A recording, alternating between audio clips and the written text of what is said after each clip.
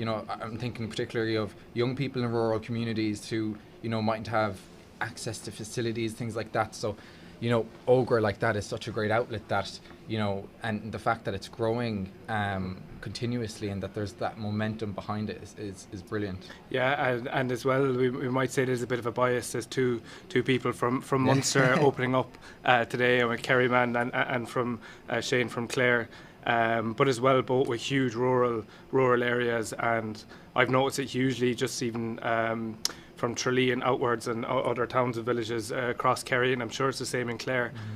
Just the amount of young people that are leaving, not just to go to the likes of Limerick, Cork or Dublin, but more than likely Sydney, kind of Perth and Toronto. And I know you might have noticed it as well there during Christmas, the amount of young people that might have travelled back or looking at Instagram stories and seeing people on Bondi Beach or beaches elsewhere. But I suppose a lot of people would say that that they're leaving because they want to explore and for opportunities. But we both know, as being young people from rural areas, that there's just nothing available for our younger generation. Yeah, 100%. And I'm sure you have friends, Dahi, that have gone to Australia, to Perth and Melbourne and Toronto, like you said. And I know that there's villages in Clare where there's, so many young people are leaving that, things like shops are closing down. There's a knock-on effect to this, and it affects the community as well. And you think about families, you think about elderly people as well, and people who may need to be looked after and stuff, and their sons and their daughters are forced to leave. And I think Mary Lou put it very well when she said, yes, go travel and explore when you're young, but you should have the opportunity, if you want it, to come back home. 100%. And in Clare, tell us, you set up an Irish language, was it course or club? Yeah, so Husig me grúpa Hoshielta, so a social group, an Irish social group in Shannon, and it's kind of just a grassroots group that's open to everyone, and the purpose of it, I suppose, is to promote Irish culture as a whole and the language in the town. So we facilitate pop-up Gaeltachts gach madan di Downig, so every Sunday morning, and it's kind of been steadily building, and we have a good crowd of regular people who would come, particularly young people. There's a mix of ages there, but I'm thinking about the kind of resurgence we have in the language at the moment with groups like Kneecap and great movies coming out in Irish like Colleen Kuhn. So Tom Fuina van Shin, the energy is there, Mother Lesh Changa. So Gohora Hela Dini Yoga, especially with young people, there's a passion again for the language, and it's kind of considered cool again, which is great. And it's great to see that energy there, and great to see some amazing activists within the Irish language movement as well. Yeah, no, 100%. And obviously there's a big Gaeltacht area in Galway West, and we're coming up to with two by-elections, obviously the Galway West by-election and then the Dublin Central by-election. But even after that, then it's just under 54 weeks till the council and assembly election. I suppose what would be a crucial part of that is the youth vote, do you think? Yeah, 100%. And I think there has been a little bit of a shift in that young people seem to be becoming more aware of what's going on and seem to be more invested in that. The Catherine Connolly campaign was certainly kind of an indicator of that we saw so many young people coming together across the different parties on the left and working together to get Catherine elected was brilliant, and it was a massive win. And I think it was a massive morale boost, but also we saw that young people across the island coming together and taking a stand against the establishment parties of Fianna Fáil and Fine Gael. Yeah, 100%. And as well, I say, you had the Youth for Connolly, which we had Ógra Sinn Féin were a driving force in, and that was an all-island wide project from Belfast and Derry to Kerry, and it was great to see so many young people travelling from all over to get involved in the campaign. And I suppose what the big push now would be is kind of highlighting how important everyone's vote is, so the registering to vote over the next coming weeks and months. Yeah, and I think Ógra has a part to play in that, and I think there's things that we can do across the Ógras in the universities and stuff, with your recruitment drive or your open days that you're trying to get people to register to vote. And especially like in those areas where, like, predominantly, working class areas and young working class men and women, trying to get them registered, I think, is so important. Knowing that their vote has power, and that we can make changes within our democracy. And yeah, again, like that, it's so important that young people are engaged and aware of what's going on, because it affects us all. 100%. And when we say young people, it's like be talking about some of the issues. Like, it's anyone under the age of 30 or 35, because when you're talking about the issues, they affect such a range of people. And you probably constantly hear same as myself, that I've no interest in politics, or it doesn't affect me. But if you break it down to the issues that are affecting them in their day-to-day life, it's like, you may have no interest in politics, but your boss does. The insurance companies have an interest in politics. So these are the ones that are making decisions that will affect your life on a daily basis, and trying to get people registered to vote and actively involved in delivering that change, and getting people out on the ground, and being activists. And look, when it comes to protests, or when it comes to having their voice heard, when young people kind of get together, or when all people get together, you can see that the power that your voice has, and the power that protest has. And we've seen that recently there in the last couple of weeks with the fuel protests right across the island. But I think what's the most kind of crucial and most important thing kind of going forward is showing people the other avenues, showing them that change is possible. Yeah, 100%. And like you mentioned the fuel protests as well, like myself and Deputy Donna McGettigan would have went and supported the ones happening in Clare, and speaking to people there, and there was like a surprising amount of young people there, I found, as well. And the things they were saying to me was that like they felt so disillusioned, and they felt very powerless, and they felt like the government wasn't listening, and they don't listen, and we know that. But the message, I suppose, that we have to get across is that you can make change, and your voice does have power, and we live in a democracy, and that people power works, and we saw that, and I think it's so important that as a party, and with Ógra as well, that we're getting that message out there to people, and to the people in rural Ireland, and people in urban Ireland, and in working class areas, and young farmers as well, that all of these issues that are affecting you, whether it be car insurance, whether it be housing, whether it be you want to move out and there's nowhere to rent, or there's nowhere to buy, you might have an interest in politics, but politics has an interest in you. And getting that message out there that you can affect change, and you can affect change in your local communities, and you decide who represents you. Yeah, and I suppose as well, as you mentioned there's a lot of young people at those fuel protests, a lot of them from rural Ireland, and what we're seeing, and what's kind of a growing trend, is especially in kind of rural areas right across the island, there's a large cohort of people, maybe if you don't play GAA, or if you're not involved in kind of the local community, that as time goes on, you're just being completely disconnected. And the only way of connection then is with social media, and we've seen kind of the way that social media and the algorithms go, that you're only going down you can end up going down certain rabbit holes. But that sense of community and addressing the issues in rural Ireland, like keeping the local businesses open, keeping basically the fabric of the community open, is so important, so that young people have that option of staying in their local area. But then there's other issues then that come with that, with the lack of housing, the lack of funding into resources, into services, that they're just being pushed out left, right and centre.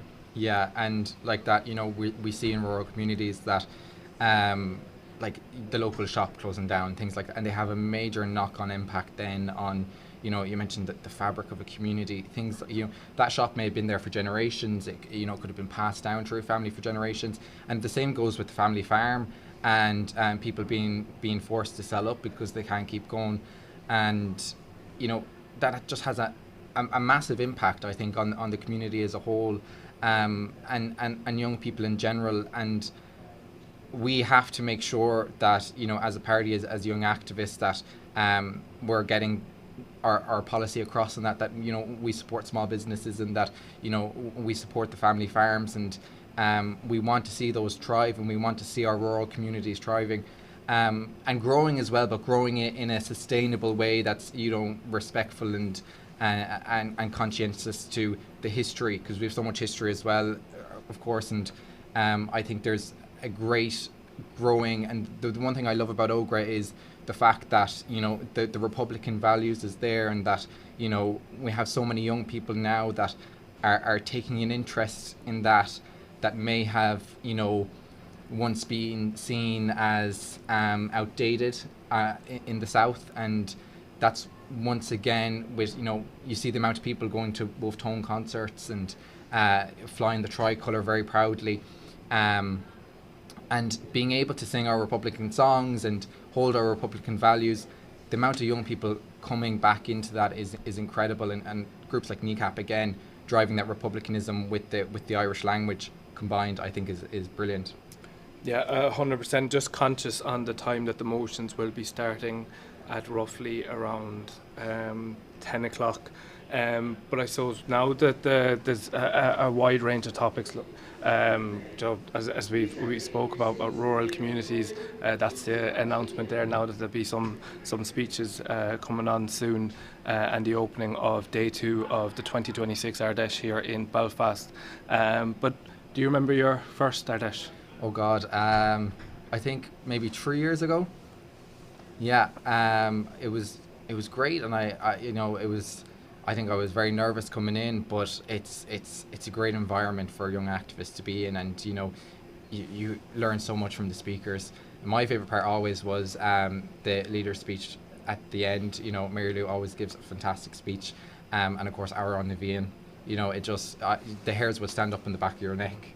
Yeah, 100%. And I suppose one of the best things about having the Ard Fheis as well is because people coming from right across the island together who might rarely, if at all, meet outside of the Ard Fheis. From Derry to Kerry, Waterford to Dublin. Unless there's campaigns or people are going up camps and wherever that is, that they wouldn't meet people like they're meeting today. Yeah, and it's great like that to connect and to meet back up with people, and it's a morale boost as well for people. I think that you get to come together, share ideas, you get to listen to the speakers, and really kind of ground yourself into why we're doing this, and why we put in all that work. Perfect. So now people are getting to their seats for the opening speeches of today's Ard Fheis.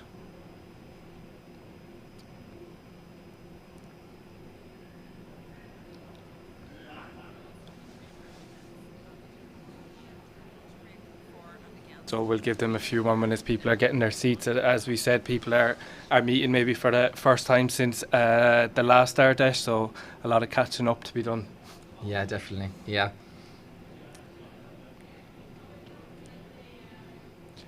I think the team is well building Ireland's future, because when we're coming up to those decisive years ahead, right across this island, with a variety of elections that to be faced. Obviously, with the Galway West by-election, with Mark Lohan running in that, and then Dublin Central with Janice Boylan, and then obviously, as we said, less than 54 weeks till the Assembly and the Council elections. Mm-hmm. So a busy couple of months coming up. It's going to be a very busy couple of months, and I think like that, this Ard Fheis is great that people can come together and a little bit of a morale boost, and we're facing into these by-elections now, and by-elections aren't easy, and they're not easy elections, and I think it'll be great if we could get as many activists out there to support Mark Lohan in Galway West and Janice Boylan in Dublin Central. So yeah, definitely going to be great campaigns, and I think there's going to be lots of activists, and I hope lots of young activists as well coming out for that. And especially with a by-election, obviously the writ was moved this week or last week, so it'll be a short, sharp campaign. Obviously there's a lot of anger towards the government with the Fianna Fáil, Fine Gael and the independents, lot of anger, and we've seen that on the streets in the last 2, 3, 4 weeks. But we always knew that it was bubbling because, look, one of the main issues, and it's an issue that is affecting so many people right across the island, is that cost of living issue, when it's so multifaceted that it comes from everything. And I was up at a college there recently talking to some of the student union and some of the students there. Like, they're just being hammered left, right and centre when it comes to car insurance, with their car insurance gone up this year, even though for the 4th year in a row car insurance going up. And as well, you know yourself, young people are paying absolutely extortionate premiums on car insurance, with some people 1,500, 2,000. But as time goes on, we've seen the figures released from the central bank that it's actually getting cheaper to insure the average person. So, Joe, if it's getting cheaper.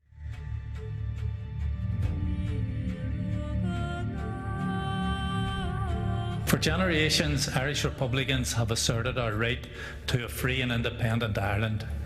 In the late 1700s, the United Irishmen, inspired by Wolfe Tone and others, rebelled to create an island free from sectarianism, hatred and division, uniting Protestant, Catholic and dissenter alike.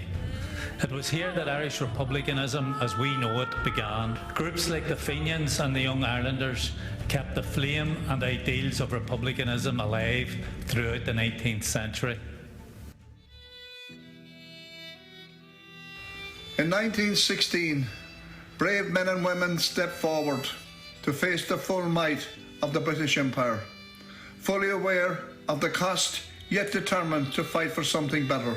Irish men and Irish women, in the name of God and the dead generations from which she draws her old traditions of nationhood, Ireland, through us, summons her children to her flag and strikes for her freedom.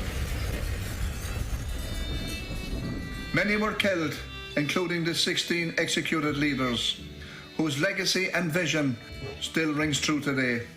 Later, partition was imposed, and 2 conservative states emerged, dividing our country and its people. But the dream of a 32-county republic lives on.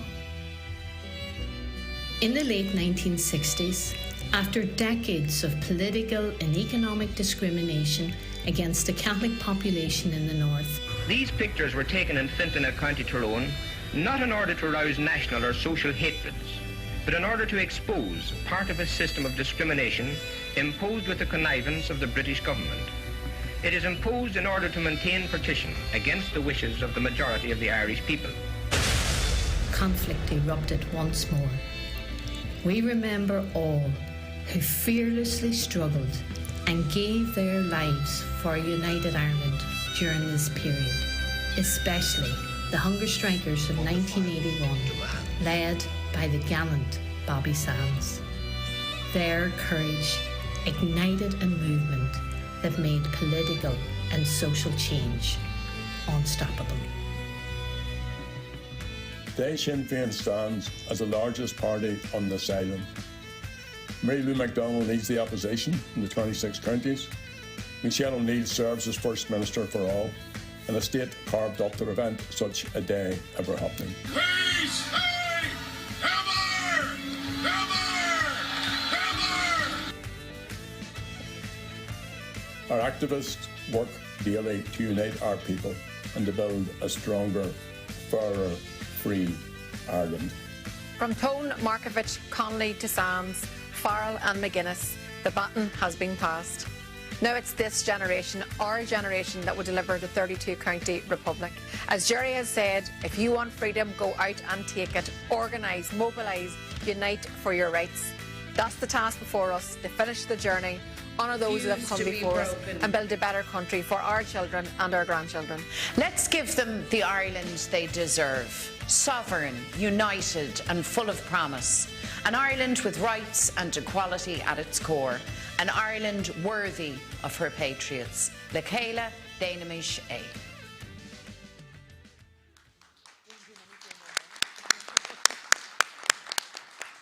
Thank you, and I'm sure you'll all agree that is a fitting start to this section.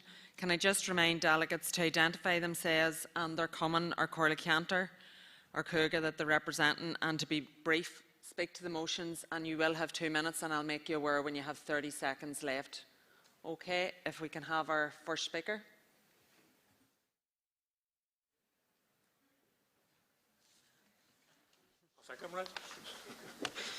Maji Maigart Dinja, John O'Dowd, Octorbana, Corla Cantor, Upperban, Corla Cantor. Sinn Féin is a party rooted in communities, and every single day Sinn Féin representatives are delivering for the people we represent. Delivering for workers, delivering for families, delivering for businesses. Delivering change. That's what drives us, that's what defines us, and that is what sets Sinn Féin apart. Because Sinn Féin is about making politics work, about making people's lives better, about building a stronger, fairer and better Ireland for all who share this island. We know what matters to people: healthcare, housing, education, childcare, the cost of living crisis, safe, strong communities. And crucially, where Sinn Féin is in government, Sinn Féin makes a difference. In the North, since the restoration of the executive, Sinn Féin ministers have negotiated over £1.4 billion in additional funding for public service delivery. That funding is making a real difference, but we need the financial resources to support the transform our public services and to build our economy. Resources that will allow the executive to deliver on its first 3-year budget in over a decade. The British government cannot simply say, tax workers and families more, when those very same workers and families already pay their fair share in tax, yet the British government continue to shortchange them. Despite the continued financial challenges, we continue to make real change. We extended the Small Business Rates Relief Scheme, supporting over 30,000 businesses. Already, 20,000 families are seeing savings of £20 million in childcare costs, allowing parents to return to work and education.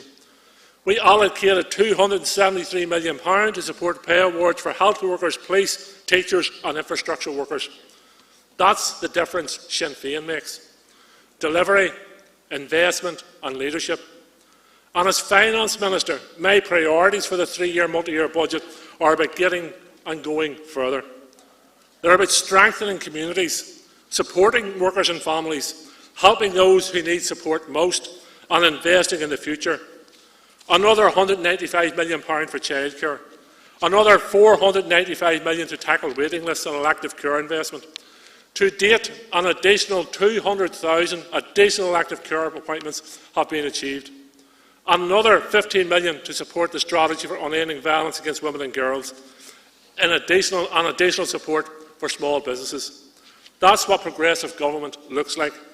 And we are also delivering important social change through legislation. The Death, Stillbirth and Baby Loss Bill will soon create a new baby loss certificate scheme for parents who have suffered the heartbreak of losing a baby during pregnancy. That matters because compassion matters, recognition matters, and acknowledgement of grief matters. Practical change, compassionate change, progressive change. At Carja, we know there is much more to do across the island of Ireland, and no more clear than in education.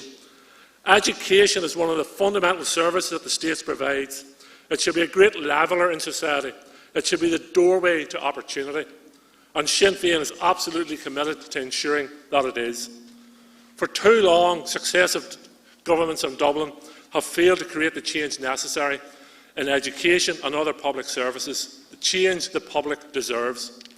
This week, the Dáil passed a Sinn Féin motion recognising that the government is systematically failing children with additional educational needs and demanding an immediate shift to a property resource system that guarantees equal access and opportunity and ensures no child is left behind.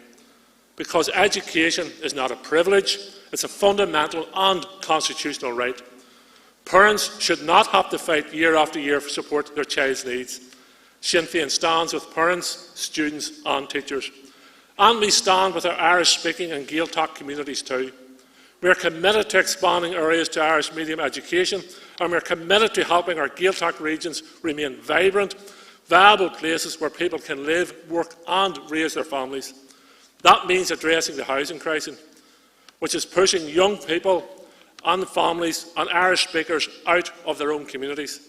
Because protecting the language means supporting the people and places where it lives every day. Because it's true, Tír Gan, Teanga, Tír Gan Anam. I warmly welcome the decision by the courts in Belfast to throw out yet another attempt to stymie the growth and recognition of the Irish language in the north. The DUP Communities Minister's time and resources will be better spent on a positive agenda rather than engaging in legal action in a bid to stop a language that he has a duty to support. We are showing in government in the north that politics can deliver, despite the difficulties of operating a four-party coalition which is underfunded by the British government. And we are ready to do the same across the island. We want to build a progressive, inclusive and modern Ireland. An Ireland where every child gets the education they deserve. An Ireland where families can afford to live with dignity. An Ireland where workers are valued. An Ireland where communities are invested in. That is our vision. That is our purpose. That is the future Sinn Féin is building. And together, that is the change we will deliver. Thank you, John. Can we have our next speaker? Jeev Accordia, Ismisha Rory Doyle, Roscommon Corla Cantor. I rise to speak in favour of motion number 66. As more and more responsibility has shifted from central and local government to community and voluntary groups, the burden on small community groups, particularly in the west of Ireland, has grown to breaking point. County councils across the country are massively and deliberately under-resourced and disempowered, and the result has been the persistent and evasive shifting of responsibility from many tasks previously undertaken by councils to community volunteers. Volunteers across Ireland work tirelessly and have tried their best to take this in their stride. But where this selfless sacrifice should be deserving of applause, it is met by crippling bureaucracy that requires groups to jump through hoops, endlessly applying and reapplying for funding to keep going. And to rub salt into the wound, the requirements for match funding effectively bar many organisations from accessing money that is, in theory, allocated for organisations such as theirs. This is backwards. The benefit in kind contribution of our volunteers' labour is not being counted as a contribution of value, and this is wrong. We need a root and branch reassessment of government's relationship with the community and voluntary sector, and at the very least, we need to fund them adequately and directly and cut the red tape. Gurmagat.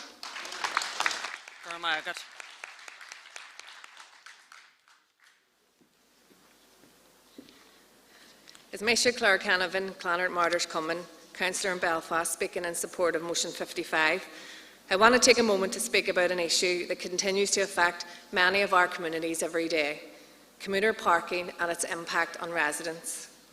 Across our neighbourhoods, streets are increasingly filled with cars belonging not to those who live there, but to commuters who park for the day and move on. While we all understand the need for accessible transport, the reality is that residents are often left circling their own streets, unable to find a space near their homes. For families, older residents, carers and those with mobility issues, this isn't just an inconvenience, it's a real barrier to daily life. We've all heard the frustration: parents getting children to school, people trying to get to a medical appointment, and concerns around emergency access, waste collections and road safety. It chips away at the sense of community when people feel pushed out of their own streets. That's why I welcome the announcement from Minister Liz Kimmins regarding a new application process for residents' parking schemes. This is a positive step forward. It recognises the issue and gives communities a clearer route to seeking solutions. This process has the potential to empower residents, giving them both a voice and a way to protect their streets.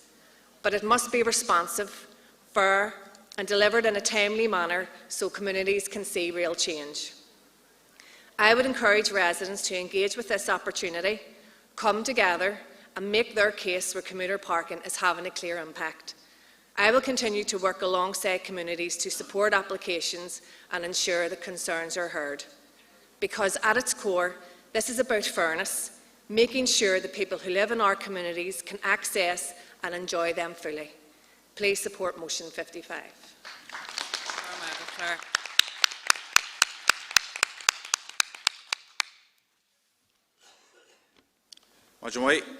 Darren O'Rourke, Corla Cantor Nami, Sinn Féin spokesperson on education and youth in the Dáil, speaking in support of motion 44 in the name of the 26 county parliamentary group.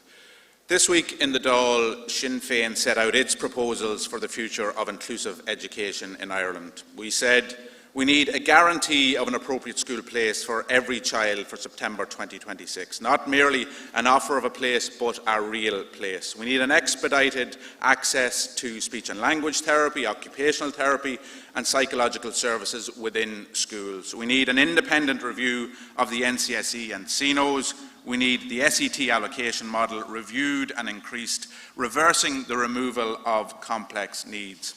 We need a multi-annual programme of reduced class sizes to at least the EU average, starting in budget 2027.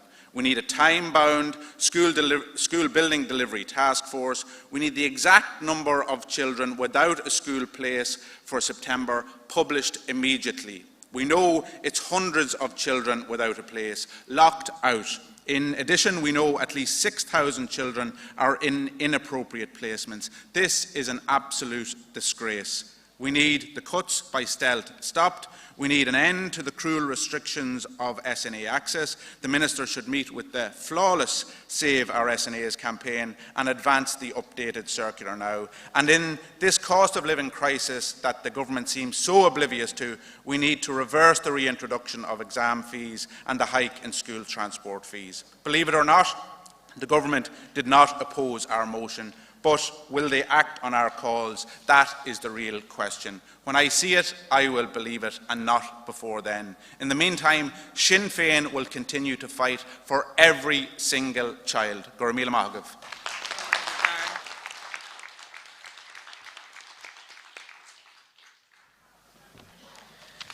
agam. Jerry Kelly, Belfast, Corla Cantor, Belfast here, Corla Cantor. Ag Lorch son Rún Dachajas and Cuig. Harja, as part of the Good Friday negotiations, an independent and international commission was established. It made 175 radical recommendations aimed at replacing the heavily armed and sectarian Royal Ulster Constabulary, RUC, with a non-partisan and impartial police service that would be representative of the entire community it served. As a result, 50-50 recruitment became law, and this meant that all future recruitment to the new PSNI, 50% would be recruited from a Catholic background in order to achieve representativeness. It was a law from 2001 until 2011, and during this period the percentage of Catholic officers rose from 8% to 29.7%. However, in 2011, the British government ended the policy. The evidence demonstrates that 50-50 recruitment policy was hugely effective. On present data analysis, Catholic police numbers are heading downwards towards just 20% in future years. I'm calling for this RDS to vote for the reinstatement of the 50-50 recruitment policy as the most effective way to achieve the necessary representativeness critical to achieving a police service which serves the whole community without fear or favour. Motion 45 also calls for any future justice ministers to be appointed by the Todhchaí system, which is exactly how all other departmental ministers are appointed. And 15 years after the transfer of policing and justice powers to here from Westminster, it is beyond time to have equality in the selection of departmental ministers. I ask delegates to support motion 45. Gur míle maith agam. Jerry.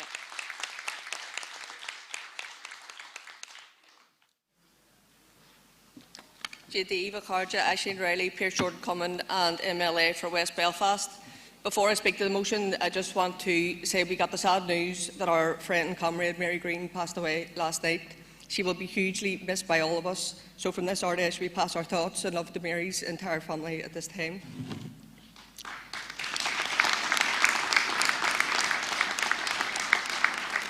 Speaking now in support of motion 65 and to warmly welcome the flag Ceol na hÉirean to our city of Belfast. This is a moment of real pride because, as we all know, Belfast is not a newcomer to Irish culture. We are completely steeped in it. From our streets to our community halls, our musicians to our Gaelgory, this city has long been a place where Irish language, music and culture haven't just survived, but they have thrived. And the flag Ceol coming to Belfast is recognition of that work. And it will bring real benefits. It will bring economic, social and cultural to communities right across our city, from the city centre up the Falls Road, the White Rock Road, Falls Park and West Belfast, and to all our people and all our local businesses. They will all benefit from flag Ceol na hÉirean. I want to commend the collective effort that has made this happen. Our Sinn Féin representatives, our executive team, community leaders and Belfast City Council, who have all worked together with the ambition and belief that this city can deliver.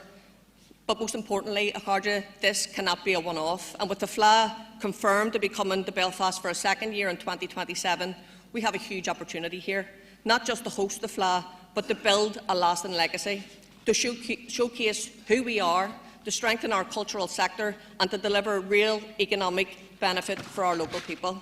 So I very much look forward to the FLA coming in a few months' time. I'm looking forward to the crack and the immerse in the FLA Ceol experience. I hope to see you all there. To Belfast Ray, Belfast is absolutely ready.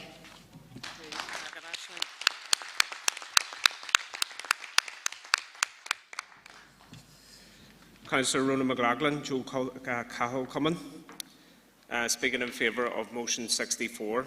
In the north, we have a minister, Gordon Lyons, whose responsibility includes sport and the promotion of the Irish language, and both are effectively on pause. Not to rehash last night's debate, but in this regard, the fox is in the henhouse. That's not progress, that's paralysis, because people aren't asking for deadlock, they're asking for delivery. We in Sinn Féin don't want paralysis, we want progress, real, tangible progress. Progress in tackling the cost of living pressure families feel every day, raising fuel and energy costs, squeezing households. Progress on Casement Park, a stadium that should already be raising, a symbol of ambition for the Gaels of Belfast, Antrim and Ulster. Progress on the Irish language, a shared cultural asset that deserves respect, investment and growth, not obstruction. Progress on the economy, sustainable, well-paid jobs through the Good Jobs Bill that Minister Kiva Archibald is working to deliver. And progress on housing, because people need homes, not excuses. Let me say this clearly. I don't believe that people want paralysis. I don't believe that people want division, stagnation, or politics that prioritises deadlock over delivery.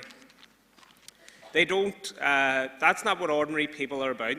They want stability, fairness, and a future they can believe in. What's missing now is leadership. For far too often, political unionism has offered an absence to it. Where are the leaders willing to prioritise progress over polling? And the DUP trying to outdo the TUV does not deliver strength, it delivers stalemate. We in Sinn Féin have a different approach. We have the vision, but progress requires collective effort. So the choice is clear, more paralysis or real progress. For anyone who wants progress, join us, Big E Lynn, let's move forward together, let's build Casement Park.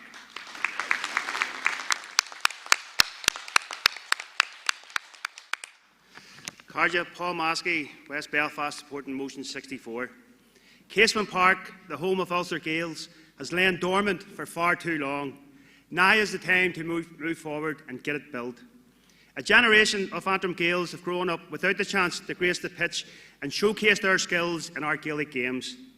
Tens of thousands of Gaels have also missed the opportunity to watch championship and county matches at Antrim's home ground. Local businesses have lost out on the spending power that Gaels bring to the local area when games are being played. Thankfully, we have seen real progress this year, with preliminary works now underway, including the demolition of the old stands and terraces. These works mark a positive milestone on the journey to restoring Casement Park as a top-class sporting community facility.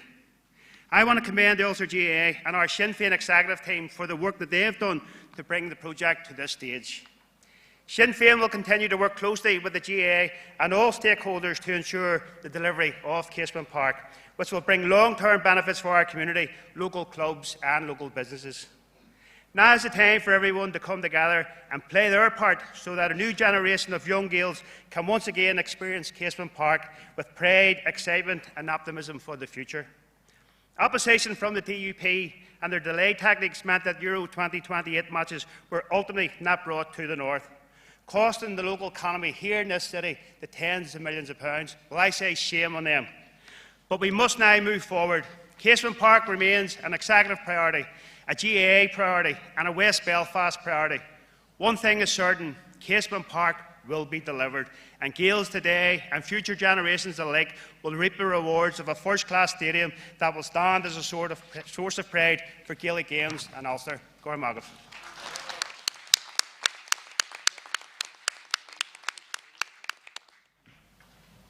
Dave Carja, Councillor Joe Duffy, Colin Colacanter, speaking in support of Emergency Motion 2. Carja, working in the community sector for the past 13 years, I am proud to speak in support of this motion. Every day in towns, villages and neighbourhoods across the north, the sector delivers services that families depend on. Youth work that keeps young people safe, advice services that prevent families falling into crisis, mental health support, childcare, support for older people, and help for those facing poverty, isolation or domestic abuse. For many families, we are the first point of contact and often the last line of support when everything else has failed. Without investment, these vital services will disappear. The support networks will weaken and inequality will deepen. And communities that have already faced disadvantage will be pushed further behind. So let's be clear, if this sector is not properly supported and sustained, it is not organisations that will suffer. It will be families who are hit first and the hardest. It will be the parent who can no longer access support, the young person with nowhere safe to go, the older person left isolated, the community left without services that hold it together. We have seen what is possible in the past if there is strong leadership and the political will. The progress made under Minister Todhchaí on the real living wage, pensions and sick pay made a real tangible difference. It strengthened services because it supported the people delivering them. But that progress is now at risk. Continued uncertainty and the threat of cuts do not just impact workers, they destabilise the very services families rely on every day. This motion is about protecting those services. It is about ensuring organisations have funding to plan, to grow and to continue showing up for our communities. It is about genuine partnership because the sector understands the needs on the ground better than anyone else. If we are serious about supporting families, about preventing crisis and about building resilient communities, then we must invest in the sector that makes this possible. Support this motion, comrades.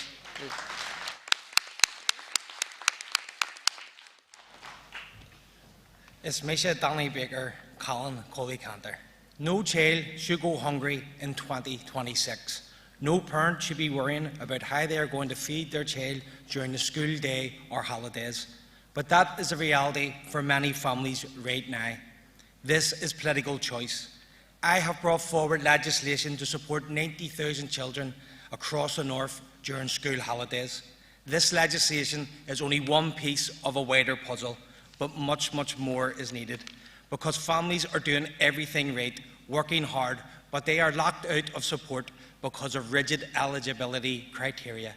Free school meals are not just about food, they are about tackling child poverty. That is why universal provision is so important. If you're hungry, you cannot learn or reach your full potential. No child should be singled out or made to feel different. No child should ever be hungry in a classroom. Universal provision ensures every child is fed. It supports working families that are under pressure. It removes the stigma that comes with means-tested systems. A phased approach, starting with nursery P1 and P2, is both practical and deliverable. Let's start where we can make the biggest difference and build from there. This would be a real and positive step and another piece of the puzzle. Comrades, this is about giving every child the best start in life, and it is about backing families. The DUP have already opposed my legislation and they will do everything to block it. But I will say this, I will outwork them, I will outmanoeuvre them, and they will fail. I will also say this, that they would oppose universal free school meals. Why? Because they don't do equality. They never have, and they never will. Only Sinn Féin, working with progressive parties, can deliver that change, and that's why next May is going to be so important to return the strongest Sinn Féin Assembly team, and we all have a part to play. Gormy and my other comrades.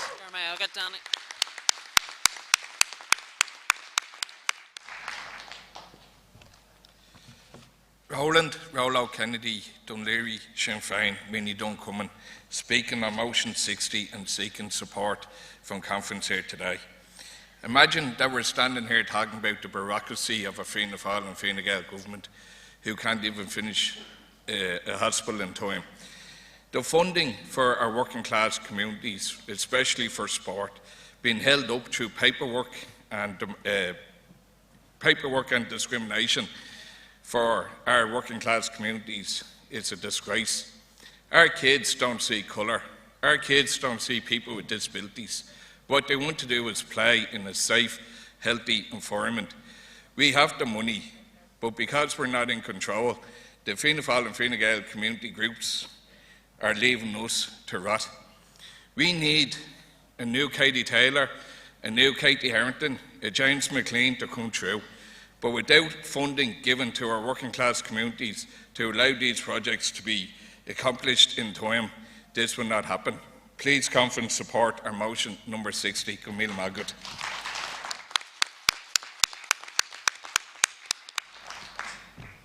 Jerry Vicarja, Paul Boggs, Jim McGinn Cumming, West Tyrone, speaking in support of motion 57.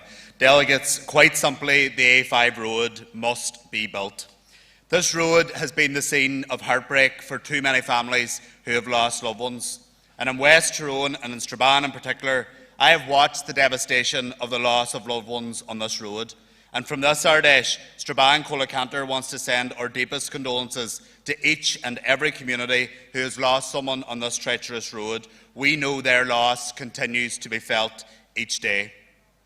The motion we have brought today reiterates Sinn Féin's unwavering commitment to seeing the A5 upgrade delivered as soon as possible. We must be clear. Everything must be done to deliver this road, no matter what. I do want to commend the hard work of the Infrastructure Minister in pursuing the ongoing appeal to the most recent High Court ruling. Liz, supported by Tyrone GA's Enough is Enough campaign, is leaving no stone unturned. Delegates, this project is much too serious for people to play politics with. So while others at times try to misrepresent reality, our team must remain focused on delivering the A5 as soon as possible, because nothing else will suffice. It has to be said, the fact that this project has been mired in legal proceedings while having the support of political parties, the executive and communities here is deeply regrettable. Everyone deserves certainty as to when the road will be built. The people of Tyrone, Donegal, Monaghan and elsewhere have waited long enough. However, it is crucial, absolutely crucial, that all parties, groups and individuals work together.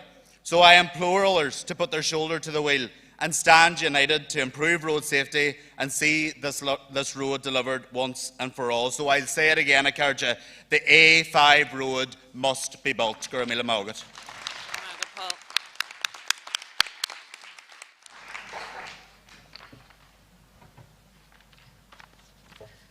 Keir Ferguson, Foyle MLA, Derry Colacanter. Akarja, I want to emphasise how vital Peace Plus funding has been to our city and the North West in strengthening peace and reconciliation efforts, in boosting economic growth and tourism opportunities, and delivering local community regeneration.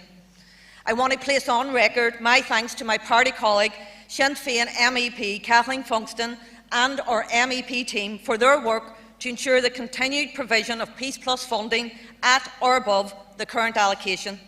I have travelled over to the team in Brussels recently in my role as chair of the Windsor Framework Committee and used this and every opportunity to emphasise the vital role of EU funding has played in strengthening all-Ireland connectivity, stability and economic growth. Recently, Peace Plus we were able to secure £4.9 million for the creation of digital hubs in rural communities across the North West to digitally connect Derry and Donegal, boosting rural employment, supporting remote working opportunities and reducing isolation.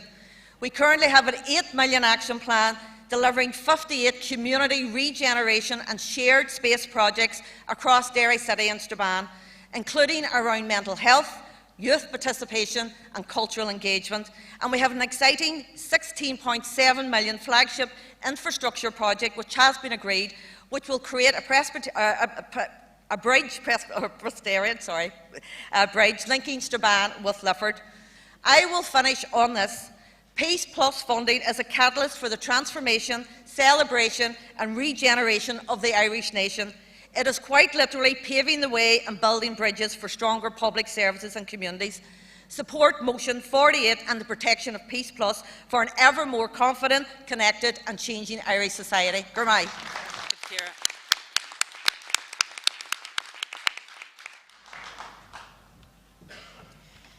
Cathy Mason, South Down, Collacanter and Thomas Russell Cummins, speaking in support of motion 46 and 68.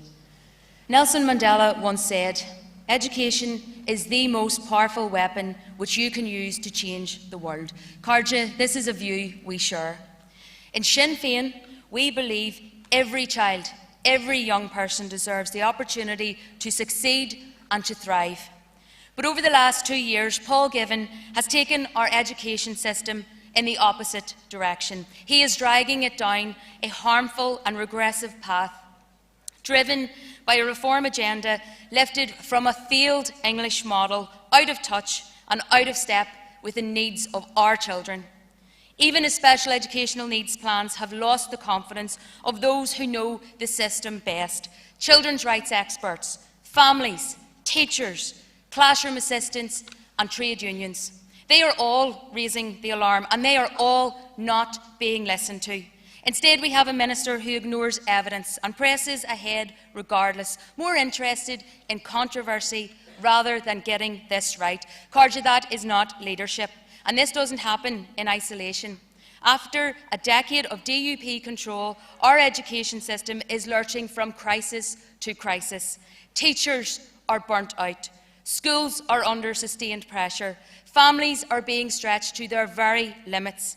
We have seen too many poor decisions, too many missed opportunities, and a failure to plan for the future. And when concerns are raised, what happens? They are dismissed. When we get instead is spin, deflection and bluster. Now, Carja, remember, this is a minister who's been accused of bullying, a minister who refuses to listen, a minister who is not fit to lead our education system. Our children deserve better. Our teachers deserve better. And our families deserve better. Gurmila Miagav.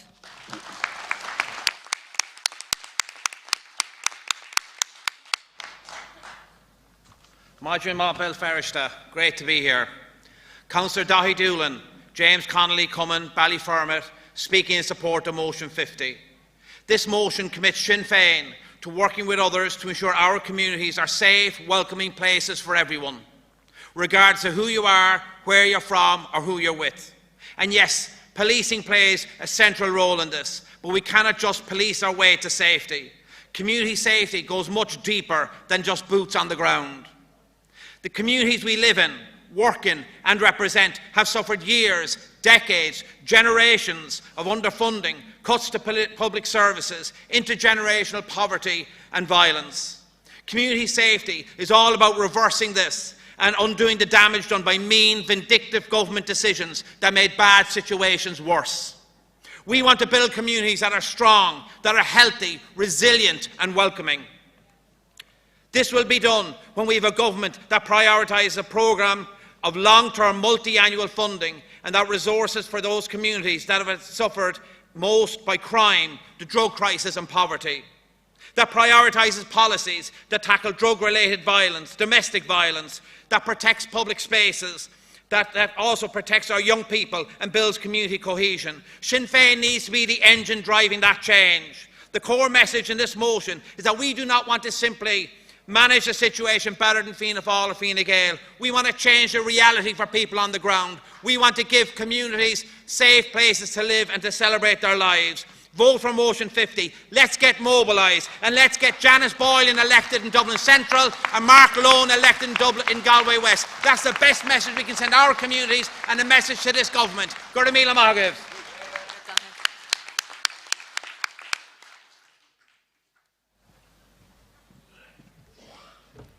Eve is Mrs. Sarah Clark, Lacey Connor Motley Cummins speaking on motion 71. This motion is about dignity, fairness and simple common sense. Right now, you can train as an embalmer in Ireland, but your qualification is recognised by the British Institute of Embalmers and isn't accredited within our own system. That means mortuary science isn't recognised for state education or training supports. Here's the absurdity of it. If I wanted to train as a physiotherapist and work on living bodies, the state would support me. But the moment the heart stops and I choose to work in funeral care with dignity and skill, I'm expected to find upwards of €15,000 myself. That's not equality of opportunity, that's a class barrier. Funeral workers stand with families on the hardest day of their lives. That work matters. We deserve recognition, we deserve support, and we deserve access. And if we're serious about building an Ireland that stands on its own 2 feet, then we need to stop outsourcing this to Britain and start backing our own. So let's fix it. Support this motion. Gurv Mágaibh.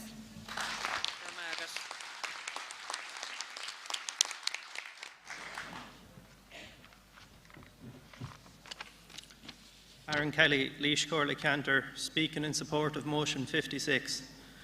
Accordia, the government in the south talks a lot about balanced regional development, but the reality on the ground tells a completely different story.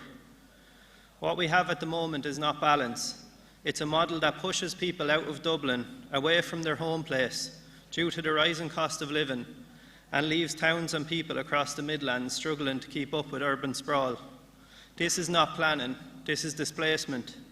So these people come to live in counties like Laois, Carlow, Kildare and Meath. But what do they find when they get there? Not fully planned communities, but towns under increasing pressure instead. Overcrowded schools, GPs unable to cope, childcare shortages and transport systems that are non-existent.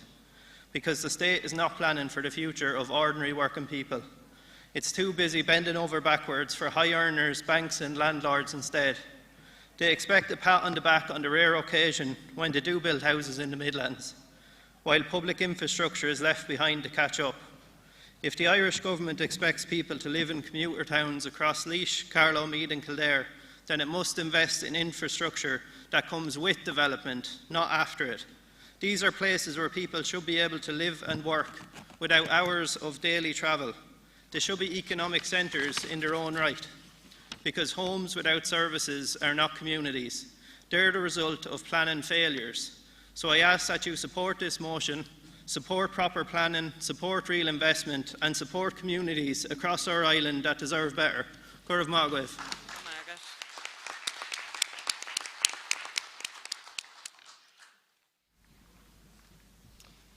Maji Muya Karja is Misha Connor Cinnamon, Common Marks August McGowan, Erkentra Ard Moha.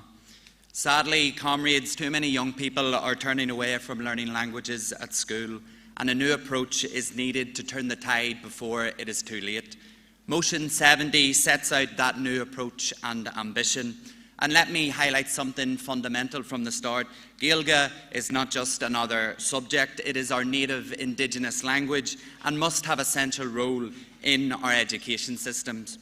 But at the same time, learning other languages, Spanish, French and others, are necessary for an outward-looking and modern Ireland.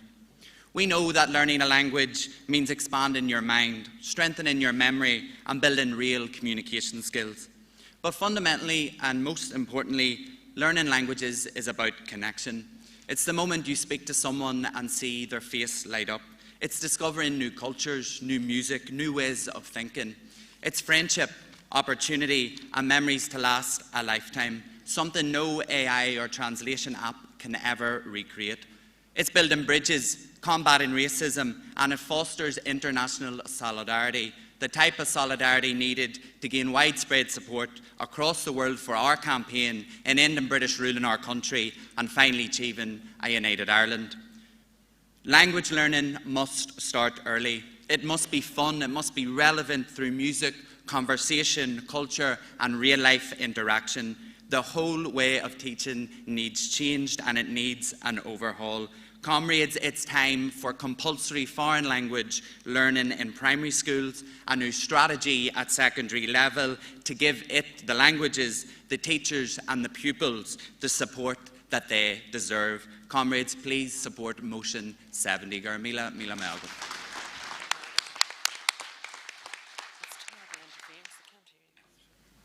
Good morning. Ben Lally, Devlin Plunkett Cumon, County Dublin, speaking in support of motion 67. A Carja transition year, a valuable and uniquely Irish part of our education system. A year of our lives where the academics are thrown on the back burner in favour of a more hands-on approach, where students like myself take up a strong focus on learning life skills such as work experience, workplace intelligence, emotional intelligence and much more. It's a year of our lives focused on the life skills, but for many families, a year of constant crippling costs. As fun as all the trips, away days, events, etc. may be, the schools are unable to fund them all on their own. And so the payment falls to the parents and sometimes the students. It was a guilt I felt often over the past few months. Walking home every week, having to tell mum and dad some new thing they have to pay for. €30 here, 50 there, even the occasional few hundred, and that was never fun. But worst of all, some kids won't get to see or experience the full benefits of transition year. Not because they don't care, but simply because they were born into a less fortunate family. So members, please, I ask you to support motion 67 to cut these costs, putting more money into the pockets of families across the nation, reducing educational inequality across the board, and better preparing a generation of teenagers for the working world. Gurmil Mahagod.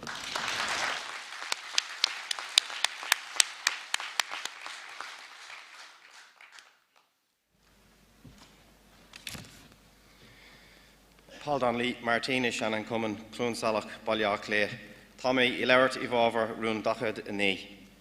Comrades, illegal scramblers are wreaking havoc in our communities.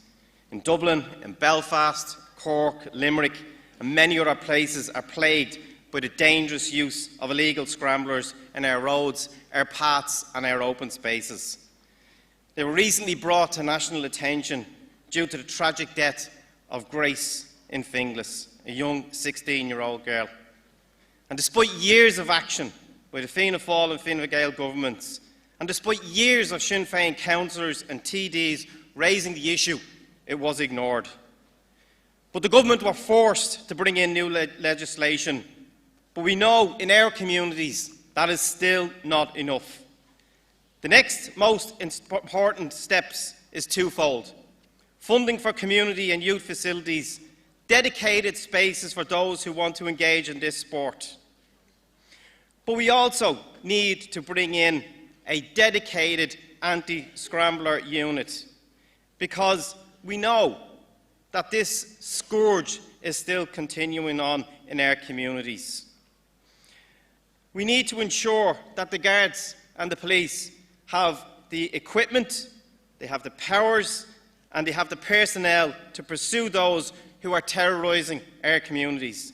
Legislation on its own is just ink on paper. It delivers nothing without enforcing. Holding those who try to terrorise our communities to account are the next most important steps. And I ask delegates to support motions 49 and also motion 50. Gurmila Magwith.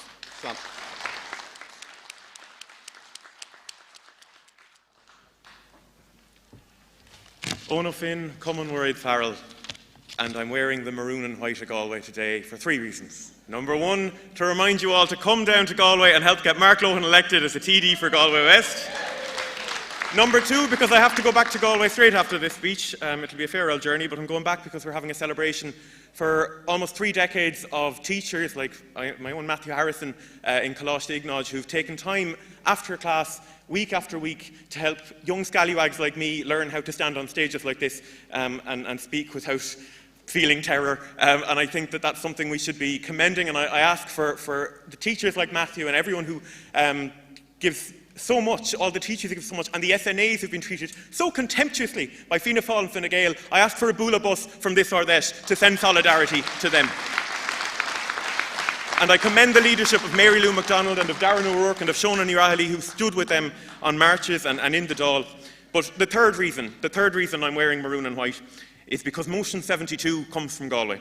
And it's about a school, the rival school to mine. So I'm putting all my differences aside. I'm here for St. Joseph's College Galway, the Bish. And the principal, Sarah Gleeson, I have to commend her. This is a school of 750 students who are crammed into a space that's only ever meant for 450. They've spent 20 years campaigning for a new school building.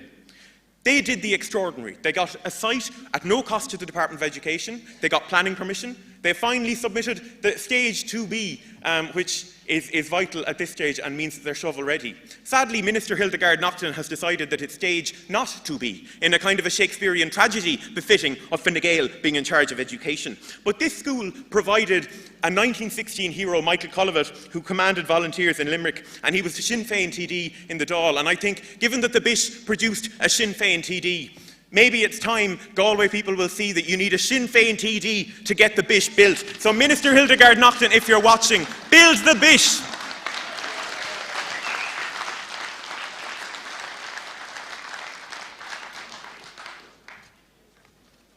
Councillor Debbie McCall, Bobby Sands, Cummins, Drogheda, Akarja. I represent a constituency that has been overlooked and abandoned for decades by successive Fianna Fáil and Fine Gael governments. Families, workers, young people and people who need support the most in Drogheda are paying a very heavy price for bad government decisions. The communities I am proud to represent as a local Sinn Féin councillor deserve better. Everyone in this hall knows that sports clubs, family resource centres, schools and community projects are the glue that holds our society together. I know from first-hand experience that local projects like Connect F4C and the Rathmullen Community House make a huge difference to the lives of families in Drogheda who are dealing with trauma, drug-related criminality and poverty. They empower people. They provide an alternative path for young people. They provide opportunities to learn. They are a lifeline. Community spirit and resilience must now be matched by long-term investment in Drogheda, not empty promises and photo ops for government ministers and TDs. The people of Drogheda are resilient, strong and proud. They deserve a government that puts community first. I'm calling on delegates to stand with communities to call out this do-nothing government and support Motion 50. Gormila Mahaga.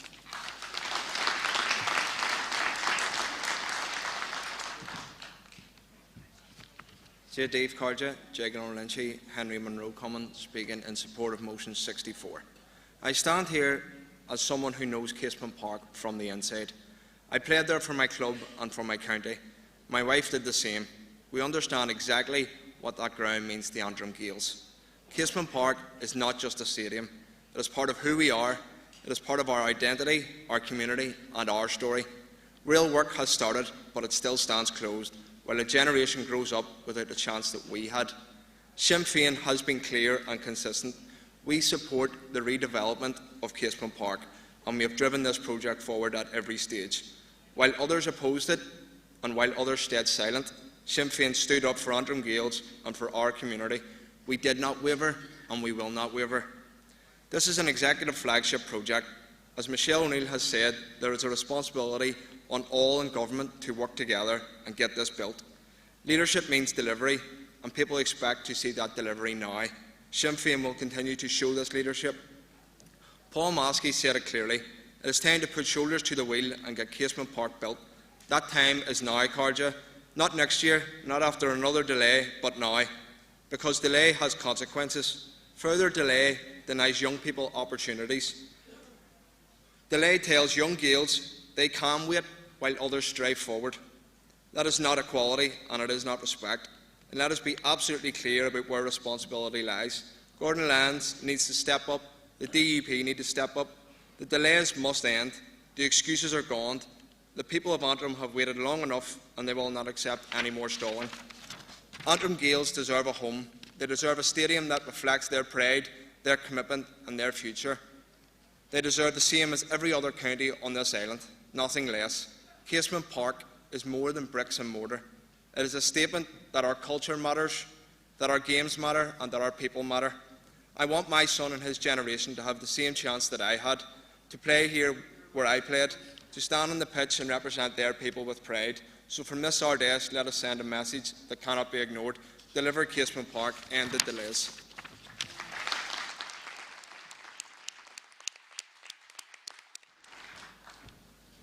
Is Michelle Landa Monaghan, Michael Moran Common, Tuam County Galway, talking on motion 58. In 2024, a covered bus shelter was requested in Tuam County Galway at a stop that serves Dublin Airport, Mayo and other routes. People get soaked on rainy days waiting here, which is many in the west of Ireland. The bus shelter is still to be installed, and the NTA said that it was waiting for new companies to tender for the contract, and this was the delay. We are still waiting, and to add insult to injury, €300,000 was recently sent back by Galway County Council for bus shelter funding. Some recently installed bus shelters with fancy designs are not keeping people dry on rainy days. Let's keep design simple, practical and value for money. And in the meantime, let's get Mark Lohan and Janice Boylan elected in the upcoming by-elections. Gur Mahagat.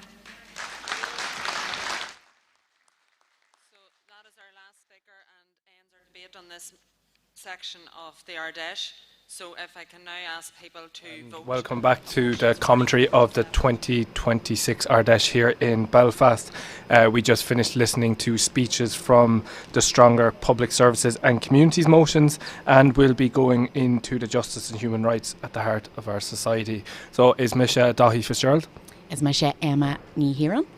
And Emma, how's your Ard Fheis going so far? So far, so good. I think there was a real buzz last night, a really good opening evening of the Ard Fheis, and I suppose refreshing to have it here in Belfast and see such a crowd about the place. And I think the speeches that we heard last night were really well received and set the tone for the Ard Fheis, and a lot of positivity around. So I'm enjoying it so far. And do you remember going back to your first Ard Fheis? Oh my God, you weren't even thought of when I was first going to Ard Fheis. Now, I think the first Ard Fheis that I would have been at would have been 2011 or 2012. I can't remember. And I suppose as the years go on, the one constant that remains about the Ard Fheis, I think, is that from year to year you see people that you maybe hadn't seen since the year before, and there's always that. It's a nice vibe. It's a good spirit to be bumping into people you haven't seen, comrades from all over the country, and it's a good chance to catch up with people, and that's what I think I enjoy most about the Ard Fheis. 100%. And I remember my first Ard Fheis is nearly 10 years ago, the 2017 Ard Fheis in the RDS in Dublin, which is mad to think about. But as we were saying just before the camera came on, it's less than 54 weeks till the council and assembly elections. Is there any kind of bit of work that you're doing on at the moment that you're working on? I think, and speaking about the election, we are at a point at the minute, obviously, in the north, in the executive for a sustained period of time, and we had such a feel-good factor in the wake of Michelle being elected the First Minister, and that was such an uplifting thing for nationalists and Republicans, particularly in the 6 counties, but I think that was felt across Ireland. And I probably would say that as this mandate has gone on, and we've seen the efforts of political unionism, the DUP in particular, but aided and abetted by the UUP and TUV and others at other times, to frustrate progress and to stop us delivering rights and fairness and just delivery for the people that we all represent. It is frustrating, and you're faced with that reality of the institutions and how they work, or a lot of the time don't work so much of the time. But there's still that grit and determination to do as much as we can for the people that we represent. And that was articulated very clearly last night by Michelle. We're talking about the key projects, the A5, Casement Park, the Irish Language Act that we did succeed on, which was a massive thing for anybody of a nationalist or Republican background in the North, and just that complete, the just single-mindedness of unionism to block anything that's progress, and it doesn't further their own objective either. So I think in the next year ahead, I mean, we know as Sinn Féin activists, the reason that our community relies on us is because of the work that we do on the ground, and that is always going to be paramount. And I think we have to just keep that to the forefront of our minds. We're working with systems that aren't always delivering for people, but we have to just push on and keep doing what we're doing. And I think that bears us fruit and gives us the privilege of being there to represent people, and it's something that is an honour and you can't take lightly. 100%, and as we've seen yesterday and we see today from all the young activists speaking, how important is having those young voices and those young people out on the ground and having their voices heard when it comes to those the Assembly and the Council elections? Totally important. When we look back through generations of Irish struggle, it was always young people leading from the front, and we've seen that down through the generations. And it strikes me, I think about it a lot of the time when you're working in an institution like Stormont and you feel your head can go down and you feel, oh, we're not getting where we want to here, we're not making any change, or we're not making change as quickly as we would like to, and you can get frustrated and worn down by systems that feel like they're just there to be a barrier at times. And I always remind myself, I mean, Mairead Farrell was younger than I am now when she died in Gibraltar. The women in Armagh, the men in the H blocks, all of the hunger strikers. Garamayagat Karja agus is more on our dum on session show Cartas agus Imrika Oscailt. Sinn Féin is committed to ensuring that communities north and south receive the policing service they deserve, and that everyone has the access to justice that they need. And that means ensuring that no community is left to deal with issues such as antisocial behaviour, drug dealing or any other crime without proper policing. But it also means tackling poverty and investing in addiction, in mental health and in youth diversion projects. It means ensuring community policing, working with communities to ensure that young people aren't dragged into criminal activity. As Sinn Féin spokesperson on justice, I'm committed to the highest quality of policing, including proper accountability and oversight within An Garda Síochána. I also want to state categorically that Sinn Féin is determined to ensure that the laws and the resources are in place to tackle the scourge of domestic, gender and sexual-based violence. And I want to commend those women, including our chair here today, and others outside of our party who have shone a light on just how big a scourge this is. Akarja,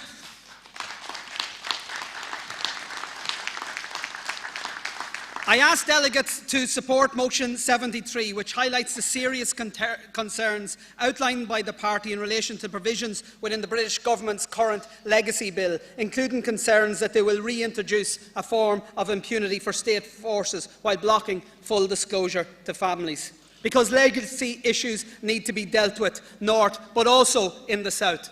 And as Justice spokesperson, I will be bringing forward legislation that would establish a time-bound historical investigations unit in the 26 counties to deal with the legacy of the Garda heavy gang, including the Salins case, to deal with unresolved cases relating to legacy of the conflict, including those involving collusion, and historical investigative failures which continue to cast a shadow over the criminal justice system, as called for in Motion 91. Akarja, I also want to move Motion 75 on migration. And since my spokesperson as Sinn Féin my appointment as Sinn Féin spokesperson last year, we've been engaging with party members and communities in developing policies, setting out clearly where we stand and holding the Irish Government to account for its failures. Sinn Féin opposed the decision of Fianna Fáil and Fine Gael to lock future governments into the EU Migration and Asylum Pact, because it undermines sovereignty and takes no account of Ireland's unique challenges as a partitioned country with a common travel area. Our approach to migration is rooted in our Republican values, including our commitment to anti-racism, to equality and the sovereignty of nation states. And let me be very, very clear. Racism can never be tolerated. It is incompatible with Irish republicanism.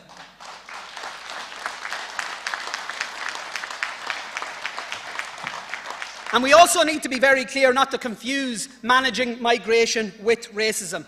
You can and should be avowedly anti-racist, as Sinn Féin is and always will be, but also accept that governments have a duty to manage migration, taking into account the needs of the economy, the capacity of public services and housing availability, and a human rights response to those seeking international protection. Managing migration means having the rules in place that are applied equally and fairly, and where those rules are enforced. Managing migration means building a fair system that upholds human rights, supports integration and ensures sustainable levels of immigration. It means ensuring that the numbers of visas issued takes account of the ability to house and to integrate those who are welcome here to work and study. It also means the effective enforcement of rules governing international protection. Akarja, I want to take this opportunity to recognise that Sinn Féin did make mistakes in advance of the previous local and European elections in terms of how we handled this issue. We needed to be far clearer, much sooner about where we stood, and we should have been much more forceful in calling out government's failures. Because the management of this area by Fianna Fáil and Fine Gael has been chaotic. They have failed to engage with communities, and they have failed those seeking international protection as well. They have facilitated a small number of private operators to make millions of euros from the provisions of IPAS accommodation, often totally inappropriate accommodation. And then they allowed those operators to dictate where the accommodation was located, with no heed to the pressures on under-resourced or deprived communities. The international protection system has been dysfunctional. Applications and appeals take far too long to process. Decisions have not been enforced. So let me be clear. Governments committed to strong public services, affordable housing and the fair distribution of wealth and proper social protections can and must manage migration well, and that's what Sinn Féin will do. We have to work to ensure that migration is managed in a way that protects social cohesion, supports effective integration and ensures that the needs of all communities are never just an afterthought. And we also should recognise that the single greatest step that we can take to effectively implement a fair and managed migration policy is to do so on an all-Ireland basis. Akarja, it's just one more reason why we must be relentless in our pursuit of a united Ireland. Gur maigav.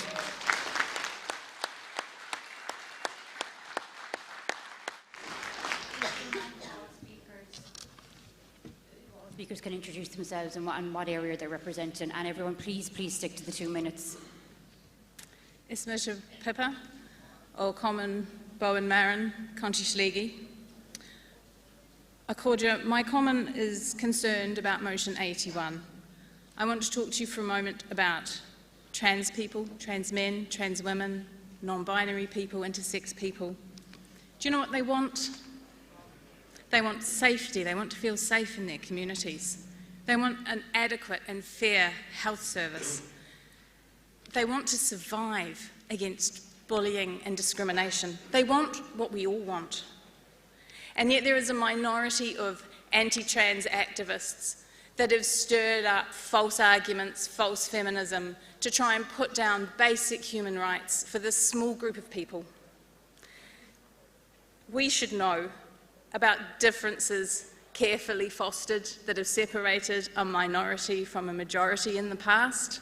We should know enough to rise above. We should be centring minoritised people, in this case trans people, in our decisions and in our policies. So look at motion 81.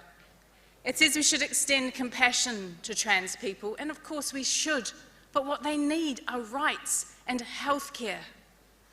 It says that we should ensure necessary sex-based protections. I ask you, who are we protecting and from whom, and are we buying into this false narrative? And that we should balance the rights of all in society. Well, of course we should, but we shouldn't use it to continue to marginalise trans people. So please, let's vote against 81. Let's stand for something more substantive and more meaningful and for real change.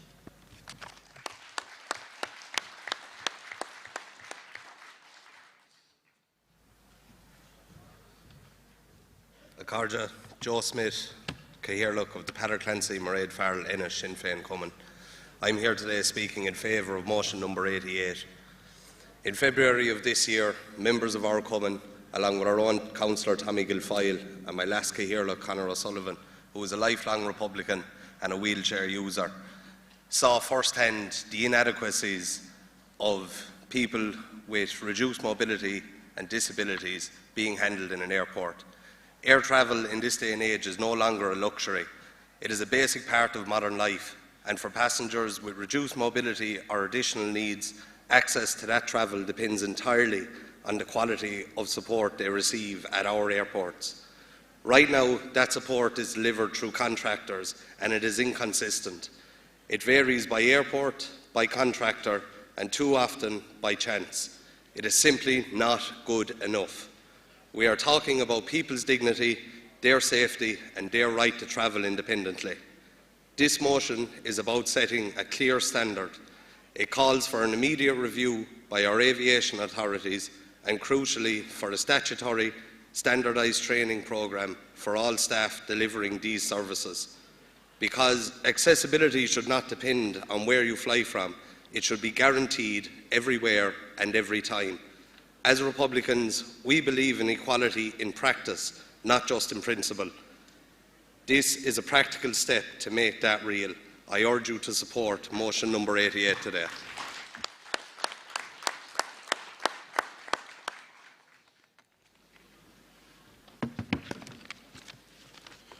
Judith Akarja, Ismisha Owen O'Neill, Martin Meehan, McCartsfort Common in Glengormley. I'm here today to speak to you in support of motion 86, which would extend the voting franchise to 16 and 17-year-olds in the 26 counties. At age 16, I witnessed Sinn Féin's victory in the 2023 local elections in the 6 counties. At age 17, I witnessed its victory in the 2024 Westminster election. Both cases, I could not vote. However, society is on the slow march to franchise freedom for all. This is not something which has begun in our generation or in the generation of anyone in this room. This has continued on for centuries. We stand now at a turning point, at a moment where equality will be granted to yet another group of people. So I ask you today, will you stand with the progressive movements that are fighting for equality and freedom for all? Will you take the next step in this franchise equality? Because the people opposing this principle, who call for the Free State government to continue the current policy, the current franchise policy, are using the same arguments that were used by the opponents of votes at 18, votes at 21, votes for women, votes for the poor, votes, in some cases, in many generations ago, votes for Roman Catholics in this country. So I ask you, support motion 86. Gurmagus on public abu.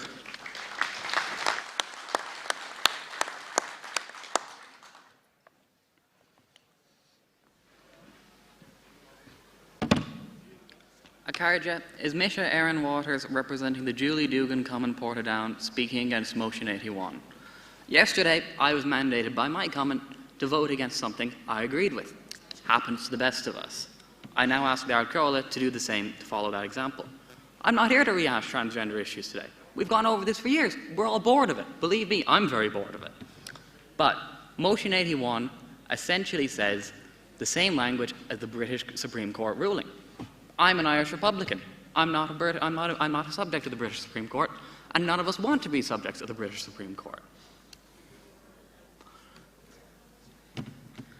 Motion 81 is vague, and it is intentionally so. I've engaged with the AC, I've engaged with my CC, I've done everything you're supposed to do. Nothing has come back with clarity. It has been sought. We had a long-standing, principled position on these matters. Last year, we had a special delegates conference on these matters, where one side, I am happy to say, won comprehensively. Every single working group came back with a strong and principled defence of trans people, young and old.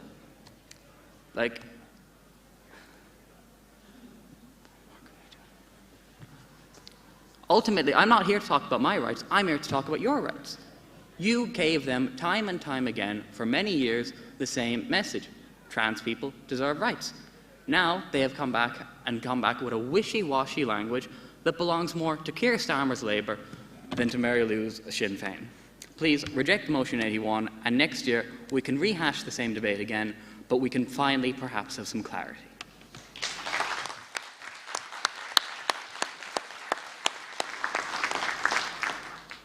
Back again, Carter, sorry. Aisling Riley, Pierce Jordan Cummin, agus Corley Cantor and Slave do, agus boil am Kench a rune Shakto Cahar, agus Ahintis a horse than Gaelic, Don Funyv, agus Don Yarta Tatif here Dafiohan, the Gaelic, Fod Fad, Nachira. Agree Lar and Golhon Kenshin to Gribiha Gaelic. Dini in our bubble, in our Skullina, in our Rupi Oiga, a Honey and Changa Bio, Le Jeng Valchak, agus Lebrod, agus Kahir Chunter and Dram Jarrig a Ahinch in a mask. Factus Pubble, a Sprite Gloon Nua, agus a Chudgy, Le Fear Ahru, a Winchamak in a mask. Chartachanga, Sutushkart and Shaw. To rehabak in a Gojibra, agus to differ a Yanu Aku. Boil and Fosta, I think this a Hortston upper Intak, a Tarbon, a Garvornia, Corlia or Fud and Tushkart, a Tai Curl of Fekalak, Nigeliga, Treach Corhiak da Hangak, agus Treach Curvine Policy, Kimshihak, Gilig, a Melfirstia. Marfarchi, Larian Sinn Féin Takiak, agus Griu, or son the Gilliga, Gak Elala. Is Fedra Lish and Ardeshaw of a Broadil, as na Kemana at Taglaka Ogin, Honar Naskar da Hangak, agus Gilig and Yartu, agus as Kapahan Ifigak, Nation the Gilliga, Lan Amsherha, Honan Opershin, a Kurhunkin. Kermit Falcha Foster, Kapahan and Kade, Commissioner Gilliga, Rio, Sutushgard, agus Shin Kem Hontosi, Fear Tawatak, Alarian Blinte, the Factasiact. Is Lair doing Gasilir, Nea Wang, Gawil and Changa, Igmarakdal, Akawil, Shifi Vla, and Shaw, and our Gahar Alling. To Avjohan or One and Shaw Harja, Chomata, a Gilgary Fekalak, Munyinak, August Broadwell, August Mudigar Contossi, August Hontehi, Jarvian Woods, or Jomatas Dungilig, a Jeer Antihead Nua, Achaves Masondi, Cosinch, Chart, Todhchaí, August E. Curha, Hunkin, Dagak Eladinya, or in Cheershaw. Lianamud leis an obair sin le chéile Carter gur míle mai agah.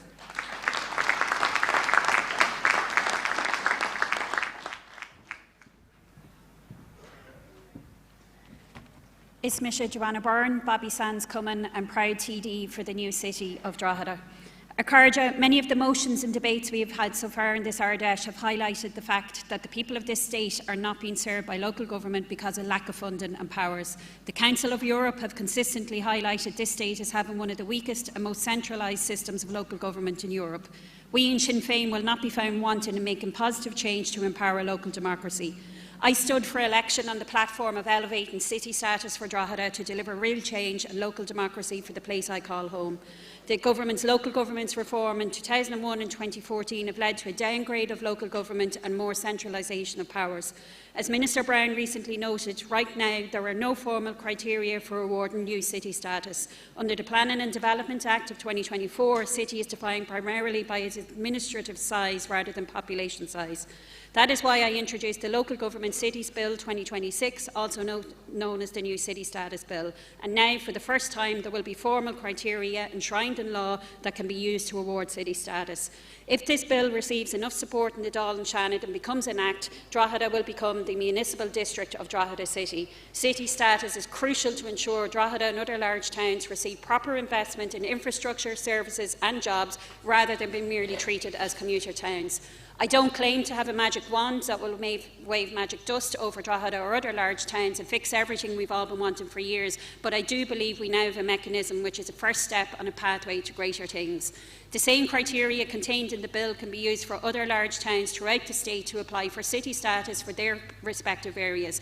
Places like Navan, Bray, Dundalk, Swords, Ennis, Letterkenny, Sligo and Tralee. You all too could have local government based locally, making decisions locally to benefit our now towns but future cities. But I look forward to delivering this long overdue recognition for Drogheda first. Support motion 83, up the drugs.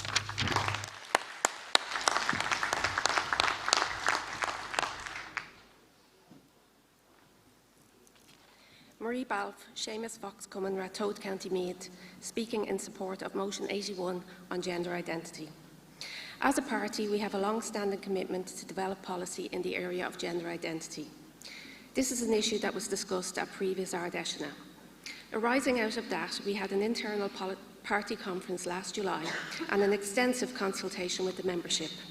I think that was important to do, but, and this is the basis of this motion, it is also important to progress the work of Sinn Féin policy development in this area. We need a policy that is inclusive, respectful and well informed. We had a conference, we consulted the membership, but we have yet to see any product from this effort. This motion mandates the party to finish that work, or at least this chapter of it, and publish a policy by the end of September this year. Hopefully that is a reasonable time frame. It is important that Sinn Féin have a policy on this important issue. If we don't have agreed, well-considered and well-informed policy, we create a scenario where Sinn Féin is accused of trying to be all things to all people, of holding contradictory or conflicting positions, or maybe worse, of holding no position and standing for nothing at all. In my own experience, Sinn Féin has been accused of all those things, with direct reference to the handling of certain social media posts and comments and not others, and voting positions in the various institutions. It's difficult to understand what exactly Sinn Féin are saying, and that's not fair on anyone. So hopefully we can move things on. The conference and the consultation were important and show a lot of work done by the party in relation to this. The wider membership have shared their views, but there was a commitment to develop policy, so let's see that done. As I said, I hope that's a reasonable proposal and time frame and that delegates can support the motion. Gura maith guibh.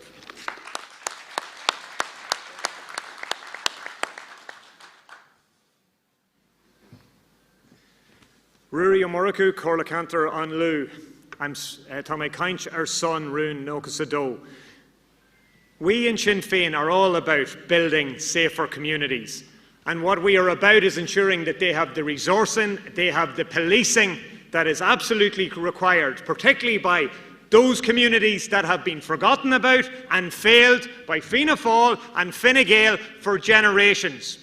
So it's about ensuring that we have a proper police force, ensuring we have proper community policing, ensuring that we deal with the issues of antisocial behaviour, of drug dealing and all those criminal elements, drug debt, intimidation, that literally put absolute pressure on our people and our communities. It is unacceptable for continuity of this.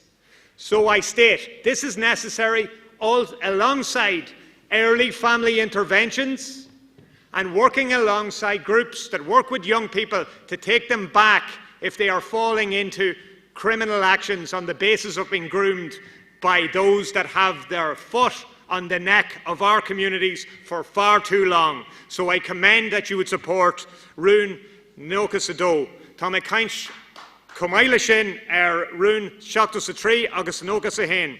We know the British state will never admit to its dirty war in Ireland and what it has done to Irish people. I think of the Dundalk bombing of Hugh Waters and Jack Rooney, who were murdered by the Glenanne gang on December 19th, 1975, and Seamus Ludlow, who was killed by members of British Armed Forces on May 2nd, 1976. We're coming up on the 50th anniversary.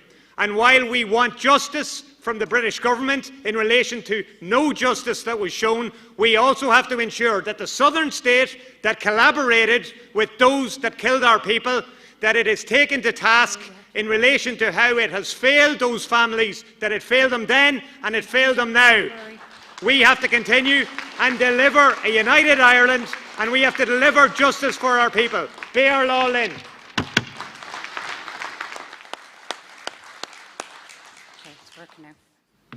Councillor Martin Herty, Morris Harvey, Common Cross McGlen on motion 84. In 1974, Merlin Rees referred to South Armagh as bandit country. Incidentally, this is the same year that he legalised the UVF. Now, I'm not generally in the habit of agreeing with ineffectual supine milksops, but Rees had a point. South Armagh was indeed full of bandits at the time, every one of them in a brick uniform.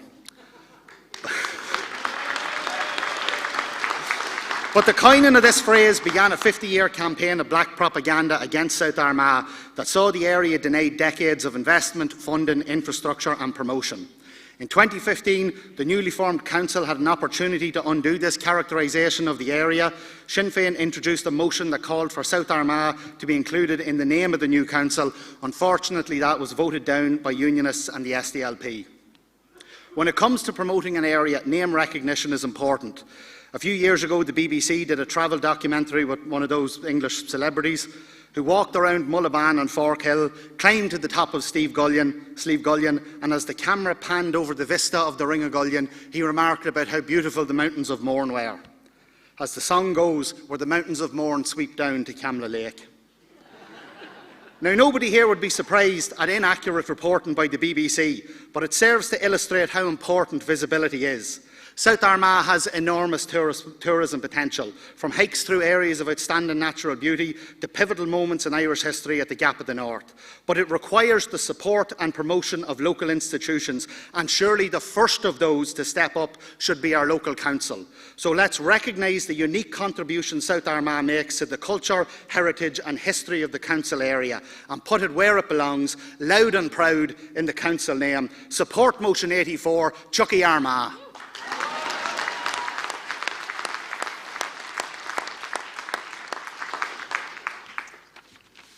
Imagine why, Cardia, is Misha Councillor Fergal Leonard from McNally and McGarvey, McNamee, Cumming and West Tyrone. I'm here to support of motions 76 to 79. I welcome the contents of motions 76 to 79. Thank all of you who have prepared them, and I look forward to the actions being embedded throughout our island. My sister Concepto was murdered on the 15th of May 2017 in a domestic violence incident in her home in Fermanagh, and her son was seriously injured. I don't like referring to statistics whenever we talk about this topic. These women and girls that have been killed are members of families, not just statistics. But I will say that many women and girls have been murdered before Concepta, and sadly many more after her. We remember them all here today.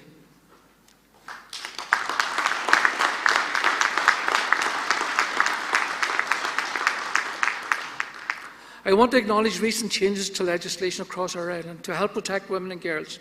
I plead with you all to make yourselves aware of legislation in place about coercive control, domestic violence disclosure scheme and non-fatal strangulation, for example.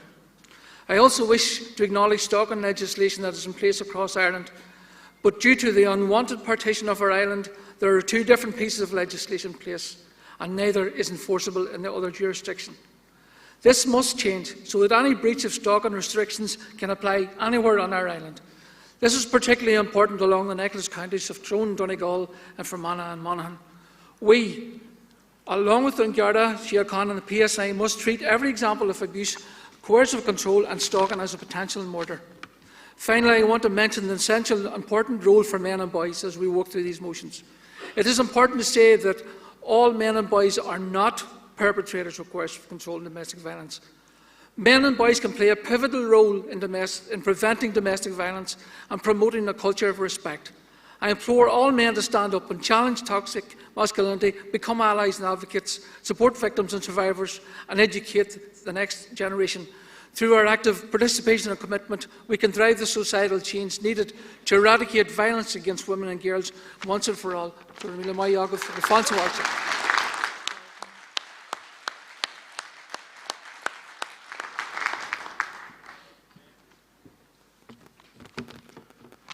Ardra. My name is Sam Brooks, representing the Toby, Mannion, Cummins, South Cross Common and over Sinn Féin. I rise today to speak in support of motions 83 and 84, and I rise as someone who put my name on the ballot paper in South Cross Common in 2024, who knocked on the doors, who sat at the kitchen tables, and time again heard the same question. Sure, what can the Council even do? The Council of Europe examined 46 European democracies and ranked Ireland third from the bottom for local government power. You know who came before us? Only Hungary and Moldova, two countries with historically centralised systems of government. Consider what that means for ordinary people in this country looking to engage with the system. Across the EU, an average of 23% of public spending happens at local level. In Denmark, it's 64%, and in Ireland, it's 8%. Just 8. We have one council for every 148,000 people. That is not democracy. and I felt that on every doorstep. I was asking people to elect me to a body that has been hollowed out decade after decade by central government, stripped of housing, stripped of water, stripped of meaningful budgets, and stripped of the power to shape the place where its members were elected to serve. I was asked for a mandate to a chamber where the unelected executive holds the cards and elected members hold the microphone.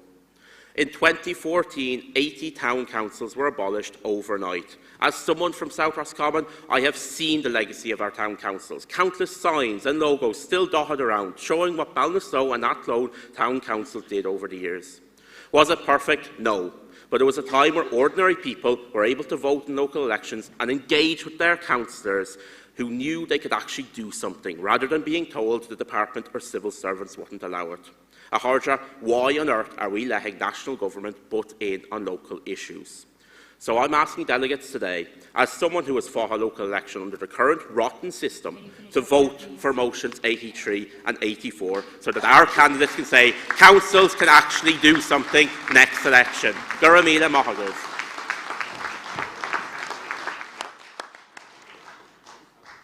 Paul Maskey, West Belfast, supporting motion 73.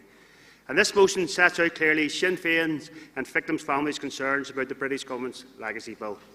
Provisions within the bill grant the British Secretary of State the power to veto disclosure on so-called national security grounds is not acceptable. High Court families trust that process. The British Government's objective is solely to grant impunity to state forces. Families seeking truth, families such as the Spring Hill West Rock massacre, must be commended for never giving up. On the 9th of July 1972, British Army snipers took up positions overlooking the Spring Hill and West Rock estates. Without a warning, the British Army broke a ceasefire that had been in place. 11 months earlier, they had murdered 11 civilians in the adjacent Ballymurphy area. Their killing continued on that July evening. At 9:50 p.m, they opened fire, and in less than an hour, 5 civilians lay dead and 2 seriously injured. The victims: John Dougal, aged 16, Patrick Butler, aged 38, Father Noel Fitzpatrick, aged 42, David McCafferty, aged 15, and Margaret Gargan, aged 13. The families thankfully secured an inquest only hours before the deadline came into effect that shut down such inquests. After 54 years of grief, pain and perseverance, the families finally have a date, next Thursday, the 30th of April, for the verdict on the death of their loved ones. Their campaign for truth and justice was agonising. Let this RDS send our solidarity to the families for their strength and unwavering determination in assuring that this day would come. We continue to stand with the Spring Hill and West Rock families, and we will continue fighting for truth and justice, and we continue to oppose the Bill of Shame.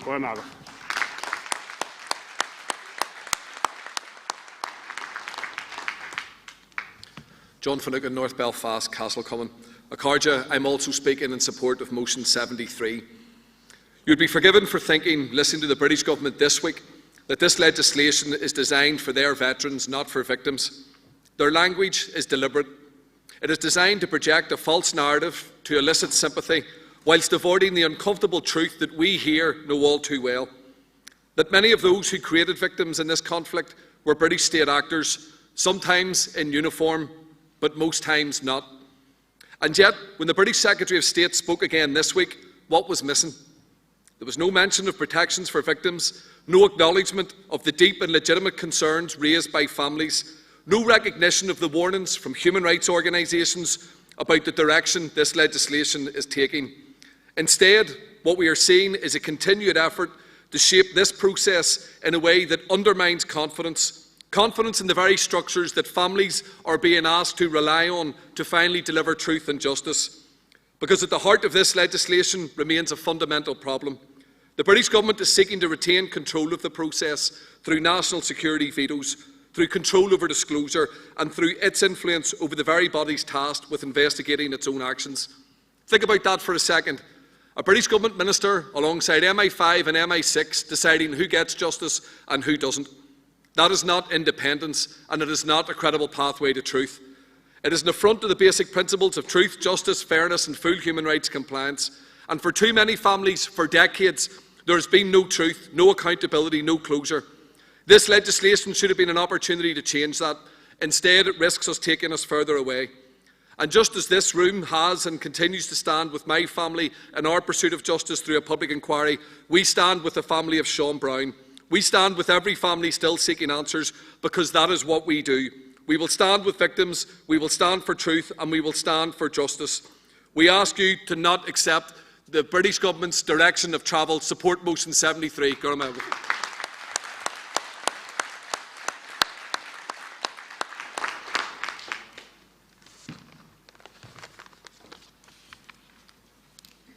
As Mr. Brandon McCormick, Bailaclia hÍorthas Cumann Devlin Plunkett.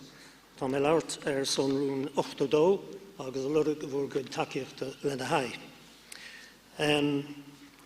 Maybe just to start off and to put this whole question of local democracy and the lack of local democracy into an international context, and take an example very briefly of a country which has a reputation for having a very centralised system.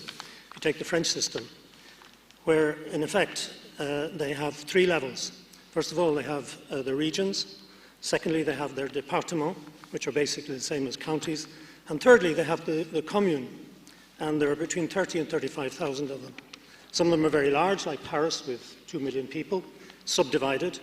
Some of them are very small, with maybe 50 people or less. And what they do is they come together and they form inter-communes in order to provide services if they're too small to do it themselves. And what do we have in Ireland? We have county councils, we have 4 councils in Dublin, and we got rid of our town councils there several years ago. So there's an enormous local democracy deficit in this country.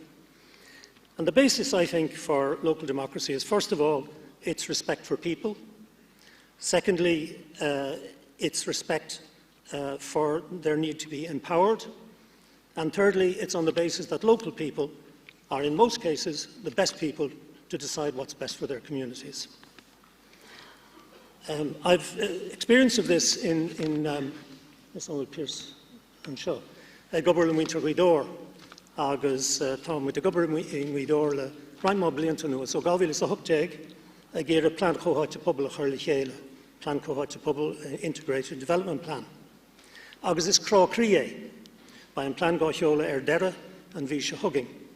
Ach a geir a adigad oil o udaros na gaeltachta, Ibrahim chun corlor ostu leis a blan a scríb I go fort leis a bubble. Ifar a dó lenne a frofáil agus é churing éilge ulla. Time's up. Yeah. I was only starting. Yeah. Time flies. Okay, I'll go through. Just give me 30 seconds. No, I can't. Sorry, I can't because there's people waiting and okay. Well, the only thing I would say is I don't want to have to switch off the mic, but I'll have to. All right. Okay. Well, look, I hope you'll support this motion. It's a motion just to develop a policy for Sinn Féin. Thank you. Thank you.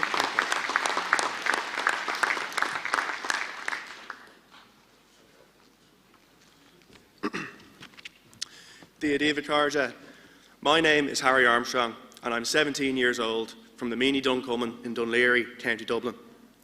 This is my second ever Ardesh and my first as a delegate. I attended the last one in Athlone shortly after turning 16 and it was a profoundly formative experience for myself.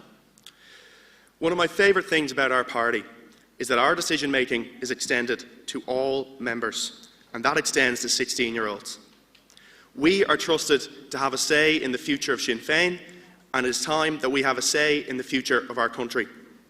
It is because of this I would urge you all to support motion 86. This motion demands that the Irish Government lowers the voting age to 16 for local and European elections with immediate effect, and it paves the way for that right to be extended to general elections. Crucially, it also ensures that whenever the referendum on Irish unity is called, if these procedures aren't already in place, emergency measures are enacted so that citizens aged 16 and over can vote on the constitutional future of our island. Comrades, we must approach our civil rights with an all-island strategy.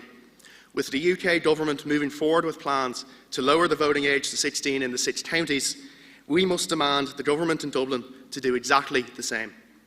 We cannot have a situation where a 16-year-old in Derry has a democratic voice, but a 16-year-old in Dublin does not. All Irish citizens must have equal voting rights right across the island. Let's empower the generation who will build the new Ireland. Please support motion 86. Gur míle maith.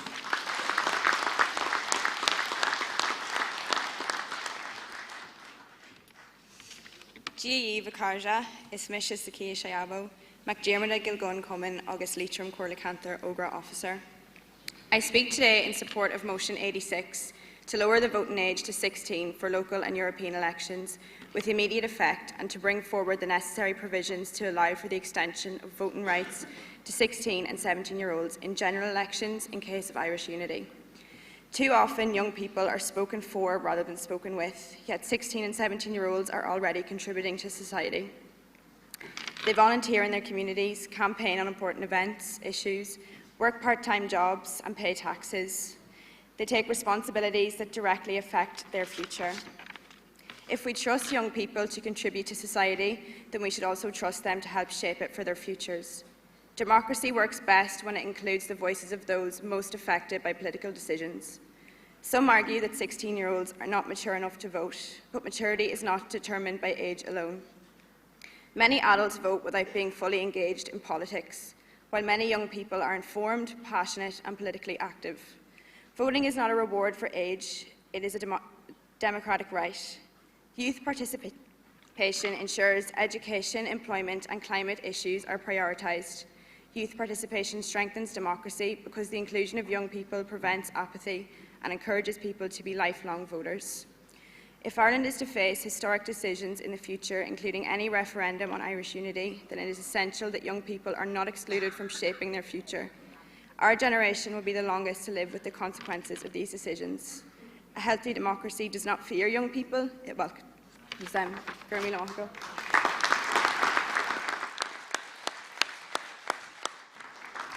Carja, Councillor John Smith, Martin McGuinness, Cummins Swords. Motion 87 is one I wish I knew nothing about. I wish I didn't have to put it forward, but sadly I do. To understand the context, I have to take you back to the 30th of July 2023. Martin Lynn, a young man from Whitehall in Dublin, was returning from a night out. He got out of a taxi and a motorcyclist passed and shouted abuse at him. A few moments later, he was punched to the face, fell to the ground and suffered catastrophic injuries. He would pass away 3 days later, surrounded by his family in Beaumont ICU. Martin was one of the kindest, most considerate gentlemen I have ever met. He was a good school friend of mine, helped me through hard times and vice versa. 18 months later, his killer was identified, a man with 23 previous convictions. And earlier this year, he was sentenced. The Friday before sentencing, he pleaded guilty, and in the eyes of the judge, that meant he deserved leniency, in spite of the fact that he was smirking and winking during the court case. He was sentenced to 6 years, and under the Irish prison system, will be lucky if he serves 3. 3 years is all Martin Lynn's life is worth to the courts in this country, while his family now face a life sentence without their loved one. His family know they will not receive the justice they deserve. There are no grounds for appeal, but they are working tirelessly to ensure that other families don't have their losses compounded like they have by this broken system. The first step to ensuring this is the introduction of sentencing guidelines that are actually set in legislation so that the punishment does fit the crime. This will give transparency, consistency, and a process that truly respects the rights of victims' families. In memory of Martin Lynn, I ask that you support motion 87.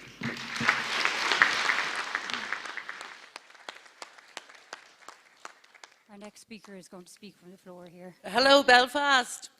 I want you to realise that we're standing in one of the most dangerous places for women in Europe. Take that in.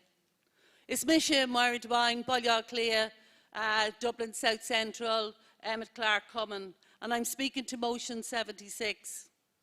Domestic violence was long considered a private domestic issue, and it hampered its recognition on a public scale and allowed the state to avoid responsibility for women's well-being.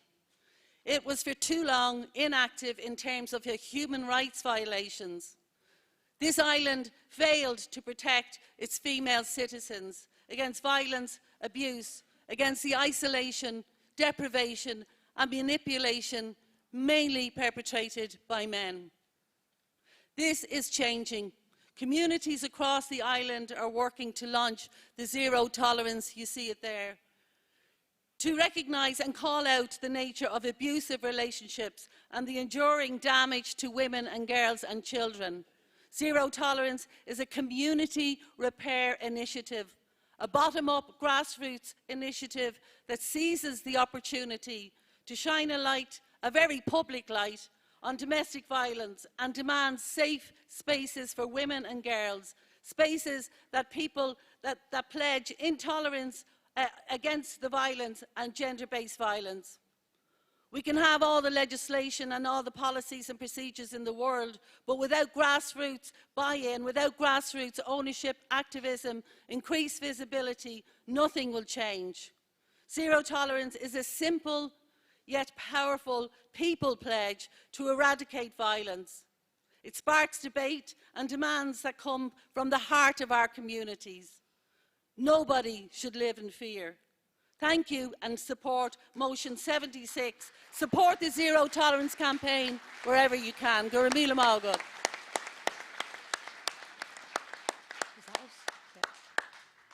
Okay, that's all of our speakers, and can I thank them for their cooperation and for sticking to time. So we're going to move to the... Fáilte a Cáride, and welcome back to the commentary of the Sinn Féin Ard Fheis here in Belfast. Is Misha Todhchaí Fitzgerald, and I'm joined by Senator Joanne Collins from Limerick County. Joanne, how are things? Great. Fantastic night last night. Another great crowd today. Great to see the room being filled. Lots of issues and topics coming up today. Some very interesting stuff. We had at the moment there's votes on justice at the moment and human rights. There's a motion a motion in for underage voting, so reducing the voting age to 16, which is very close to my own heart. I have a bill going through at the moment that is going to look to reduce the voting age to 16 for local and European elections. Yeah, 100%, and that youth voice and having young people included in local democracy is so important, and we've seen that throughout any of the changes throughout Irish history, young people have been at the forefront of that change. I mean, you have 16 and 17-year-olds right now today out campaigning, and helping out with elections, and they want to have their voices heard, and the way to have your voice heard in a democracy is to have your vote, and I mean, if we're looking at moving forward to United Ireland, these 16 and 17-year-olds are going to be at the forefront of that, so I think they should have a choice in how our country moves forward and have the right to have their vote and have their voice heard. 100%, and I suppose like when I was 16 I started working, and there's a lot of 16-year-olds who started doing part-time work and they're paying taxes, they're contributing, so they should have their voices heard at local and European level, and personally myself I think should be across the board votes at 16. Yes, yeah, the next bill I have drafted at the moment hasn't gone in yet, but will be for the general election and presidential election. I mean, these 16 and 17-year-olds are contributing to our society, so why shouldn't they have a say in how our society is run and how our democracy is run and what kind of laws and regulations are brought about? 100%, and I suppose looking at the last couple of weeks, and it's just been an issue that since I can remember, affordability and the cost of living crisis has constantly been there, but over the last couple of weeks we've seen people take to the streets, we've seen people campaigning on issues, and it wasn't just the fuel itself, it was the overall cost of living, and people were at the breaking point, and I think when the prices of fuel went up, that was that kind of tipping point. Now, you had a very interesting last couple of weeks. Do you want to kind of talk us through that? Yeah, just to go back, I think what you would say was the straw that broke the camel's back was the fuel going up. I think it was at the verge of everyone's mind for the last definitely 2 years. The cost of everything has just gone so high, between electricity, food, rent, you name it, it went up.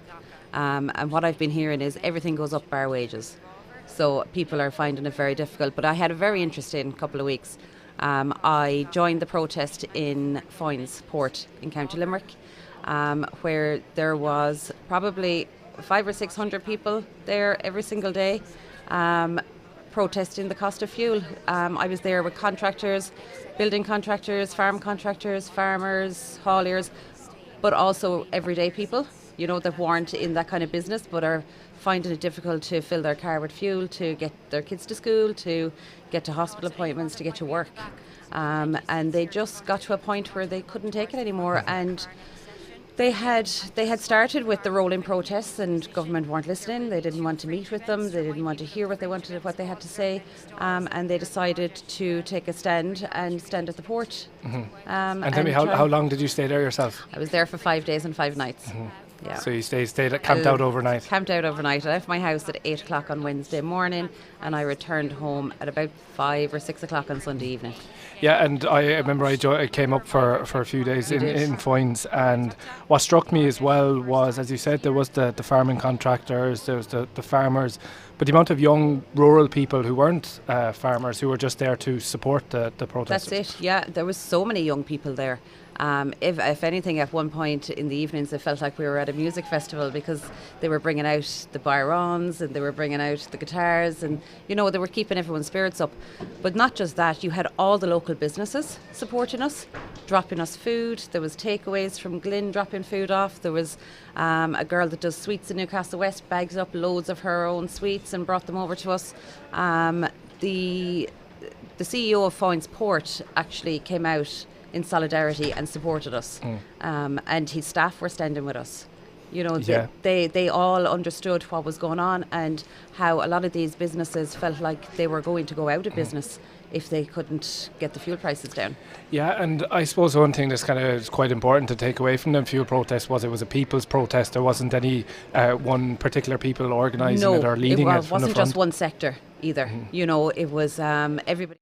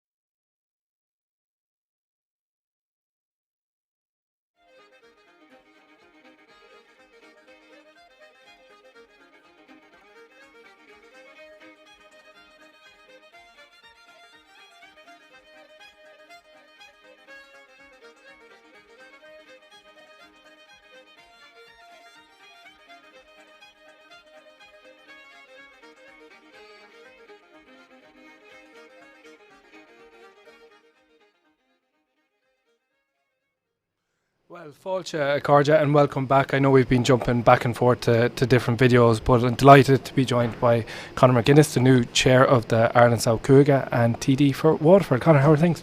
All good, yeah. Day 2 of the Ard Fheis. Always the big day. Of course, the presidential address taking place this evening at 6:30. That'll be going live on our digital media channels here, TikTok, Facebook, but also going out on RT1, so people from all around the world can tune in, all around the country can tune into that in whatever medium they want, and hear from Party President Mary Lou MacDonald, who'll be setting out ambition and vision.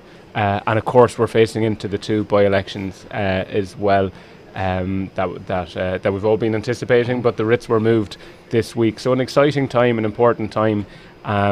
But the Ard Fheis Day 2, lots of business underway inside in the auditorium, in the main hall, but lots of stuff out here on the fringes as well. Yeah, 100%, and there's a lot of issues and topics being spoken about today. And I know one of those issues that you'll kind of be speaking to, especially, is about rural communities and rural issues. Is there any one particular motion or anything that you'll be specifically talking about today? Or? Well, there's some motions relating to rural towns, villages, particularly to coastal communities as well, that I'm very, very passionate about. We see the housing crisis impacting all types of communities, urban and rural, large and small. We see particularly young families unable to get a home. Huge amounts of people finding themselves homeless or just weeks away in many cases from homelessness, people who are never counted in any official figures. But that's there in rural Ireland too, and all too often, and we see it from consecutive Fianna Fáil and Fine Gael administrations, that they just don't see that problem. I mean, they do very little, let's be honest, about homelessness in general, but they don't seem to see any housing crisis in rural communities. But those of us on the ground, those of us proudly representing rural communities, we see it day in, day out. Young people maybe who have the wherewithal to build or buy a home, but can't get planning permission, can't find something affordable in the communities that they grew up, and that's leading to demographic cliff edges. And in my own county of Waterford, I'm talking about areas like Bunmahan, places like Dunmore East, Ardmore. It's persistent around coastal areas because there is an impetus, there's an increased demand for holiday homes, for short-term lets, and there is limited infrastructure as well to develop new housing, and of course an absolute neglect and lack of political will when it comes to developing social housing, affordable housing. So that's... It is a pleasure to be speaking with you today from the other side of the Irish Sea. I'm sorry that I can't be with you in person, but I and hundreds of Plaid Cymru activists are busy pounding the pavements, knocking on doors and speaking to voters day in, day out in an attempt to change the history of our nation and indeed of these islands. We have a momentous election ahead of us on May the 7th, an election where the traditional UK parties are in rapid decline, an election where Plaid Cymru can beat the party that's won every election for 100 years and has led every government in the history of devolution, because the people of Wales are choosing hope and ambition over the same old tired politics of Westminster. On May the 7th, we in Wales and the people of Scotland face a decision between choosing ambition for the future of our nations or more of the same old, same old. Ireland, if after May we find ourselves with the devolved institutions of this union with 3 First Ministers who are no longer happy with Westminster's neglect, no longer content with Westminster's indifference towards our communities, then they will have to sit up and listen. It is with this hope, with a sense of ambition, that I send my support to you in Sinn Féin and everybody across Ireland who share my ambition and my belief that our best days are yet to come. So let us stand together and deliver a message to Westminster: no more will we be silent. Diolch yn fawr iawn I chi a phob hwyl am y dyfodol. This May we could see for the first time First Ministers in all the devolved nations seeking independence from Westminster. That would be an absolutely seismic moment. While we may not agree on everything, What we do agree on is that the people who should decide the future of our nations are the people who live in our respective nations.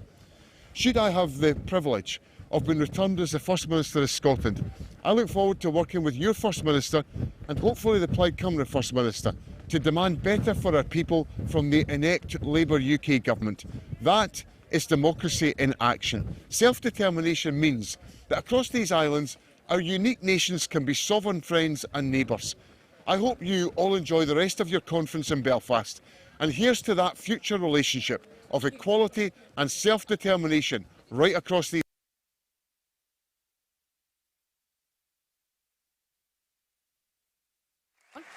No. I'm waiting. Agini Ushla, welcome to everyone here to the Sinn Féin Ardèche being held in Belfast and now live on RTE. We've heard from our friends across the water. Now I'm sure you're dying to hear the response from Las Uachtaráin agus Uachtaráin Sinn Féin, Michelle O'Neill agus Mary Lou MacDonald.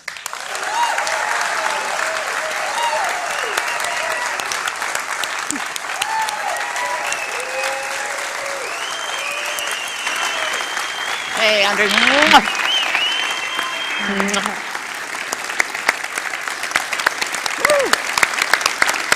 Great crowd. Okay. Well, this is the first time both of you have been together in a format like this doing an interview. We are so lucky to have you here in this Ardèche doing this with us with such strong messages behind us. I'm dying to know now, John Swinney this week talks about a partnership and he chooses Sinn Féin as his partner, not Micheál Martin, not any of the government parties down in Dublin.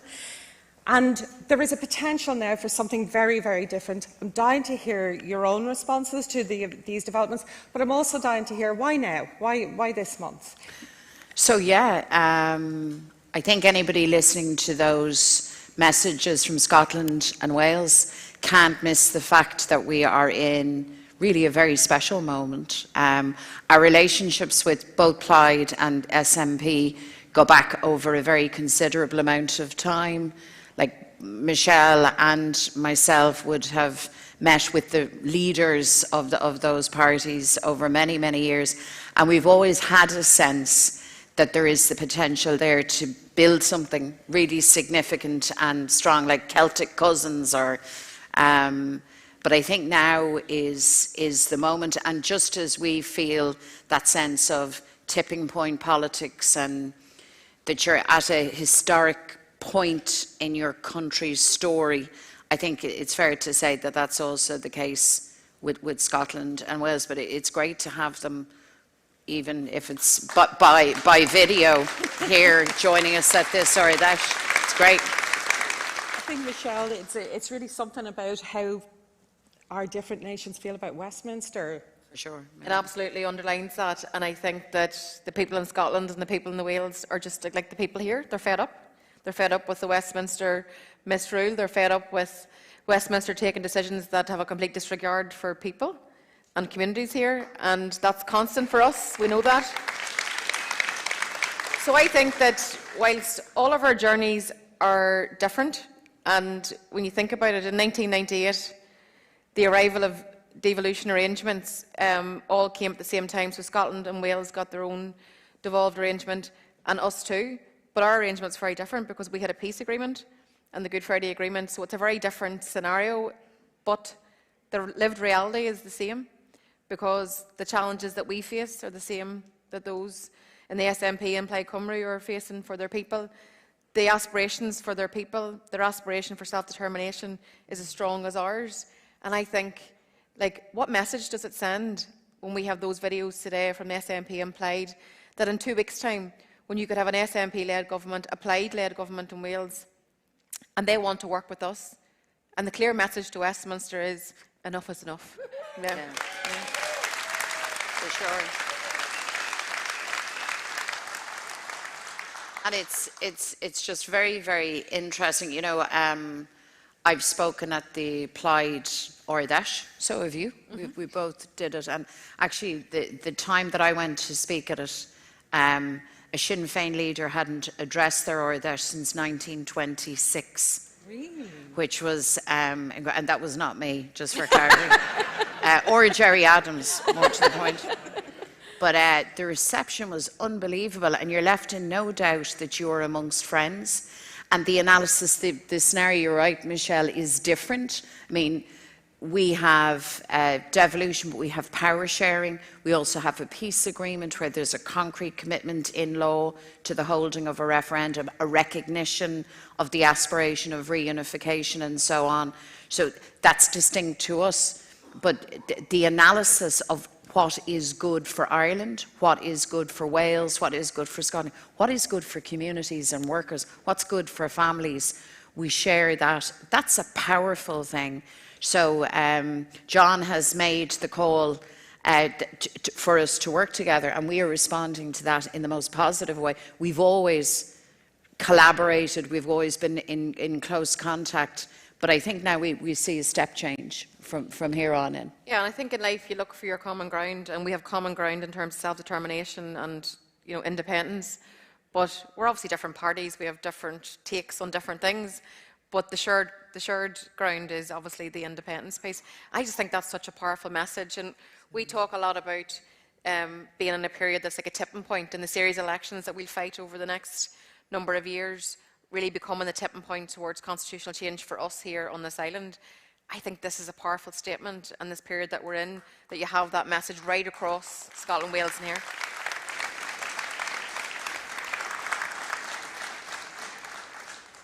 Sometimes when constitutional change and the debate around constitutional change is raised, there is a narrative that says it's way down the list of people's priorities. People have other things to think about. Why are Sinn Féin banging on about that, right? And it's said regularly, and opinion polls then are kind of pulled out in terms of that. Tell us a little bit about how you think partition and the prospect of unity could both impact people's lives. So first of all, just on the polling thing, and this assertion, people don't care about unity. They care about housing and healthcare, and the cost of living now is the big issue. Of course, those are the first day-to-day concerns for all of us. I mean, we're no different. You have to pay attention to what's happening for you, your family and your community in the here and now. But you can do that and also care about the future. I always think it's like how you look after your own family. You care that you can feed your kids today, but you're also going to be concerned that they get a chance to go to college or get an apprenticeship and a chance to have a really good future and live a good life. So we can care about a number of things all at once, and maybe it's because we're women and we multitask, and you have to care about. All the women in the room are clapping. I can see the men shaking their heads, saying, "Bad call, Mary Lou," and men, the enlightened men of the Irish Republican movement. But we can care about these, and concretely, I mean, I think it is all to gain for all of us. There is a cost to partition. It's not cost neutral. And anybody who lives in border communities, but anybody living in the north, I mean, the cost is clear in your work, Michelle, day to day, and the comrades in the executive. Yeah, 100%, because I was even saying to the Ard Fheis last night that I read the headlines about the Irish government's budget surplus this week. Yes. Over £9 billion of a surplus. They're still not spending it for people. They're still not supporting people through cost of living. But the direct contrast is that surplus versus the Northern arrangement, which is a budget that's starved, and we've been dealing with austerity for well over a decade, public services on their knees. Like, the arrangement here isn't good enough. It isn't good enough for people.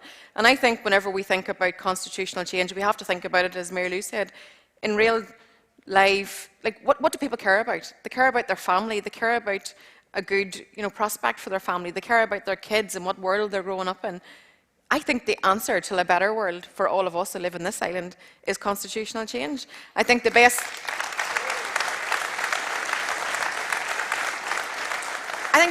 protection, like, we live in a very volatile world right now, And people are really struggling with cost of living, and people are worried about the price of food, people are worried about the price of fuel, people are worried about just how they're going to get by. We've been talking a lot about energy independence. Absolutely. As an island, we can protect, we can get a buffer towards some of that volatility by, as an island, really leaning into energy independence. That's something I think that we need to really, really focus on, because that's the best way to help people in the here and now, in the cost of living crisis that they're dealing with. So that's something that we want to talk a lot more about, I think, in the time ahead. How, in a real world way, constitutional change, because you vote for things because what's in your best interest. And our job as activists and people who believe in constitutional change, who believe in Irish unity, who believe in a better future for Ireland, is actually to convince people that their life will be much, much better in a unified Ireland. And I do genuinely believe that is the case. And that's our job to make that case. And I think for us as activists then, it's kind of how you think about what unity is. It's not a final destination. It's not like a full stop.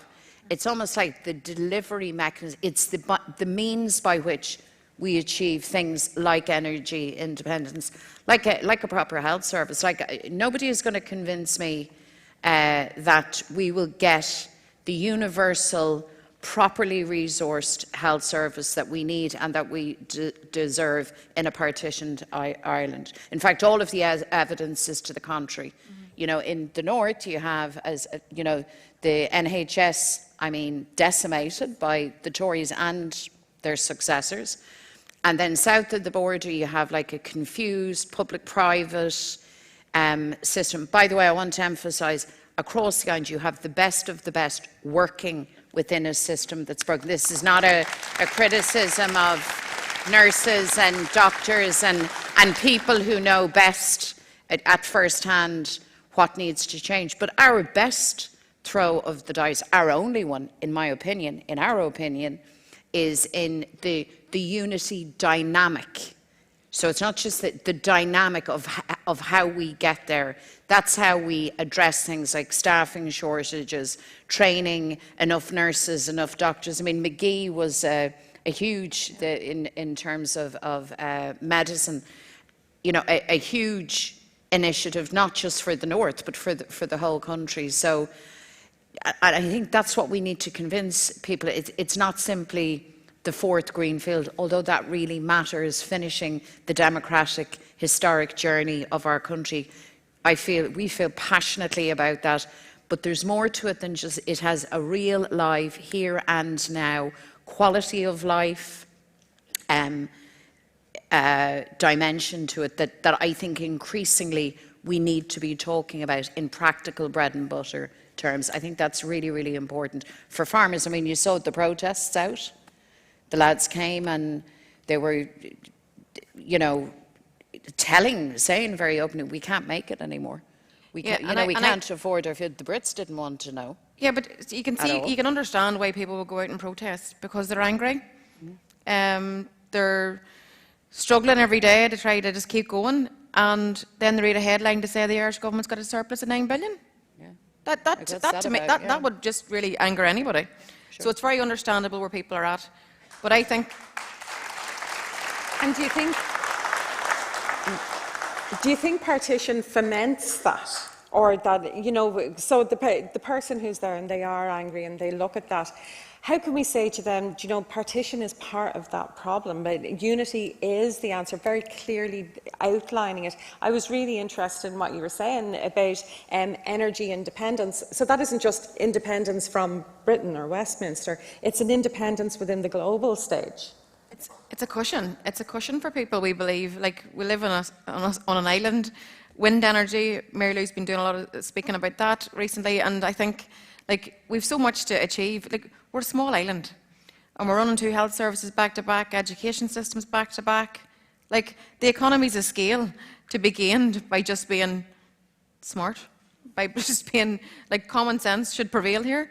Yeah. And I think that when we look at the challenges that we have, particularly here in the north, because you're dealing with a budget from Westminster that just doesn't cut it.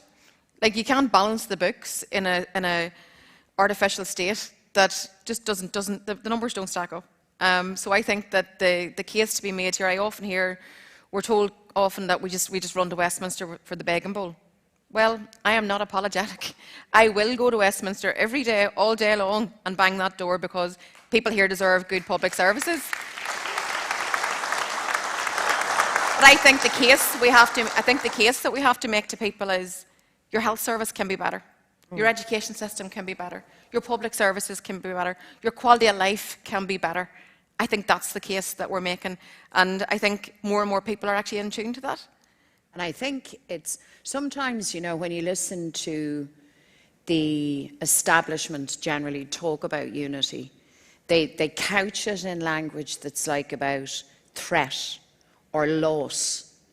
Like when in fact, this is all about opportunity. Like it's an incredible opportunity that we face into to actually, because we can identify all of the things that are wrong, you know, all of the shortfalls, but then you are given the opportunity to say, right, fix them.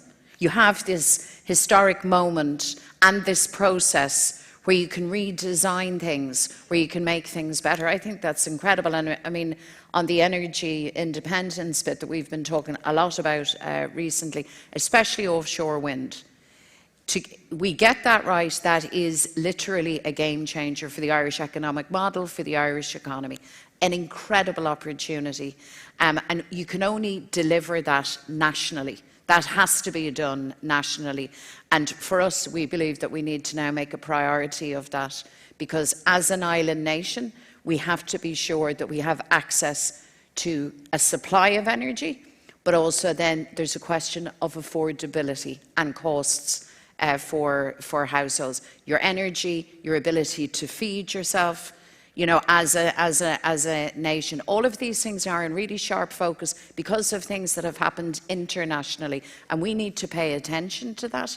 So I think, by way of addition to your standard public service, health, education, everything that you said, Michelle, there's another dimension now to the Uniting Ireland process, and that is the world that we live in. The world that we live in, I think, increasingly says to us that this line on a map, the partition, this is crazy. It's costing, and it's a harm to Ireland. It's not just that there's a cost, it's actually damaging to the national interest. So you've got this momentum between the two islands, this constitutional question is there. You have these pressures where clearly Westminster and a partitioned Dublin is exacerbating those issues. Every Ardèche is going to say the next election's really important, so, you know, and let's get going and everyone get organised and raise a few quid and do everything. You've both mentioned the phrase tipping point. Can you explain that to us a little bit? So, as the activists in the room will know, whenever any election comes around, we say this is the most important election. Well, we're facing into a series of the most important elections. And they are the tipping point because, like, we're going to have the by-elections next month. We're going to have next year the Assembly and the Council elections. We're going to follow that up with the Westminster and Dáil election. So get your activism shoes on. But those series of elections are the tipping point, and I think it's the time for us to make the case very, very strongly to both the British government here in the north and also to the Irish government that we are on the move and we are absolutely up for this. And I think the job for us as activists is to ensure that everybody understands that the big idea of our time is Irish unity, and that the answer to a lot of the imponderables that we face every day and the challenges people face every day actually can be in unity. Yeah. And I think that's the job of work for the next number of years. So the tipping point where the case is just demonstrated by the public, by the people that come out and support our party, and we're very grateful for every single vote that is cast for Sinn Féin, and we don't take it for granted because we want to do something with it. We want to use that support. We want to make the case for Irish unity. We want to unite the people who live on this island. We have been all failed by partition. Every single person who lives in this island. Not just those of us that are Republicans or those of us that have that outlook. Every single person has been failed. So the big prize for us all going forward is to use this period ahead to actually firmly cement the case for why Irish unity is the answer. And the other thing to remember is that it's not just that partition is damage and injury to the north, to the 6 counties. This is national damage. Yes. Do you know? Because sometimes that mistake is it's cast in that way, whereas everybody, it has been a loss for the whole country. And the thing around tipping point, when we use that term, that always is to the forefront of my mind, is that activists generate the tipping point. It doesn't fall from the heavens. You know, it's not just some kind of concept that's out there. The tipping point is feet on the street, knocking the doors, you know, all of the work that we do, building relationships, networks in our communities, being there, you know, showing up for the people that we represent. So, I mean, the big tipping point moments will be, for example, the Assembly elections next year. I mean, just be in no doubt, the objective of unionism is to win back the office of First Minister. That's what they're at. We're not gonna take that lying down, folks. We want this woman, Michelle O'Neill, back in office. Because when that happened, that was a tipping point moment in itself. I mean, when you think about it, and sure, we're only young ones, Michelle. Totally. When we started out, like who'd have thunk that we were going to see this, and yes, we did, and we do.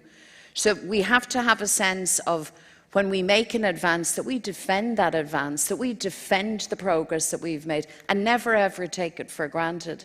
So there's a significant thing. The next general election in the 26 counties, that will be an important election. We need to make sure that we're prepared, that we're ready, that we're strong, that we peak at the right time and not the wrong time. So we need to get all of that. And then the by-elections. I mean, we had a motion of no confidence in a guy called Micheál and another fellow called Simon, and the Irish government, and we didn't win it, but there's a crack now there. And again, it's about driving that on. And it's not an end in itself, as everyone knows. This is all about delivering ultimately for the people who support us and for the country that we love.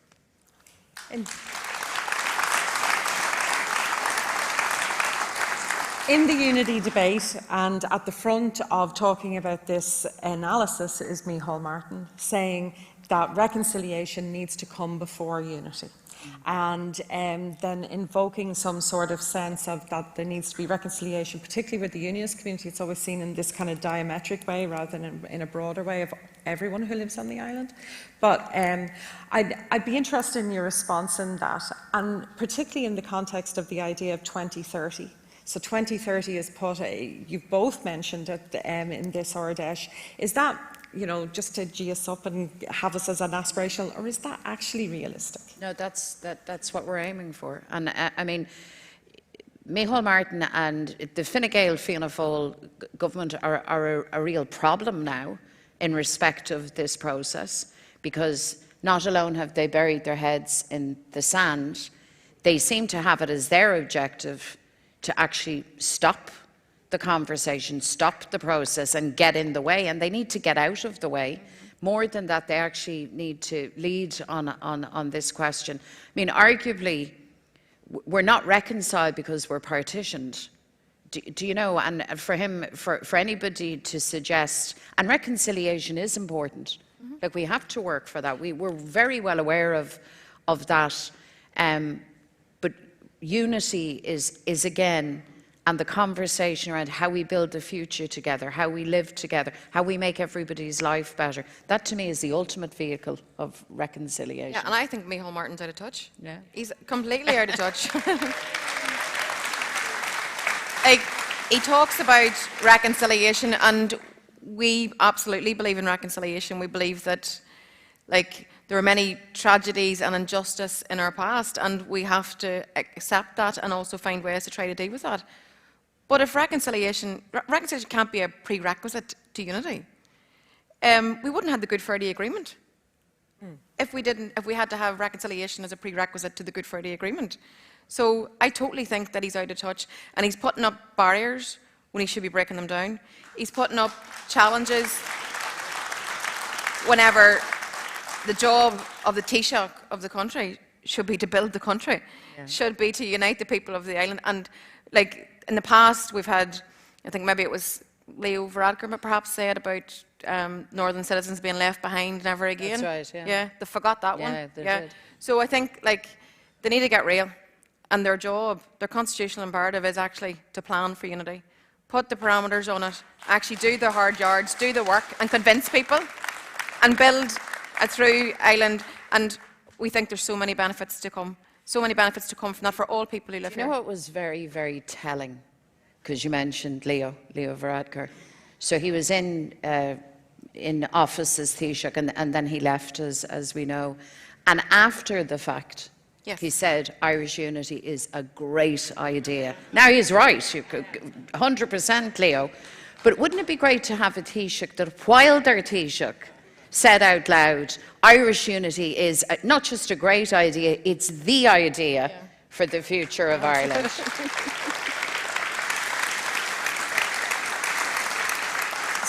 But why 2030? Why is that there, and why are you promoting that? We get less fixated on date. However, you have to put a kind of date on it. You have to, because you have to focus minds. But if you look at what we've talked about, the tipping point period, the series of elections that we're going to contest, the 30th anniversary of the Good Friday Agreement in 2 years' time, like what we're asking for is fulfilment of the Good Friday Agreement. We signed up to it because, well, I certainly voted for it because the principle of consent. The people here will get to decide the constitutional position. We're only asking for that to be fulfilled. And I think 2030 is an excellent date for us to have that debate and have that conversation and let the people decide. And it's important that all of us as activists know that when the Sinn Féin leadership say 2030, it's not just to gee people up or make us feel better, or that is what we're setting out to achieve. We are setting out to achieve referendums in that time frame. And we've just spoken about the damage of partition and what it means. I mean, it has concrete outcomes. If you look at different indicators, levels of earning, educational attainment, even lifespan, you can see differentials across the island. And we're missing opportunity after opportunity. So we need to fix that. So why would we not set a date? Because, you know, generations are coming up. Time moves on. We want people to have good lives. And that gives us a sense of purpose to actually get the job done. Sometimes you hear people say, well, don't rush. Yeah, Irish, you know, hang on, stall the ball, don't be in a hurry, take your time. Like 30 years is coming on very soon. That's generations of time. So we need to get the work done now, and that date is real. It's not a gee-up. I suppose, of course, the reconciliation, as you've both said, is important. And for unionism, who is watching this, hearing the messages around the unity debate, does the reconciliation debate help that, or does it actually get in the way of building relationships? No, I think it's just part and parcel of it. And what strikes me is that sometimes it's like there's two reconciliation conversations. There's a conversation within the kind of political system which can get quite fractious, you know? And then there's conversations in what I would call real life, you know? And they're fascinating. They're absolutely fascinating. You see some of it through our own commission, you know, those meetings we've had. I was at the one on, I've been at a couple of them, the one on health. I can see Pat Cullen down there, she spoke at that. It was absolutely fascinating. And the most interesting thing is the people who are coming to be in that space and to have those conversations from way outside Sinn Féin. So all of that is happening, but it's like the political system either doesn't know or doesn't want to know that all of this is bubbling under the surface. I just think it's one strand of the big national conversation, and an important one. It is, and like the Ireland that we want to build has to be for everybody. It can't be just for, we're not trying to build an Ireland for Republicans or nationalists. Yeah. We're trying to build something that's better. So ultimately, as I said earlier, I think people vote for things because it makes their life better. So our job is to convince people of the better. This is not about a victory, it's not about a win over unionism, it's not about any of those things. It's about what's better and what's right. And we have to find ways to craft a place where those of us with an Irish identity and a British identity and everybody else lives side by side. It can't be about a victory over the other. That's to me, I think, what we're trying to achieve. For everybody. And I'm going to come back to where I started. This is the first time that the two of you have been together in something like this. And, you know, how do you find that relationship? That, you know, how important is it to you? You're working in different jurisdictions, but together as a national leadership. Tell us a little bit about that relationship and how important it is. You go first. Well, like, it's a big job of work to lead this great party and movement. It's also a huge privilege, by the way. Mm-hmm. But you have to have partners in it. So that's why we put an emphasis on the collective leadership, because it's by no means just myself and Michelle, you know, it's wider than that. But certainly for me personally, it's very important. Firstly, we're friends as well as comrades, and you need a sounding board, you need a touchstone. Sometimes it's very challenging, the nature of the politics on the island currently, because you do have two jurisdictions, two at times different political realities, and that's challenging to manage all of that, but can also at times be helpful because you have a slight bit of distance. So Michelle, something that might be happening here within the north, I'm looking at it, I'm close to it, but I'm just at a slight remove, and likewise in terms of the politics of the 26. So you get a different perspective. So I think it works well, doesn't it? Yeah, it does. I'm awaiting your response. There's no doubt it is a challenging relationship, a challenging arrangement in terms of Mary Lou leading the opposition in the south and then us obviously in the assembly in the north. But I actually think Mary Lou's absolutely 100% right about you can get caught up in your bubble of what you're doing, and you need that wee check sometimes. So I could lift the phone and say to Mary Lou, this is what I see from the outside looking in, and likewise Mary Lou can do the same to me. That can be really, really helpful, because sometimes you get so sucked up dealing with your here and now that actually that can be a really, really helpful lens. But the thing that we decided very early on, and still do believe in this today, is that you get so busy doing the day-to-day, which is part of what we do, but you have to keep your head focused on the national question. Absolutely. On what we're trying to achieve here. You have to remember, what's your objective? And we have one objective: unite the people of this country. And like, I think this partnership works really, really well. And like, we've grown in this role together because we both came into post. Mary Lou became president, I became vice president on the same day in 2018. It feels like it was a lifetime ago. And we've really grown, and we've come through, you know, elections, some highs, some lows, and every time we've regrouped and we've come through all those times, and you learn, and you learn as you go. And but I think despite all the challenges and the contradictions, if you like, that we have to deal with on a day-to-day basis, like, I couldn't be prouder of us. I couldn't be prouder of our party, of our all of our activists who have went and do the hard yards, and who go door to door, and who have the conversations, and who carry our message, and who feed back the community's view and people's views of everything that we're talking about in any given day.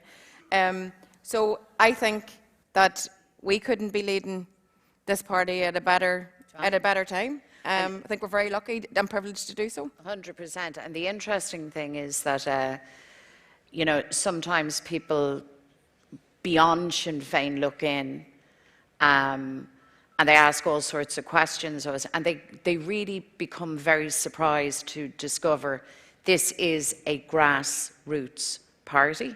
This is an activist party, and it's never been more important. Activism has never, ever been more important.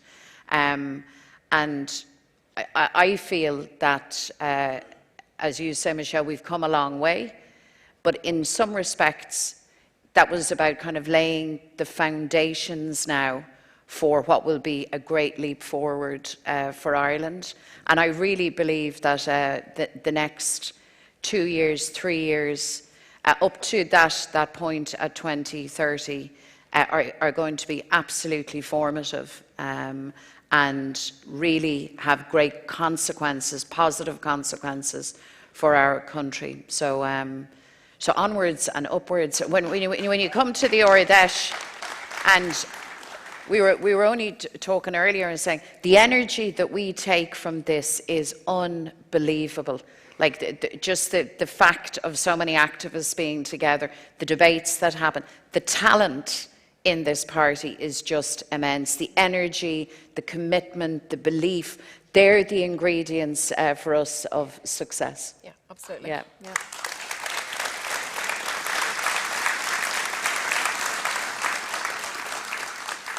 And so with that, thank you all for your attention, but most of all, give it up for Lasú Cron, Agus Cron, Michelle, Agus Mary Lou.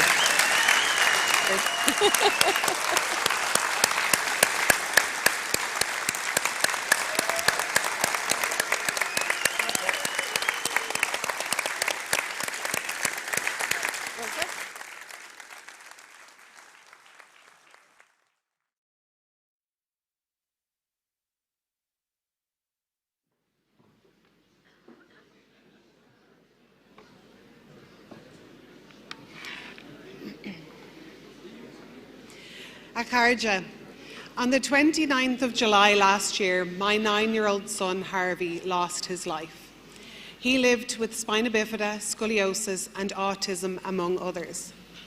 Harvey, like so many other children on this island, was made to wait for everything, but he asked for so little. The delays in accessing timely surgeries puts lives on pause. You cannot make plans when you don't know when that letter with a date for medical care is finally going to come. Not only that, though, it often strips children of their quality of life, allowing them to slowly and painfully deteriorate. Children missing out on school, spending time with their friends, making family memories, and missing out on their childhood. In Harvey's case, almost a third of his life was spent waiting for that letter. Throughout Harvey's short life, I met so many wonderful people.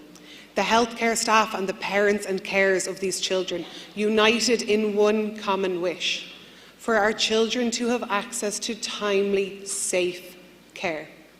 That sounds like such a small thing to ask, but for families of disabled or ill children, it would be monumental. The 1916 proclamation guarantees equal rights and equal opportunities to all citizens, and to cherish all the children of the nation equally, but that is something that is yet to be upheld. We do not live in an equal society. We need the removal of the two-tier health system where the efficiency and effectiveness of your care is often dictated by your financial status rather than the urgency of your care needs. We see time and time again in our hospital settings that people with disabilities are left waiting on lists longer than their able-bodied peers, labelled as complex in an attempt to justify the cruel and occasionally negligent treatment. These delays often have serious and lifelong consequences. Across these 32 counties, we have approximately 1.3 million people identifying as living with some degree of disability. We need to create an Ireland where all people, whether they be disabled or not, get access to the treatment they need when they need it.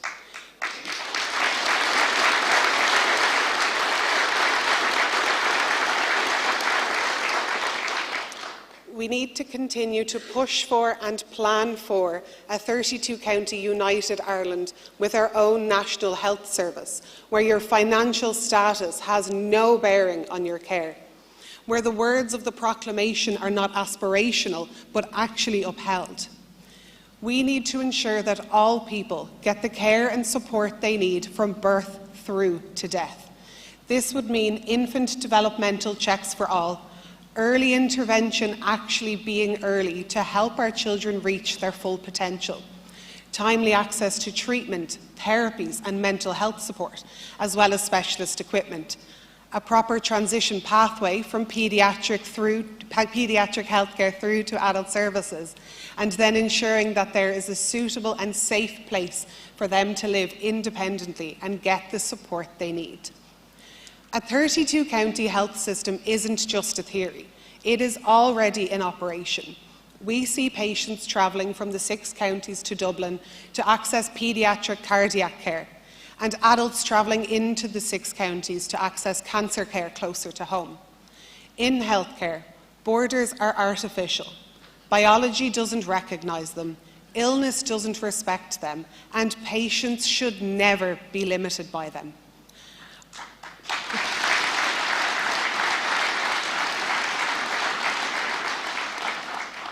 I do not know what it is like to live with a disability, but I do know what it is like to raise children with disabilities and to navigate a seriously flawed healthcare system.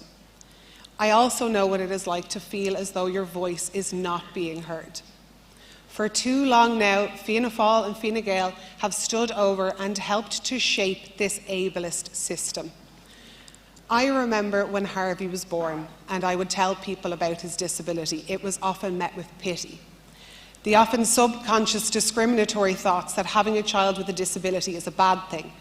Yes, it has its challenges, but what makes it challenging is living in a society where unnecessary barriers are in place and where disability and equal access is often treated as an afterthought. My hope for this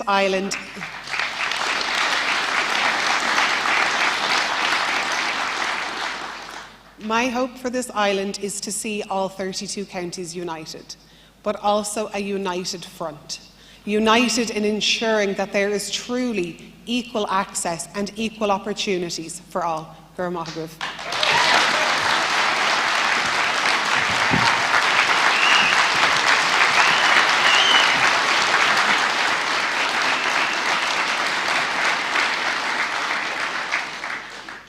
Dave Carja. It's great to have this year's Ard Fheis in my home city of Belfast, the birthplace of Irish republicanism as envisaged by Tone and Russell here on these streets in 1791, when the Society of the United Irishmen was formed. They had a vision for Ireland of equality, sovereignty and freedom, for Catholic, Protestant and dissenter, and where the Irish people could be the masters of their own destiny. Their vision inspired future generations, including the leaders of 1916, in the creation of the Proclamation of the Irish Republic, which committed to cherishing all of the children of our nation equally. Theirs was watershed moments. These were watershed moments in our nation's history, and so too was the partition of Ireland over a century ago. And partition has failed. It's failed our people, it's damaged our land, and it's damaged our potential. But the old certainties of partition are collapsing, and the Good Friday Agreement marked a turning point, an acknowledgement that the future of our island will be shaped by its people here, through the politics of persuasion and building the momentum for change. And generational change is underway. Demographic and political change, Brexit and the recent geopolitical economic realities have shifted the very ground beneath our feet. Carja, this is our generation's watershed moment, where constitutional change is in sight like never before. And we are at a significant moment in our history. In this decade, we can write Ireland's new chapter. And internationally, people in struggles across the world are looking to Ireland as we reshape our island in the interests of our people, with a hope that they too can shape their own futures. So this moment demands leaders with vision and with courage. But the Irish Government, led by Fianna Fáil and Fine Gael, have failed miserably to show the clear leadership that this moment commands. The Irish and British governments can no longer be allowed to delay or obstruct change. The change is ours to shape. A new Ireland that will be a home for everyone, where British identity is respected and where Irish identity is celebrated, and importantly, where no one is left behind. In the 26 counties, people are fed up with this current government, who prioritises the interests of the elites over the people, and the people are demanding change. Here in the North, many unionists are also considering their future and what that looks like in the aftermath of a regressive Brexit Britain, and a frustration with the limitations of partition and by decisions that are being taken in London. So we must reach out, we must persuade our communities that their interests are better served here in Ireland. Acáirde, those who have gone before us, they didn't wait for change, they made change happen. And that responsibility now rests with us. The momentum for change is building right across our island, but we must seize this moment, because momentum alone is not enough. It must be organised, it must be led, and it must be sustained. We are the island of saints and scholars, of poets and musicians, of myths and legends, and of rebels. We have made our mark on this world and in shaping change. But now is the time to make that change here at home and to build our new Ireland. So to the men and women of Ireland, to our young people, our educators, our trade unionists and our cultural activists, our innovators, our working class, urban and rural communities, to our Gaels and our diaspora, the hands of history now fall on you, to be the change makers and the rebels in building our new nation. So get involved and leave your mark, where future generations can look to our generation with pride, pride that we endured, that we created a country that was where they were not forced to leave, and where they can have a better life here at home and prosper. Ireland can be that beacon of hope in a darkened world, a home place where hope can become reality, and where the impossible can and will become the possible. So, Acáirde, let's build our new Ireland, a home place and a republic for all. Gor míle maith agah.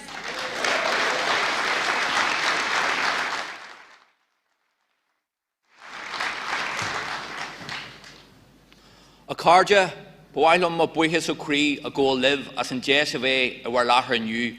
An Lords live, maidir le ról phobal na Gaeilge a cóhags ar aontaithe agus ról na teanga sa tír atá saoiliúgin don na dlúnada atá roin. Bres is céad bliain ó bunny ó an gastad ar an Ellen seo, ó hui agus ó yas. Caimid a bheith macanda linn hien. Happer an gastad sin a leth na Gaeilge. Níor tugadh an taceacht na stadas ceart don teanga in Ainslinse in ainion in Jahill agus gríomhartha ullmhéanatha ó palatóirí háirithe thar na blianta. Tá cur a Gael go raibh vinnig it's linn Hawain agus cosar bolog it's linn Chinala. Sin an fearinne searmh ach fearinne réachtanach. An gar cem tíhiach sa Gaeltach, an Gaelic sa Gora Sidihis, Gael scollana, carta teanga ó hui agus tilliú in éisteach in ábheohan na teanga ó muna níos. Ní mór dúin, níos far éalú, ní lór barta gan aquaní, lachbarta agus na Galtanas folú.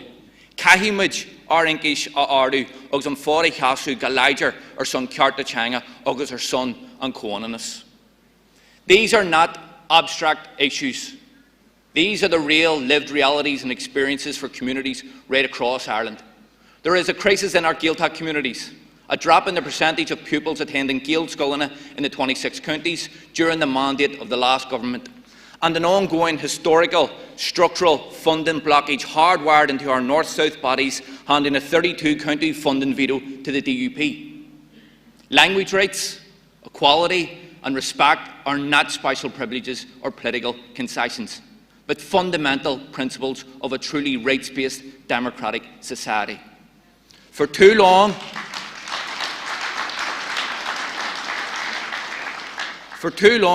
the legitimate expectations of Irish speakers have been ignored and marginalised in both states. Power concedes nothing without a demand. It never did and never will, and that places a responsibility on all of us here today. Ní féidirlinn ghlacu leis an sup and out scuba don céad bliain eile. A new constitutional All-Ireland framework offers a historic opportunity to right the wrongs of centuries of oppression, to address centuries of colonial manifestations that left our language hanging on by a thread. Irish unity is not only a valid and legitimate aspiration, it is quickly becoming a national expectation. Conradh na Gaeilge will not sit on the sidelines on an Irish unity debate. At our recent Ard Fheis in Melfirstja, branches and delegates across Ireland and internationally voted overwhelmingly to endorse a new objective to the organisation's constitution. Grúi a draw Uri Aontaithe ar las na Gaeilge agus na Gaeltachta, to work towards a united Ireland for the benefit of the Irish language and the Gaeltacht. And not only will Conradh na Gaeilge become an active voice central to Irish unity, Conradh na Gaeilge, with others, will help drive Irish unity for the benefit of the Irish language and the Gaeltacht. We aren't here to wait for someone else to do it for us. We firmly believe that the Irish language and the Gaeltacht would be and will be better off in a 32-county nation where rights and equality for all are a cornerstone principle for government.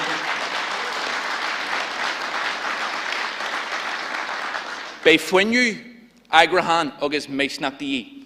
To Conradh na Gaeilge sásta ibre le gach pártaí polaitíola agus níos tábhachtaí fós le hin sochaí sivilta ó thuaidh agus ó dheas chun ura nua a bhaint amach. We are at a turning point in our history. Conversations around Irish unity are growing louder every day. That gives us an opportunity not just to change who governs us, but to transform society, a rights-based New Ireland. There are those who will try to sideline the language, offer it up in a negotiation as a bargaining chip, to reduce it to a symbol without substance. But we know better.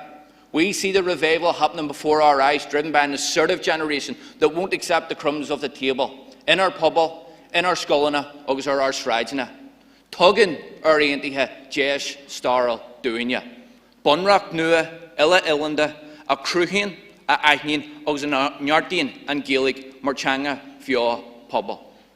Caihimid coerbru, le gluiseach di ella, a taig tridge ar son sohi nís corrama.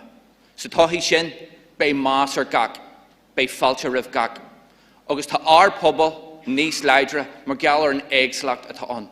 Dúiltainmuid don cinnihis, don feistehis, agus don fua. Siasammuid ar son drúfartiachta, agus an idirnaissantis. Unity provides us with an historic opportunity to strengthen the language through a new All-Ireland Constitution which redresses the injustices of the past and the present.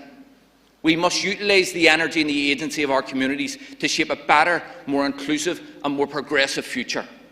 The language movement won't do this in splendid isolation, but rather in partnership with other progressive social movements that are envisioning and organising for a new Ireland. A new Ireland where all are welcome and all of our children are treated equally, be they in Connemara, in Ballymurphy or in direct provision. And we say to our newcomer communities, Céad Míle Fáilte Rómh Galar.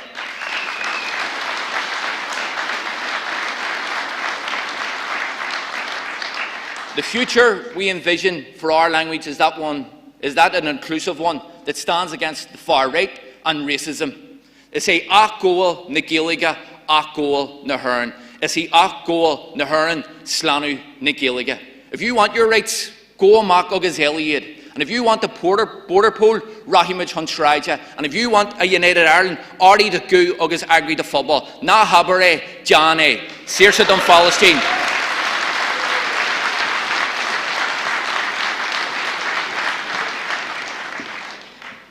A Carja, If you want to understand what a united Ireland could look like in practice, start with sport, because sport already shows us what unity looks like and what partition holds back.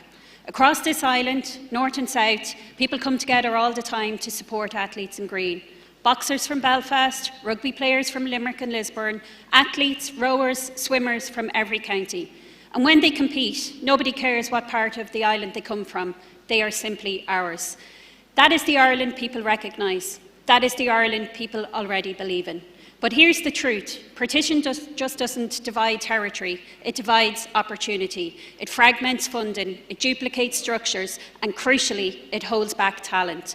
It means young athletes on this island do not have equal access to pathways, to facilities or support, depending on where they are born. And that is not just inefficient, it is unfair. Because we also know this, when we come together, we are stronger. We see it in rugby, an All-Ireland team competing at the very top. We see it across so many sports where unity is not a slogan, it delivers. So why do we accept division when we know unity works? Look at the GAA, for example. No political border for its administrative structure. The excitement of the delivery of Casement Park's development will bring to this very city. A first-class stadium that young Gaels can once again look to with excitement, with energy, and with a true desire to compete and excel, enshrined for future generations. This is what sport is about. It has the power to make a positive and lasting difference to people's lives, to our communities, to our local economies, in all 32 counties of our country. For me, sport isn't abstract, it's personal. I grew up in the terraces supporting Todhchaí United Football Club, home and away, hail, rain or shine, because sport is never just about results. It's about identity, it's about pride, it's about community, and in situations like mine, it's about DNA. And sometimes taking a stand in sport can come at a cost. In my capacity as Sinn Féin spokesperson on sport, I publicly opposed Ireland playing Israel in the upcoming Nations League fixture.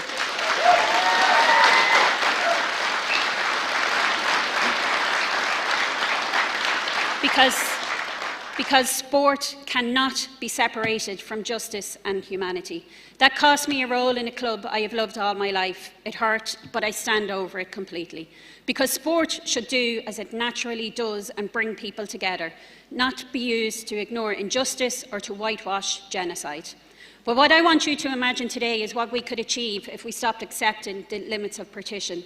One system, planned, funded and delivered for the whole island. Shared investment, better facilities and real opportunities for every young athlete. And yes, it's time we had a serious conversation about an All-Ireland football team, both men and women's, because we are stronger together. We know that, so why settle for less? When we talk about unity, this is not some remote idea. We already see it, we already feel it, and we already live it through sport. So let's stop managing division and start building unity. Let's stop accepting limits and start backing ourselves, because this island, working together, has everything it needs to succeed. The talent is here, the pride is here, the belief is here, the net is wide open, and all that's missing is the courage to finish the job and score the goal. And I'll tell you this, that courage is growing, that momentum is building, and that future is coming. Not someday, not in the distance, but in our time. And when it comes, it will belong to all of us. One team, a new Ireland, a united Ireland, an Ireland we will build together.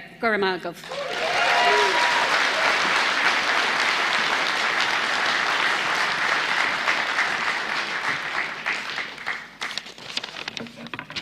Accordo. Keep talking about Palestine. Injustice and human rights abuse continue unabated, dominating the daily life of the Palestinian people in Gaza Strip, in the West Bank, including East Jerusalem.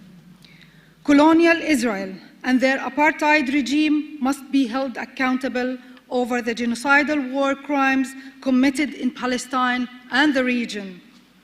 We are deeply rooted in our homeland, Palestine.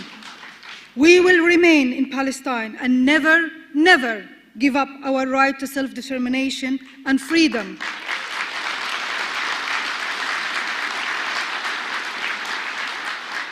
The occupation must end. Your support and solidarity must be reflected beyond the humanitarian aid. We are a proud nation. We have the right to maintain our dignity and to live in peace. Our children have the right to have hope and excitement for their future. We were not made to kill or to be killed. Justice for our cause will prevail, and it will be reflected through the laughter of our children. That day will come. Guruvmila Mahagwer.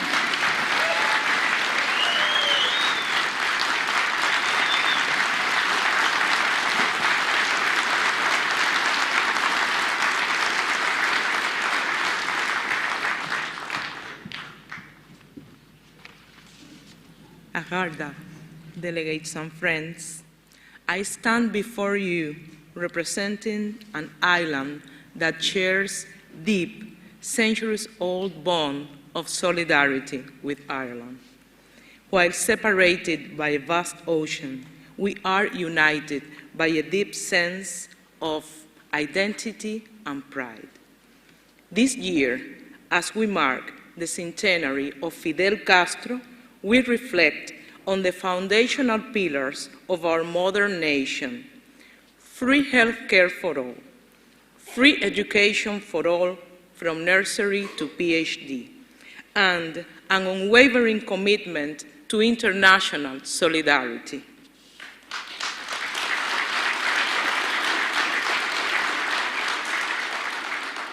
Today, those pillars are under severe threat.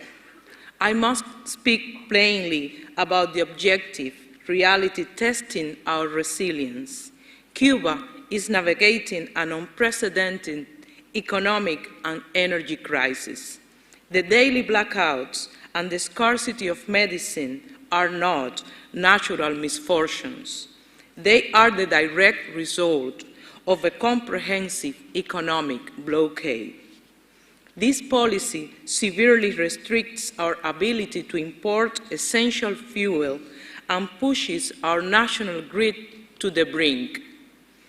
When hospitals lose power and schools are starved of resources, it is a collective punishment against 10 million people.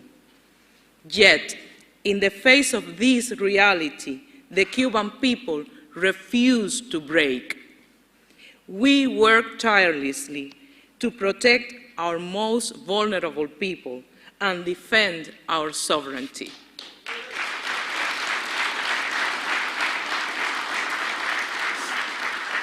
In this effort, thanks to friends like you, we are not alone.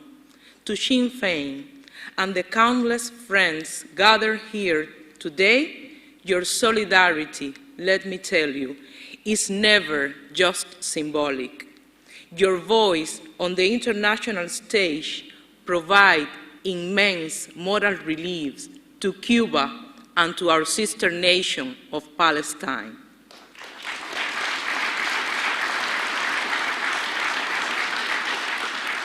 Thank you all for standing with Cuba.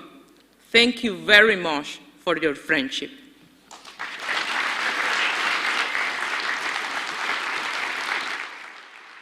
Well, Fáilte, Cáride, and welcome back to the commentary of the 2026 Sinn Féin Ardèche here in Belfast. Thank you for inviting me to this stage and for your decades-long solidarity with the Palestinian people.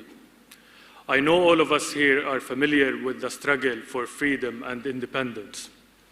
Right now, our struggle is at its darkest moment. In Gaza, in the West Bank, Palestinians inside Israel, Palestinians in the diaspora are all suffering in our own way. I stand before you as a Palestinian and as the son of Marwan Barghouthi. For 24 years, my father has been imprisoned. For 24 years, I have not been able to hug my father. I wish this story was only mine, but it is the story of thousands of Palestinian families. Today, the situation is not just unjust. It is deteriorating rapidly, particularly inside Israeli prisons. In the last 2 years, my father has been placed in solitary confinement, beaten, abused, and deprived of basic rights. This is not an isolated case. Israel is systematically targeting Palestinian prisoners. The prisons are key to the enforcement of apartheid state. Meanwhile, the world turns a blind eye. My father is widely recognized a Palestinian leader with legitimacy across political lines. He represents hope for unity, hope for democratic renewal, and hope for a credible path towards a just and lasting peace. And that is precisely why his voice is being silenced. Today, I stand before you with a simple and urgent ask. We need your support. We ask you to continue raising the case publicly and politically, to demand his release. His safety cannot be guaranteed in an Israeli jail. To condemn the treatment of Palestinian prisoners, because protecting his life is not only a humanitarian necessity, it is a political responsibility. Because without justice, there will be no peace. Free Marwan, free Palestine. Thank you. Thank you.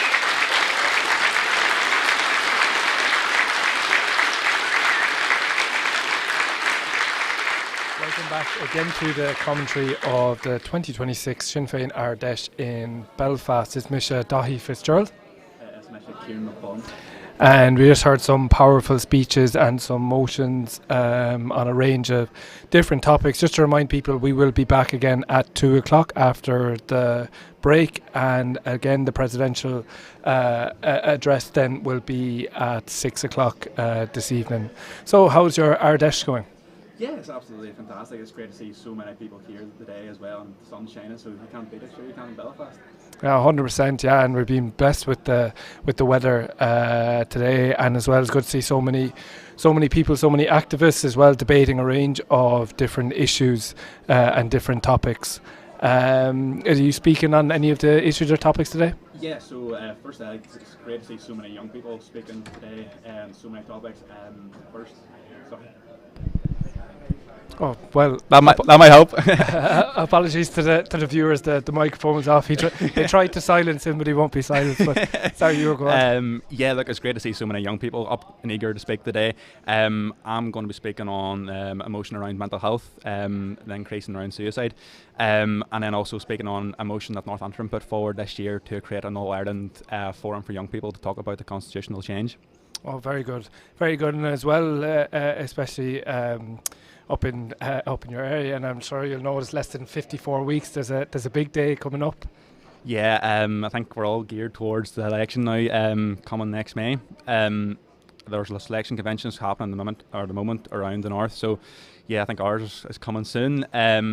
Look, I think there's a lot of the fact that the DUP are definitely trying to knock Michelle off her First Minister post, but I think the fantastic work the ministers are doing and the MLAs are doing, hopefully we can return with the most councillors and the most MLAs as well.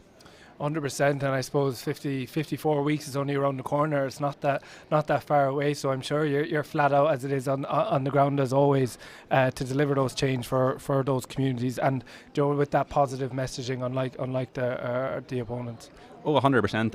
I even remember my first time doing my election. I was 20 or 21, and it was a scary, whole different aspect to what it is now. And yeah, our messaging is now more positive, trying to go out into the communities, trying to do better for everyone we work for. Yeah, 100%. I remember the first time I met you was it 2 years ago in East Derry during the Westminster elections when we had Kathleen McGurk, and there was Trojan work you're doing there. You're doing at the time, and I'm sure you still are.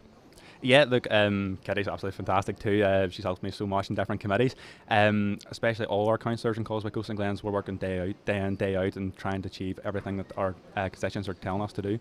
Yeah, and what are kind of the main issues? Obviously, you mentioned that you had some motions going towards Florida Ard Fheis today. What are kind of the main issues that you're kind of dealing with up in your area? Yeah, look, someone who's probably a bit younger than most councillors, I think a lot of the issues I hear, especially from young people, is around mental health. And I think there was probably underfunding or little provision for mental health. And we're seeing a lot of people, especially in North Antrim, who have taken their own lives in the past 3 or 4 years. And today I'm speaking on a motion that's been put forward around trying to increase funding and push forward for an all-Ireland basis around suicide prevention and mental health strategy. That's one of the main things I push forward for, especially in Causeway Coast and Glens Council. Well, very good motion to be putting forward to the Ardèche, and I'm sure you'll get great support, especially from all the younger people, from all the members and delegates here who'll be voting. Do you remember your first Ardèche? First Ardèche? I actually had the speech prepared and I was so nervous I just kind of sat back down in the seat. So it's been a long time coming. It's probably my first time I actually speak at the Ardèche. So looking forward to it. Just for anyone who is younger and probably is a bit intimidated, just go up and do it. It's a fantastic experience.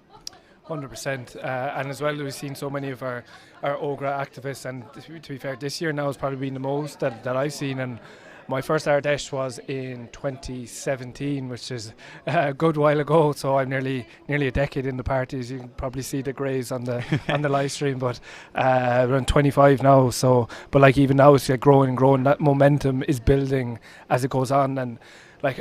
I suppose a couple of years ago, trying to get younger people registered to vote and get involved in activism, get involved in politics, Joe, it's getting more and more kind of difficult because they feel so disconnected maybe from the institutions. But it's trying to relay that message as well to younger people too, that that you can create change, because throughout the course of history, young people have been at the forefront of delivering that change. And obviously a young person who is involved in electoral politics, like you were, as you said, you were 21 when you got elected.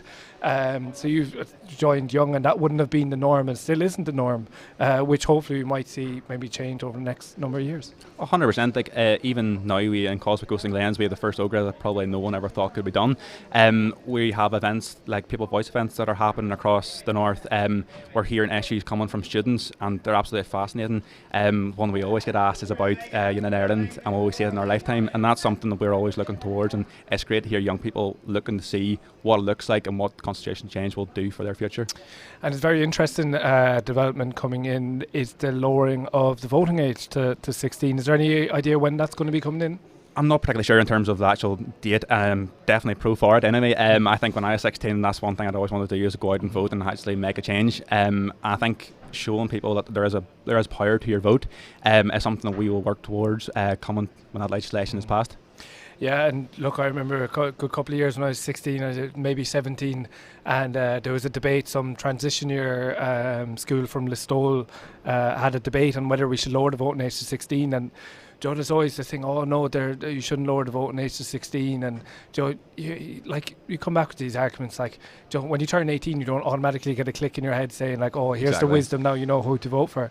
So young people like at 16 have part-time jobs, learning to drive, they're contributing to society in school. Like, we need to be encouraging younger people to get involved in local democracy. And as well, one of the motions that's coming forward here today, and it's one that Senator Joanne Collins is putting a bill through the Shannon in the next couple of weeks about lowering that voting age to 16 so that we kind of have an all-island approach to elections. But it's to encourage as well younger people to get involved in that electoral process, and to, like, if you lower the voting age to 16, you'll see those elected reps then want to engage more across the political spectrum with those younger people.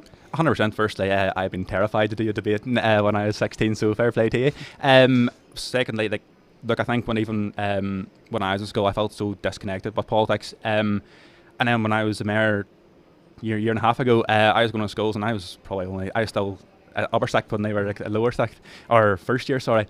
And like, they were asking me questions of what did I go, where did I go, and how did I get into this role, and they're genuinely interested in going into politics. And if we can go into schools, talk about voting from young people especially, they'll see that there is power to vote, and there actually is chance for change as well.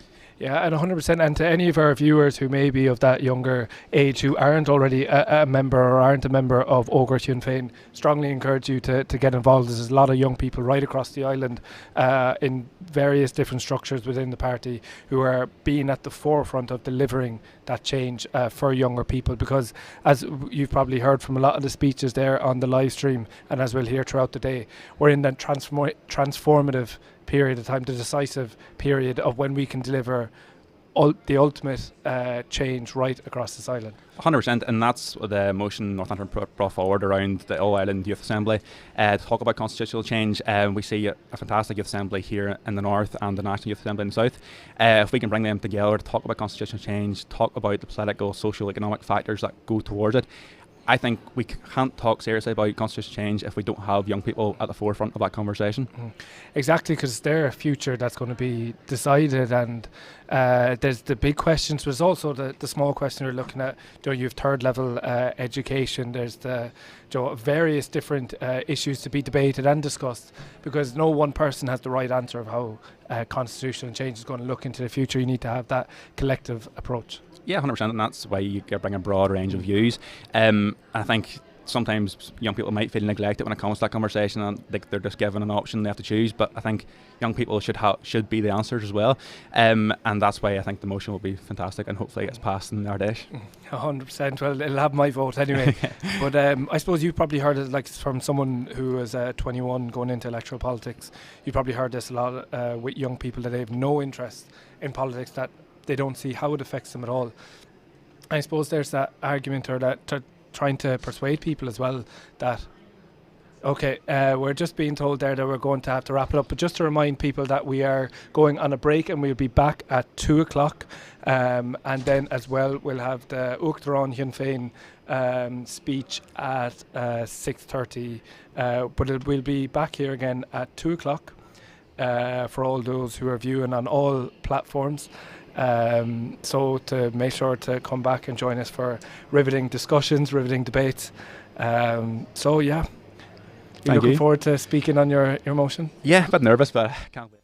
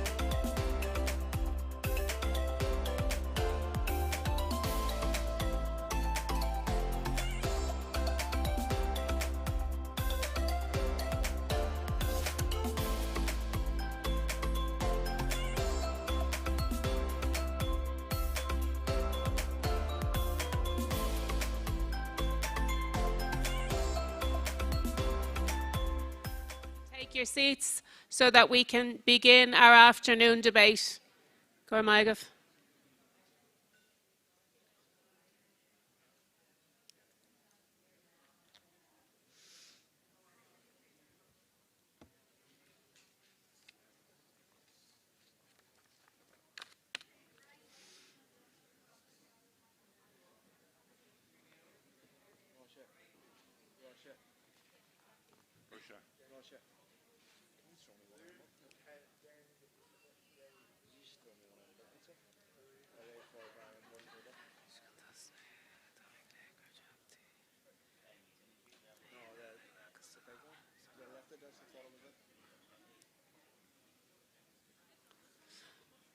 Tá an ardeis chun tosnú, tá mé ag léir gur teachtaí a híocán a glacas an hala, le the whole. Delegates, Ard Fheis members, friends, visitors, every single person, can you all make your way to the hall, let the whole, so that we can start our debate this afternoon on time.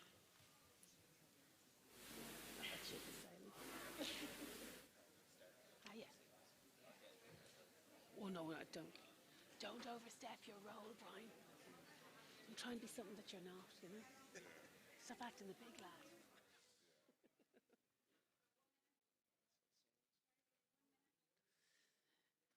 Delegates, we'll be starting in 1 minute.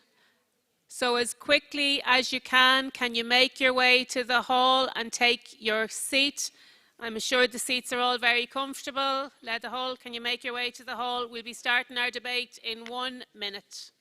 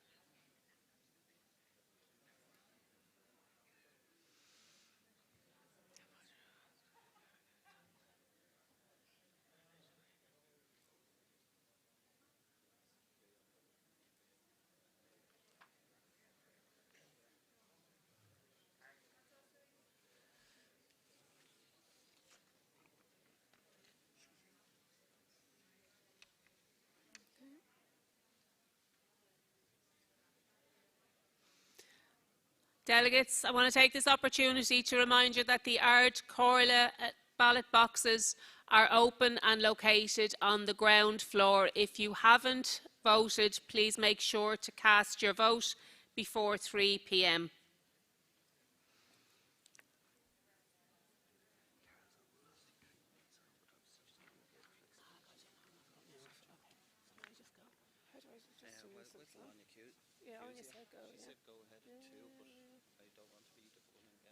That's fine. I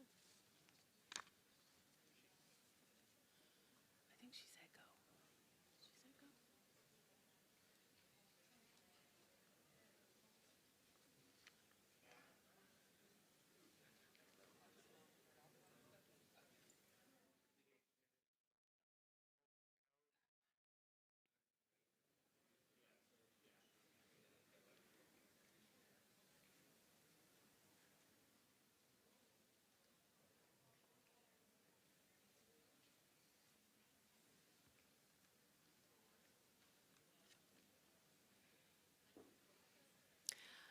Can I get the first speaker?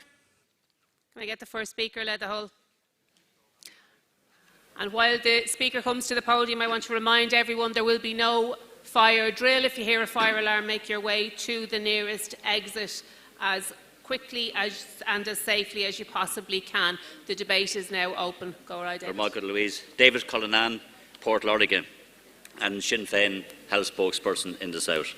Across this island, people are being failed by health systems that are too slow, too expensive and too hard to access. People are waiting too long, travelling too far, paying too much and getting too little in return. Families are being hammered, workers are being stretched to breaking point And we know from our own communities that patients are being left in pain, in fear and in limbo. And why?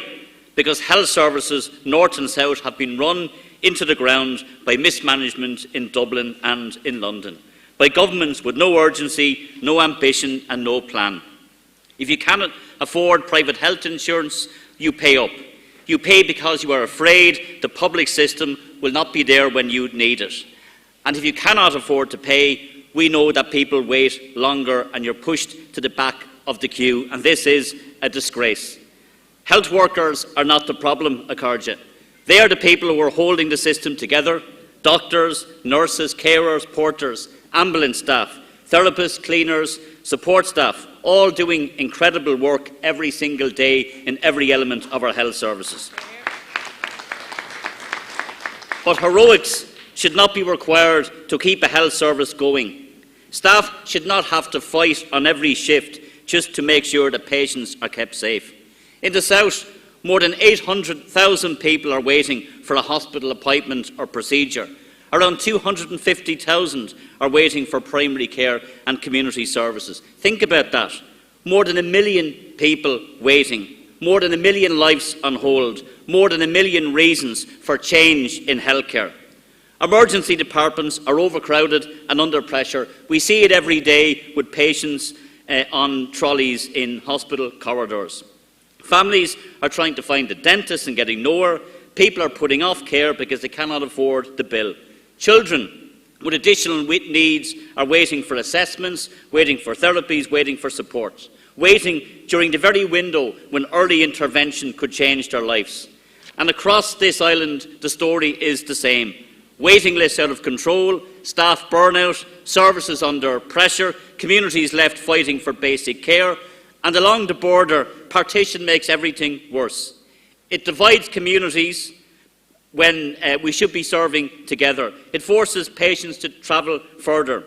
It creates duplication in one place and dangerous gaps in another. It makes planning harder. It makes services weaker. It's bad for patients and bad for workers. At Acardja, we know it doesn't have to be this way. We know that the mess in healthcare north and south can be sorted out.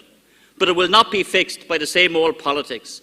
It will not be fixed by Fianna Fáil and Fine Gael stumbling from crisis to crisis with no plan. It will not be fixed by London governments cutting, neglecting and mismanaging public services. And it will not be fixed by pretending that the current system is working when we know and families know it is not. We in Sinn Féin have a different vision. We have a real plan, a plan for a modern, public, all-island health and social care service, one that is universal, public, free at the point of use, a health service based on need, not wealth, where your income does not decide your treatment, where your postcode does not decide your fate, and where the care you need is there when you need it. That is the future that we must build, and Irish unity gives us the opportunity to build it. One public health service worthy of all of the people of this island. At Acardja, we can join up cancer care and cardiovascular services. We can build centres of excellence where expertise saves lives. We can, across the island, train more doctors, more nurses, more therapists and more care workers. We can end the rip-off of outsourcing and agency spending by investing in good public services and good public jobs. So we in Sinn Féin have a plan in the south and indeed in the north. We would expand medical card cover on the basis of income. We want a future where nobody has to pay to see a doctor or dentist when they need one on any part of our island.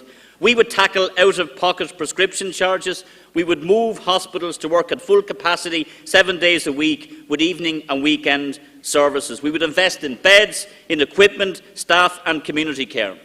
At Acardja, the choice is clear. We can continue with two systems under pressure, divided by partition, weakened by privatisation and failed by governments without vision. Or we can build something better, a new health service for a new Ireland. At Acardja, we in Sinn Féin want to make sure that each and every person, each and every child, each and every older person has the care that they need. We've looked on for long enough while British governments have destroyed the health service in the north, and where Fianna Fáil and Fine Gael, supported now by independents and previously by the Greens and the Labour Party, have simply not delivered. So we're looking for our chance, and if we in Sinn Féin get our chance in government in the south, we will be part of building a one-island, single-tier health service that will deliver for patients.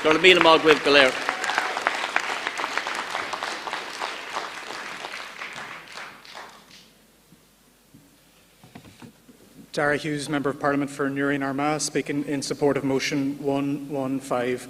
Akarja, the scourge of cancer knows no borders. Ireland has one of the highest cancer rates in Europe.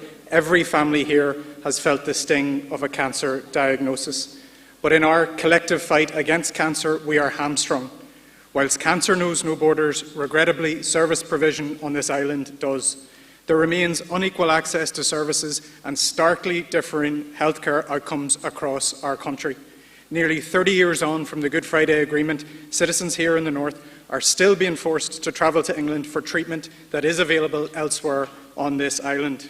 For some, that travel worsens their conditions. For all, it rips them apart from their loving friends and families. The tragic passing of Catherine Sherry stands as a stark reminder of the need for greater access to healthcare services across our island. Catherine's treatment was not available in the north. It was, however, available in Dublin, just over an hour away from the family home. Travelling to London added stress to an already stressful situation. Most egregiously, being forced to travel for treatment meant Catherine was separated from her 3 loving sons, Donald, Tomas and Manus, making this harrowing experience all the more difficult. As Catherine's husband, Fergal, said, when you're going through cancer treatment, you need your family near. We wholeheartedly support the family's campaign for all-Ireland provision of CAR T-cell therapy to make sure no other family has to endure what the Sherry clan went through. We know that collaboration on healthcare is on the interest of everyone who calls this island home.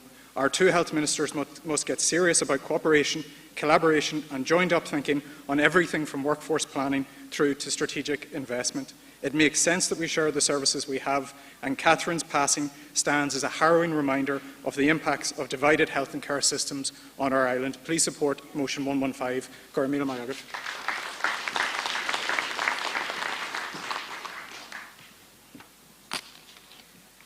Councillor Neil McClurn, East Tyrone CC. I stand here today to speak to motion 117, not just in principle, but from a lived experience. My nephew, now 30 years old, when just 3, took encephalitis. It left him with a brain injury and Lennox-Gastaut syndrome, a severe lifelong form of epilepsy. Every single day since, his life and the life of his mother has been shaped by a system that far too often feels like it was never designed with them in mind. His mother is a single parent. She doesn't get to switch off. There is no end of day, no pause, no relief from the constant vigilance that his condition demands. The simplest things that many of us take for granted, going to the shop, getting a full night's sleep, planning even a few hours ahead, are daily challenges for her. And yet, despite her strength and resilience, the system around her has too often fallen short.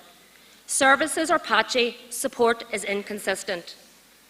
And long-term planning far too often simply isn't there. We see that failure clearly in Mid-Ulster. For 20 years, families have been told a new build for Dungannon Oak Ridge Centre is a priority. 20 years of promises, 20 years of waiting, 20 years of nothing. The Department of Health and the Health Trust have still not delivered. This is not just delay, this is neglect. This is not an isolated case. Families right across our communities are facing the same reality, navigating complex needs with insufficient support. We know that more young people with complex needs are transitioning into adult services. This is not a surprise. It is entirely predictable. Yet, investment and planning are not keeping pace. This is a failure of foresight and a failure of responsibility. This motion is about changing that. It's about recognising that post-19 provision cannot be an afterthought. It must be properly funded, strategically planned and built around the real needs of individuals and their families. It's about giving unpaid carers the respite they need, ensuring access to specialist day services, improving care packages and making homes safer and more suitable to proper adaptations. This is about dignity, this is about fairness and this is about equality. It's about acknowledging families like my nephews deserve better than a system that leaves them to struggle alone. Finish up, please. We can do better and we must do better. I urge you to support motion 117. Burma Agat.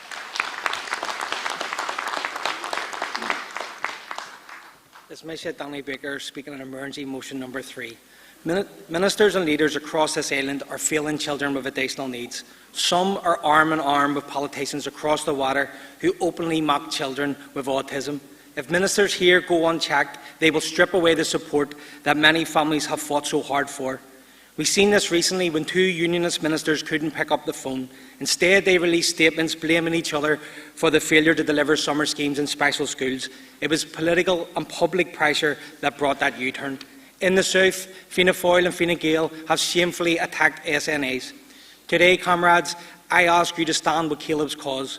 Caleb's mother and campaigner Alma Waite is with us today, and she is fighting for her son and thousands more who face a cliff edge at 19 when support stops, responsibility stops and accountability stops. This motion sets out what needs to happen. A rights-based approach to post-19 provision, transition planning that continues until a young person is actually placed, a named coordinator so families are not left firefighting, proper cross-departmental action so no young person is abandoned at a critical point in their life. This is about dignity, fairness and making sure that no young person is left behind, because parents have to fight for everything. Assessments, school placements, reduced timetables when they're forced upon them, post-19 provision, you name it, they have to fight for it while the system pushes back against them. Families are navigating a system that makes their child vulnerable. And if we are serious about rights, then those rights cannot end at the school gates. Alma, I am sure at times, like many parents, you feel alone in this fight. But I am here to tell you that you are not alone. Sinn Féin has your back. We will build on the work already started by Kiva Archibald for post-19 provision. Sinn Féin will continue to be a voice for all children and their families. Comrades, stand with children with additional needs and send a clear message today. Gormia Mayawat.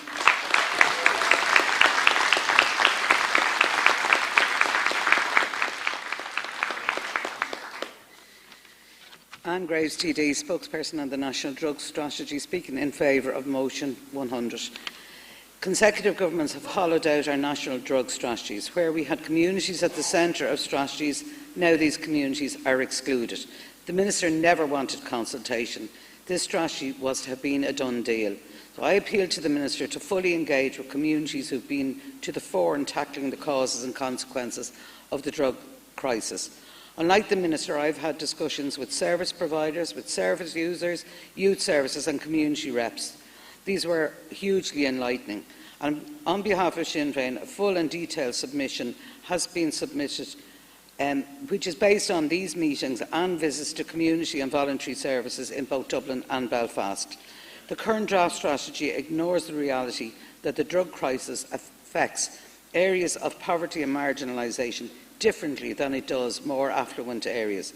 The strategy also centralises funding and decision-making within the HSE, undermining the fundamental basis for previous strategies when decisions were made by communities most affected by the drug crisis. So we're calling on the government to put families and communities back at the centre of the drug strategy. Anything less is a regressive step and certain to fail.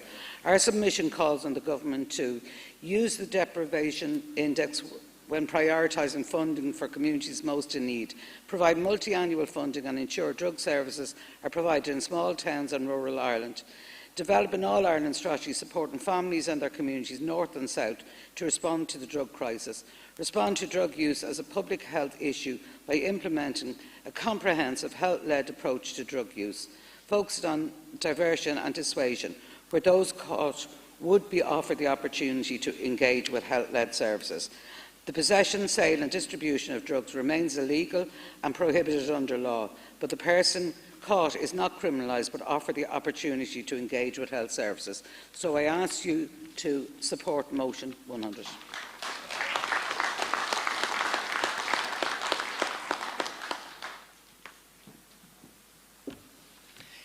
Ismisha, Councillor Janice Boylan, Kevin Barry, Frank Sag Cummins, Dublin's North West Inner City and Dublin Central's by-election candidate.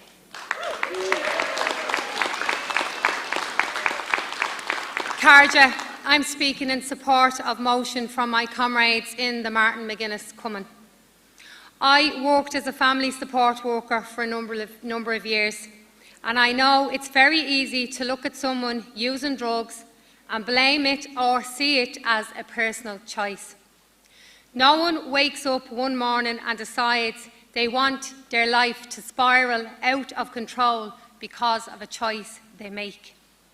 I have met and spoke with hundreds of people who use drugs in my role as a counsellor, as a family support worker, and in my community, and also within my extended family. And I can tell you for a fact that every one of those people at some point within those conversations disclosed that they have experienced some sort of trauma.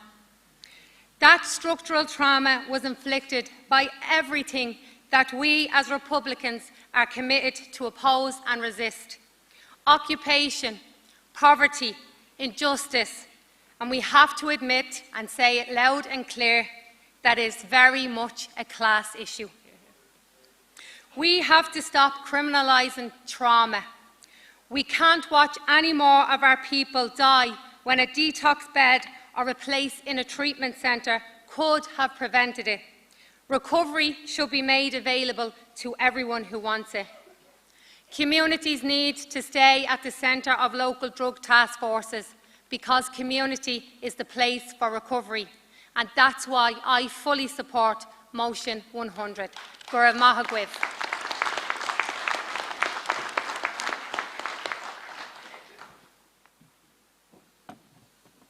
Is Mr. Pippa or Common Bowen Marin, Conti Schlegel, speaking in support of our Motion 106.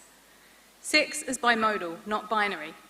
While the majority of people are male or female, this is not universally so. Some people are intersex. Sex is made up of hormones, chromosomes, as well as internal and external genitalia. For about 1.7% of people, these do not all align in a binary way. In about 1 in 1,500 to 1 in 2,000 births, this is apparent right away. Since the 1960s, doctors have been performing surgeries which they call sex-normalising surgeries, and the intersex community calls intersex genital mutilation. Usually these kids are on hormones for life. And frequently, surgeries are genuinely medically necessary, and no one opposes them in those cases. These surgeries cause ongoing pain, infertility, loss of sensation. Intersex adults are calling for these to stop. Multiple UN treaty bodies have supported this call, and Ireland has been criticised several times. Frequently, these kids do not grow up to identify with the sex that their parents and surgeons chose for them. The ask is simple: just wait. Wait until the kids know who they are and what they want and what they need. Parents of an intersex infant are very vulnerable and genuinely worried for their infants. These parents need time and support. They need the option of meeting intersex adults in order to make a truly informed decision. Intersex people, through their representative organisations, should have oversight of these practices. This nothing about us without us approach, taken from my own field of disability rights, can help reduce stigma and genuinely protect the welfare of intersex infants. Please support Motion 106. Gura míle maith agam.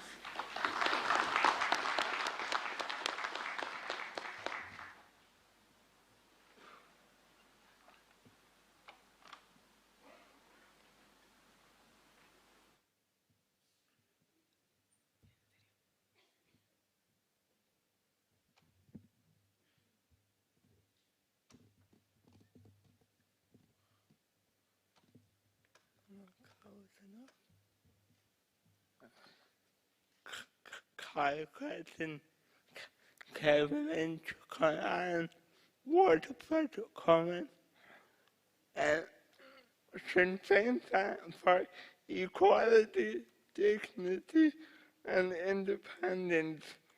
People with disabilities must never again to be forced to fight the system to secure their basic human rights.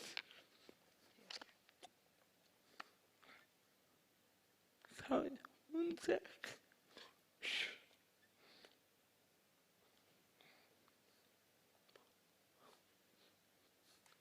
Hi.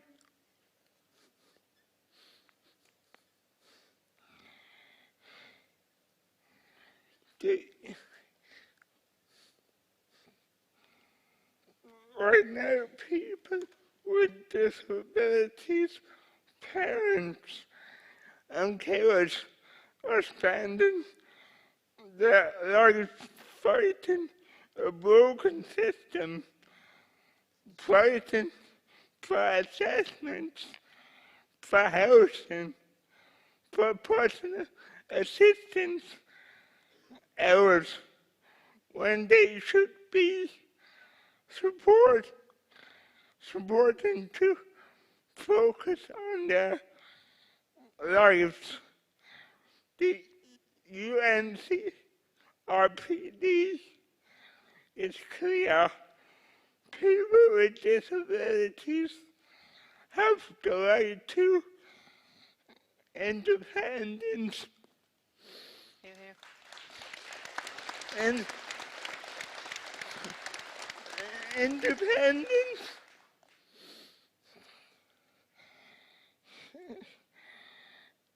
choices and dignity that includes choosing where and how their lives should go. And people like me should have equal rights. People like me have no medical cards, no free travel passes, no choice where they want to live. They can't get the personal assistance or care support that they need to live a full, independent life, putting pressure on their families and on their own life skills.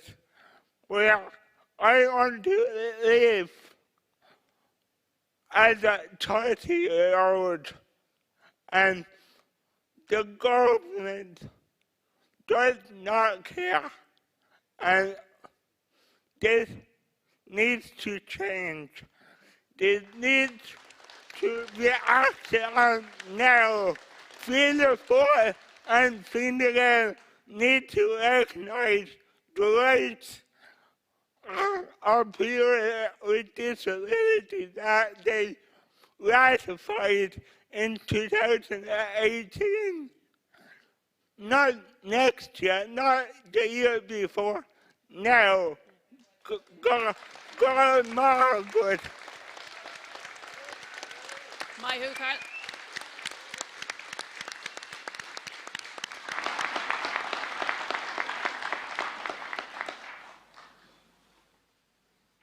Can I get the next speaker?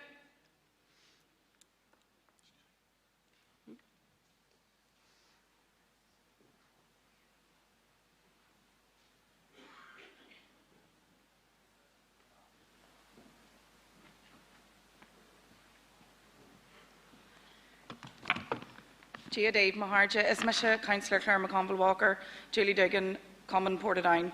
I am speaking in support of motion 105. Put simply, women deserve better. Women's health care, as it stands here, is wholly inadequate and unacceptable.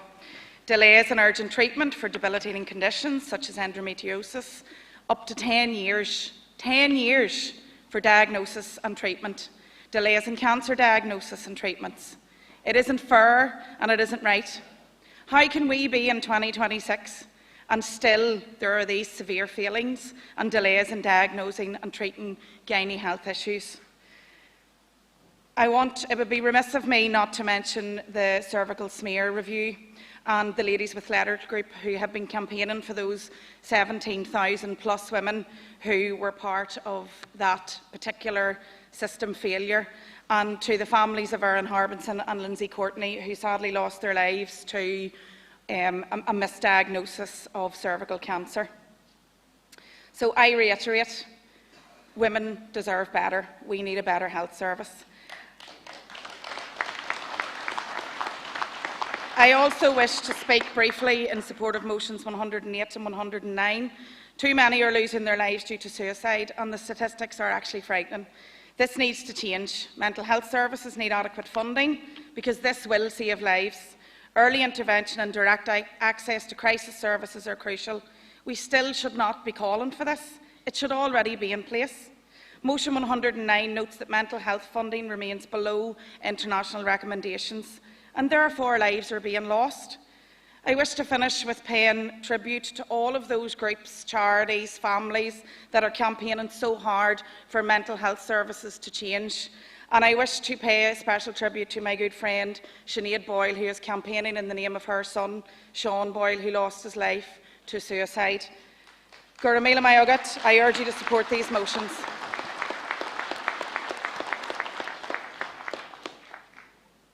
Delegates, can I remind you that we're discussing motions 95 to 118, and we will also be dealing with emergency motion 3, which is on the pink paper with your clerk. Go right. Good morning. Kieran O'Maher, Emma Clark Cummin, Glairt, Father Rune, Noga Hooked, August and I Rune, Noga Shocked. Let me just say from the outset, it's fairly clear to everyone that drug misuse and drug addiction are an absolute plague on our society and our communities, and I think no more than the communities that I represent, the southwest inner city. But I think the reality is all of the key indicators of drug addiction, be it drug-related intimidation or poverty, the reality is criminalisation of the individual exacerbates all of them. Earlier this week I attended the launch of a report, a socio-economic analysis of Dublin's southwest inner city. Quite a good report. It was by Trinity College, but unfortunately there was nothing surprising in the report. We have low education rates. Only roughly 4 in 10 young people in our area go to third level. Go to complete the Leaving Cert. We have very high crime rates and high drug death rates as well, and at the same time we have a complete lack of community resources and a lack of pitches. I think young people in that situation are going to take a risk. You know, if they've no other hope in society, if somebody approaches them and says, will you mind that bag, will you move that from one place to the other, and there's money in it, people will take a chance because they've no other option. And I think the reality is for those individuals, criminalisation pushes them into the hands of criminal gangs even further. So I think we need to invest in infrastructure, invest in youth diversion, invest in education, but also invest in the individual and do not criminalise the individual. And just as well on motion 100, as a member of the South West Inner City Drug and Alcohol Task Force, I would encourage people to support motion 100 because we feel that the draft National Drug Strategy is marginalising the community voices that need to be at the heart of the National Drug Strategy. Go my way.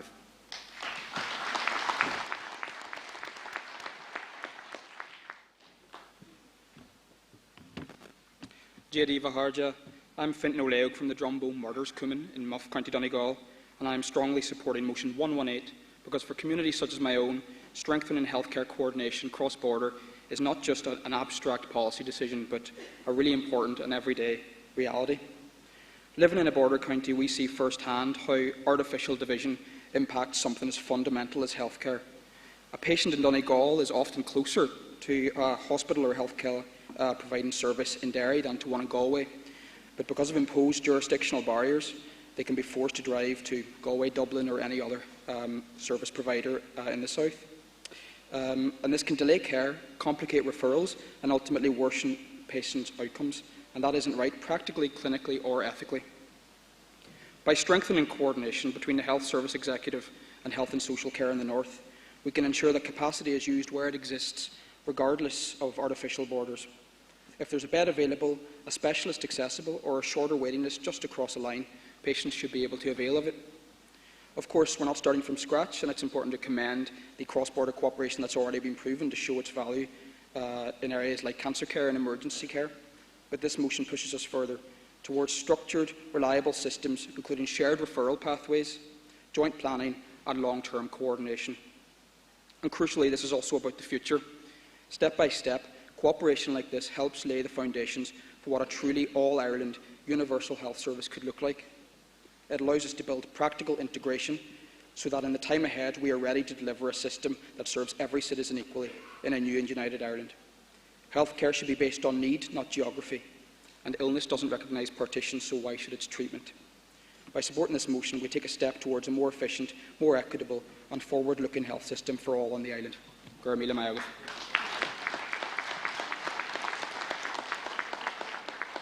Delegates, can I remind everyone that there is, and actually just to say, the fringe events that have happened so far have been absolutely brilliant. The good news is there's another one at 4 o'clock today in room 2A, Ag Fólam na Gaeilge in Éireann, if anyone would like to go along to that. Go right. Díomh Cáride, is mis mí hola Todhchaí go rúthach cum na Cunti Kildare. Iniu bhawat lum lauert live faoi ábhar an Todhchaí an torva a bhanin le cannabis a dhéanamh. De léthach de dhaoine a bhfuil tinnis á termica orthu. Today I want to highlight the real and meaningful benefits of legalising cannabis for people living with long-term illnesses. For many patients, conditions such as chronic pain, epilepsy, multiple sclerosis and cancer bring daily challenges that traditional medications don't always fully relieve. Cannabis has been shown to reduce pain, ease muscle spasms and improve sleep quality. For some individuals it can succeed where many other treatments have failed. Legalisation would also ensure that cannabis is safe, regulated, prescribed appropriately. Right now, many patients are forced to seek it illegally, which puts them at risk of unsafe products and legal consequences. By legalising it, we are protecting vulnerable people and giving them access to consistent, high-quality care. In addition, it would support doctors making informed decisions with their patients, rather than leaving them without options. It shifts the focus from stigma to support and from restriction to compassion.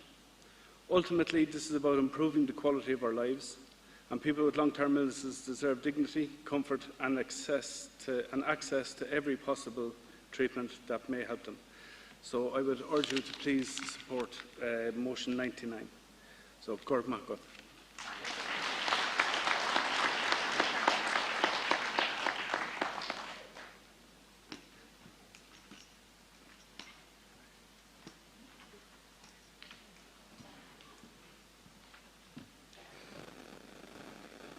Alex Connell, Ogre Sinn Féin.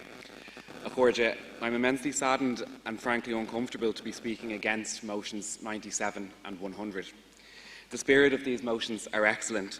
I'm incredibly happy to see the party reaffirm the necessity for health-led approaches in relation to drugs and addiction, and I'd like to take this opportunity to commend our representatives on their work in this area, particularly those in Dublin. But there is a common flaw that both of these motions share. They both go out of their way to explicitly declare the party's position in that possession of drugs should remain a criminal offence. How do we endorse a motion that asks the guards to use leniency when dealing with addiction, but expresses the explicit desire for it to remain a crime?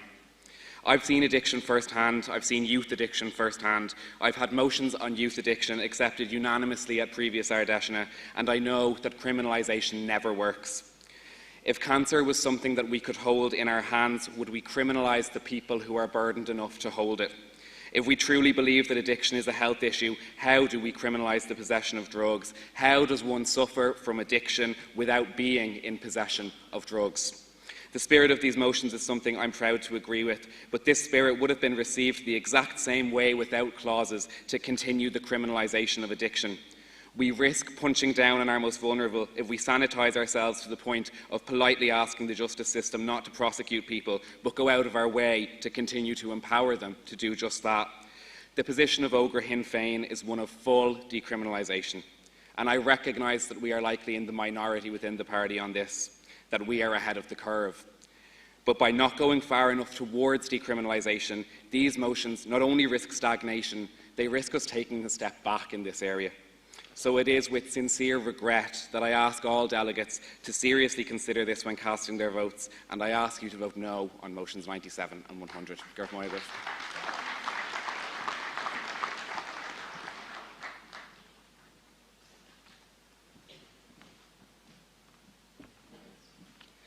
Councillor Annie O'Loan, Roddy McCorley Cumming, Randallstown, speaking in support of motion 105.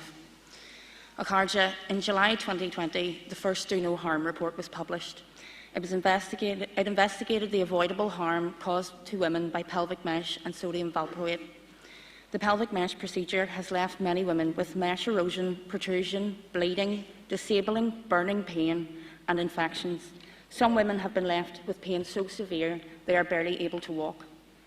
Sodium valproate is a medication used to treat epilepsy and bipolar. When taken during pregnancy, it can cause fetal abnormalities like spina bifida and cleft palate, and neurodevelopmental disorders like autism and ADHD. The potential for serious health complications was first identified in 1973.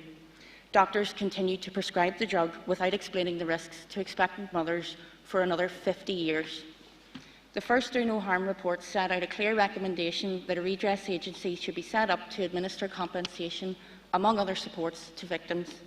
The Hughes report, published in February 2024, went further and called for the establishment of an independent two-stage redress scheme to provide both financial and non-financial redress to affected women and, in the case of sodium valproate, their children. Dr Henrietta Hughes, the report's author and Patient Safety Commissioner for England, described the damage caused by valproate as a bigger scandal than thalidomide. The British Government, over 2 years later, has failed to respond to the report's recommendations. Westminster Hall debates were convened on both the first and second anniversaries of the report's publication. The Government continues to claim they will set out their response at the earliest credible opportunity. Victims cannot wait any longer. Women deserve better than this. Victims of medical negligence and avoidable harm deserve better than this. Women's health cannot be treated as an afterthought. We need a women's health strategy now. We need redress for victims of pelvic mesh and sodium valproate now. Akarja, please support motion 105. Gurmagah.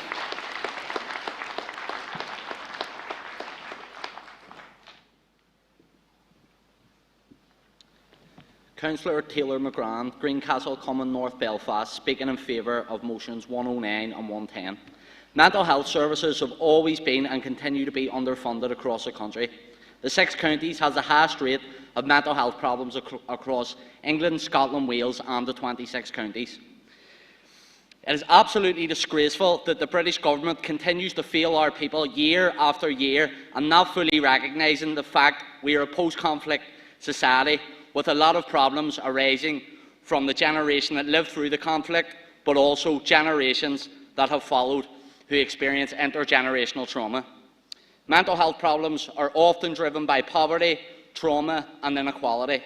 And this is backed up by the fact that if you're from a socially depraved area, like myself, then you're 3 times more likely to take your own life through suicide than a person who is not from an area of social deprivation.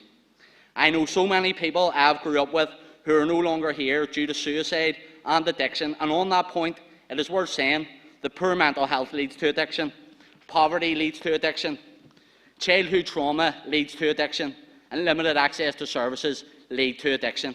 The health ministers, north and south, need to secure and increase investment for mental health services, not simply by adding more of the same, but by filling the gaps, by delivering on dual diagnosis services, by giving proper support to mothers and babies, and by researching many different alternative medications and therapies which never get a look in. Having lost a close friend to suicide who grew up the exact same way and engaged in the same things as me, the sad reality is I made it to this point in life and he didn't. Prevention and early intervention is where the focus needs to be. Mental health problems are much broader than the health department. Communities has a part to play, education has a part to play, and so on. People deserve a decent wage, a decent home, a decent community to live in, a good standard of living, which should be the norm in this part of the world where we have all the money we need to kill people, but somehow don't have the money to help people. This needs to change, and it needs to change fast. Support the motion. Thank you.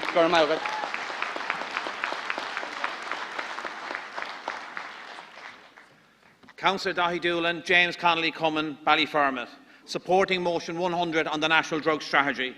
Addiction is hugely complex and destructive. It affects nearly every family in Ireland, and criminalisation does not help the family or the drug user. It only serves to deepen the problem and stigmatise the family.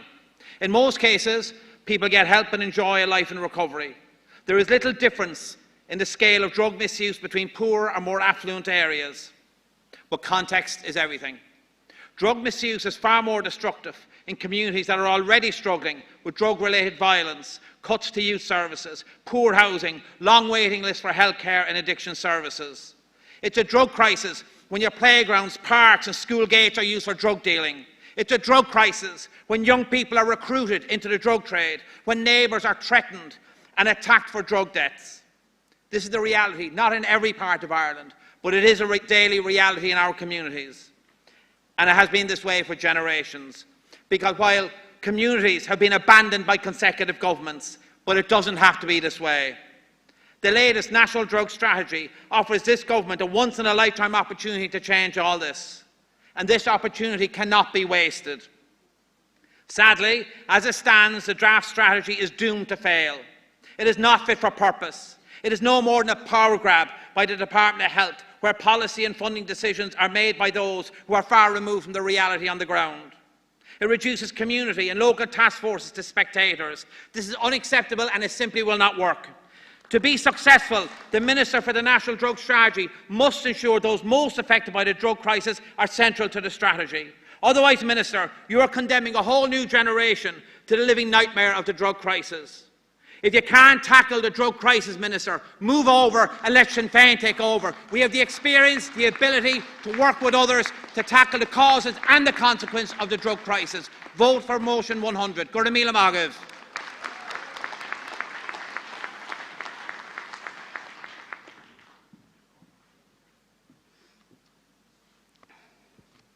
Leah Cole, Cullen Timon Cummin, Arigna and County Councillor for the Boyle MD in North Roscommon.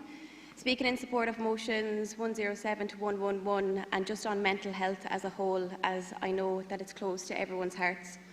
Everyone in this room has a story and we all have our own demons at different stages of our lives. And even in this political world, I often think to myself, how do we really tackle this, as sometimes it feels a lot bigger than us? That's why I truly believe in motion 107. We have a whole education system that is underutilised. We also need to support and lift a burden from our teachers who do phenomenal work and at the moment are wearing many hats in the classroom.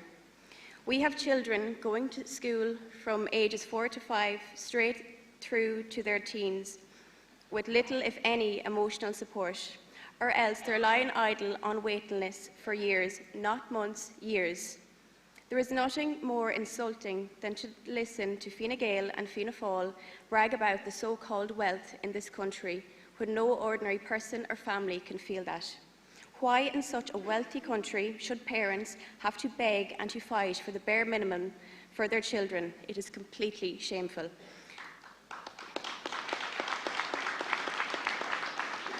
I want to commend the vital work carried out by our voluntary organisations that are quite literally holding up a failed health system, and in particular I want to mention in my own area North West Stop Suicide Prevention. I also want to commend the Roscommon, Curlin and Ogue on their Listen Link initiative and would encourage people to take a look at it, a fantastic group of young people that we could learn a lot from. Too many children are left behind. We need to be the party that commits to funding therapist positions in every school on the island. Prevention is better than cure, and I say the same thing all the time, but it is better to build strong children than what it is to try and repair a broken adult. Gurda Míle Mágaibh.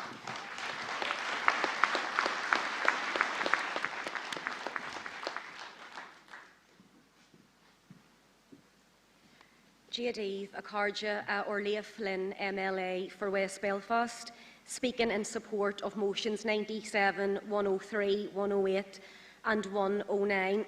Akarja, our health service on this island is failing people.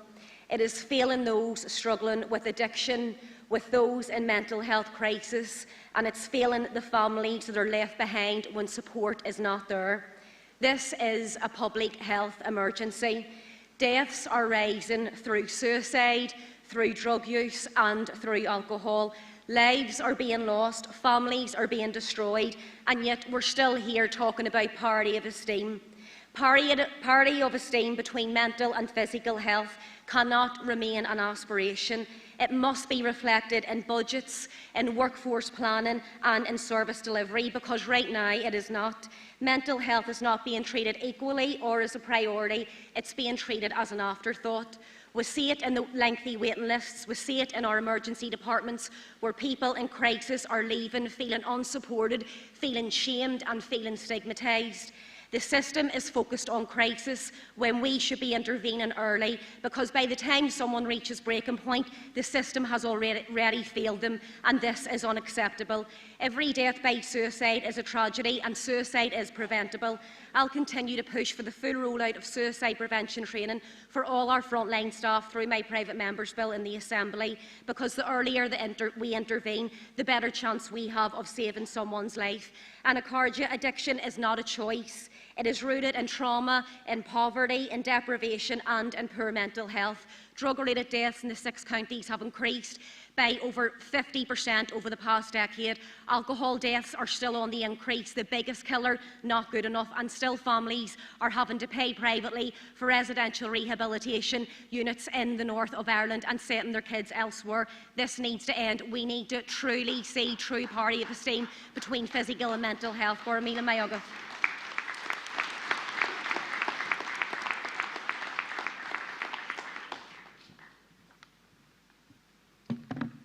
Sorcha Clark, TD, Longford Westmead and Oireachtas spokesperson on mental health. Arcadia, I am asking you today to support motions 107 through to 112 because they speak to a simple truth. Our health system is failing far too many people, and it has never been as clear in any other place but mental health. For years, mental health has been an afterthought. Government after government have spoke of parity of esteem, yet services remain underfunded. Waiting lists too long, and people in crisis are told to come back later. And sadly, we all know someone who later didn't come for. We need specialist mental health care in our A&Es. We need properly staffed crisis services and access to support out of office hours. We need intervention when people need it, not when bureaucracy allows it. Today, at Cardiff, there are over 1,100 children waiting more than 9 months for an appointment with CAMHS. 1 in 4. These are children. This is not a blip.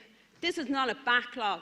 This is the systemic failure of children by the Irish government. We must have properly resourced primary care psychology, properly resourced psychotherapy, psychiatry and school-based supports.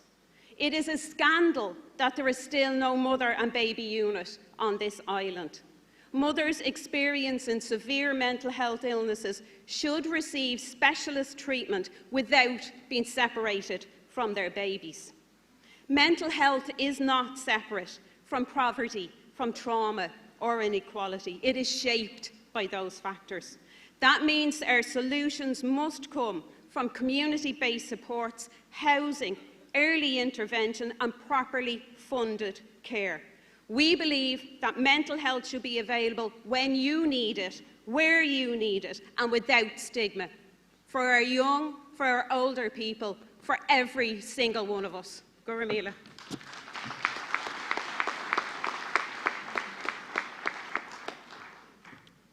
Is Misha Casey Cal O'Neill de Barra speaking in support of motion 102. Accarja. The intention here is straightforward. This will be funded through the Exchequer and delivered through the HSE, just like other harm reduction measures. That's not radical, it's basic public health. Naloxone is inexpensive and the evidence is clear. When access is widened, overdose deaths fall and emergency admissions drop. That's what matters. Right now, access is patchy. It can depend on where you live or whether you can get a prescription. This is not a strategy. Naloxone is not a lifestyle extra for people society deems worthy. It's an emergency medicine. It reverses overdose, it restores breathing, it saves lives. And the scale is real. The Health Research Board recorded 1,136 drug poisoning deaths between 2020 and 2023, nearly 400 a year. About 2/3 involved opioids. That demands action. Cost barriers do matter. Even HSE guidance acknowledges people can face out-of-pocket pharmacy charges for someone on the margins. That's a barrier. And the idea that if they cared, they'd pay, that's not public health. That's moral judgment. We don't ration emergency care like that anywhere else. You cannot recover if you are dead. So the question is simple. Do we ensure this medication is accessible to those who need it, or do we accept preventable deaths? This motion commits us to a national property funded strategy so access is universal, not accidental. Acharja, I'm asking you to please support motion 102. Gurv Mila Mahagwiv. Can we identify the last speaker, Lethal? Emma Faulkner, Only Down and Common, South Belfast, speaking in favour of motion 104. The campaign around repealing the 8th in the South and decriminalisation of abortion in the North was a great success for grassroots activism. I know many comrades in this room who've spent decades of their life campaigning to make that happen. However, partition continues to inflict injustice. A woman in Newry can access reproductive health care through BPAS, who put them in contact with the provider and the trust for consultation and treatment. It is a streamlined system with treatment that is compassionate and dealt with sensitively. A woman down the road in places like Carlingford are not offered such dignity. The system is designed to infantilise them and deny them agency over their own body. They have to have 2 consultations with a 3-day wait in between. The 3-day wait is not clinically necessary. The inclusion was to satisfy the anti-choice movement and Conservative lobby. It is designed to make healthcare inaccessible and frustrate access. It is state-sanctioned harm.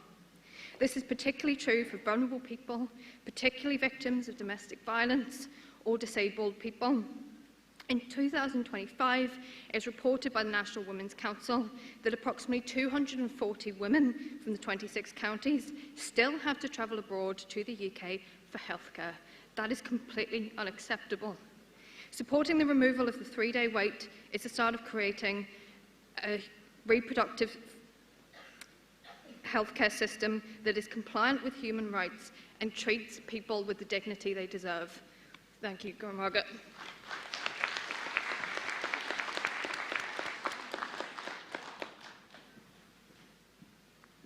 G.D. Acharja, Linda Dillon, Colleen Cluno, Martyrs, Sinn Féin Common, and I'm asking you to support motion 105 today. We have had cervical smear scandals north and south, vaginal mesh implant scandals across these islands, no specialist excision surgery for endometriosis anywhere on this island, and the north is the only part of these islands that does not have a women's health strategy. I asked in Health Committee in Stormont this week if Health Department officials could identify any specific male health issue that impacts 1 in 7 men, has a 9-year wait to be diagnosed. We talk about waiting lists for treatment. Wait to be diagnosed, 9 years. And when they are diagnosed, has no successful treatment plan. They couldn't answer. They couldn't answer because it does not exist. And neither should it. I don't want to see anybody impacted like this. But endometriosis affects every single part of a woman's life. It affects her mobility, it grows into her lungs, it affects her fertility, it affects her ability to work, it affects every single possible, it affects her intimacy, every single possible part of her life. And yet, we are leaving women sitting on waiting lists. There is no awareness campaign around ovarian cancer, the deadliest of all female cancers. 200 women a year are being diagnosed with this cancer, and we, again, no awareness campaign. They're being diagnosed too late. Why are they being diagnosed too late? Because they don't know they have it. Why do they not know they have it? No awareness campaign. A simple advertising campaign, and the finances was withdrawn for it. This is ignoring women's health. It is ignoring the fact that we have failed women for many, many years in many, many aspects right across this country, north and south, and we're continuing to do it in our health service. So I'm calling on everybody, please support motion 105 and make a difference. Let's say today from this Ardesh, we are going to make sure that women's health is a priority for us. If we are the health minister in the north and we are the health minister in the south, women will be better off. Gurmaila Mayogo.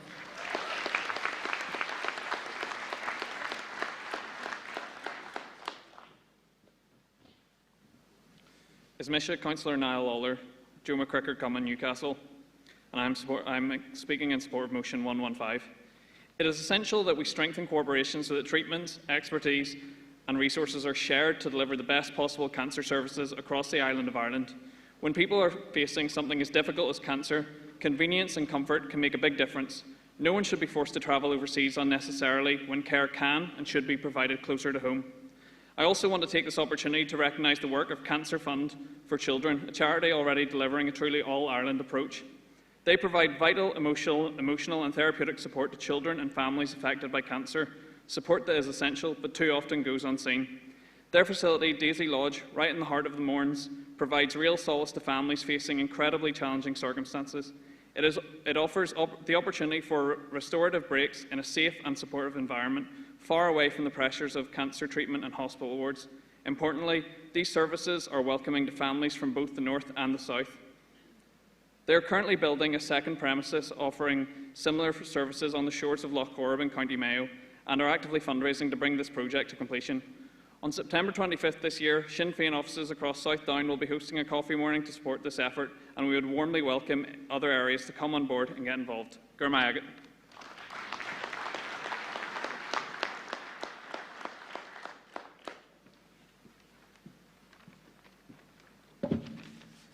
Councillor Dermot Bryan, Tom Flatley Common Enniskillen speaking in favour of motion 116. Akarja. In December 2022, emergency general surgery was removed from the South West Acute Hospital in Enniskillen. This situation arose due to the failure of the Western Health Trust to properly retain and recruit the surgeons needed to sustain the service. Since that decision, patients in Fermanagh who require emergency surgery must travel up to 2 hours away to Altnagavin Hospital in Derry. This critical 2-hour delay in receiving life-saving treatment is putting people's lives at risk and causing untold stress for patients and their families. Since the collapse of EGS, neither the Health Department nor the Western Trust have made any meaningful attempt to restore the service to the SWA, citing cost and other onerous reasons as an excuse not to intervene. Rural communities such as ours deserve the same access to essential services as any other region, and those responsible for blocking the return of this service must be held to account. The South West Acute Hospital was built on the premise that it would be a cross-border hospital which would be fully accessible to patients in our neighbouring counties in Cavan, Leitrim, Donegal and Monaghan, thereby ensuring the sustainability of the hospital long into the future. However, this has not happened, and as a result our local hospital is now struggling to sustain the basic services which our people rely on. The only viable solution to this problem lies in the creation of a fully integrated all-island health system which puts people's healthcare needs at first. I want to highlight the work of the Sinn Féin team on Fermanagh and Omagh District Council, who commissioned a report calling for the development of a rural health ecosystem in our border region. Motion 116 calls on the Sinn Féin All-Island Health Committee to develop an action plan detailing how we as a party will promote the implementation of these very important recommendations. I would urge you all to support motion 116. Thank you.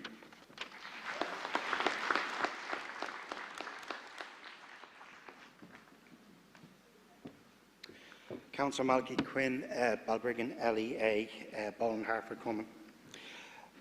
Our primary care centres, they were heralded as the one-stop shop for all health needs in our local areas. I represent the town of Balbriggan, along with my colleague Louise O'Reilly. We have a primary care centre that has 3 floors, the top floor empty. We have a lack of services, we have a lack of dental services, we have a lack of physiotherapy and psychotherapy services, and our CAMS service is just at crisis point. I could be speaking about any town across this state. I'm looking for the government to act upon this, to do something about this, because if they don't, we will. Sinn Féin in government will deliver on a primary care centre through properly staffing of our centres, including GPs, other health professionals such as psychotherapists, occupational therapists and counsellors. It is time for this government to wake up or shift out, because it's time for Sinn Féin in government to deliver a healthcare system worthy of all. Thank you.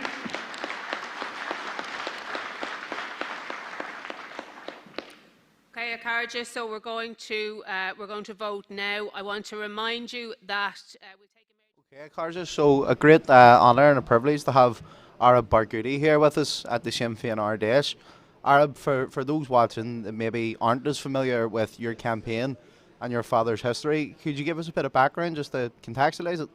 Of course. So thank you so much for inviting me. My father is Marwan Barghouthi. He's a Palestinian political prisoner, which I think when I come to Ireland, people are very familiar with the term political prisoner and what it means. And I think it's very important to say that, because it's way more than just a random issue for a liberation movement. It's one of the pillars of the liberation movement. And my father, what I love about his story is that he embodies the Palestinian story overall, because he was a kid in the '67 war in occupation, illegal occupation of the West Bank. He was just a little boy, and he lost his first valuable thing for the occupation, which is his dog. That my grandmother told me a lot about him, and said that my father grieved for days, and he was 8 years old, and slept at that grave, and that was the first encounter. And he understood then that the occupation takes a lot of the valuable things from you, and he decided to become a member of Fatah movement, and he got imprisoned at the age of 15, then at the age of 18. Then in the 80s, he became this young Palestinian leader, the head of the student council, one of the founders of Al-Shabiba, which is the youth part of Fatah. And from there, he went in and out of prison. Then they exiled him in '87 from Palestine, and we were not back as a family until 1993, after the Oslo Accords. And then he became a parliament member. He got, and then he became one of the leaders of the Palestinian uprising in 2000. As a politician, of course, as a parliament member, as a secretary general of Fatah, he wanted to do his job, which is to lead the people, to tell them what to do at that time. And I think this is very important because the assassination attempts that he's been through, the assassinations of the biggest leaders of Palestine, imprisoning the biggest leaders of Palestine, is an attempt to delegitimize the Palestinian struggle overall. And that's a story that would be very familiar to people, particularly here in Ireland. You made a point during your quite interesting speech that your father would be a unification figure within the Palestinian struggle. Clearly there's a tactic there from within the Zionist regime to delegitimize the Palestinian political movement, and also try to cause issues within it. Could you just give us a bit of insight into how the release of your father might actually bring the different Palestinian factions together? You know, my father was imprisoned, kidnapped from Ramallah in 2002, and this is very significant because what the Israeli government tried to do is to put him on trial, but also to put the Palestinian struggle on trial by putting him there. And it was a kangaroo trial. The Interparliamentary Union said that it would be impossible to say that Marwan Barghouthi has been given a fair trial, and it's a tool of the occupation, so there is no way you can get justice there. But from inside prison, they tried to silence him as much as possible. They put him in first 3 years in solitary confinement, but then when he got out of solitary, the first thing that he did is to work on the education, which is something familiar with the Irish struggle inside prison. And the other thing is the unification. You mentioned that. He initiated the prisoners' document, which is the most significant Palestinian unity document, because it put a clear roadmap for the Palestinian future, political future, and it was signed by all Palestinian factions. So when we say that he's a unifying figure, we don't make it as a slogan. It's a real thing on the ground. And I think that we don't need to reinvent the wheel. We just need to get him released. We just need to have credible leadership, because with credibility, you will have unity of the people, and we're hungry for unity as Palestinians, and that's exactly what he can play a role in. Yeah, absolutely. And again, that is such a story that's familiar to Ireland about his education within the prison, and about the political consequences of his release and what they could be. If there's a last word that you could leave us with, what can we do here in this part of Ireland, in the 32 counties, to really you know, bring a light to your father's campaign, to your family's campaign? Is there anything in particular that you would ask of us and what we can do? Yeah, I think, you know, I'm speaking to you at a time where we're going at the darkest hour in Palestinian history.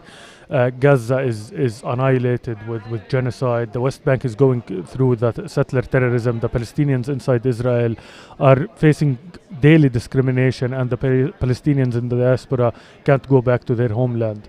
But also one important issue that I want to highlight is the prisoners issue, because it you know, my father, when we say free Marwan, we don't mean only Marwan. We mean free Marwan and all Palestinian political prisoners. We're talking about nearly 10,000. Kiva Archibald, East Area MLA and Sinn Féin Economy Minister. 2 years ago, Sinn Féin took control of the North's Economy Department for the first time. We inherited a legacy of mismanagement from the DUP. That party's economic illiteracy led it to back Brexit, neglect regional balance, deny the very existence of the All-Ireland economy and create the Bosch RHI scheme. With the economy portfolio, Sinn Féin has grown student numbers at Magee by 22% and invested more in the campus in just 2 years than in the previous decade. And let me affirm again that the expansion of Magee is an absolute priority for me and for Sinn Féin and will be delivered. We have supported people to go to university by keeping student fees at half the level of Britain and increasing student loans by 20%, introducing the living wage franchise in the North and promoted employee ownership and community wealth building. We have also become the first region in these islands to introduce paid leave for women who suffer a miscarriage. Boosted funding for St Mary's College, a vital asset to the community in West Belfast, extended the Ireland's Hidden Heartlands brand into Fermanagh and supported 1,600 low-income households to improve their energy efficiency. Over the next year, I will embark on an all-Ireland trade mission to the US, introduce new legislation to strengthen the role of credit unions in tackling financial exclusion, ban petroleum exploration, including fracking, implement more affordable grid connections which will support rural families and businesses, introduce 10 days of paid leave for victims of domestic abuse, and I will deliver the landmark Good Jobs Bill, which will tackle exploitative zero-hour contracts, strengthen flexible working and protections for women on maternity leave from dismissal, introduce carers' leave and paid neonatal care leave, and make it easier for people to join trade unions. There has been demonstrable progress, and the improvement in our economic performance is clear. Since Sinn Féin took control of the Economy Department, the North has been growing faster than Britain in terms of economic output, earnings and exports. Regional disparities have narrowed and 25,000 more workers are paid at least the real living wage. And the All-Ireland economy has thrived, with cross-border trade reaching an all-time high of £14.6 billion. There has been real progress in the space of these 2 years. But we are only getting started, and there is much more that we intend to do to deliver real economic change.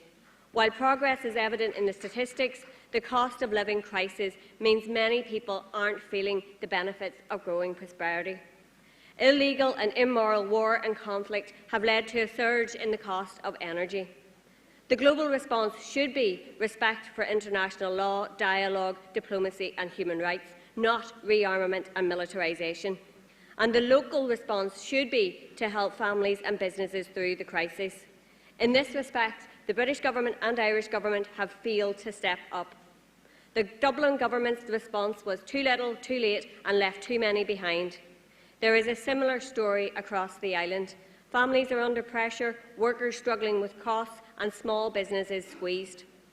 Perversely, the British Government has added to the cost of living crisis, protecting the super wealthy while hiking taxes on ordinary workers and businesses.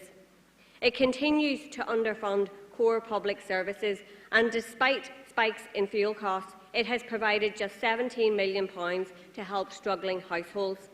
The British Government can always find money to spend on war, but it refuses to properly invest in public services. It is abundantly clear to increasing numbers of people that the union with Britain is not in their best interests and that the British Government will never prioritise the needs of people here. The Executive does not have the powers nor the funding to mitigate bad decisions taken in London, and more people are considering the alternative, grasping control of our own destiny so that our public services and economy serve the interests of all of the people of this island. A real republic based on equality, an economy unshackled by the dysfunction and disruption of partition, and an Irish Government that actually has the backs of workers, families, communities and businesses. That vision is what motivates all of us to work every day to deliver and to build Ireland's future together. Garmila Mayagam.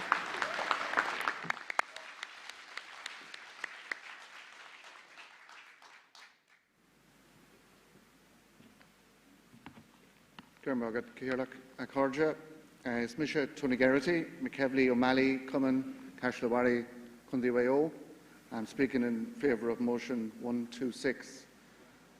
Before I do that, though, I'm conscious a lot of you here today missed yesterday's session, and we had a little bit of controversy at yesterday's session. Despite what the media might say, it was nothing to do with foxes. There was a bit of debate over which is the best city in Ireland and which is the real capital. And we actually had a true dub, a Dublin TD, Owen O'Brien, come up on stage and proclaim Belfast as the capital of Ireland. That was controversial. It actually ended in the whole building being evacuated. What some of you might not be aware of is that Owen O'Brien spent some time in Belfast as a student in Queen's, and indeed was an elected councillor in Belfast City Council for a number of years. And the only reasonable conclusion is that our comrades in Belfast have compromising pictures of Owen from his days as a student.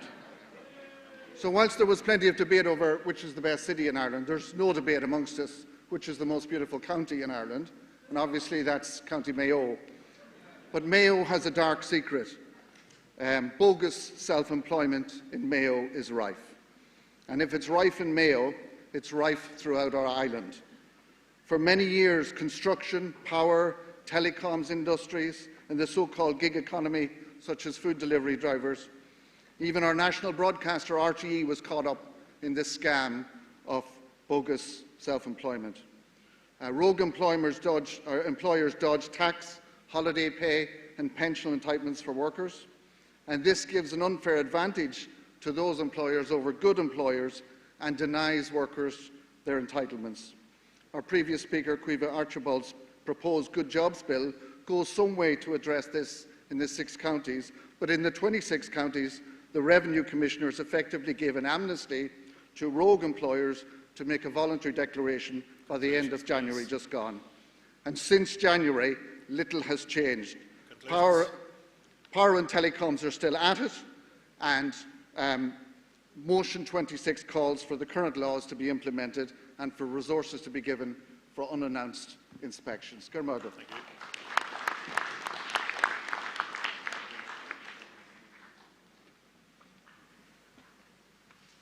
The Verdish is Smisha Barry Campion O Rita O'Hare, Martin McGuinness Cummin, Douchgart, Longford. Balanced regional development is not now or never has been a priority of the Fianna Fáil or Fine Gael governments that have tried to run this country for more than a century. With so many of us here today from the regions, we all have examples and tales we can bring to the table. My home county of Longford falls far behind in public investment, which of course discourages private investment. A look at the infrastructure or lack thereof in the county will leave many from the east of the country astounded, but this is replicated up and down the border, Midland and Western regions. The county of Longford does not have an inch of dual carriageway, a foot of double train track, a hospital or a third-level institution. National, secondary and regional roads are either oversubscribed or in a very poor state, or both.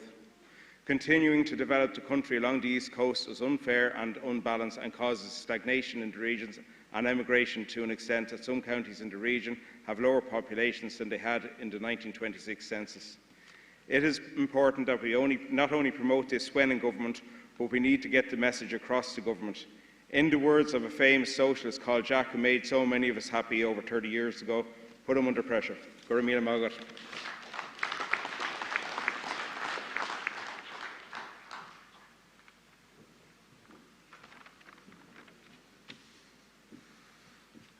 We've got a cost of living crisis right across this island. In the 26 counties, we've seen over the last number of weeks how hard-working protesters, farmers, contractors, ordinary workers and families come out to let the government in the 26 counties know that enough is enough. People are struggling, people need support. But what we have in the South is a government that is more interested in looking after vulture funds, speculators, giving developers tax-free credits and tax-free breaks, but ordinary workers struggling to keep a roof over their head, to pay their mortgage, to pay their rent.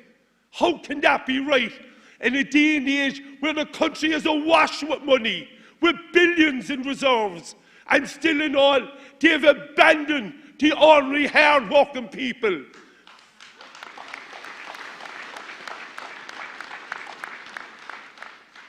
I'm proud to say that I stood in the picket lines in Whitegate and in Cork City and in Youghal, that I stood shoulder to shoulder with ordinary workers, the decent people who want to have their voices heard, instead of a Taoiseach who talked down to them and disrespected them, and a Minister for Justice who threatened them with the army. What kind of a country do they think they're living in that they can do that?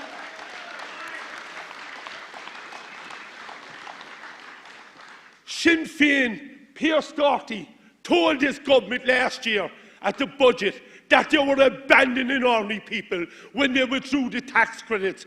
We told them how hard people were finding it. Now they come out and they say, well, we didn't cause the crisis in the Middle East, but you didn't protect the ordinary people. And you know who they didn't protect? Pensioners and people with disabilities, our most vulnerable people.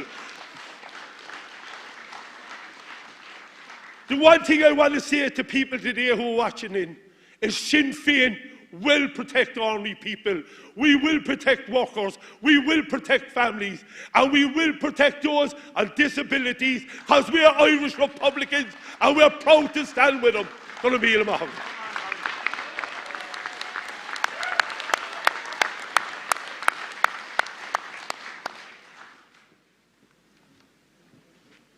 Dave Accordia, Cian Holden, George Plan, Liam Lynch, Raymond McCreesh, Cumming, Clonmel, speaking in favour of motion 131. Now, before I begin, I promise I won't bring the aggression Tommy brings.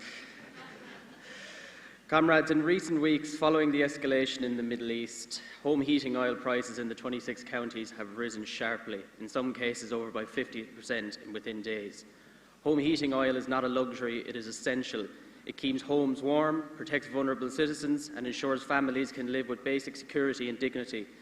Working households are already under sustained pressure. Rising food prices, housing costs, and energy bills have left many stretched to their limits. These increases in home heating oil and placing an additional and immediate burden on families who simply cannot absorb further shocks. It is also important to recognise that Ireland maintains significant oil reserves through the National Oil Reserves Agency, and at the moment there is no shortage of supply. The issue facing families is affordability. At such a time, proceeding with the planned carbon tax increases is not the correct course of action. This motion calls for the scrapping of those hikes and a further reduction in the excise in order to provide immediate and practical relief. Across the country, we have seen sustained fuel protests reflecting genuine public concern, and people are not looking for rhetoric, they are looking for action. If we are serious about standing up for workers and families, then we must act with all we can and responsibility in this moment. I urge all delegates to please support motion 131.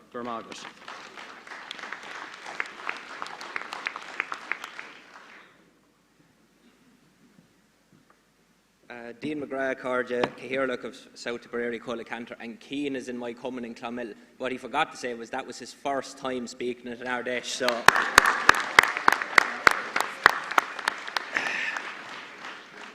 Comrades, I'm speaking in favour of motion 132. It aims to alleviate the scourge of food poverty across our island. And I wish to compliment the Ard Fheis for having our beautiful proclamation. It's a beautiful piece. What's also a beautiful piece is the 1919 Democratic Programme of the First Dáil. The programme declared that the first duty of government is to provide for the physical, mental and spiritual well-being of children, and to ensure no child would suffer hunger or cold from a lack of food, clothing and shelter. Here we are, 2026. We're here in 2026 and almost 1 million people have been designated as being food insecure in the last number of years. That's only getting worse. And what fools we have in Fianna Fáil and Fine Gael who think the democratic programme of the First Dáil is merely nice words on a page. It's a call to action from our patriots, the patriots who laid down their lives against British imperialism, to do exactly what they said, to look after the most vulnerable in society, to truly cherish all the children equally. What this motion calls for is for the government and for our party to recognise that state intervention is now necessary to regulate the prices of basic foodstuffs in our supermarkets. I really urge colleagues to support 132. Up the Republic and up the democratic programme. Thank you.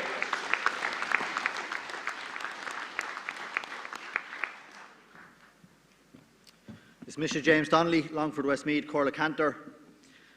Accordia, for too many people, the cost of living crisis isn't abstract, it's their daily reality. And in Longford I see that up close every single day. People are working hard, but they're still falling behind. Their rent is rising, my own included, energy bills are soaring, and the weekly shop is getting more expensive. A couple of weeks ago at the protests in Longford, I spoke to people who were absolutely exhausted, mentally and physically. People cutting back on basics, worried about their bills, some close to tears talking about how things have gotten so hard. And what did Fine Gael and Fianna Fáil do? Instead of listening to these people, they tried to dismiss them, to label them, to frame ordinary struggling people as something they're not. And in my opinion, that is absolutely disgraceful, and we need to call it out directly. These people are not extremists, they are workers, they are families, they are people under real pressure. And while the government tried to talk them down, we stood with them. I stood with them, and Sinn Féin stood with them.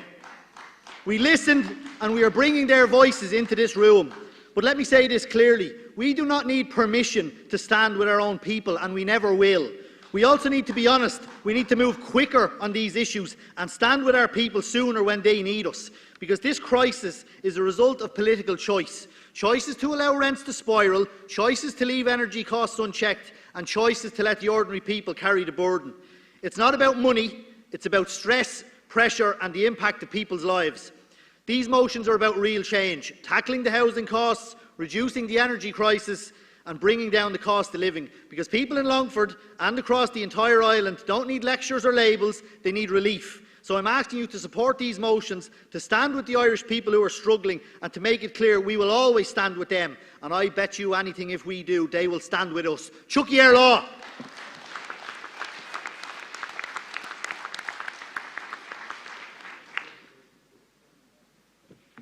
Project Delargy, Martin McGuinness coming, and I rise today to urge you to support motion 124. I want to recognise the real progress being made in delivering the economic vision and its 4 pillars of good jobs, productivity, regional balance and a green economy.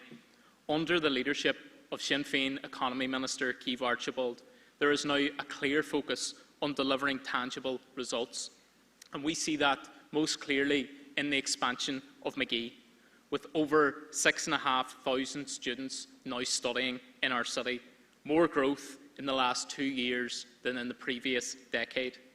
But delivery doesn't just benefit Derry, it benefits the entire Northwest, and it begins to shift the dial towards creating better regional balance.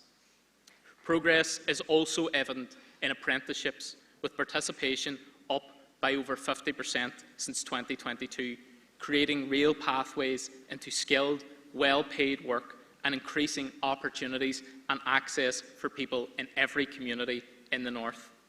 The Good Jobs Bill delivers real benefits and practical change for workers.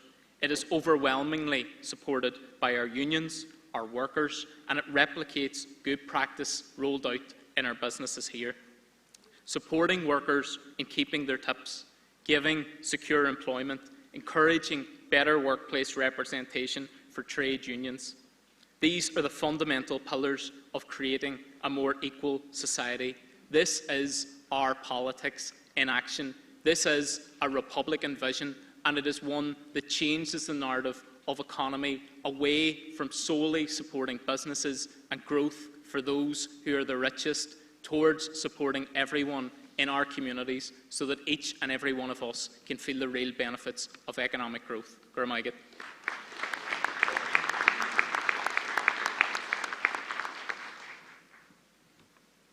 Géiríomh Acharja, Councillor Brona Haughey, Cara Macreesh Cummin, Grian Moore and Ballymacnab, County Armagh. Acharja, the cost of living crisis is impacting working families harder than ever, and following years of British government austerity, underfunding, public services and recent global instability, it has driven the cost and price of everything through the roof, and families are really at breaking point. As councillors, we are at the cold face of the struggle and this reality that families are facing, helping people however we can at their lowest ebb, in their most vulnerable moments when asking for help seems like such a huge hurdle and the last thing that they want to do. In the North, we deserve a properly funded executive. We deserve a health service with adequate resources. Our children deserve schools that are properly staffed and properly funded and properly resourced. Acharja, it's time that the British Treasury stepped up to the mark. We need additional fiscal powers and multi-year budgets. I have no doubt that our party leadership, John O'Dowd as Finance Minister, will continue to press on Keir and Co to cough up and take the pressure off working families here. Gurmila Mila Mayagov.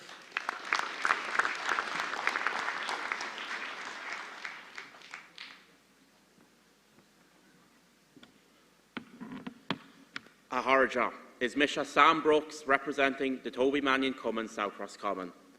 In recent weeks, we have seen cost of living protests across the country, including in my own local towns of Athlone and Ballinasloe. Hundreds of people marched in Ballinasloe, normally a quiet town, but they have said enough is enough. I rise today in proud support of all these motions, but specifically 132, 135 and 138. The people who marched with us were not political activists. They were pensioners terrified of opening their heating bills. They were workers driving long distances to their jobs, watching the pump price climb every week. And they were families wondering how they will get through another month. And it's only gotten worse. With the war in Iran, home heating oil has jumped over 50% in a matter of days. Yet this government's answer? Hike the carbon tax. Let's be honest about what carbon and other taxes actually do to rural Ireland. In Dublin, you could hop on the Lewis. In Ballinasloe, in Roscommon, and in communities right across the rest, there is no bus. There is no train. There is no alternative. A car is not a luxury. It's how you get to work, how you get the kids to school. It's how you can get an elderly parent to their hospital appointment. Home heating oil is also often the only way people can heat their homes.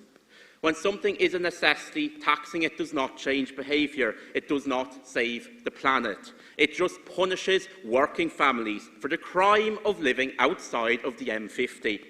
That's not climate policy. That is the definition of a regressive tax. Scrap the hike, cut excise and bring costs down to a reasonable level. We see infrastructure additionally in rural Ireland, services cut, but look, I'm out of time, so I won't get into that, but I urge you to support these motions, support our rural communities, and get Ireland back on track. Gurmila Mayagov.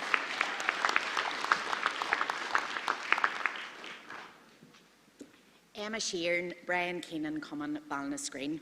Acharja, people across Ireland, north and south, are struggling right now. Struggling to put fuel in their cars, to put food on their tables and to heat their homes. And again, the worries and anxieties that they have are not their own fault. This is another crisis not of our making here in Ireland, but the result of destructive global systems.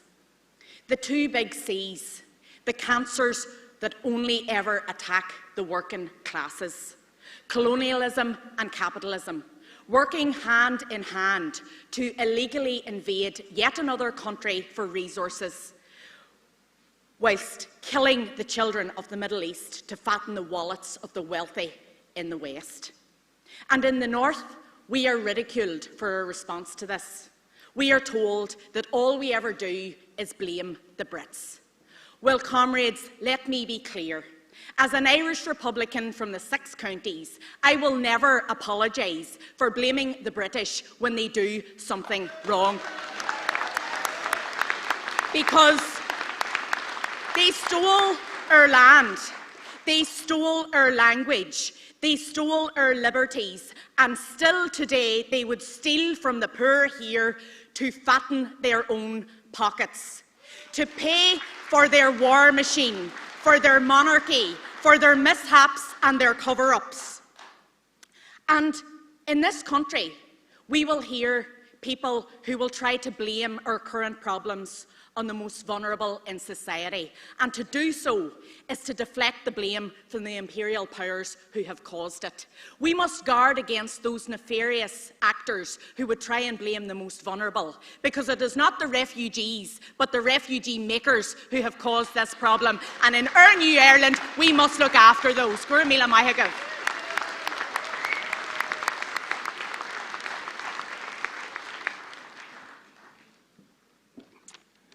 Daithí Fitzgerald, Kerry, Ceorla Counter, speaking in favour of motion 135. I'm asking you to support this motion because it speaks directly to what's happening right across rural Ireland right now. Across our towns and villages, we're watching the same story unfold. Local businesses struggling to keep the lights on, pubs closing their doors, jobs disappearing, and with it, the life and soul of our communities are slowly fading. And when that happens, it's not just about economics. It's about identity, it's about belonging, it's about whether the place you grew up in still feels like home. Because when the shop shuts, when the post office goes, and when the pub closes, you don't just lose a service. You lose connection, you lose community, and you lose the small things that make the place worth staying in. And young people see that. They see fewer opportunities, less reason to stay, and more reasons to leave. So they go. Not because they want to, but because they feel they have no future where they are. That is the reality in too many of our rural towns right across this island. And that didn't just happen. It is the result of years of neglect, of decisions that prioritised some areas and left others behind. But it doesn't have to be this way, because we also see the strength of our communities, people fighting to keep businesses open, to protect services, to hold their towns together. But they shouldn't have to do it alone. We have to be clear. We have to invest in rural Ireland, support local businesses, protect our communities and give young people a future here at home. Because no town should be left behind and no one should have to leave to have a life. That's the Ireland we're fighting for, and that's why I'm asking you to support motion 135. Gurmila Mahigav.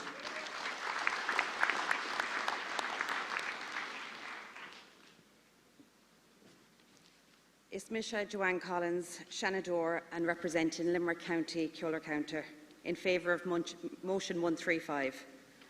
Across our towns, you can feel things changing. Shops are closing earlier, pubs disappearing, local businesses just about staying afloat. And it's not just about money. It's about communities slowly losing their shape. Because when those places go, the shop, the post office, the local pub, you don't just lose a service. You lose somewhere people meet, somewhere the people have a connection.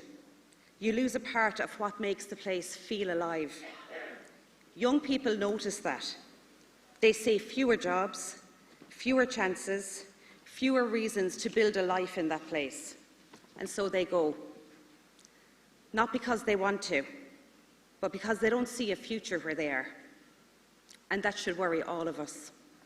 Because when people leave, it's not long before everything else starts to fade with it. And this didn't happen by accident. It's the result of years of decisions that have left rural Ireland overlooked and under-supported.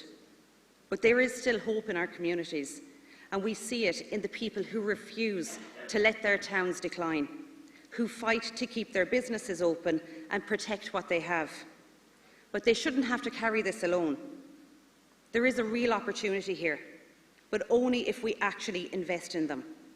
Because strong communities don't just happen, they're built. Gurv Míle Maith.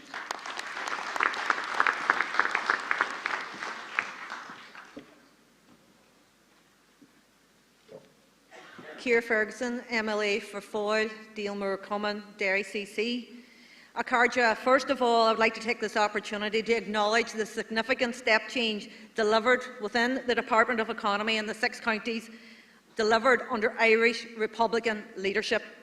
Sinn Féin's Minister Ciara Archibald took office by saying no to the status quo and driving a new economic vision, one of regional balance, inclusive growth and a socio-economic equality for border, rural and disadvantaged communities for too long left behind.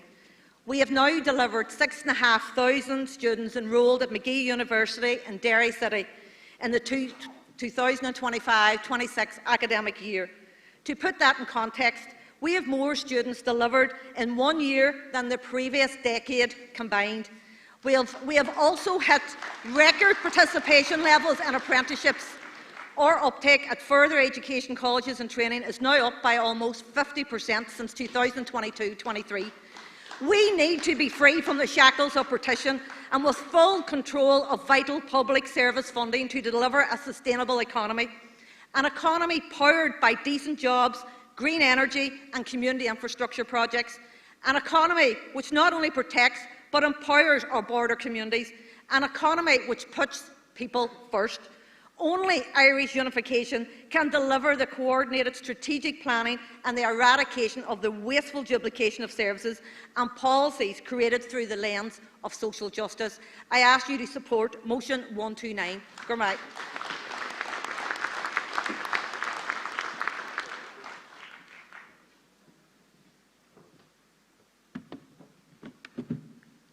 Christopher Jackson, Shandolan Common, Derry City, speaking in support of Motion 128. Akarja, partition has failed the people of Ireland. The Orange State deliberately created an imbalanced economy in the 6 counties, and a right-wing government has allowed global corporations to dictate the economic outcome across these shores.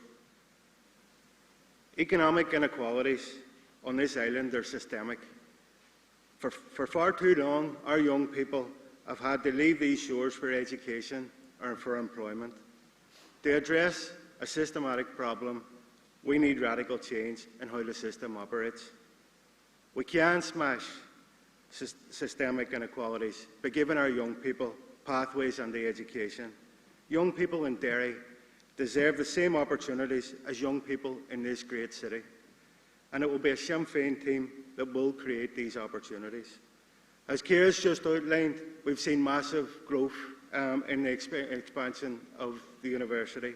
That has been led by a Sinn Féin-led economy department. We need to step that up. We need to continue. We've seen how our local council have invested heavily in Magee expansion through your city deal.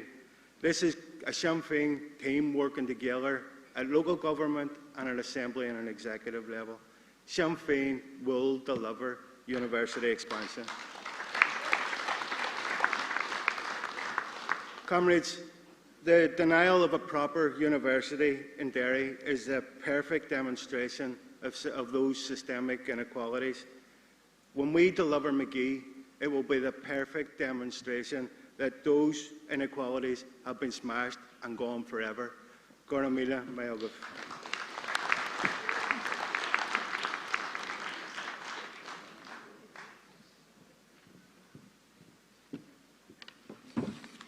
Sandra Duffy, Chantal Martyrs Common, Derry City, speaking in support of Motion 128. There's something really powerful about momentum, and for too long the North West has had to fight for it. But we're now seeing real progress at the City of Derry Airport, and that didn't happen by accident. The decision by the Department for Economy to take on the financing of the airport has delivered something that we have needed for years, and that is stability.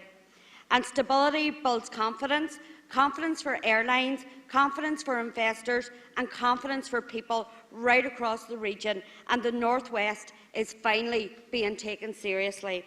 I want to recognise the Sinn Féin Economy Minister, Kiva Archibald, who has been a real driver of this change, putting a clear focus on regional balance and backing our region with action, because for too long we have been overlooked. Too often we have had to fight for fair investment and the infrastructure to actually compete.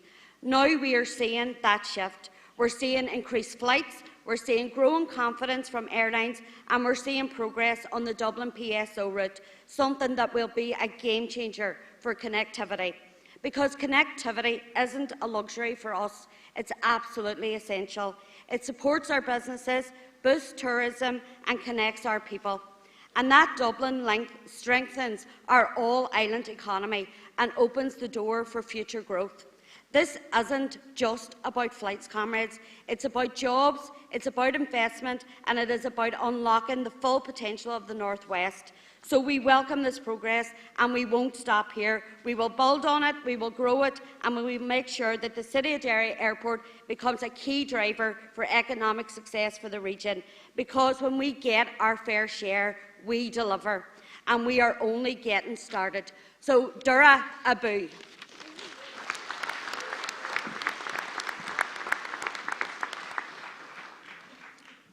Chris Hazard, Cóla Cantor, Andún Haas. A clárdeag as a Comradia, political choices by the British government are strangling our public services and failing our public infrastructure. For too long, Downing Street has viewed our institutions with contempt. They are not interested in partnership. They want to use the executive for a mudguard for yet more austerity. They want us to sign the cheques for the neglect and take the blame for their failures. Well, let us be clear. We are not here to manage British decline. We are here to have the backs of ordinary people. Yet some still choose to participate in this theatre. The Leader of the Opposition at Stormont has become a regional megaphone for Whitehall's script, repeating a lazy story of local incompetence to shield the British government. Old habits obviously die hard for Downing Street press officers. Meanwhile, comrades, the Secretary of State urges MLAs to make more tough decisions, a cowardly euphemism for deeper cuts and more household charges. This framing ignores a fundamental truth. MLAs are not accountants. They are not elected to satisfy British Treasury spreadsheets. They are elected with a duty of care to protect the health and well-being of our people. London tells Belfast to live within its means, yet they benchmark our services against an English system already on a starvation diet, falling well behind the G7 nations in public investment. If public spending in England is inadequate, using it as our benchmark here is both illogical and unacceptable. While 2/3 of our island manages multi-billion euro surpluses, the other third is told that it must manage decline. That makes constitutional change a matter of basic survival. Comrades, Sinn Féin's demand is simple. If the British government claims authority here, it must properly fund our public services. If it is not prepared to do that, the Secretary of State should call a referendum, get out of the way and let us build a better country.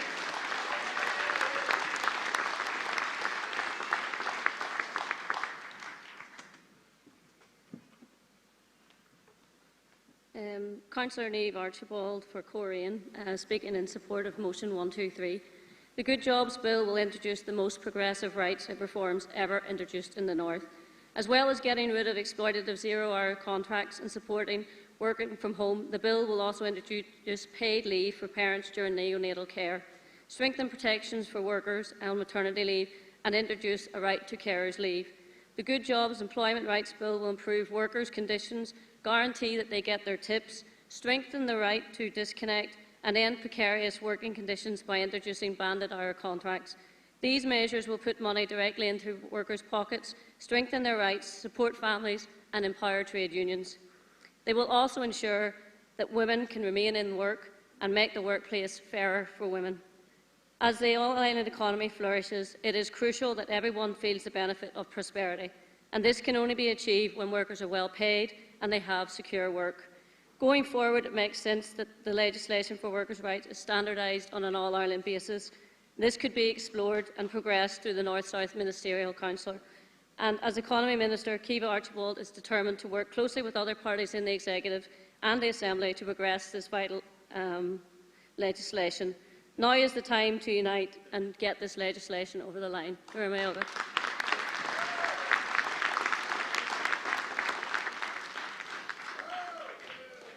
Mark Lone, Galway Corley Cantor.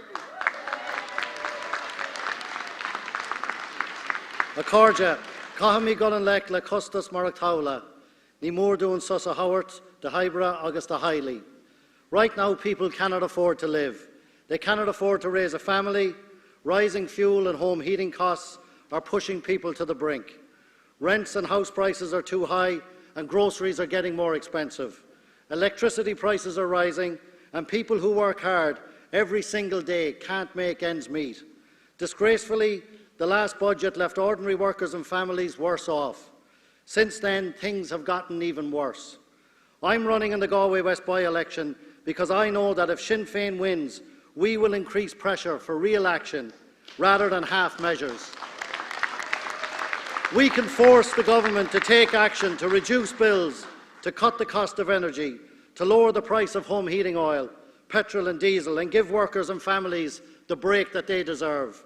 Addressing the cost of living crisis is my #1 priority, and if elected, I will bring my lifetime of experience organising workers, fighting for fair play, standing up to big business and vested interests into the Dáil to fight for the people of Galway West. Last night, Pearse Doherty set out proposals for an emergency budget. A vote for Sinn Féin in Galway West is a vote for that emergency budget to give workers and families the break they so badly need. This is our opportunity to take the battle directly to government, to force them to act on the cost of living crisis. It's time to support workers and families through this cost of living crisis. It's time to make life affordable.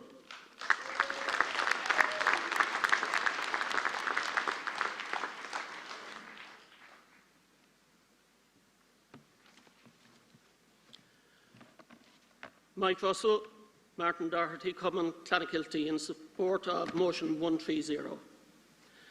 I can understand if this motion seems less important or less relevant than the others on the floor. It feels so personal to us when we can't afford heating or access to healthcare that we could care less when someone talks about sovereign wealth funds and gold reserves. However, I believe these issues may become important to us sooner than we think, so here goes. Since the 6th of December 1922 to this very moment, every decision that has been made about the financial security of the state have been made by governments controlled by Fianna Fáil and Fine Gael. I have grave concerns about some of these decisions and wish to speak about two. We have pitifully small gold reserves, and secondly, those are stored abroad. Over the past few years, the Central Bank of Ireland has increased the amount of gold reserves that it held. This is in line with many of our neighbours, and they are to be commended for doing so. However, it is still just a token. They prefer to buy massive amounts of US debt instead. But these reserves are not investments. They are insurance, something to fall back on in times of strife, an umbrella on a rainy day. Some of our neighbours have seemed fit to repatriate their reserves, bringing them home to take care of them. Maybe they're afraid they won't be there when they ask for them. We haven't done that, though, and this leaves us vulnerable and dependent on the conscience, competencies and circumstances of those bodies who hold them for us. We should bring our reserves home to be stored and protected within our own borders. There's no point having an umbrella in London or Paris if you're in Limerick or Portlaoise and it's lashing. Thank you.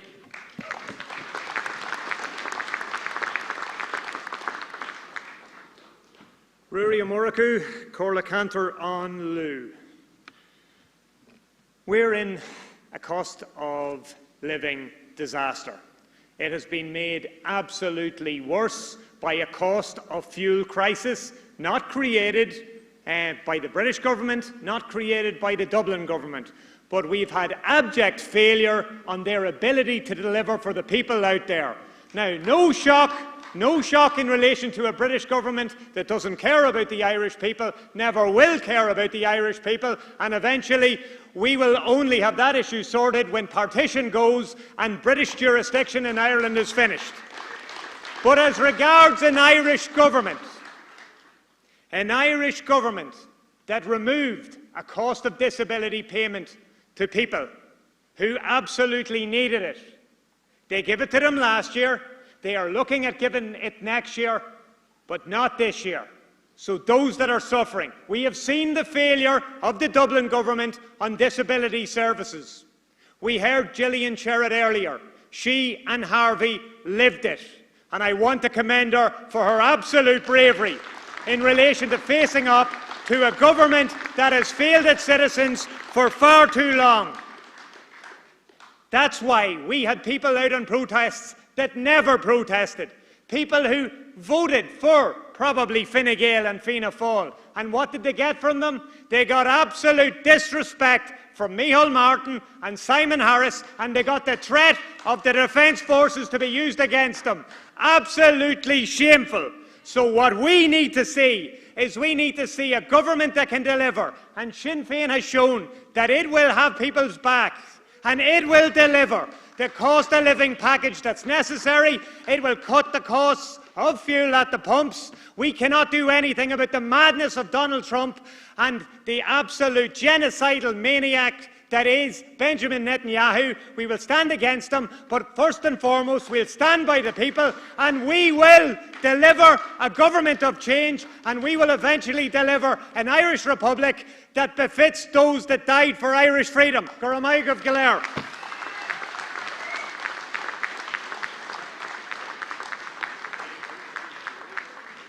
That brings us to the end of the discussion, and we're going to move into voting on the motions. Okay, Carja, you're very welcome back. We have with us our esteemed ambassador to London from Cuba. You're very welcome to the Sinn Féin Ard Fheis. I suppose for anyone watching that maybe isn't as up to date with some of the issues and internationally, Cuba obviously is having a particularly difficult time at the minute as a result of the blockade from America. Could you shine some light on that and let us know what the situation is in Cuba at the moment? Well, thank you very much. As you mentioned, Cuba is going through a very difficult time. And the current situation we have is really severe from the economic point of view, with rolling blackouts, a huge impact on our healthcare system, our educational system, our agriculture, mainly in every single aspect of our daily life. And also, as you mentioned, the main cause is the consequences, the direct result of the implementation of the blockade against Cuba. This is a very comprehensive policy that has been in place for almost 70 years now, and it creates suffering for the people of Cuba, and definitely there is no reason for the U.S. government to impose those unilateral coercive measures against a peaceful country like Cuba. Yeah, of course, and we've had some solidarity actions taken from people here in Ireland, particularly a famous music group, Kneecap, took part in the Red Bag campaign to bring some medical aid to Cuba. How difficult is it in terms of the blockade to make sure that people's needs are met? You know, you're essentially being strangled by your closest neighbour who's trying to make life difficult for you. Do those solidarity actions have a real impact for people on the ground in Cuba, bringing that medical equipment? I know countries like China have donated solar panels. How much of an impact does that have on the Cuban people? Those actions have a huge impact on the people of Cuba. A very positive impact, by the way. And I could say that this is a double impact, because it's not only the material relief, which indeed is significant, You mentioned something about no, it's not small, it's very important. Considering the depth of the situation, it is indeed very important. But also it has the human side, so that we know that there is people, real friends who are with Cuba, and that also gives the strength and the courage for the Cuban people. Dave Gallair, Shannon Conor Murphy, Oireachtas. Carja, we meet today in Belfast, Ireland's second city, in a spirit of positivity and determination. We come together as comrades and friends, co-workers and campaigners. Campaigners for a future that delivers what the current arrangements never can. For the people of this island to be able to live in dignity, peace and prosperity.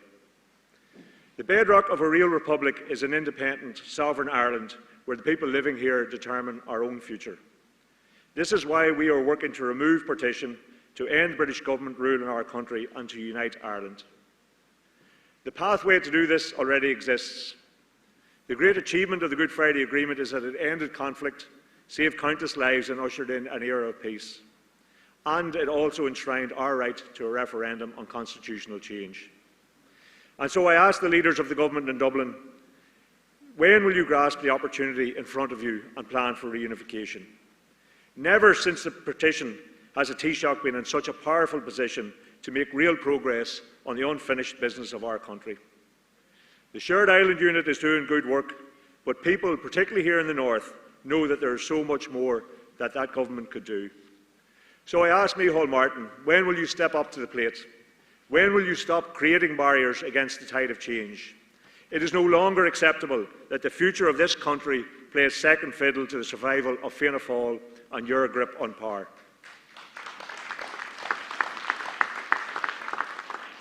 Last week, Simon Harris committed to a full Dáil discussion on the financial preparations for Irish unity. This follows a unanimous approval in the Oireachtas for a Sinn Féin motion calling for Irish Government to plan for unity. It also reflects the genuine support I have found among TDs and senators from all parties for constitutional change. The Oireachtas Good Friday Agreement Committee has also contributed much to this discussion, as have many other agencies, academics and individuals. But the repeated ask from this vast body of work is that the Irish Government come on board with planning and preparation.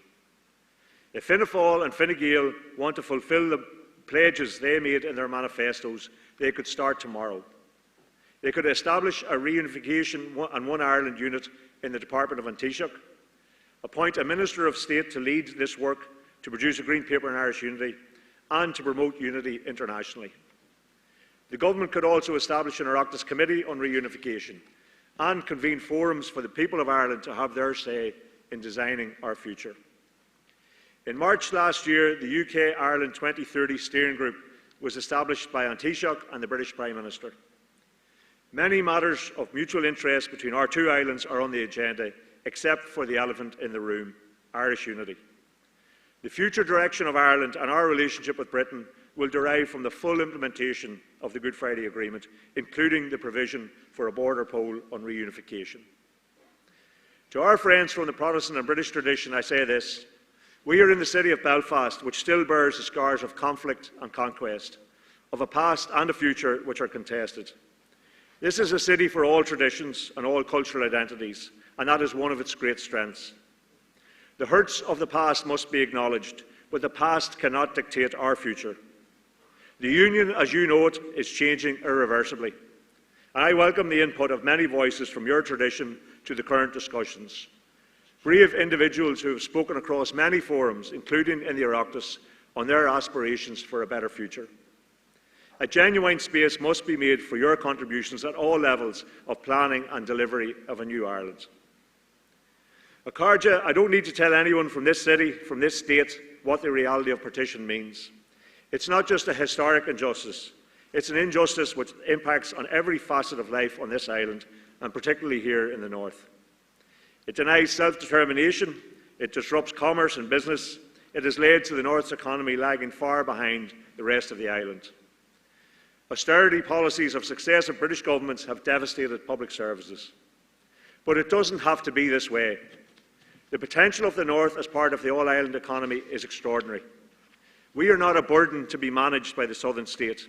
We are an opportunity for something much better for the whole island, all 32 counties within the European Union. I left Stormont to stand for election to the Seanad because I was asked to lead for Sinn Féin on Irish unity in the Oireachtas. And that has been the primary focus of my work there, both privately and publicly. The conversation on Irish unity has become mainstream among citizens, regardless of their background or tradition. There is unprecedented cross-party political consensus on the need to plan and prepare for the future. Important sections of international opinion recognise that constitutional change is now on the horizon. At Carja, we live in historic times. In Ireland, we are walking the final length of our journey to reunification and full nationhood. The future is bright, the opportunity immense. We now push forward with confidence and optimism to a better tomorrow. Gormila Margaret.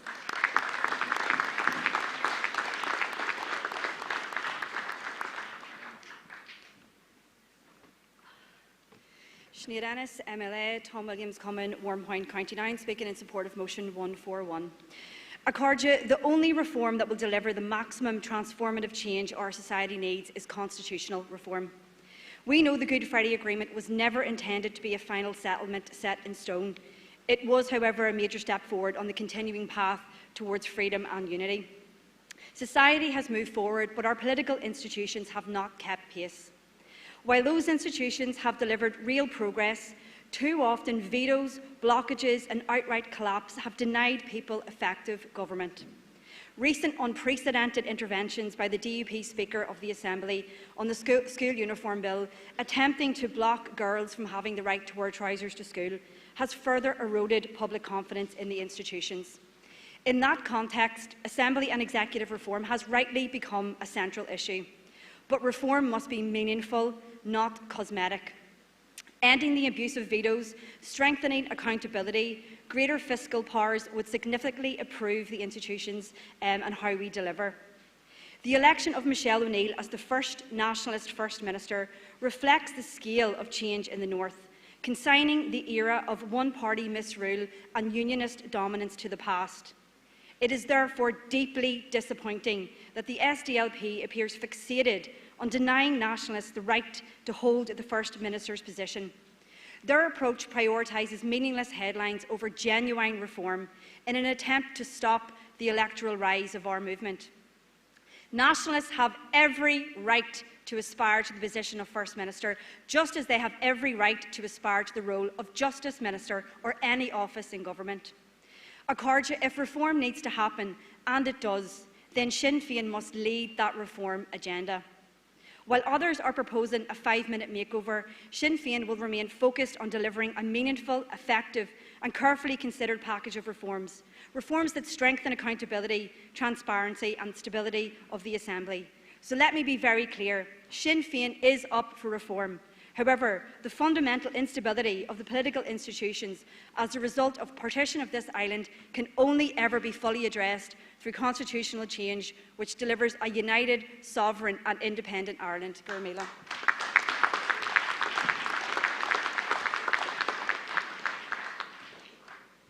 G. Vicarja, Paul Boggs, Jim McGinn, Common, West Rowan. Delegates, London will never govern in Ireland's interests. It never has and it never will. But then again, how could it? Because it serves different national interests. Yet sometimes the national interest of successive British governments coincide with the attitudes of political unionism in the North. But when they don't, political unionism and its attitudes are set to one side by London. This has happened again and again, and just this week we see the British government investing further in their militarisation agenda rather than supporting workers and families here through the rising cost of living crisis. Betrayal has been followed by betrayal by betrayal. The union, Carja, is now very conditional, and in the upcoming period there will be referendums to decide our future. The extent of constitutional and institutional change is for the people of this island to decide democratically and without outside interference. Simply put, Carja, We are well capable of looking after our own affairs. This ongoing continuum of change is about shaping a new Ireland, an agreed Ireland, and a new relationship with Britain that enhances our personal and community relationships, strengthens society, makes conflict a memory, ends sectarianism, and creates real opportunities to improve the daily lives of citizens here. It is about reconciliation and accommodation. It is about the North as part of the island of Ireland again, taking its place as a full member of the European Union. Akarja, the Good Friday Agreement will provide the best framework of protections for everyone here, including our unionist neighbours.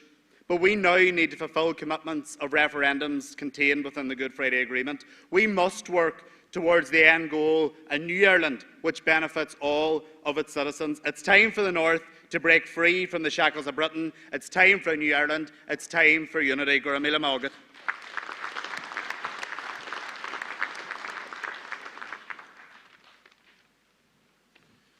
Robert Brosnan, Cumann Tomás Ásig, Taku le Rún Iver a Kate Dahad.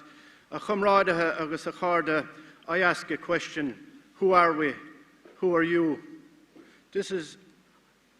We are on the precipice of huge change, and this is why you need to know. You are of a noble, courageous and decent people. You are the glint in the eye of wisdom. You carry the unquenchable flame. You are the breeze that flows. You are the blood upon the stone. You are the salt and the sand. You are the peacemakers and the peace givers. You are the conscience of this crazy world. Because you are Irish Republicans, you are the wave that shapes the shore. Rise and reunify her people. In Animar, Shincher, Todhchaí agus Éirigí. Let your truth be heard. Let it rebound. Let it reverberate. Let it spin. I know you. I see you. See yourself. Your passion lives in here in me. Remember not the words or the wounds that made you bleed. Remember who you are as proud Republicans. Rise. Is Misha Éire. Is Tusa Éire. Is Shinna Éireann Galéir. You are Ireland. Rise and reclaim her. Rise and reclaim yourself. Rise and reclaim her for those that have given their lives for her. Bua no boss is Éireann go brach.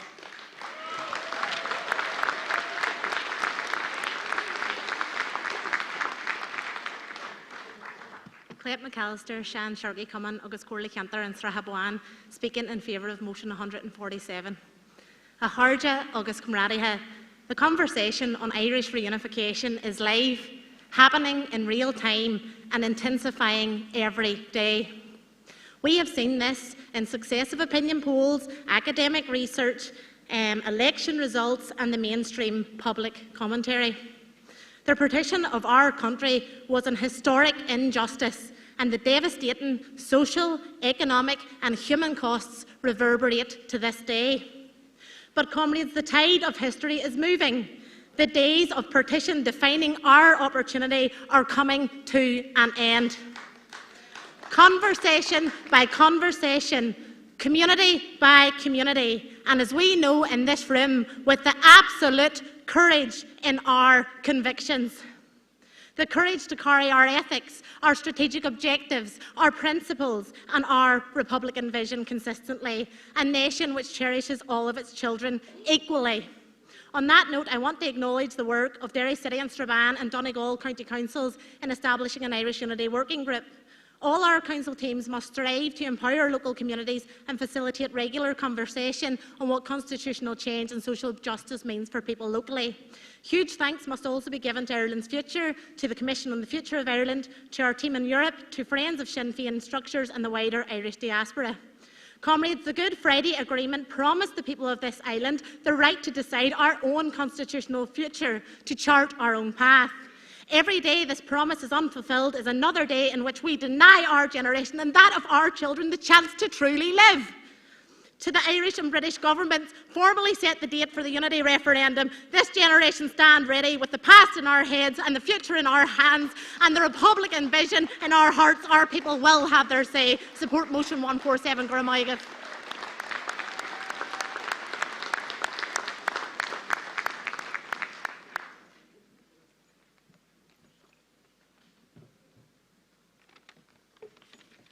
Sandra Murtha, Bobby Sands Cummins, Drogheda, in support of motion 142.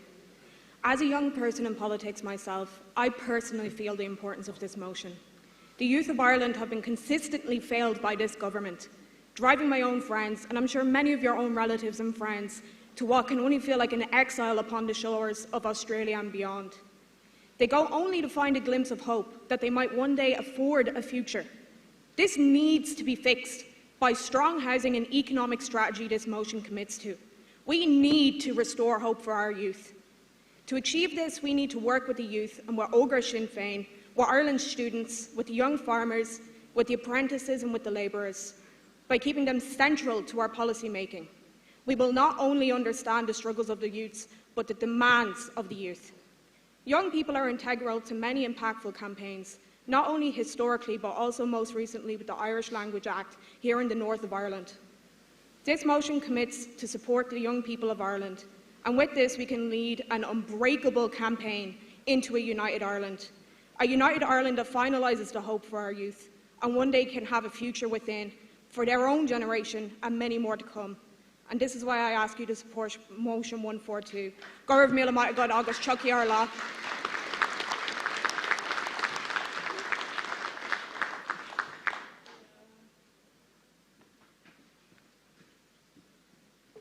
Harja Ismisha Emma McCardle, Barney Morris, Seamus Harvey Common, Ard Fheis, speaking in favour of motion 147 and commending all of the unity motions on the Clár, a record number of motions on the topic of Irish unity, which we might have to remind some of our comrades is and remains our principal political objective. Comrades, we come together at a time of unprecedented opportunity. The era of Irish sovereignty, Irish independence and Irish unity is upon us. A nation once again is within striking distance. Republicans are impatient for an end to partition, not to reclaim the Teddy's head, not just for territorial reintegration, but so that all of the people of this island can collectively forge a new path together, making our own decisions based on what's best for this island, while our neighbours make their own choices.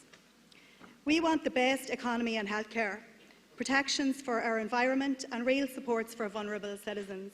That is what a real republic would provide, a baseline level of care for everybody. For too many decades, we have endured a pseudo-republic on the one side and a dominion on the other. The Southern government, with millions and billions piling up around it, says now is not the right time.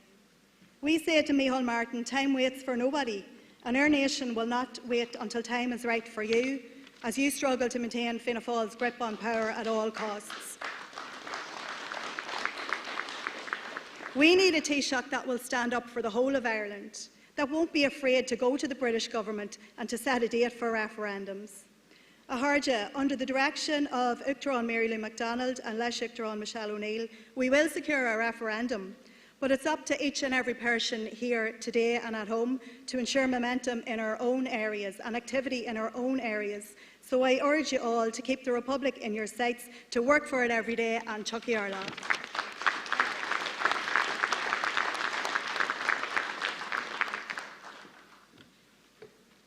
Acarja, Ismisha Annie Nickwanesh, Cahardach Marid Farrell, Ógra Sinn Féin Felfarsha.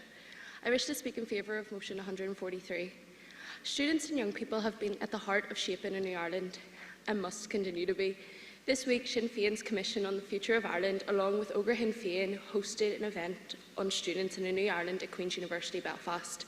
The conversation was positive and wide-ranging, with contributions exploring the benefits of a new Ireland as well as the challenges we face today. It's important that young people and students continue on these conversations in universities and colleges across the island, because the future that is being discussed is ours to live in and shape. This means making a space for our ideas and concerns and our hopes. It means ensuring that education and housing is accessible and affordable. It means building a new Ireland that encourages our young people to stay and bring those who have left home. Queen's University Belfast and Dundalk Institute of Technology recently announced a major new partnership that will establish Dundalk Institute of Technology as a University College of Queens. This will expand education, research and cross-border collaboration and boost the Dublin-Belfast corridor. We need to see more of this. As momentum for Irish unity grows, young people must have a central role in the conversation. Gurmina Mayogif.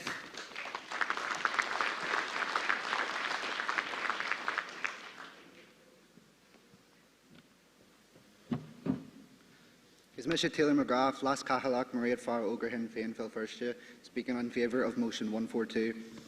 Akarja, I want to start by saying I support the intent behind this motion. It recognises the role of young people in our movement, it speaks about empowerment, and it sets out an ambition for Oger Sinn Féin being at the heart of the Unity campaign. But recognition is not the same as reality. This motion was submitted in the name of Oger Sinn Féin, but it came through a process that, in my view, did not reflect the grassroots membership of Ogra. If we're serious about empowering young people, then that empowerment cannot be top-down. We can't continue in a position where a small number of people in the senior party select who they think should organise or speak for Ogra. A Republican youth movement must be built from the ground up. We've seen what Ogra can do when we're organised. The energy, discipline and impact of young activists during the Catherine Connolly campaign showed what is possible. But we can't rely on a small group of activists taking initiative here and there. We need structure, consistency and a real functioning youth movement in every area. So if you're a TD, an MLA, an MP, a councillor or a common chair, then you have a responsibility to engage young people in your area. Go out and talk to them, bring them together and help them organise as Oger Sinn Féin, because Sinn Féin should be the party that listens to young voices more than any other. From the Fianna Éireann to the hunger strikers and the H-blocks, young people have always been at the forefront for the struggle for the freedom of this country. So vote to pass this motion, but when you leave this Ardèche, in the spirit of this motion, go out and support the young activists in your area, because if we're serious about achieving Irish unity by 2030, we need a strong, organised youth movement doing the groundwork now. Gurmí Malgus.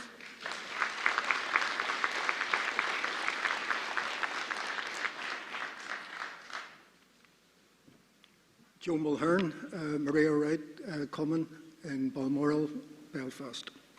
And I'm here to speak in support of motion 149 that deals with a very specific type of land ownership that needs to be addressed prior to a New Ireland. The British National Trust is an independent charity. It is a membership based with over 5 million members, and its properties are held in trust, and this is in their words, for the benefit of the nation.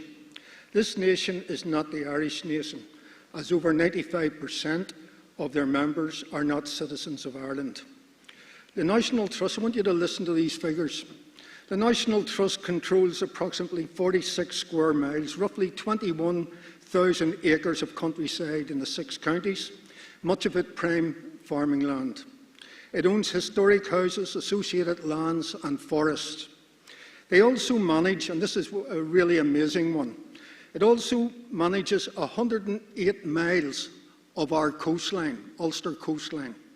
So it manages 22% of the Northern Irish coastline. If this situation is not addressed, our coastline in the New Ireland will be owned and controlled by a National Trust membership, which is 95% English. Most importantly, access to many of these sites is limited, with local citizens having to pay large fees or having to buy an expensive membership to gain access to them, even though they may live beside them. Example, Giant's Causeway, Carrigareed Rope Bridge, Mount Stewart, Rawlin Gardens, Crum Estate, Castle Cool House, Florence Court, Castle Ward, I could go on. Comrades, the Maria Wright Balmoral Common has asked in conference to mandate the party to consider how lands controlled throughout Ulster by the British National Trust will be incorporated into a New Ireland, addressing ownership and open access to all sites for all Irish citizens. Gurmai.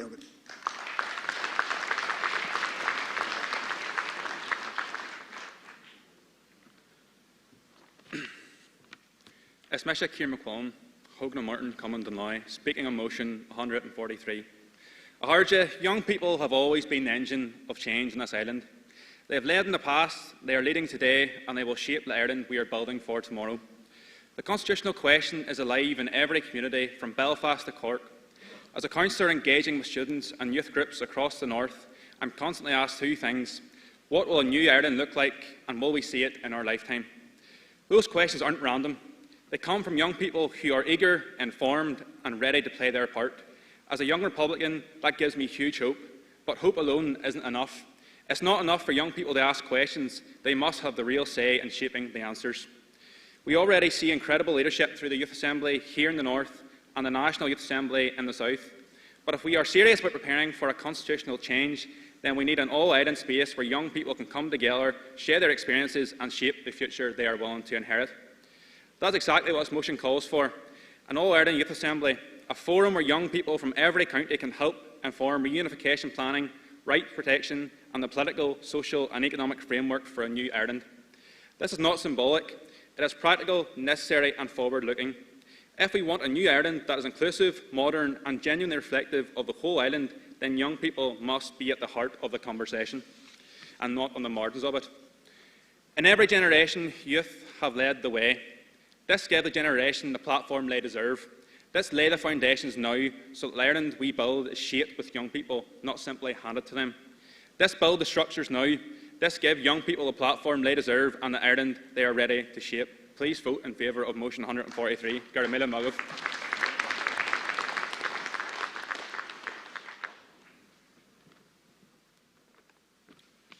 John Finhooken, North Belfast, Castlecommon. Accordia, Irish unity is not an abstract idea. It goes to the very heart of how we deliver better outcomes, a better quality of life and a better future for everyone who shares this island. Because the reality is this: as long as we remain reliant on decisions made at Westminster, we will continue to get what we have always got: a health service under pressure, an economy held back, infrastructure that never quite meets the need, a ceiling placed above all of us, limiting not just our potential but our ability to build something new. Irish unity is about breaking through that ceiling. It is about building a future rooted in respect, equality and fairness, where every person, every community, every tradition has a place and a stake. A future where young people can grow up with the very best opportunities to reach their full potential here at home. And that is why this conversation is growing. We're seeing voices from Protestant, Unionist and British backgrounds engaging openly. We're seeing civic society, academia, women's groups, young people and communities right across this island stepping into the debate. Because this is one of the most inclusive conversations taking place anywhere, and it is not confined to these shores. Now, of course, there are those who want to slow this down. Micheál Martin may wish to pretend this conversation isn't happening or that it can be parked indefinitely. But you can't and you won't hold back a tide like this. And sometimes it feels like watching a little boy with his finger in the dam, hoping the pressure doesn't build. But the Good Friday Agreement is clear. The pathway to unity exists, and it belongs to the people. No one, no matter their office, can stand in the way of that forever. And the momentum is real, it is growing, it is unstoppable, and it is being driven by people who believe in something better. We all have a role to play. Just as generations before us carried the hope of Irish unity, it now falls to us to shape it, to engage, to listen, to bring others with us, and to build together a new Ireland, one defined by respect, equality and fairness.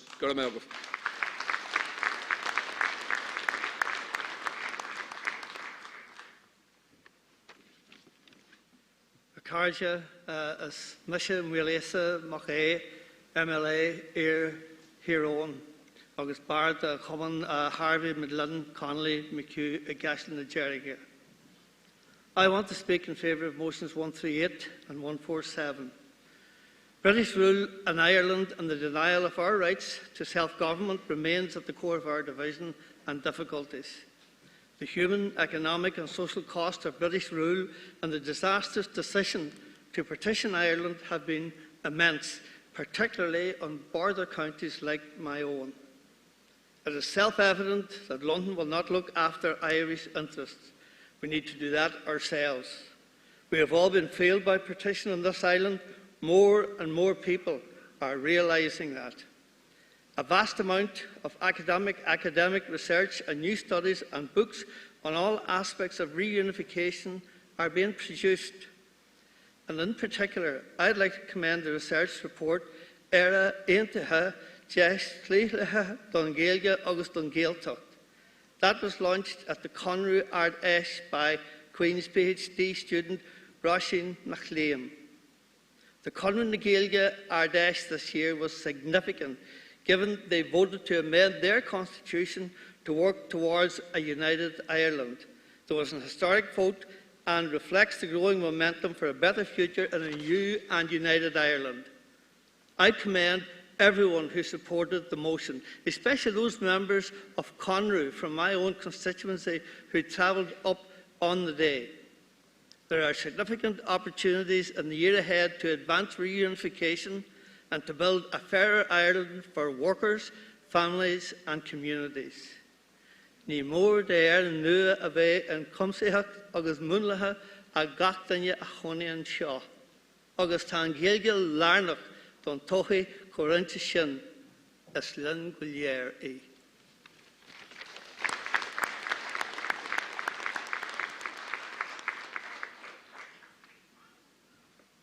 Díomh a cardja is Misha Ram Murphy, McCluskey Mooney Common, North Belfast, speaking in favour of all of those motions in front of us this evening, advocating for Irish unity. As we gather here in Belfast, comrades, we have an opportunity to recommit ourselves to the principles of those who came before us. The generation of Sands, Pearse, Connolly, Wolfetone and McCracken. Modern Irish republicanism was born on the Cave Hill in North Belfast, where the United Irishmen pledged to never desist until Ireland was free. That objective remains. The challenges that we face today still stem from partition and the role that successive British governments have played in holding back progress here.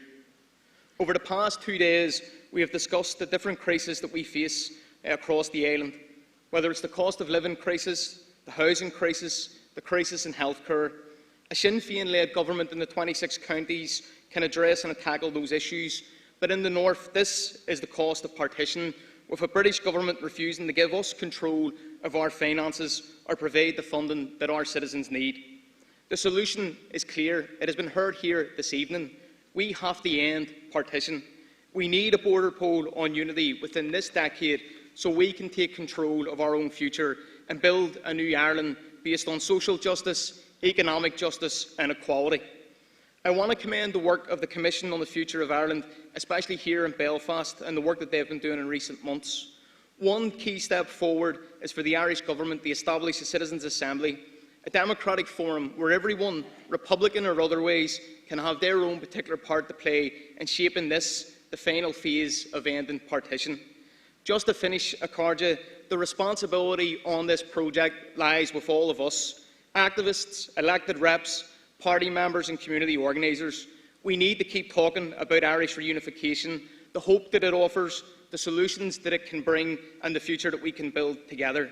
The theme of this year's Ard Fheis says it all, building Ireland's future. Arai Lynn Lakela, Goramila Melguf.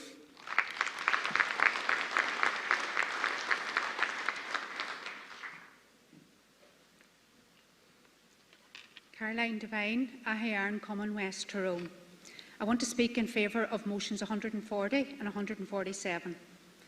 I want to commend the work of Sinn Féin's Commission on the Future of Ireland, alongside Ireland's Future, the SDLP's New Ireland Commission, the work of the All-Party Oireachtas Committee on the Good Friday Agreement and the Shared Island Initiative. I also want to recognise the work of Derry City and Strabane District Council's Irish Unity Working Group and their collaboration with Donegal County Council. All of this work is moving the conversation on Irish unity forward in a real and meaningful way. In relation to health services, I commend the parties Uniting Ireland Committee and our health spokespersons on the publication of the discussion paper outlining the case for an all-Ireland national health and care service. The reality is our public health services are not working the way they should. They are not working for the people who rely on them. Successive Irish and British governments have failed to plan properly, failed to train and to retain enough health and care staff, and failed to modernise our services for the challenges of the 21st century. In the south, we have a widening two-tier system. In the north, waiting lists are far too long, made worse by underfunding, Westminster control and the impact of partition. Irish unity gives us an opportunity to do things differently, to protect and future-proof public health services for generations to come. It is the responsibility of both the Irish Government and the Executive to work together to improve healthcare outcomes across this island. On an island of just over 7 million people, it simply doesn't make sense to have two separate health systems. We should be planning together and delivering a coordinated and all-Ireland approach to healthcare. Acardja, I asked you to support motions 140 and 147.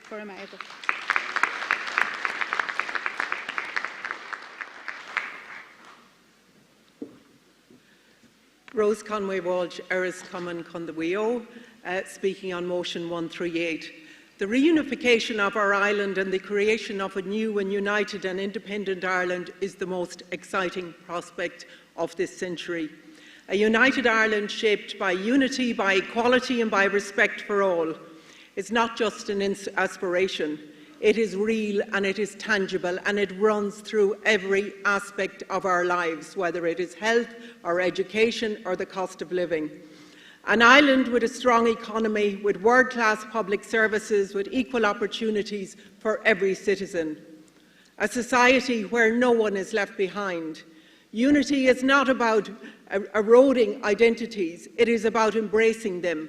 It is about creating a shared home where British, Irish and all other identities are respected and cherished, where diversity is our strength and not our division.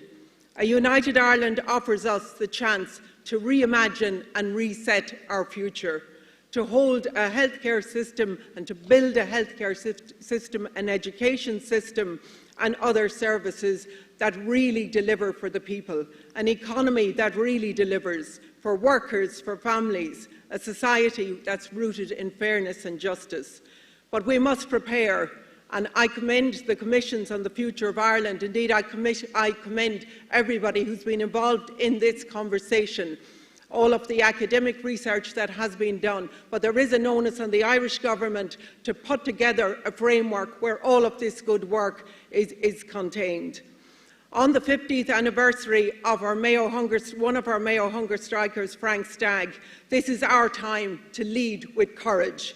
So let's go forward with joy in our hearts and renew our strength and our determination to achieve a new and united Ireland, an independent and free Ireland where we are in charge of our own decision-making and our own affairs once and for all.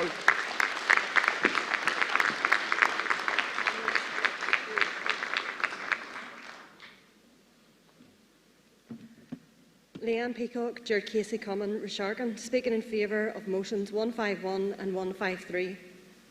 When we talk about the history of this island, we often speak of the great treaties, battles and high-stakes politics, but the real history of Ireland has been written in the kitchens, the community centres and the local clinics by women who refused to let their communities fall apart in the most difficult times.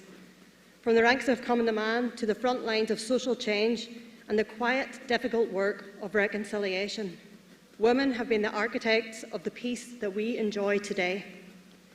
Despite the erasure of women from many of the history books, we know that women have always been the backbone of our struggle.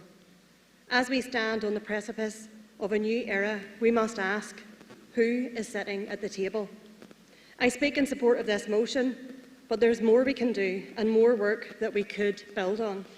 The establishment of the Women's Caucus by the Six County Cúige is a welcome and vital step, but it is time we establish an all-Ireland Women's Caucus within this party to unite our voices from Cork to Derry. We know what works.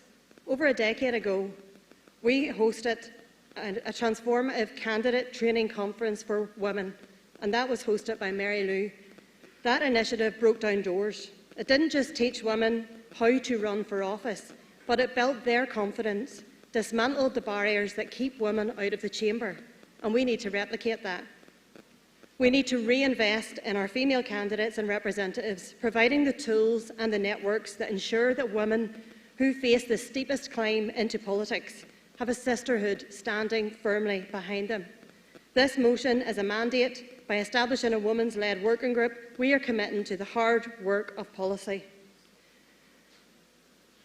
Women are the ones who will drive us forward to a republic of equals, as they always have done. Let us facilitate their leadership, let us welcome their ambition, and let us build an Ireland that deserves the women that have carried it for so long. Acharja, please vote in favour of motion 151, and I also appeal for members to support motion 153, ensuring young people have their voices included, amplified and valued in the preparation for a new Ireland. Gormila Margaret.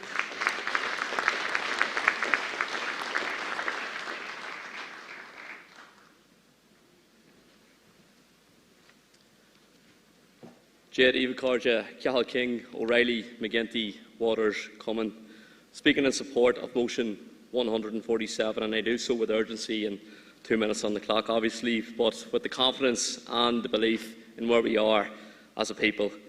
Partition continues to hold Ireland back. Its consequences are not in the past. We are living them every day, in a divided economy, in an unequal services, and in communities still shaped by division. It continues to deny the Irish people, north and south, the full expression of our democracy and the opportunity to reach our full potential as a united country. Yes, the conversation is taking place across the island, in workplaces, communities and homes. People are no longer asking if constitutional change will happen. They are asking when and how we prepare for it. I mean, look at this weekend. The people are watching, they are listening, and it's because we have momentum. We have the will to achieve a modern Irish Republic. The Good Friday Agreement gives us a democratic pathway to reunification. Our Constitution obliges the government to pursue it. The mandate is there. The mechanism is there. What's missing is action. As we gather in Belfast this weekend, it's worth noting that this year marks Sinn Féin leader Maire Drum. Maire was born in Killian, in South Armagh, and lived her life in Belfast, and her words still carry weight today. She has said that we must take no steps backwards. Our steps must be onward. That's as relevant now as it was then, and particularly this weekend. This motion, as like all the other motions heard today, is about turning momentum into delivery. We are calling on the Irish Government to plan seriously through citizens' assemblies, through a Department of Reunification, through a green paper, and be working now to set a date for a referendum. Unity will not happen by accident. It must be built. And to those who say that we are at a juncture, we say, look around you, because we are well on our way. Todhchaí Arla.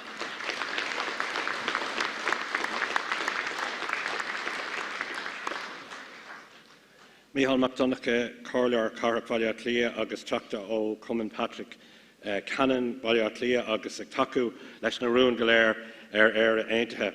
I just want you to listen to a quote here. We have no interest in the type of cynical whitewashing of history which others engage in. These are the words of Taoiseach and Fianna Fáil leader Micheál Martin at the launch earlier this year of the programme of events to mark the centenary of Fianna Fáil. Having called out the whitewashing of history, Martin then proceeded to throw a bucket of whitewash over the history of his own party, Fianna Fáil. In his speech, the Taoiseach never once mentioned the partition of Ireland or Irish unity. He referred to the party that Eamon de Valera and his followers left to form Fianna Fáil in 1926 without naming that party, and that party, of course, was our party, Sinn Féin. Martin went on to talk about why de Valera founded Fianna Fáil, but there was no mention of the founding aim of Fianna Fáil, as articulated by de Valera 100 years ago last week. Aim number one, securing the political independence of a united Ireland as a republic. This was the immediate background to the founding of Fianna Fáil 100 years ago. Yet it was ignored by Micheál Martin, as was his party's stance on partition and Irish unity in all the succeeding years. It was as if the central constitutional issue, the unity of Ireland, which dominated Fianna Fáil policy and rhetoric for most of its 100 years, never existed. Of course, we know where Dev went in the years after 1926. Less than a decade later, he was jailing Republicans.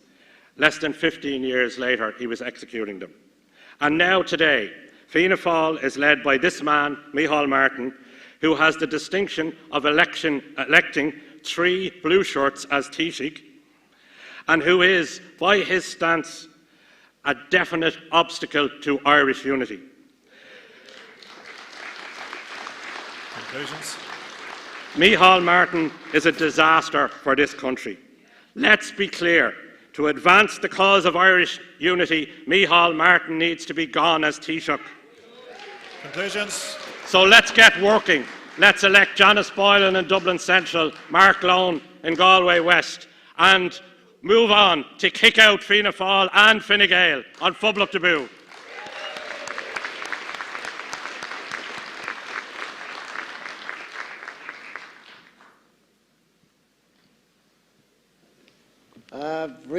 Gaelic is Condom. I'm the United Ireland officer for Portlaoise. I'm supporting motion 145. This motion is growing momentum across Ireland because what this Ardèche is managing to do is something important. Irish unity is no longer a distant discussion in theory. It's been actively advanced and endorsed in chambers across this country. We see it in the Dáil, we see it in the Senate, and crucially we see it in our local authorities, where the conversation has been brought directly to the communities.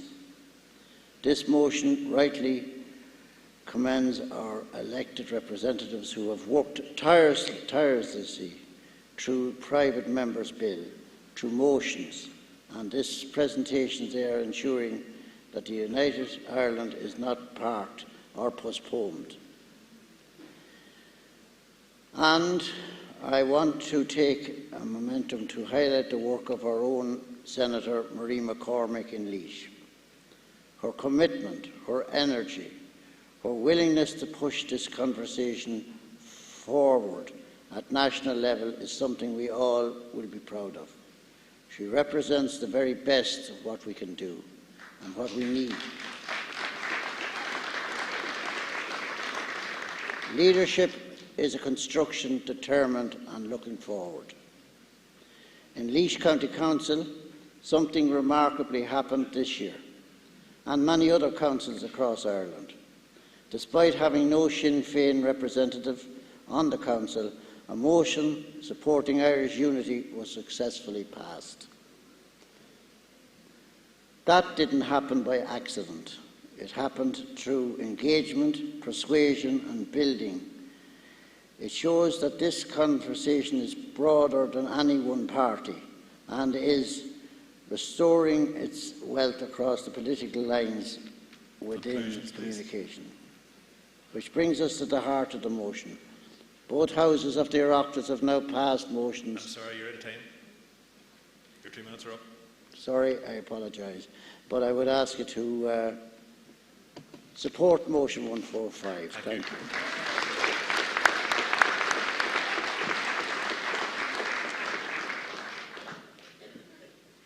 Díomh a Carja or Leah Flynn MLA for West Belfast, speaking in support of motion 140. Across this island, women continue to be failed by our health services north and south, and I see the impact of that failure every week in my constituency office, sitting with women who have been left waiting in pain and without answers. They're waiting too long, they're not being listened to, and too often they're not being believed. This is not just inequality, it is the reality of medical misogyny here in Ireland, where our pain is dismissed, our symptoms are overlooked and our voices are ignored. That has to end, and it has to end with the creation of a true Irish National Health Service here on this island. Failure in the current systems follows women through every stage of their lives, from periods to recurrent pregnancy loss to menopause, where women are left in pain, in grief and without the support they need. We see it in gynae waiting lists, where women are waiting years in pain, including those with endometriosis who wait up to 10 years for a diagnosis. And we see it here in Ireland, scandal after scandal across this country. Women harmed by transvaginal mesh, which was implanted in their bodies without proper testing, leaving them in chronic pain with life-changing complications, and they're still unable to access full removal surgeries. The families impacted by sodium valproate, mothers carrying all of that trauma and guilt for harm that was put onto them that was never their fault. These women were failed by the current health systems here in Ireland. They deserve redress, they deserve support, and they deserve it now. Carja, women are not receiving access to the first-class health care service they deserve. Instead, they experience delay, dismissal and inequality. We see it in the absence of a mother and baby unit. No mother and baby unit anywhere here on the island of Ireland. Our women deserve better. The women of Ireland deserve dignity, deserve respect and deserve a health service that finally works for them in a new and a united Ireland. Gormina Mayogov, support motion 140.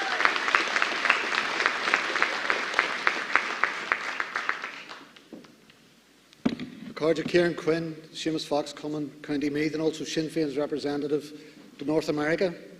I speak today in support of Motion 138. Carja, generations have been forced off our shores through starvation, repression, poverty and joblessness, first at the hands of the British and then shamefully at the hands of successive Fianna Fáil and Fine Gael governments. Today, a new generation is leaving for Canada, for Australia and for Britain due to the housing crisis. But our exiled children have always kept the faith with Ireland. Let's be clear, and it's in your pack in the proclamation, there would have been no rising without them. There would be no Good Friday Agreement without our exiled children, and they must be part of planning for a new and united Ireland.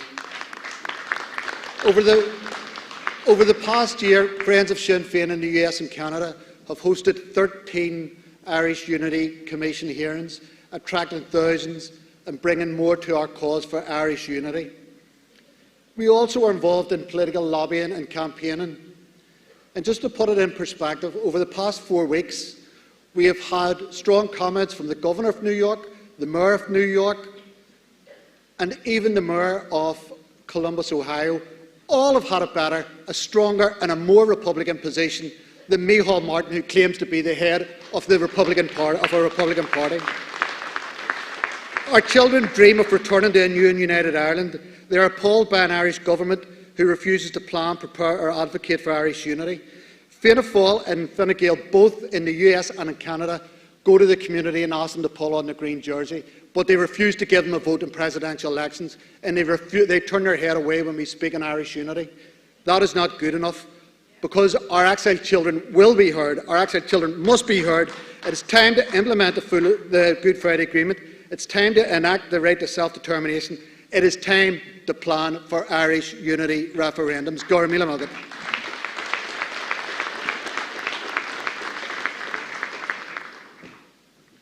Rúri Amuraku, a kainch ar son rún, Kate Satroka Hucht. I'd like to correct something Micheál McDonagh said earlier. Micheál Martin is the biggest obstacle to Irish unity at this point in time and definitely has to be replaced. The leader of the so-called Republican Party says now is not the time. We have to wait until we have this absolute utopia of complete reconciliation and everyone gets on hand in hand. In doing that, he provides the greatest tool to those who want to maintain the status quo and ensure that we do not get what is determined by our patriots who have gone before us and what is the absolute necessity for those that live on the island, and that is Irish unity. He talks about a citizens' assembly. That's not big enough. It can't deal with an issue as big as Irish unity. Fair enough. You're the Taoiseach. You're the guy with resources. You're the guy with the powers. What I need to see from you is action. And that sort of action means a forum. Don't call it a citizens' assembly if that's too much of a Sinn Féin idea. But we need a means by where the preparation can be done elsewhere. He has the resources. The state has the resources. Work alongside other stakeholders. But the fact is, you need a forum where people can converse, where all those people, and we've seen it, and we're delighted to see unionists and those of a unionist background who are now willing to see Irish unity, because they have seen the disaster that the British government have been, that we have known for many, many years. Now, we are who we are, and we are Republicans. We are delighted that there is a peace strategy that can deliver Irish unity, and that is down to the Republican leadership. But that does not mean we don't forget who came before us. South Armagh last weekend remembered volunteer Peter Cleary, and Monaghan and Fermanagh will remember volunteer Seamus McElwain tomorrow. So we stand by these people. We build on what they have done, and we deliver the republic that is required by the people out there on Fublock the Boo.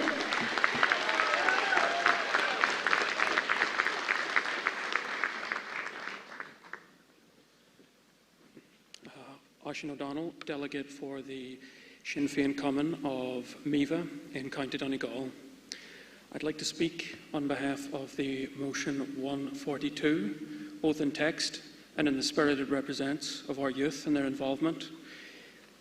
I think that in this motion you can see highlighted the highs and lows of being a young person today in Ireland.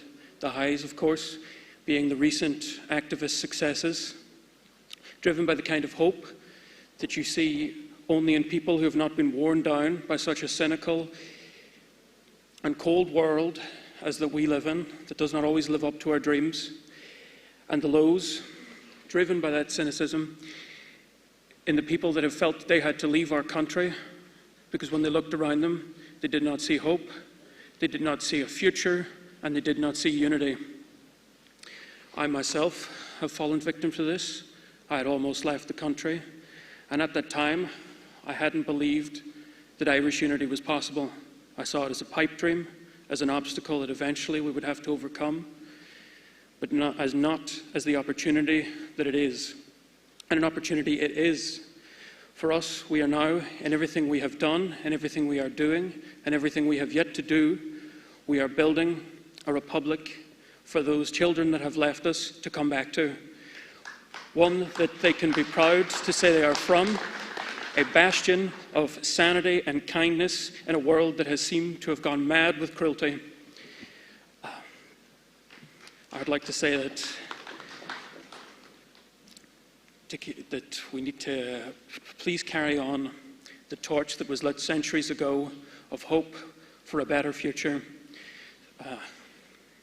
For your time and attention, I say, Gurumila Mahigat.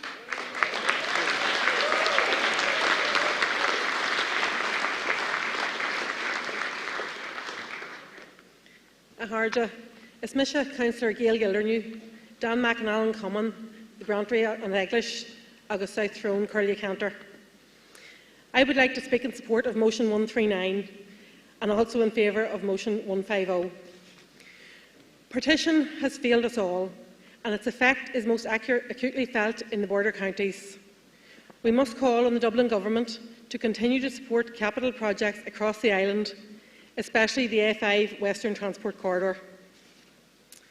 The A5 is a vital piece of infrastructure connecting our island and is part of a road network including the N2 and 10T roads.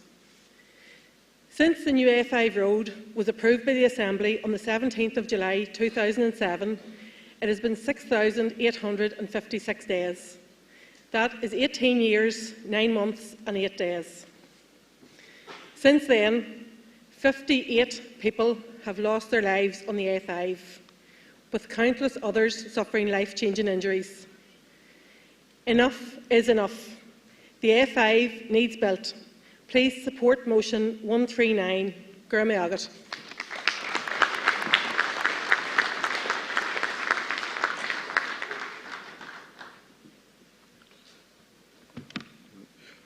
Paul Henry, O'Hanlon Davy, Common Lavy, South Derry. Aharja, I speak in support of Motion 150. We must be honest with ourselves. There is no united Ireland on a dead planet. Our environmental campaigning is not a side issue. It is an essential part of our national political project. Our mandate draws from the deepest roots. We follow the radicals of 1798, those dissenters and United Irishmen who challenged the vested interests that exploit both the worker and the world. We have evolved the Presbyterian concept of stewardship into a modern secular republicanism, the conviction that we are not owners of this land but temporary caretakers of a republic that belongs to the future. This effort requires a new solidarity between our rural parishes and our inner city streets. From the protection of our bogs to the air quality in our most crowded neighbourhoods, our work is one. Motion 150 demands a transformative pivot.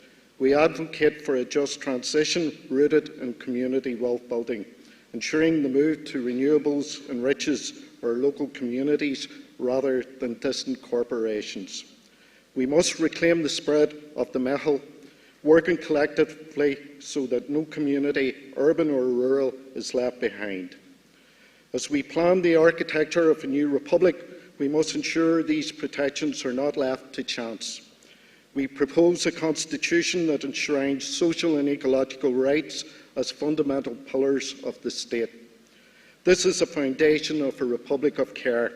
In this new Ireland, care extends from the land to our people. Our new constitution must protect and celebrate minority and cultural rights, ensuring every identity is cherished. National liberation must mean environmental liberation.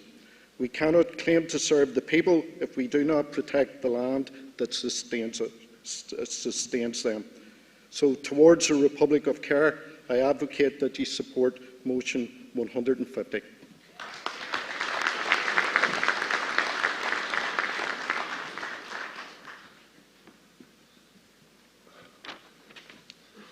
Thomas Gould, Sinn Féin TD for Cork North Central, member of the Countess Markovich Todhchaí Common.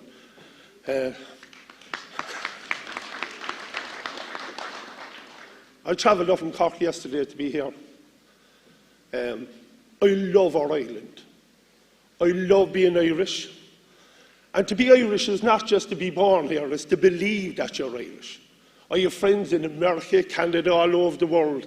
They're as Irish as me. And the people in Belfast are as Irish as any Cork person or anywhere in the 26 counties. And for Ard, for the Taoiseach in the 26 counties, to say no is not the time for a referendum on Irish unity. No is not the time for a citizens' assembly. How dare he deny the people of this island their right to a referendum?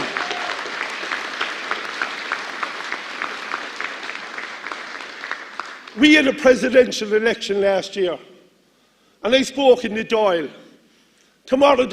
Today the Cork Senior footballers play, tomorrow the Cork Senior hurlers. As a GA person, when I stand in Croke Park and I see GA teams play, you see teams from the 6 counties, men and women, boys and girls play. And the Irish government say, they're not Irish.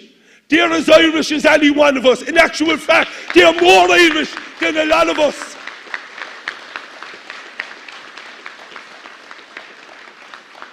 So what I'm saying now is that if the people of this island, the diaspora, who were driven from these shores by Fianna Fáil and Fine Gael, they deserve a right to vote in the presidential election. Also, we demand a citizens' assembly. We demand a Good Friday Agreement be enacted. We demand a referendum on Irish unity. And as Bobby Sands said, what's the word? Our revenge, Margaret. Our revenge will be the laughter of our children when we deliver the United Ireland that Bobby Sands and all those volunteers stood for and died for. Margaret.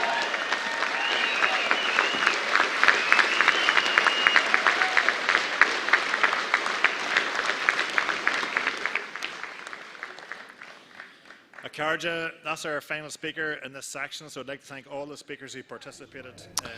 Well, Fáilte, Karja, and welcome back to the commentary section of the 2026 Sinn Féin Ard Fheis here in Belfast. Is Misha Dahi Fitzgerald? Agus is Misha Cleana, to say intach bheith Sean to find you like and Sean first, although to my biased, I won't lie. I'm absolutely biased as a Belfast one, but it's been a great buzz so far, fairness. And as well, we've had the weather with us, which is can't complain about. And so far, there's been a discussion on a range of different motions and topics at this Ard Fheis. But do you remember your first Ard Fheis?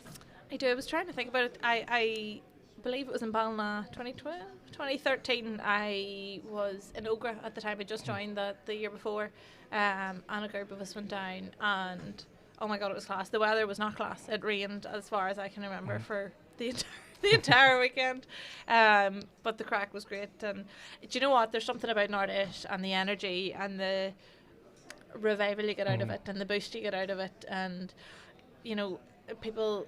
I love the debate and the discussion, and I think everybody does. I think you get something out of it, and when you're among kind of people who are like-minded but not like-minded and everything, you know, it's great for discussion. So I remember that, and I mean, that's the beauty of it. Like, I remember seeing people at that Ard Fheis that I'm still seeing here this weekend, which is just lovely. Where was your first one? My first was 2017 in the RDS in Dublin, so nearly 10 years ago. So when I joined Sinn Féin, it was Sinn Féin Republican Youth, now Ogra Sinn Féin. But yeah, no, that was 2017. So next year it'll be a decade in apartheid. And 25 now, so I can feel the greys coming in as we go on. Don't be saying that too much. Mine's more than a decade ago. But no, it is. And do you know what? I think it's a great basis when you are at that age. I mean, I was 18, 19, and oh my God, as I say, even the relationships you build up and the confidence you build up too in terms of being able to have that political debate. I mean, there's been so much discussed here today. I know the previous section was on building Irish unity, not an unusual topic for us, but there's so many different contributions and you really do get that confidence out of it. Yeah, and I know we're going on to the International Solidarity and Ireland's Voice section next. But as you said, an Ardèche where people come from across the island meet, and a lot of people don't see each other until there's an Ardèche or if there's an election or something where people kind of go and campaign. But it's just, as you said, having like-minded people together who debate either for or against a specific motion as well. Which is always good, and as well when we're speaking then there's votes taking place, so it's a democratic process with the grassroots members having their say. No, absolutely, and it's great to see people being able to have their say and given the different contributions and to hear the different contributions too. As you say, with people from right across the country coming together, you know, you get all sorts of different viewpoints, be that rural or urban or younger people or older people. You get all those different viewpoints and you can sort of take them on board when those then votes are being taken. Modern imperialism and colonialism currently threatens global humanity.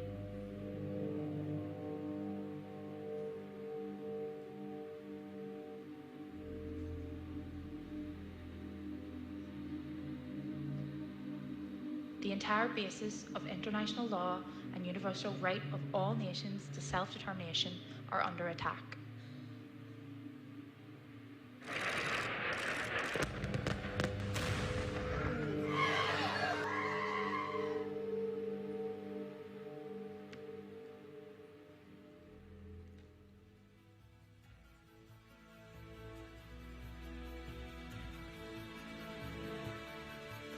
Throughout the 20th and 21st centuries, mass political struggle has brought change.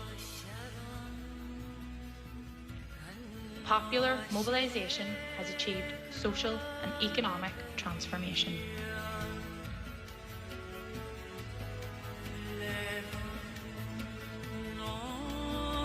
We will be able to speed up that day when all of God's children, black men and white men, Jews and Gentiles, Protestants and Catholics, will be able to join hands and sing in the words of the old Negro spiritual, free at last, free at last. Thank God Almighty, we are free at last.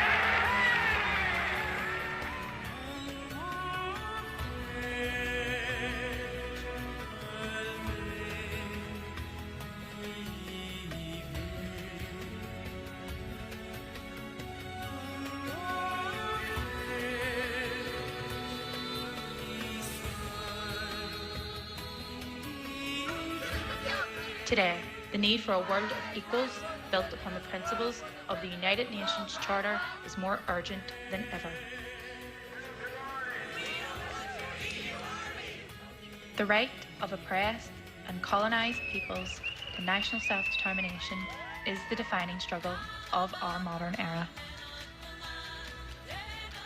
The great only appear great because we are on our knees. Let us rise. Isar Scat Akela Awarn Nadini, New York Okar Lakela. The achievement of Irish unity can be a new beacon of hope for other struggling peoples. Another world is possible when we all stand as one.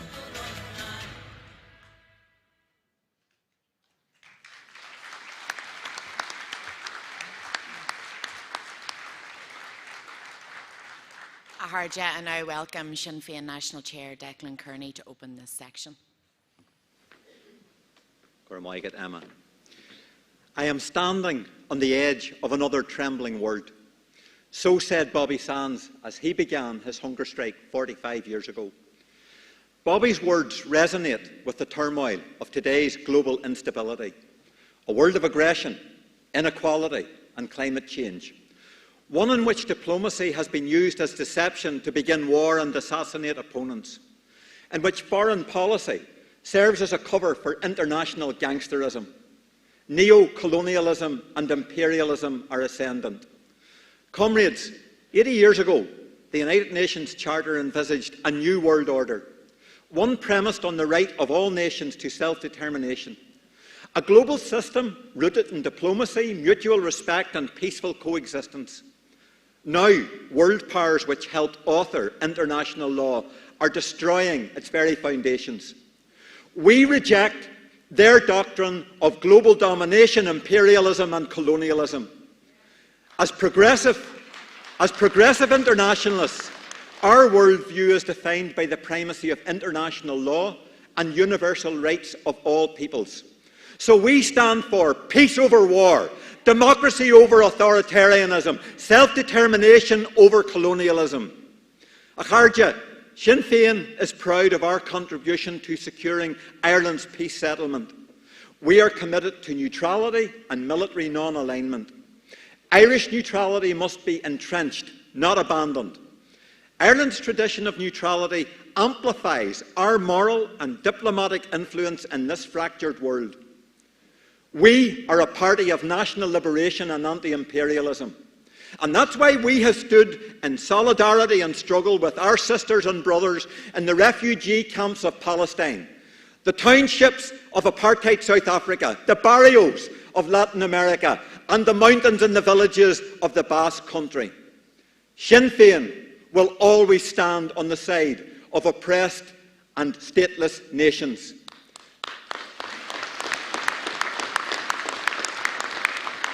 The pursuit of national self-determination, comrades, is the defining struggle of our modern era. Global humanity is now at a crossroads. And we applaud the leadership of South Africa and its legal action against Israel under the Genocide Convention. Israel is a terrorist state.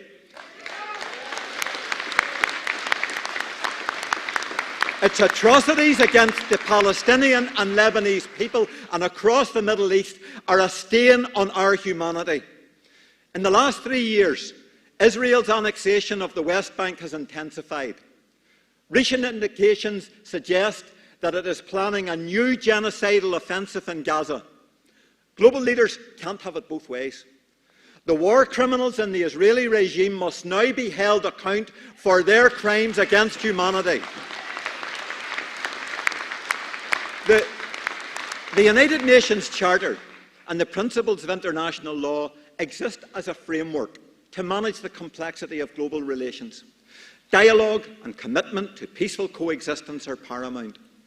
These are binding. There are no exceptions. There will never be peace in the Middle East without adherence to these principles. The US-Israeli illegal war against Iran must end permanently.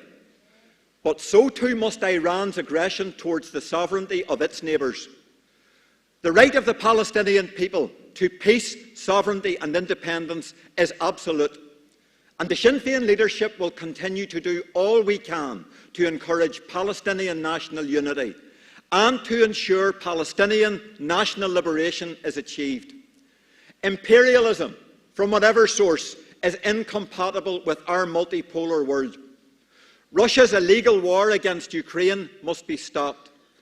Genuine negotiations and a comprehensive political settlement are required. The 70 years illegal blockade by the US against Cuba must also be ended.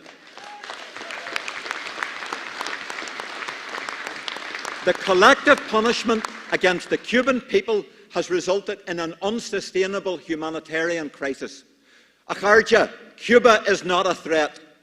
US regional aggression is destabilising for Cuba and for all of Latin America. The American administration's actions are absolutely indefensible. It should de-escalate immediately and engage in good faith with the current process of talks aimed at normalising relations between both the US and Cuban administrations. Acharja, Sinn Féin will never abandon the Cuban, the Palestinian or the Kurdish people. We say to all who struggle for freedom and justice, we see you, we hear you, and we are with you. Ireland brings a unique experience and perspective to the dangerous volatility of today's world. And achieving Irish unity will be a beacon of hope for others who continue to be denied their rights. Irish Republicans embrace our responsibility to act in political solidarity, to advance a new global vision, inspired by our commitment to anti-imperialism, national liberation and equality. A Charges a Comradihe, another world is possible, another world is achievable. So, comrades, let us rise in the cause of our shared humanity. Amandla, venceremos, a luta continua, Todhchaí la.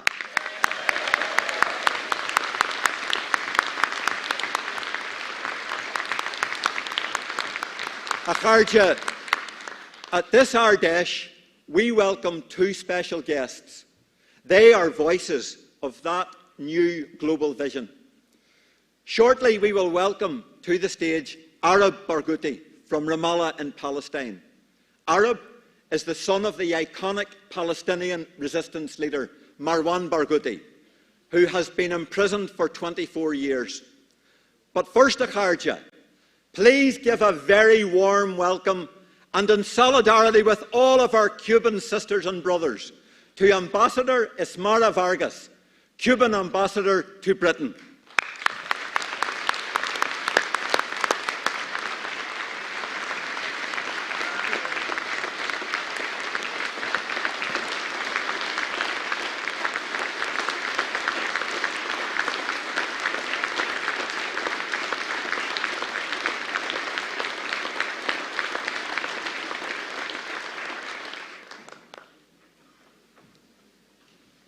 Thank you very much, comrades, friends. Cuba and the people gathered in this room share a history that spans over 3 centuries. It is a history that transcends the vast ocean between us. It is defined by our rich cultural heritage and our distinctive character. Our historical links date back to times of massive global migration, when men and women from these shores crossed the Atlantic seeking new horizons. Many found a home in Cuba. They integrated seamlessly into our society, contributing their immense talents to our agriculture and our infrastructure. In the 1830s, laborers brought their skill and their formidable work ethic to help build Cuba's first railroads, literally sharing their sweat with our soil. As the 19th and 20th centuries progressed, we continued to find common cause in our shared values. It is a well-documented fact that Ernesto Che traced his ancestry back to the Lynch family in Galway. It is entirely fitting that one of the most globally recognized images of him, the iconic portrait you see on murals across this very city, was created by Jim Fitzpatrick. This year, as we mark the centenary of Fidel Castro, we are called to reflect deeply on the value that define our modern nation. We reflect on the foundational pillars of our society, our universal health care, our education system, and our unwavering commitment to international solidarity. Today, those very pillars are under severe threat, not because of Cuba's actions, but as a direct consequence of a policy that is not only a comprehensive economic blockade, but also a truly cruel, criminal, and genocidal siege. As I stand before you, Cuba, my country, is navigating an unprecedented economic and energy crisis. The humanitarian toll permeates every facet of life. Rolling blackouts lasting 12 to 20 hours, in some cases a little bit more. Significant strains on our healthcare system, with more than 100,000 patients waiting for surgeries, including 11,000 children. Most ambulances grounded, unable to dispatch to medical emergencies. Nearly 1 million citizens stripped of access to potable water because trucks lack fuel to operate. And our schools, our dear Cuban schools, operating under the crippling absence of fundamental resources. Yet, despite these monumental challenges, the Cuban people continue to demonstrate extraordinary innovation, dignity, and resilience. We are working tirelessly every single day to stabilize our national grid, to protect the most vulnerable people, and to sustain our communities. In this vital endeavor, the voices of our international friends are absolutely indispensable. We are deeply grateful for the consistent, overwhelming position of the international community reflected in the historic vote at the UN General Assembly calling for an end to the blockade imposed on Cuba for more than 60 years now. But more importantly, we are profoundly grateful for the grassroots solidarity we see here in Belfast tonight. To Sinn Féin and to the countless friends gathered here, we say once again, thank you. Your solidarity is a powerful reminder that while Cuba faces a complex external pressures, we are never isolated. We remain fully committed to a future guided by peace, mutual respect, and deep, enduring friendship that brings us together today. We know that the objective of the U.S. imperialist policy is to destroy the pillars of the Cuban Revolution. But in the centenary year of the birth of our Commander-in-Chief, Fidel Castro Ruz, the Cuban people will not allow it. Thank you all.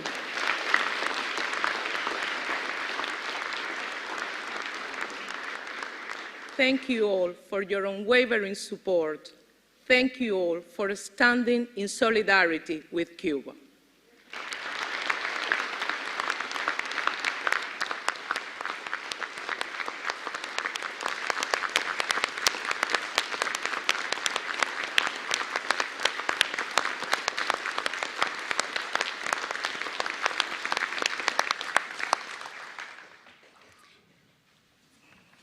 Thank you, and I hope you could feel solidarity in the room. I now want to welcome Ard Fheis to the stage, as Declan previously introduced him, son of the famous Marwan Barghouti.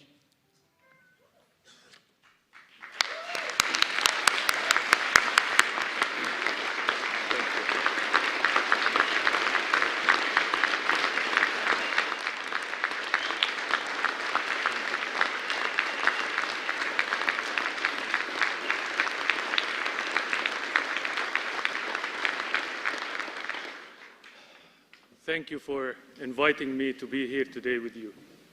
To stand in Belfast, a city that knows occupation, resistance, and the long road to freedom is a huge honor.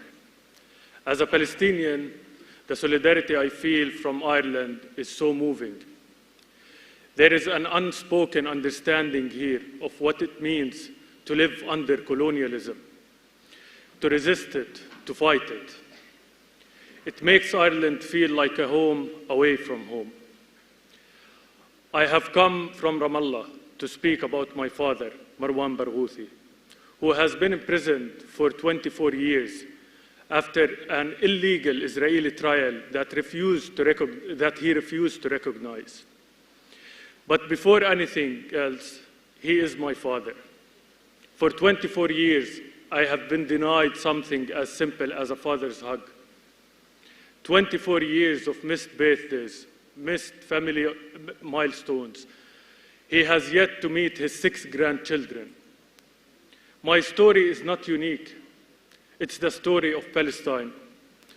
No family is untouched by the system of detention, torture, and abuse of law at the hands of our occupiers. Today, nearly 10,000 Palestinian detainees are held in Israeli prisons, subjugated to systematic abuse. This is the Israeli policy. It is part of a strategy to criminalize our struggle and break our spirit, which will never happen. What my father is going through is not just about time. It is about escalation. In recent weeks, he has been violently assaulted, beaten, attacked, denied basic medical care. It is not random, it is targeted. Because Marwan Barghouthi is not just my father, and he is not just a prisoner. He is a symbol of unity, a source of hope. And hope is what Israel fears most. Hope for a unified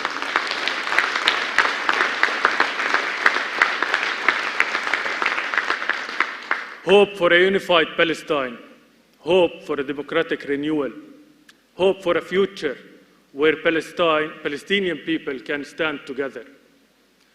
As Nelson Mandela once said, what's happening to Marwan Barghouthi is exactly the same as happened to me.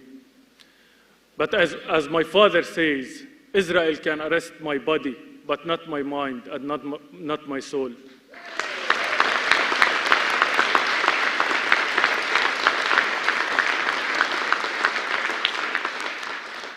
And still they try. I know many in this room understand this deeply. You know what it means when leaders are imprisoned, when dignity is stripped behind prison walls. You know that the struggle of prisoners is not separate from the struggle of a people. It is the struggle. Labeling leaders as terrorists, imprisoning those who resist, this is not about security. It is about crushing the liberation movements. It is about shaping a future where people are forced into silence, into submission, into forgetting their right to freedom. Systems of oppression do not only seek to control people, they seek to extinguish hope. And Marwan Barghouthi represents hope. Today, there is a very real and dangerous attempt not only to suppress Palestinians, but to erase the Palestinian cause altogether. In Gaza, devastation. In the West Bank, daily raids, displacement, and settler terrorism. Across all of Palestine, a people pushed toward despair, to make us invisible, to make us forgotten, to make us feel hopeless. And this is why your voice matters. So today I ask you to do all you can, not in sympathy, but in solidarity. Because solidarity is not symbolic, it is political, it is protective, and it is powerful. Stand for Palestinian prisoners as you have stood for your own. And I ask you to call for the immediate release of Marwan Barghouthi, not only because his life is in danger, but also because his freedom represents something far greater, the possibility of justice. And I promise you this, the day will come when you will visit a free Palestine, a day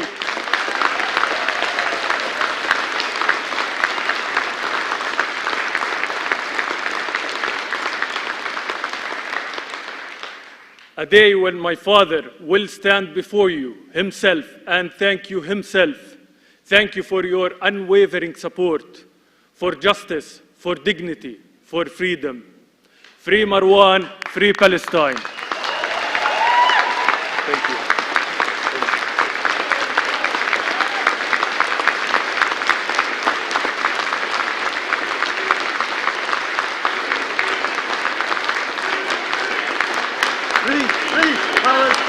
Free Palestine! Free Palestine! Free Palestine! Free Palestine! Free Palestine! Free Palestine!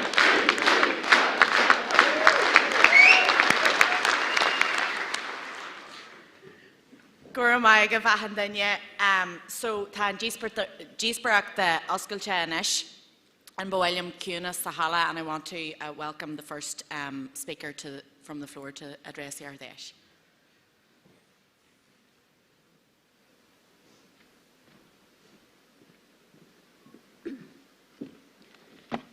Joanna Byrne, TD for Loudon East Meath and Sinn Féin spokesperson for sport in the Dáil, speaking in support of motion 155, calling on UEFA to expel Israel from the Nations League and the FAI to reverse its decision and boycott the Israel fixtures in this competition. I commend the Mairead Farrell Cummins for putting this motion forward in solidarity with the plight of the Palestinian people. Irish Republicans, all of you here at this Ard Fheis, all of our members at home and the wider Irish Republican family everywhere know well that we are on the right side of history. This country is rightly proud of our collective record in opposing apartheid South Africa. The 1970 Ireland versus South Africa rugby match played on January the 10th at Lansdowne Road in Dublin, defined by intense anti-apartheid protests against the apartheid South African team. 10,000 people protested at the ground then. How many protesters do you think will stand up and protest Israel's football team if they come to Ireland now? There can be no double standards by world football's governing bodies. UEFA and FIFA want us to stand by and watch as the Palestinian people are massacred and ethnically cleansed from their legal and internationally recognised homeland by Israel, and then politely applaud the Israeli national team's footballers here in Ireland. That is never going to happen.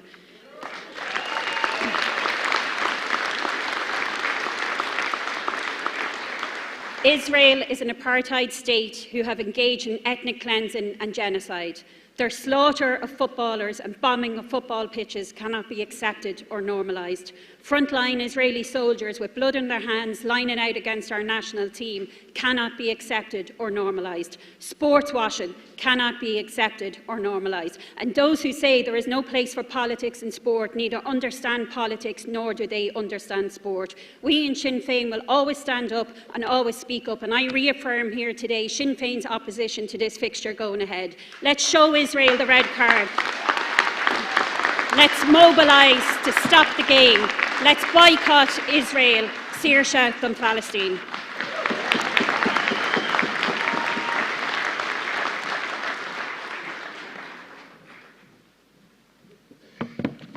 Judith Akarja, Owen O'Neill, Martin Meehan, McCart's Common, Glengormley. I'm here today to speak in support of motion 160. When I wrote notes about this motion, I said that in the media the SNP had been courting us. Well, they've done more than courted us today. In a few weeks, not only Scotland but Wales will see elections that may see the election of 3 nationalist First Ministers in this so-called union.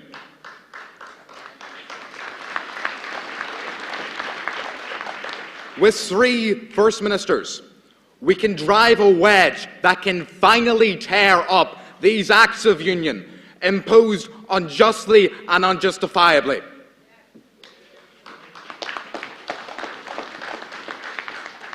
The success of these 2 parties in the upcoming elections will be our successes as well, as we will face the electorate in the 6 counties 12 months later.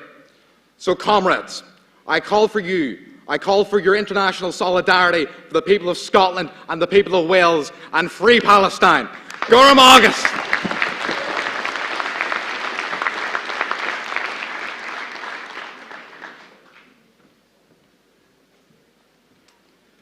Conor Cinnamon, Marks McKeown, Common, Newry City, County Armagh, speaking in favour of motion 156. Akarja, the world has abandoned the Palestinian people as they face relentless bombardment, annexation, occupation, ethnic cleansing, and now a genocide by the apartheid state of Israel, showing us all the true meaning of evil.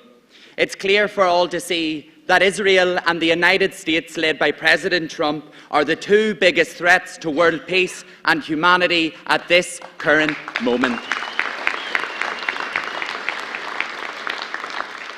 As we speak today, reports say that 75 dual Irish-Israeli citizens have been active in the attempt to destruct the entire people in Gaza. These individuals made a conscious decision to join a genocidal army and must face the full consequences if they ever have the neck in them to come back to Ireland.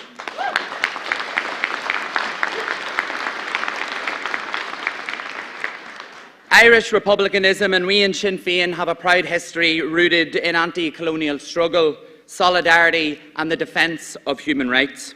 Irish citizenship rules require an applicant to be of good character, and it's in that vein today, with our motion 156, why we loudly and proudly call on the Irish Government to deny Irish citizenship to anyone who has participated in war crimes or genocide, including those in Gaza,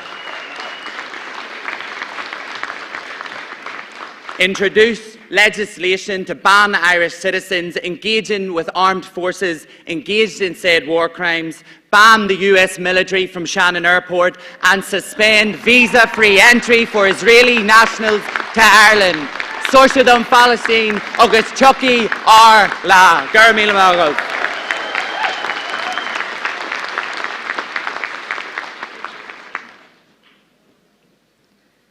Councillor Emma McGinley, Oglach Ethel Lynch Common Derry, speaking in support of motions 153 to 156. Giadiva Kjarja. International solidarity is a core tenet of Irish republicanism. We, as Irish Republicans, have been steadfast for decades in supporting the right to self-determination for the people of Palestine. Every time that we think that the situation for the people in Palestine can't get any worse, it does. The horrifying news that the Israeli government have approved legislation to legalise executing Palestinian prisoners marks the latest terrifying atrocity set to be inflicted by the Israeli regime on the people of Palestine. It's in addition to systemic genocide, detention, occupation, discrimination, collective punishment and apartheid practices waged against Palestinians every single day. The complicity of the UK government is unforgivable but unsurprising. The actions of the US government, particularly Trump and Hegseth, escalating war right across the Middle East is not only indefensible, but illegal under international law. We've seen some Western governments express deep concern, the Irish government figures condemning, but the time for hand-wringing, expressing concern and simply condemning this genocidal action of the Israeli state has long since passed. Israel must be held to account for its crimes against humanity. We must all play our part to show our solidarity with the people who are being pummeled by colonial forces. That means supporting and implementing BDS, like we're doing in Derry City and Strabane District Council.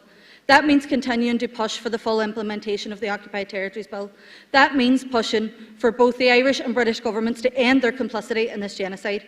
And that means stopping US military flights coming through Shannon Airport. Our neutrality must be protected. We cannot be complicit. The cause of Palestine is the cause of Ireland. Kjarja, please support motions 153 to 156. Saoirse Palestine.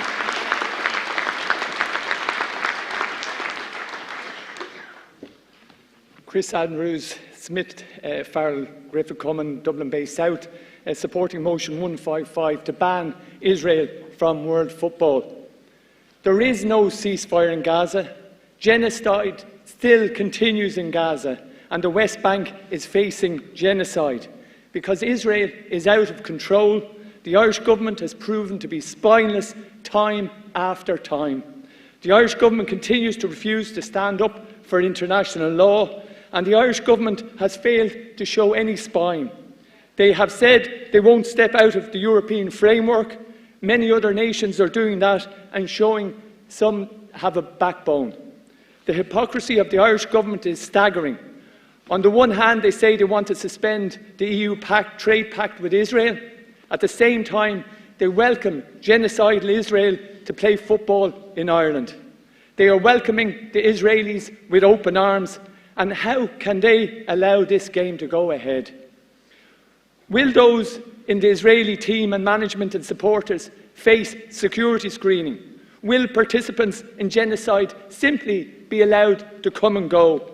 And the FAI needs to listen to Irish football and its own membership. The FAI Congress passed a motion supporting Israel being expelled from UEFA. So the CEO and President of the FAI need to listen to Irish football community and not facilitate sports washing. The CEO of the FAI doesn't live under a rock, and he knows that playing Israel is facilitating the sports washing of Israel's genocide. We need to redouble our efforts to stop the game taking place.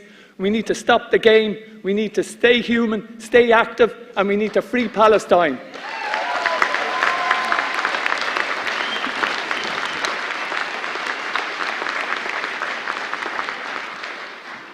Welcome back on Austin Hurst McManus coming by Longford. I'm speaking in favour of motion 155, which not only commends the resilience of Joanna Byrne, but also criticises the FAI. 6 months ago, the FAI voted to ban Israel from club and international competitions. Absolutely the right decision. Then a few short weeks ago, they were quick to commit to fulfilling 2 fixtures against the apartheid state themselves. It is true that the FAI are talking out of both sides of their mouth, although it could be argued that they're talking out of somewhere else too. We simply cannot allow these fixtures to go ahead, particularly the proposed game in Dublin. Those who know me know football is a huge part of my life, and I'm a proud FAI season ticket holder and have been for 10 years since I was in school.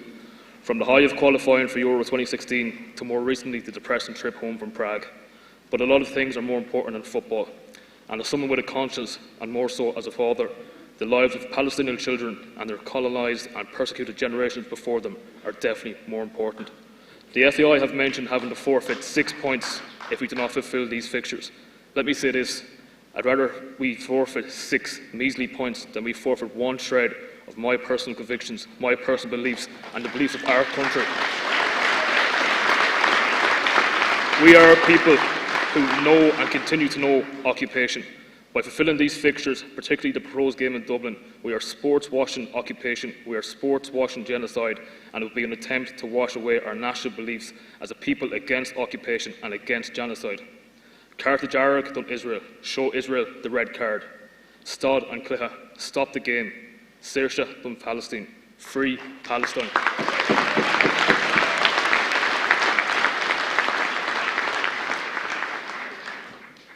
Councillor Martin Herty, Morris Harvey, Common Cross, Maglen.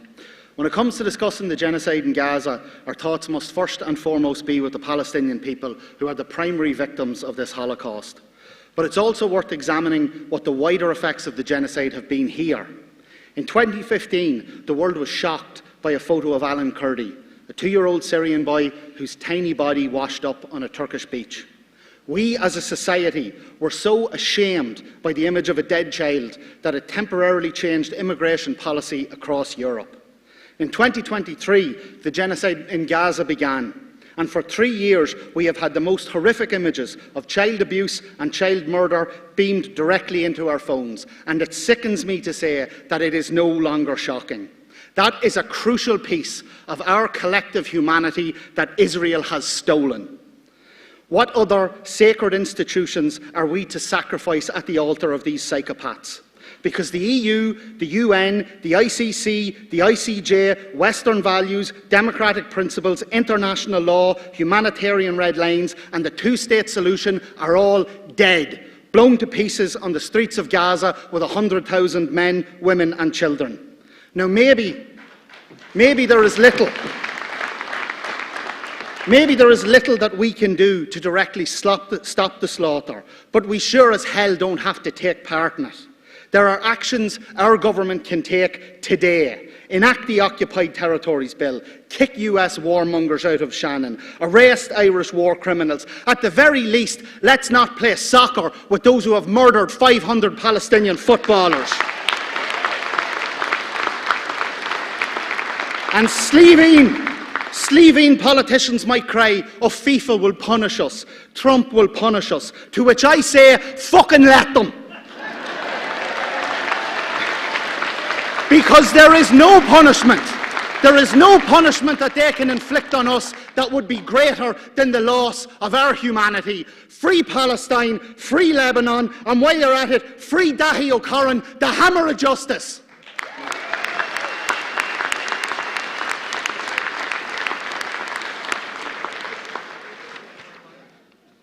Darren O'Brodick, Black Ryan, Common, Ballia, Clare. Speaking to motion 154, 163, and supporting all the very necessary calls within motions in this section. 9 months ago, the British Home Secretary prescribed Palestine action, the first time proscription has ever been used against a group that reject violence, are pro-human rights and oppose genocide. A month later, the largest number of people in over a decade, peace protesting, were arrested for challenging their own government's complicity in mass murder. As a near-fatal hunger strike ensued over the new year by 8 courageous peace activists, the world looked on. 15% of every F-35 is made in Britain. The plane, largely responsible for dropping mega bombs, resulting in the destruction of Gaza, where children account for 47%, during the most televised genocide in history, as the world continues to look on. And despite the recent High Court ruling that the ban on Palestine action is unlawful, the British state suppression of the Palestine Solidarity movement persists. 2,000 British nationals have served directly in the Israeli Defence Forces amid that state's appalling genocide in Gaza while the world looks on. So let us send a message to the British government for their own direct handling in facilitating and profiting from ethnic cleansing.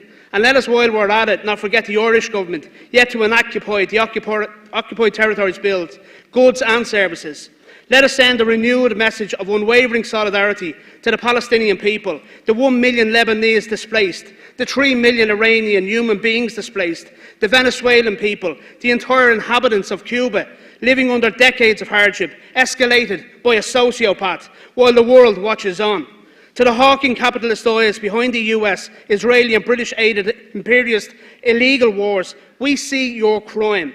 And from this Ardèche, Irish Republicans condemn you and demand international accountability for all those that have aided illegal invasions, flaunted international law and brought shame upon your own people. In one unified voice, we say to you, Saoirse Dun Palestine, Viva Venezuela, Venceremos, Hasta la Victoria Siempre Cuba, agus Todhchaí ar lá.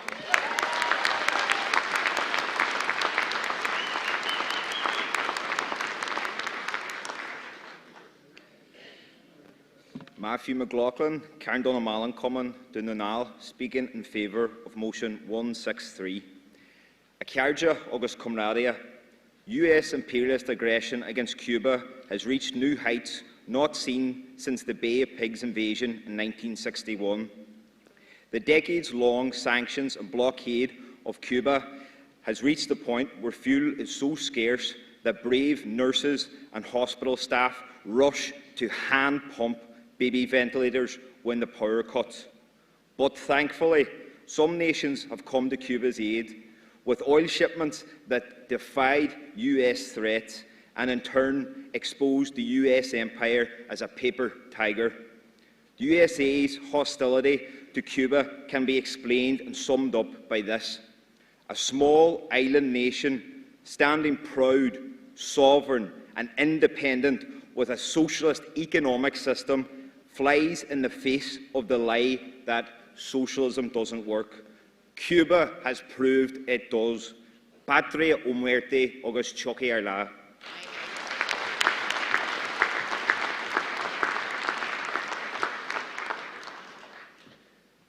Adrian O'Gallagher, Ramelton Common, speaking in favour of motion 163. The US has tightened its criminal and inhumane blockade against Cuba, which has caused serious issues with energy and created shortages. Before 1959, the Yankee imperialists controlled Cuba's mines, controlled its public utilities, its railways, its sugar production, alongside the native colonial landowners.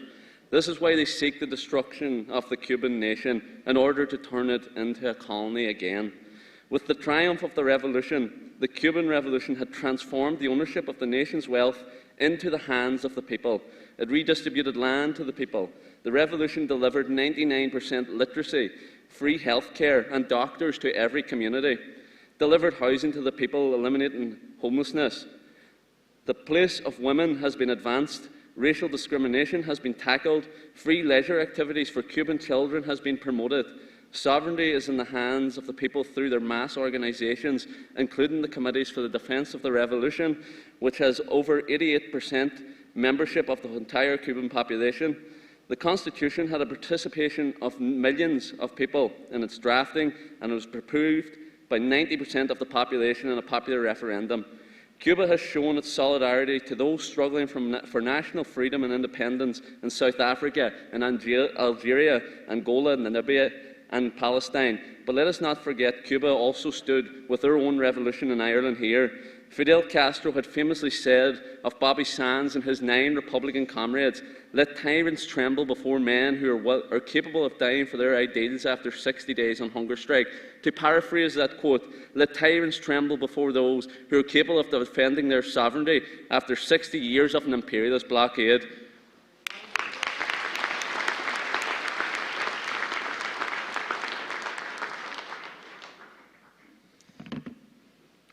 Councillor Sean Fleming, Barney McFadden, Common, Derry.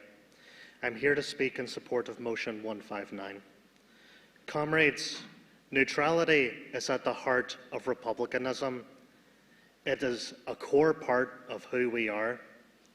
The signatories of the proclamation made a promise to the Irish people that the Irish people would never again be used as cannon fodder in the colonial and imperialist wars of foreign powers. We don't need to speculate on the consequences of removing or bypassing safeguards around the use of military force. We simply need to turn on our TVs and watch the news.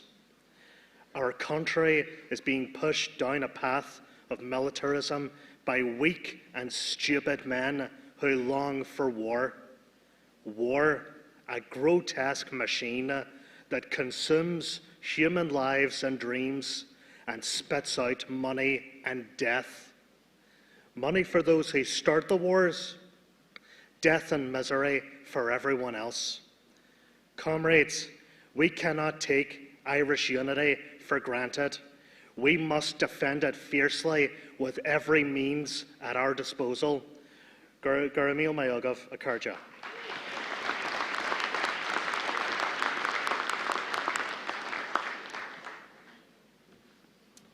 Donegal era Common Trailock Moxivna, Cork City South West, and spokesperson on defence. Thomas Lord Laroon, Kate Craig Carr, Craig Cuig, is Kate Shaska Carr.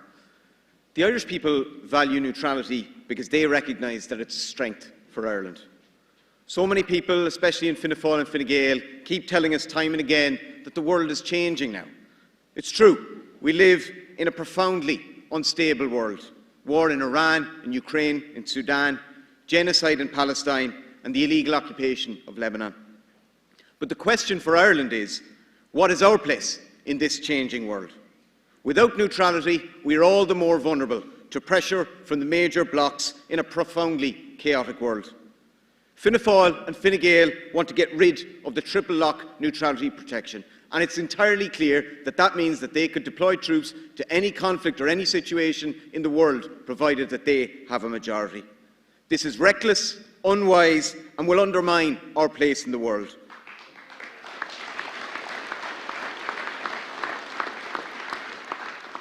They do so all for the sake of short-term political gain. And at the same time, they refuse to check US flights going through Shannon, a see no evil, hear no evil approach at a time of wars of aggression. They hide behind myths and inaccuracies in trying to undermine our neutrality. To be crystal clear, there is nothing in the triple lock neutrality protection that prevents us from investing in our defence forces. On the contrary, it is successive Fianna Fáil and Fine Gael governments who have undermined and neglected the men and women of the defence forces, and we are proud of their track record as peacekeepers, including right now in Lebanon. Sinn Féin is clear. Ireland should be strong on neutrality and strong on defence.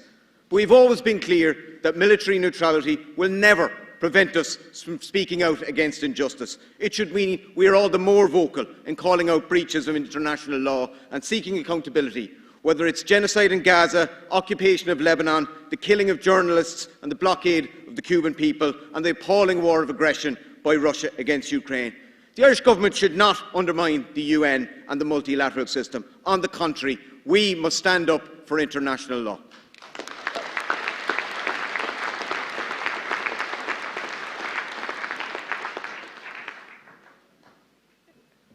Kieran Brown, Munster, Coiga, speaking in support of Motion 159. Neutrality has long defined Ireland's place at the world of a time of growing militarisation across Europe. Ireland must choose peace-building over conflict. We must not go along with the Americans' escalations of wars. Our young people are the future of this island, and we are not soldiers for foreign wars. To Micheál Martin and Ursula von der Leyen, Ireland's neutrality is not for sale. Thank you, Akarja.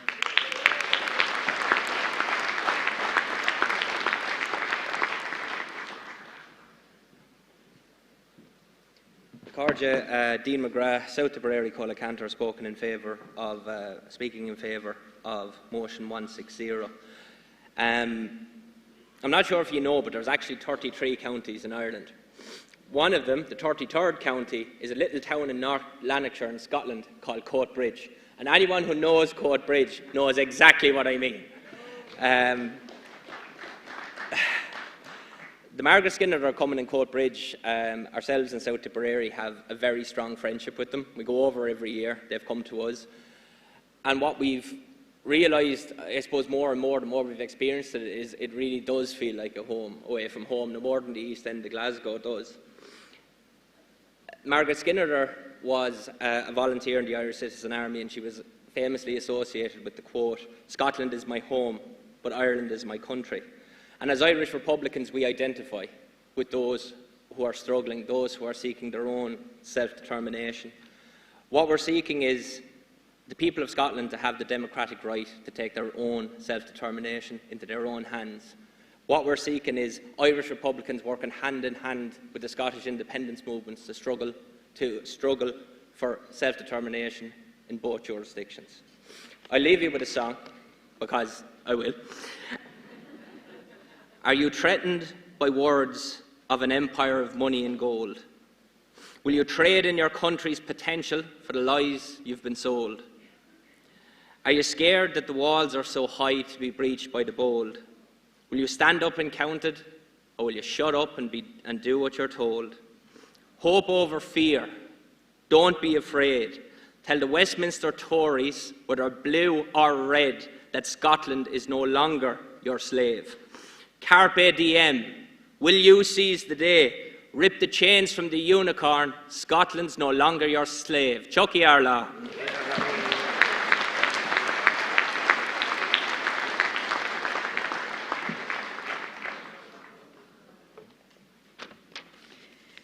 Sean and Irahali, Todhchaí de Kildare Haas and Grayaby Martyrs coming in Kildare Town.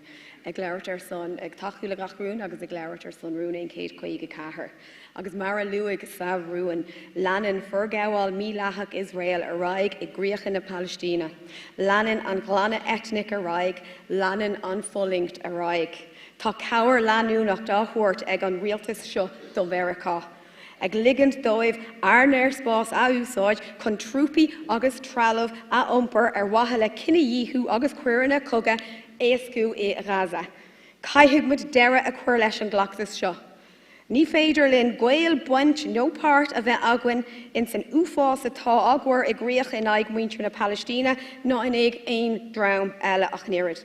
Mar hir neodracht, tá sé de dúlgus uring gan bheith ag comhaidbrú in éon gníomhaíochtaí coga.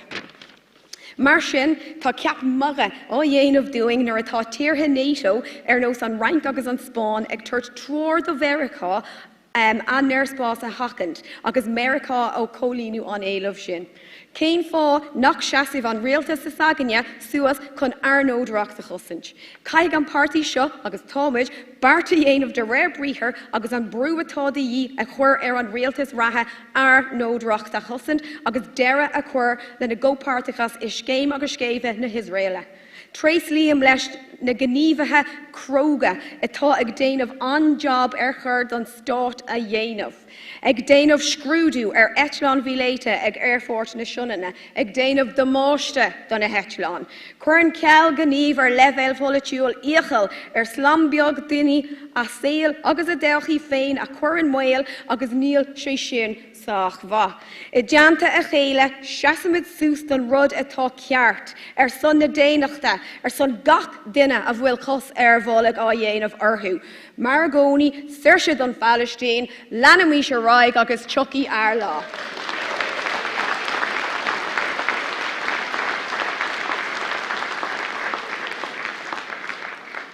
Maigad, Shona and Gura Maigad Lahandanya. I want to thank all the speakers in that section, and I thank the Solidarity. Karja, and welcome back to the commentary of the 2026 Sinn Féin Ard Fheis here in Belfast. Is Misha Todhchaí Fitzgerald?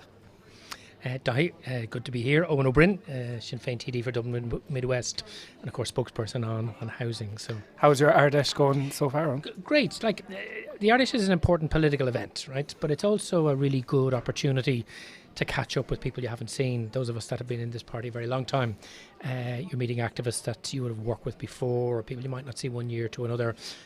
Catching up politically, socially, personally. So it's always a really great kind of social and political family event, as well as obviously the very important political content. So no, great atmosphere so far. Very good. And we were talking just there off camera, we were talking briefly about kind of maybe your first Ard Fheis. Yeah, and I can't remember if my first Ard Fheis was 95 or 96, but I do remember the 1996 Ard Fheis. I was involved with a group of other activists in tabling the first detailed lesbian, gay and bisexual equality policy, as it was then called Coming Out. And it was a brochure with a whole set of policies back in the RDS in Dublin. But a lot of those Ard Fheis were like a blur because you were so busy. The party was smaller back then. You would have been trying to maybe get up to speak 4 or 5 times in the space of the Ard Fheis, and of course they were over 3 days. Where now one of the remarkable things about the Ard Fheis is just the breadth and depth of talent and new people emerging, both younger people but also just new members of all generations, which thankfully means people like me get to speak far less.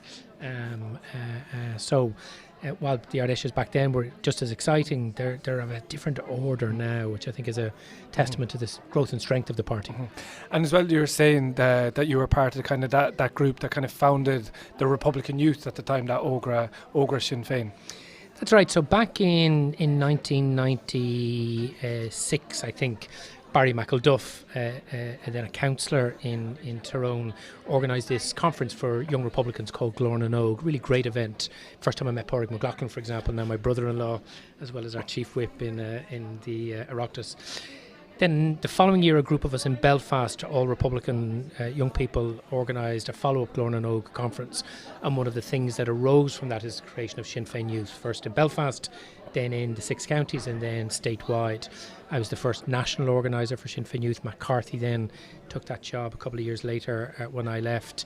And a lot of the people who have gone on to become very significant Republican leaders in their communities or in political institutions kind of emerged at that period of time, north and south. So a lot of us have kind of grown up together and still working together all those years later. Yeah, and that's exactly what I was going to touch on, that you all kind of came from that kind of the gene pool of Republican youth and then went on to be transformative figures within the party. And I think as well, kind of broadcasting that to a lot of the younger members here who are here today, and it's actually their first Ard Fheis. And I'm kind of taken away. My first Ard Fheis was 2017, but it seems to be there's more and more young people coming out to the Ard Fheis and getting more involved within the party. But as well, I think seeing the likes of yourself and Joe, Matt, you mentioned, and Pierce, all who came from that Sinn Féin Youth and now who are transformative figures in put in their projection or their vision for what the transformation and reunification will look like, for example, housing on an all-island basis. Yeah, and my memories of those years where the party kind of took a risk and just gave us the space to do the stuff we wanted to do. And of course it made some people very nervous, and sometimes we stepped a little bit too far and folks weren't happy. But if you want to encourage young people to get more involved and to take up leadership roles, you have to give them the space. And that means, as those of us in the leadership positions we're in now get a bit older, we also have to maybe step back a little bit and encourage people to go out, take risks. We used to have this campaign slogan at the time and a lot of the work we were doing, which was just do it, right?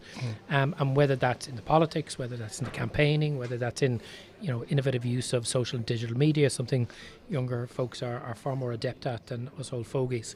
That's something we have to continue to instill and encourage people to sometimes make mistakes, encourage people to sometimes do stuff that maybe I wouldn't now do, but 27-year-old or 25-year-old self would definitely have been keen to do. We did all sorts of stuff. We rooftop protest in Belfast City Council. We hiked up Camla Mountains and got up to all sorts of mischief. But we were also involved in political education. We were also involved in discussion, in debate. We were also involved in sometimes challenging the party's elders to kind of, well, hang on a second. Our experience as young people back then was different, and we wanted that to be given its place in the overall discussion. So I think so long as we keep continuing that spirit, we'll always have just wave of really smart, bright, articulate young people, including yourself, coming up to fulfil those roles. And as that happens, the party will grow, the party will change, the party will adapt. And I think a confident party, a party assured of itself, would really encourage that. And I think we've seen a lot of that this weekend. Yeah, and I suppose when we're on the kind of topic of young people, there is that one generational issue, and like I'm 25, and anyone that's my age, even a bit younger and older, and especially when I'm talking about young people, I mean 35 minus, because we are the generation trapped out of home ownership. And like we're seeing recent figures there, the recent homeless figures, the highest in the state of child homelessness. Yeah, and keep in mind, my parents bought their first home when they were 21, the year before I was born. My generation, we all moved out of home to rent in our early or our late teens or early 20s, and many of my pals bought their first homes when they were in their 20s. Where we've now got a situation where whether you're looking for council housing, rental housing, or you want to buy your own home, the prospects of that in your 20s are increasingly impossible right into your 30s. I was talking to a woman in Tala there recently at her door, and her daughter and granddaughter were living in the home. And the woman was talking about how she was only waiting 3 years on Dublin Corporation's council list, and when she got an offer, she had a choice of 3 homes. Now in Dublin, you're waiting 10, 11, 12 years for your council home. I'm sure in Kerry and elsewhere it's the same.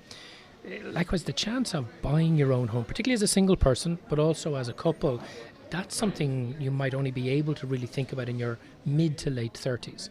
And that means people are forced or kind of delaying really important milestones like serious relationships, marriage, having children. And it means you're kind of forced into these choices of moving back at home with your parents as an adult and infantilizing yourself for far too long, or having to think about emigrating or being in a private rental sector that's incredibly insecure and incredibly expensive. So whether it's social housing, affordable housing, or home ownership, for an entire generation, experience is completely different to our experience or our parents. And here's the irony: this state has more money than ever before. The capacity for the state to deliver social affordable homes and to work with small and medium-sized builder developers to build good quality private homes in every county in the state for people to buy has never been greater. And yet the range of people who are unable to access secure, adequate and affordable homes has never been more serious. And at the very rough end, as you said, homeless figures out on Friday, highest level of adult and child homelessness in modern history. Homelessness up 11% in the year, child homelessness up almost 20% in the year. And that means every single night there are thousands upon thousands of adults and children trapped in unsuitable and inappropriate emergency accommodation with the long-lasting impacts. I mean, I got an email recently from a woman who had been in emergency accommodation with her daughter many years ago, and she's now thankfully housed. Her daughter's doing really well. She's doing really well.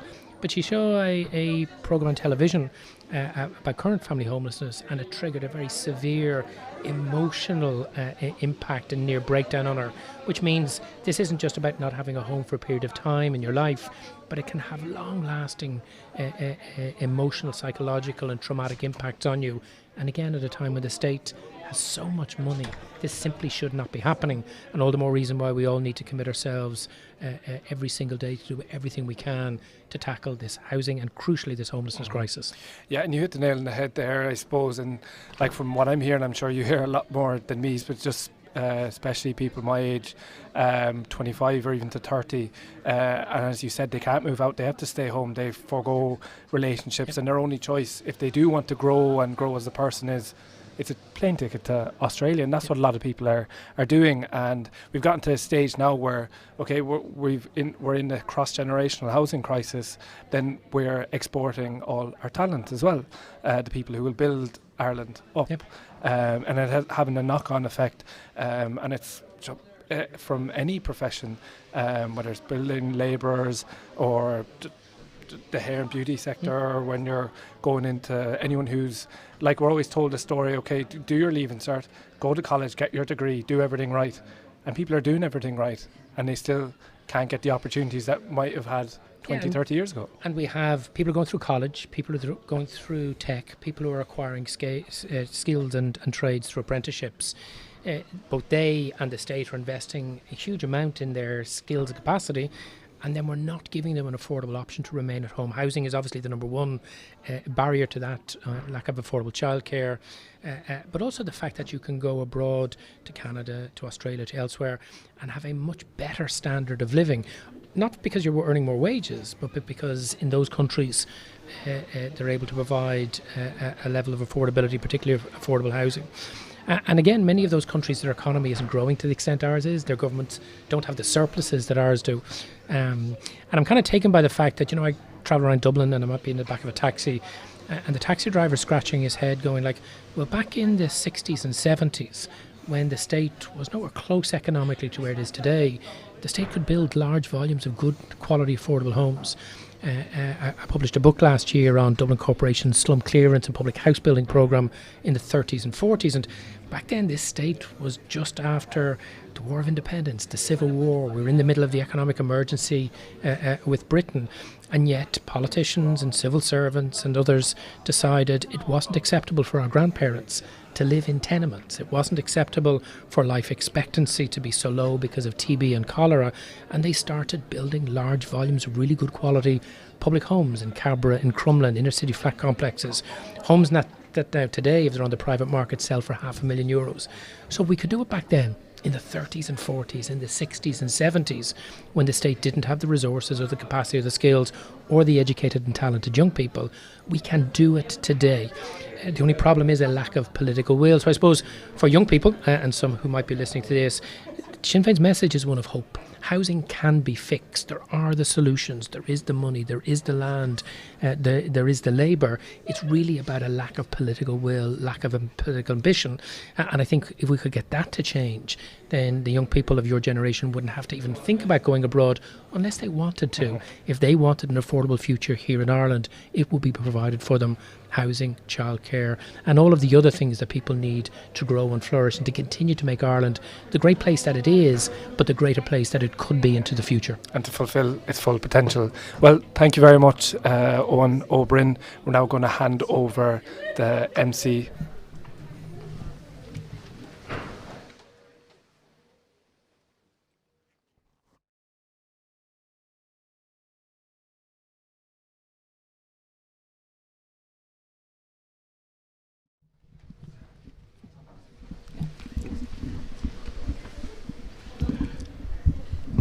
Two righties. Hello.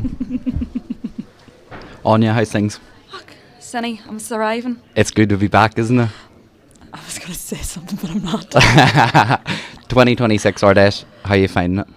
Great. Yeah. The vibes are immaculate. I don't know if that's too Gen Z to say. I don't know if I am Gen Z anymore.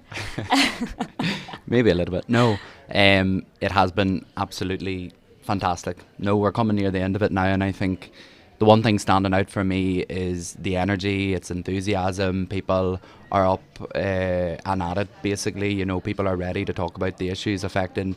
For me, what I heard a lot about was the issues impacting young people. Yeah.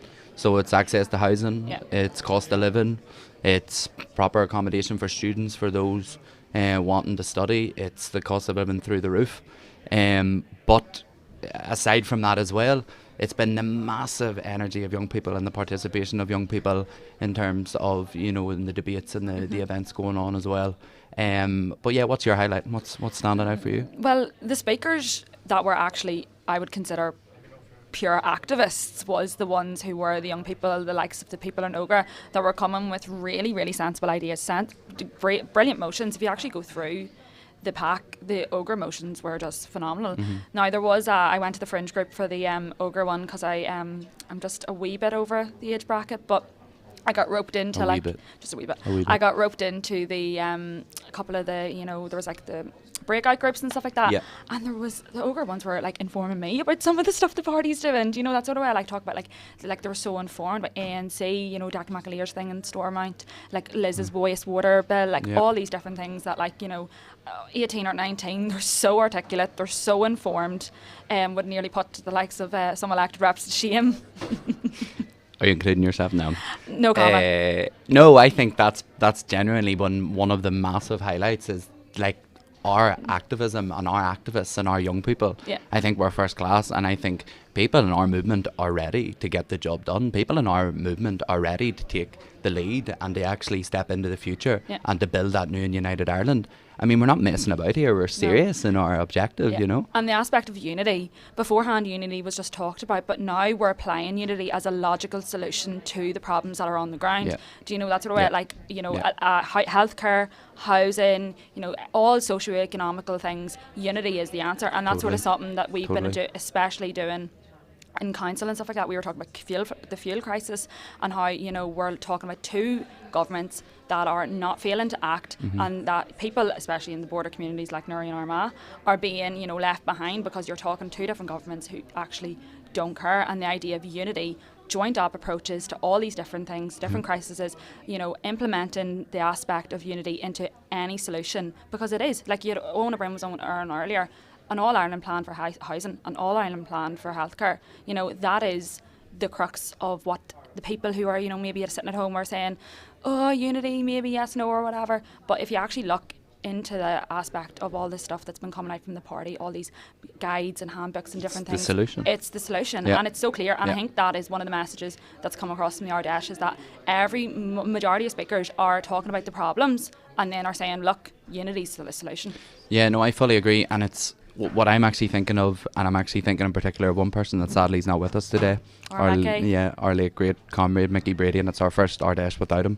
So I think it's important to mention that. But what Mickey always says, and he had always this vision, he always sold it perfectly in just like, in the way he done everything, was that unity is no longer this aspiration. Unity is no longer this idea. Unity is our project, and we're going to build it. And I think and we miss him here today, but I think Mickey summed it up perfectly.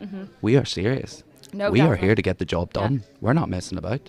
And I think if you hear about the ideas, about the plans, fully costed plans, but ambitious plans, radical change, we offer change for ordinary people, and that's in housing, cost of living, defending, even on the international stage as well, defending peace, being a voice for peace, being anti-conflict, being anti-genocide, because we here have experienced that. And thankfully, people, our age, we've lived in peace because of the sacrifices that people who've gone before to stand up for rights and to stand up for peace as well.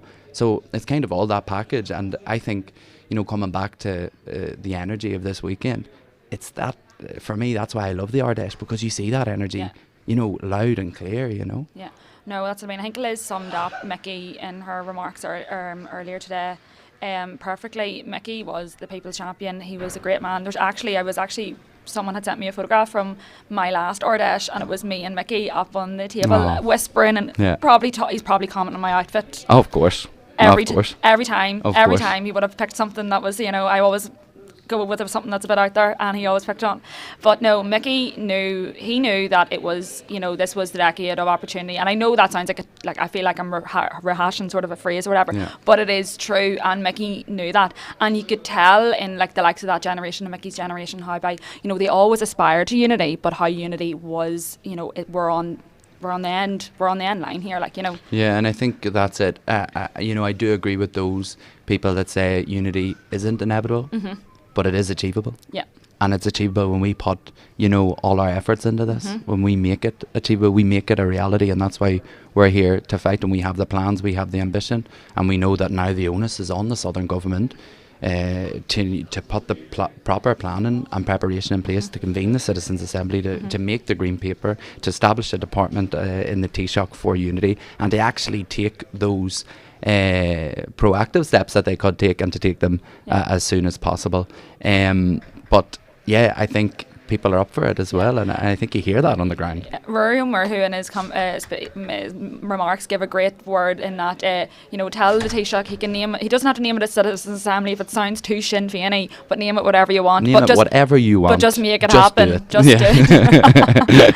But no, on a sounding note, Mickey is missed dearly today. Definitely. And, us in Newry and Armagh, and, I have to say, the best place in the world. Best place on the world, South the best Armagh, place in the Newry, world, the whole and in works. Ireland. We do deeply miss them, and I'm so further afield they do too.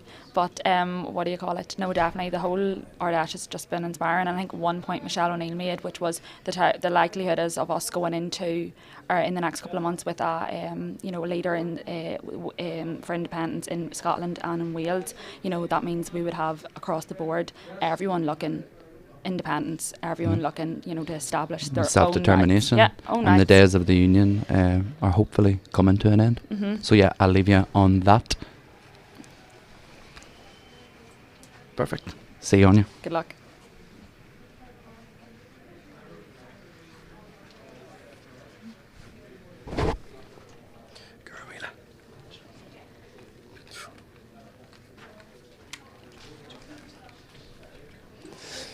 I'm still here. I know. Well, what's the crack? Great. Someone must be. I don't know if anyone. Someone must be enjoying what I have to say, but I don't know. I don't know if anyone at home has. Of course, no, nothing but the best. Yeah. So you, as an Ogra activist, me as a post-Ogra activist, or semi in the middle ground, a trailblazer. I'm a trailblazer. I don't know. Maybe a havoc raiser. Oh, here. We'll not tell too much. But no, how have you been finding the weekend? Oh, it's great. It's great. Atmosphere's been class. To be fair, the youth have played a blinder this That's weekend. the running commentary, and I don't think we're just saying that lightly. I said earlier to Conor, I'll never repeat myself, but the actual activism in any of the speakers was from members of Ogra. Yeah, 100%. 100%. I always say, our youngest activists are 9 times out of 10 are most informed, especially now whenever there's so many things that are affecting them. They want to be they want to speak 100%. their mind. 100%, yeah. And it's the passion too, like Conor was on previously there, and he spoke about where we've come from in our history, and the passion that drove the likes of Bobby Sands and people like that. It's there, it's there in every young person in Ireland, and they're playing a blinder. Yeah. They see their goal, they're not stopping for anything, they're going for it. And there's no room for complacency. Irish unity is in our grasp. I think that's the big thing we're coming away with today, is that, people may be, saying, the naysayers, but, there's nothing stopping us. There's nothing stopping the youth, and we are standing on the shoulders of giants, and there is a body of work to do. We can't be sitting down, scrolling on TikTok. But we, unless you're making some active activism, some great social media. Unless you're doing some active social media content on the basis of unity, that is acceptable. But no complacency, and get the job going. But no, Tammy, how do I ask? How we got involved, what drove you into... Oh, here. Well, a couple of brothers running about there. Seeing them? Yeah, Post-Ogra men themselves? That's it. Sort of peer pressure. Yeah, peer pressure. No, to be honest, seriously, Michelle O'Neill's daughter wrote me in back in the day, so sort of started from there. But just been in Ogra now for about 6 or 7 years, just seen great activists come, and be built up into leaders, and we look at the likes of Owen, who was on speaking with Todhchaí previously, and yourself and others, who were in Ogra and are now leading our party in the next phase of the struggle and towards a uni referendum in the next 5 years. Yeah, no, definitely. Not definitely about me, but definitely about the other ones. Not at all. But no, it's inspirational, and I think the thing I've noticed as well at home in Tyrone, young people getting involved, Ogra growing, those things have actually inspired some of our older members, some of our ex-prisoners and stuff to get back involved again. Yeah. And it's motivated them. Yeah. And, but post, obviously the activism and, making changes and all that kind of crack is essential. But, I want to talk a bit more lightly on the, the activities and the, comradeship and stuff like that and all. I'd say there was a couple of people who were sore heads this morning and all. And that's all a part and parcel of it too, do you know? Yeah. You make lifelong friends. Like me and Conor Cinnamon have been on the Ogra since we were both about 16, getting up to all kinds of havoc. We were in Brussels there not too long ago with Todhchaí as well. It's a good job no one in Brussels really knew any of us now. There was a karaoke bar that I hear it's a big session spot. There was a karaoke bar that I will not speak of, but but yeah, no, that's what I mean. Like, there's a social aspect of Ogra as well. You 100%. meet people, and like no one's afraid. Like, there's no such sort of like social etiquette and all. You can just walk straight in, and It's a thing within the senior party. You have your common structures, your CCs, things like that. Not a lot of senior activists maybe get an opportunity to meet comrades from everywhere in the island. The way Ogra can.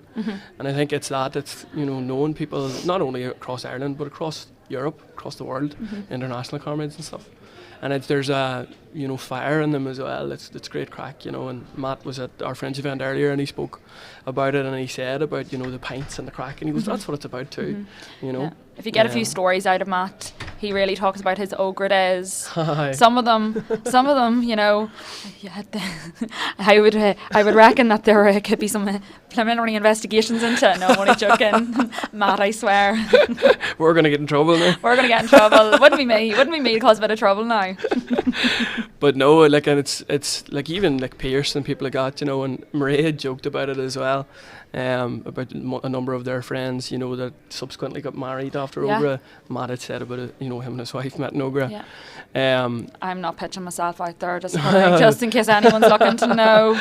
But it's a thing as well, and it's that, I suppose, that's more intimate, but it's meeting, like-minded comrades, like-minded young people, with a sort of a common purpose and a drive, a drive that I don't think any other movement in this country has. No. And we're very assured of who we are, and young people are inspired. They want to see something different. They're sort of sick of going away to Australia and places like that. I know. They want a future here. No, they do. They know we can build. Or a future that people can come back to, like go off and have them experiences. That's my big thing, is like, go off, have your sunny days in Australia and put 100%. Up your Instagram stories, make me very jealous of the weather. But come home. But come back. Come back, because we're losing too many highly gifted people. Not just in the type of work they do. Like, I know there's a lot of nurses and stuff like that, but like people who can grow into like our like arts, our economy, our language. 100%. That's all people that we're missing. But I want to touch on I know we're talking about comradeship and all, but like, how do you find as being a younger activist in terms of being in settings where you're probably the youngest there and you have like older members and older senior figures and stuff like that? Do you find sometimes it can be hard to and it's not a thing that's not on purpose, but like you need to make your voice heard in a room full of people who are experienced. Well, it's that, and I think in Sinn Féin, anyone that would maybe make you feel uncomfortable for being younger shouldn't be in our movement. No. And I think especially at home, they do a great job of including the youth. Yeah. Youth lead the way at home, and it's those older activists that realise this is the future. Yeah. When we need these people to learn how to do this stuff. Yeah. Rather than gatekeeping activism or things like that. And like even for example the Ard Fheis, it's a bit daunting, first, but you realise, hey, these are all my friends in this room. They're my comrades. I have nothing to be afraid of. Yeah, that's what I mean. And you're respected. Your opinion is very respected. No, definitely. That's what I think. It's like, a lot of senior figures, they make the room. They make way for you in the room. I think that's a big thing in terms of, they do make them spaces. And, but also, I'm not saying, personal experience or whatever, because I think it would be very hard for someone to actually get me to not stop talking. But here, I'd be the same. I'd be the same. But no, but it's that's what's one thing I want to maybe dispel, is that if people are having apprehensions of joining the party, thinking like, look, I'm young, I'm naive, I don't know what it is, or I won't be heard. That's not the case. The room will be made for you if you show a spark of enthusiasm, of activism. There is a role for everyone to play. That's it. And I think as well, I think for younger activists, especially 16, 17, going into your local common and things like that, it can be a bit done. It could be a bit boring at times, too. Whereas Ogra is that vibrancy, it's that, and it's sort of, I know a lot of activists that, they tie in with their common and stuff, but while they're that age, their main focus is on Ogra. And, I heard a saying once, it was, if you want a job, don't tie into Ogra. But if you want to become a real activist, a good activist, get involved in Ogra and build up your skills, build up your connections and your, determination and things like that, Yeah. and then go into the senior party. Well, because yeah. whenever you grow out of the age, you'll not be allowed back into Ogra. Well, so no, funny enjoy enough, it. I was running about with an Uri Ogre for years, and I bumped into a meeting or something or other with an old man from South Armagh, and I was told, who are you? And I said, Oni Quinn, and where are you from? Mulban. Well, what are you doing here then? And next thing you know, bang, job. Social media, Conor Murphy's election team, it was election season, I was boom, that's what I mean, and then I was like, I shouldn't have opened my mouth, I should have just said, I'm from Newry, and technically I'm from Newry, if you want to get into the semantics of it all, but I had my Newry woman at heart. But I was born in Newry, so oh my God, we're all right. no, now. there's too much Newry going on here today, between Conor Cinnamon, me, and then now you. There's everyone's roots starting Newry, honest to God. Yeah, exactly.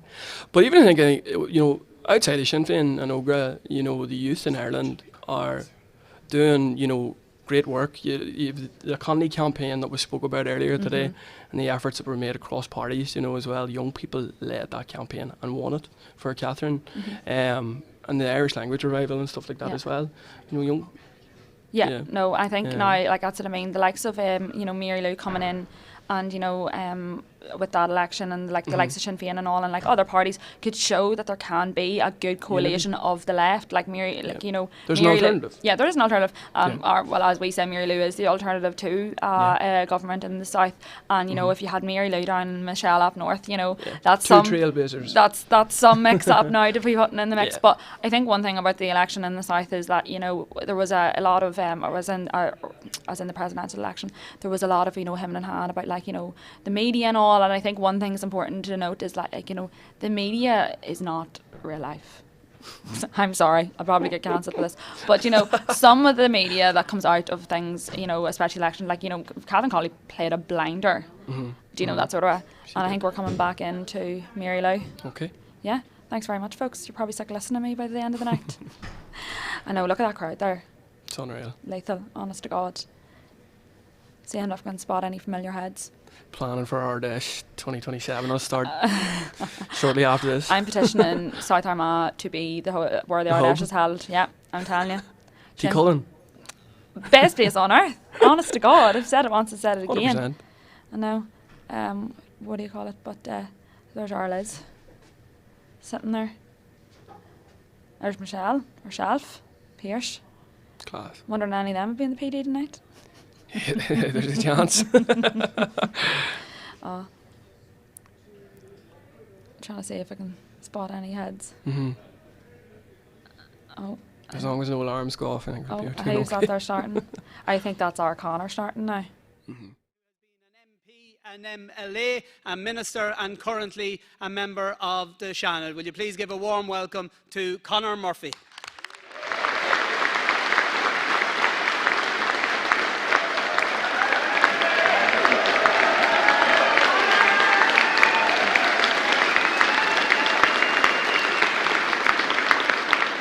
Gwyrmil me agaf galer agus J.D. Vicarja agus Falcha Rove Goler Guji and Ard Fheis. This is a special moment in the life of our party when we come together from every country, every county, every community, every generation, united by a shared purpose and a shared belief in a better Ireland. An Ireland that is united, an Ireland that is fair, building Irish unity not just as an aspiration but as a practical, achievable goal. And at the heart of this effort is leadership. Leadership that is steady, leadership that is principled, and leadership that understands the realities of everyday life. And that is what Mary Lou MacDonald represents. From the streets of Dublin to communities right across Ireland and to the floor of the Dáil, Mary Lou has shown what real leadership looks like in action. Standing up for workers, standing up for families, standing for those whose voices are too often ignored. Clear in her vision, relentless in her determination, and unwavering in her commitment to build a united Ireland based on equality, opportunity and respect. And here's the truth. The Ireland we talk about is no longer some distant idea.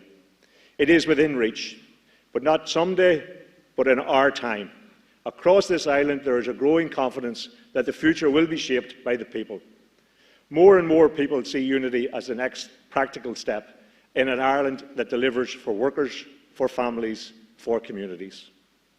That momentum is building, and we are ready.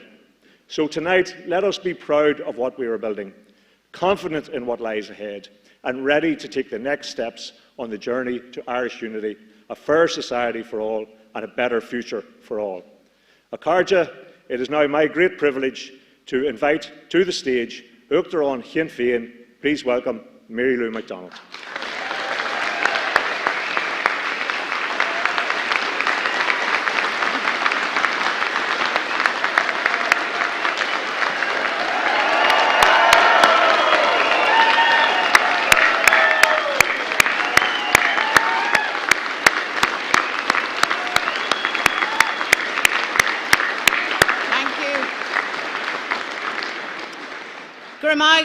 Akarja, 56 years ago, mothers leading children by the hand, pushing prams, carrying tricolours and placards, singing songs of protest, of defiance, bringing milk and bread to their neighbours, women standing fearlessly, facing down the British Army, broke the Falls curfew.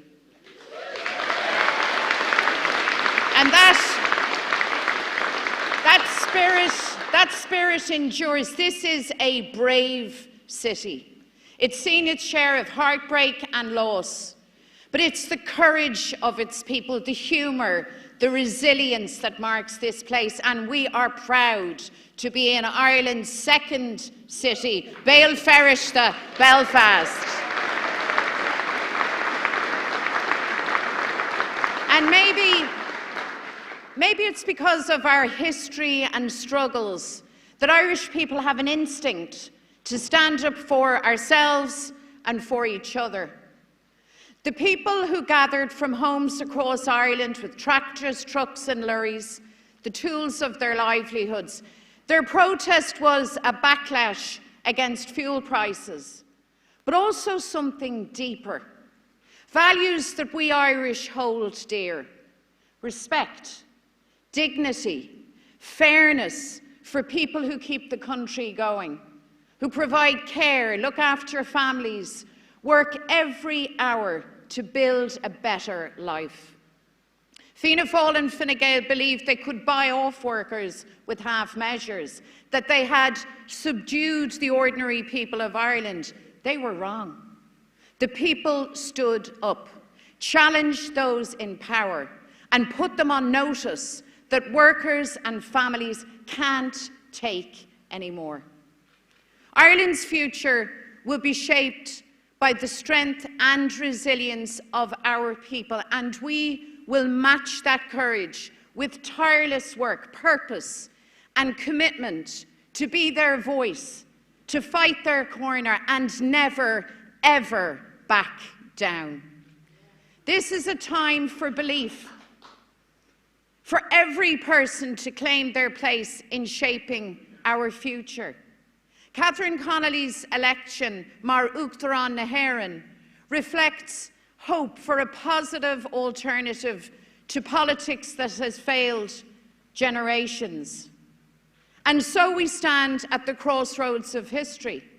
Two Irelands come into view: a partitioned Ireland of failed politics, self-serving government, deep-rooted unfairness, or a better, stronger, united Ireland where people come first, where workers and families get your fair share. That's the Ireland we want, we need. It's the Ireland that our people deserve.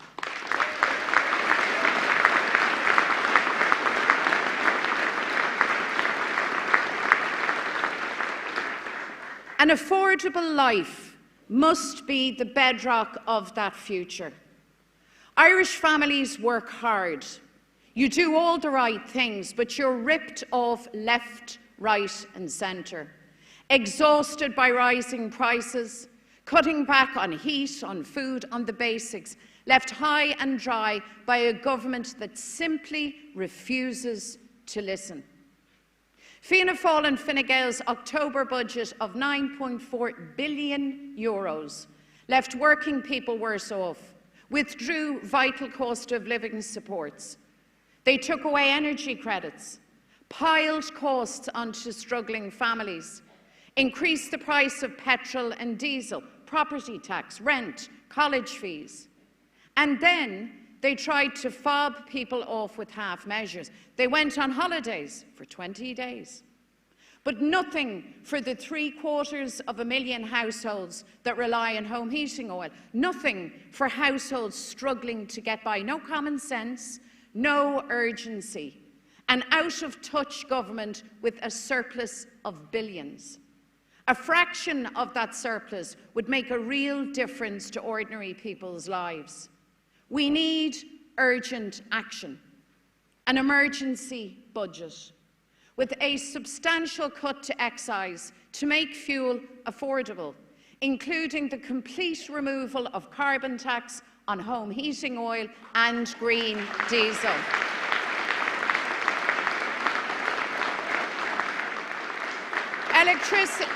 Electricity credits worth €400, a €500 cost of disability payment, additional support for social welfare, pensioners, child benefit, fuel allowance, and there must be immediate relief for taxpayers, for working people.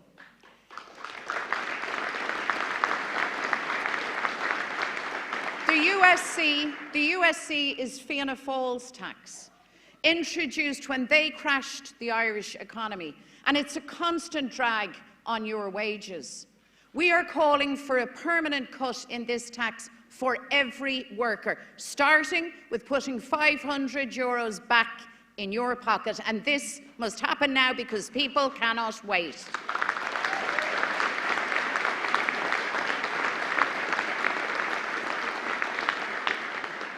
The British government has no interest in funding services or supporting families here. They refuse to cut the tax on fuel to support households, to fund public services. They abandon workers and families here, a tale as old as partition itself. Now, Fianna Fáil and Fine Gael are very, very concerned by all of this. Now, not sufficiently concerned to challenge the British government who hold the purse strings, or to confront the economic vandalism of partition, but very concerned to have a go at us. So for clarity, agus mar ólas díobh Mícheál agus Simon, we take no lecture from you who believe Ireland stops at Dundalk.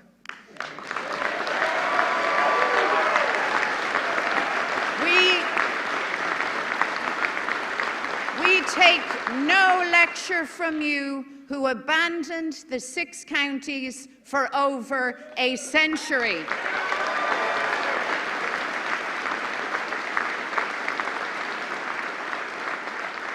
And in case you don't know, Westminster doesn't give a damn about the north of Ireland, and that is why decisions that affect the lives of people who live here must be made here in Ireland.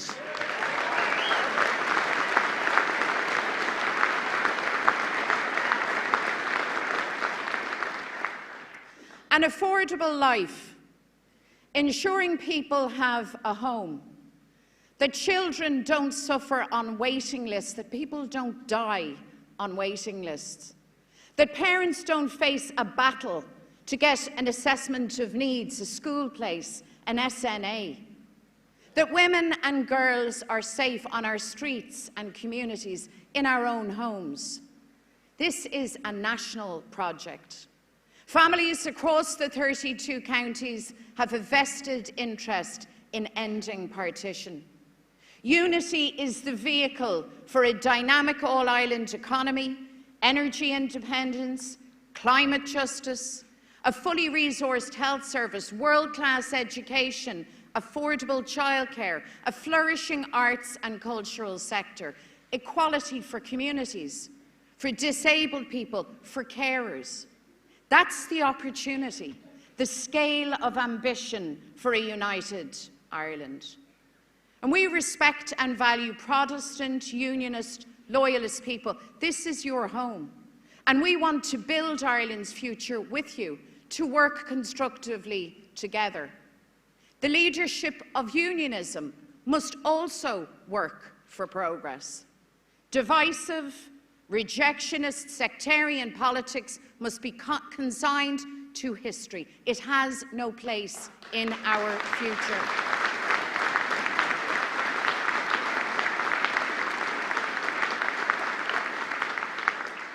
Casement Park will be built. The diggers are on site.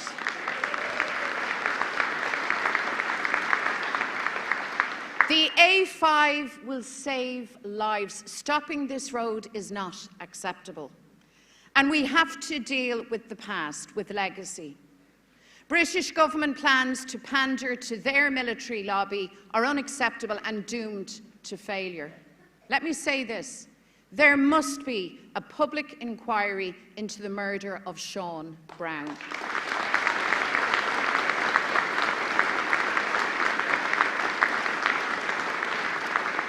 And the rights of every survivor and victim across our communities must be honoured. I really hope, as the conversation on unity progresses, Unionists will see your chance of real wins for you, your family and your communities. Upcoming elections might return pro-independence First Ministers in Scotland and Wales. Fingers crossed.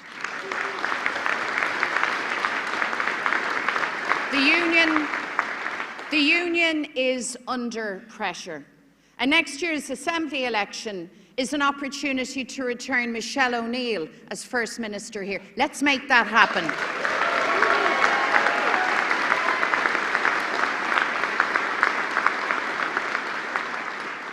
We approach the 30th anniversary of the Good Friday Agreement. The conversation on reunification is underway. We can achieve unity referendums by 2030, but preparation must happen now. Sinn Féin will bring forward legislation before the summer, compelling the Irish Government to publish a Green Paper, a detailed discussion on the process of Irish unity, and to convene a series of all-Ireland citizen assemblies to advance the discussion, the sharing of ideas and planning for constitutional change. Keir Starmer and the British government cannot hold back progress, cannot stop the march of this nation. They must honour their obligations to hold a unity referendum. But today, friends, the biggest barrier to planning for unity is the Fianna Fáil Fine Gael government. The days of saying yes to unity, but not now, must end. They must do what's right for Ireland, lead, prepare for referendums, engage with people, grasp the opportunity of a united Ireland. That is the patriotic thing to do.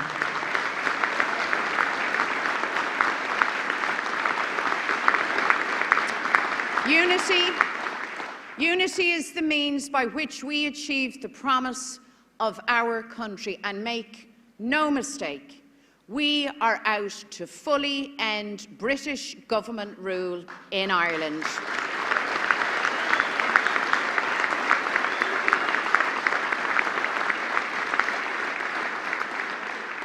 No one has a greater stake in this united future than our young people. In their confidence, we see the very heartbeat of Ireland. In their challenge to the wrongs of our society and our world. In their cherishing of all that is precious. Ireland's songs and stories, our Teanga Gúcais. But they are let down again and again by a housing crisis that robs them of the start they deserve, sending them to Australia, Canada and beyond, not for adventure only, but to secure the basics of a decent life. Our best and brightest emigrate when Ireland has never been wealthier. We vow to end this scandal.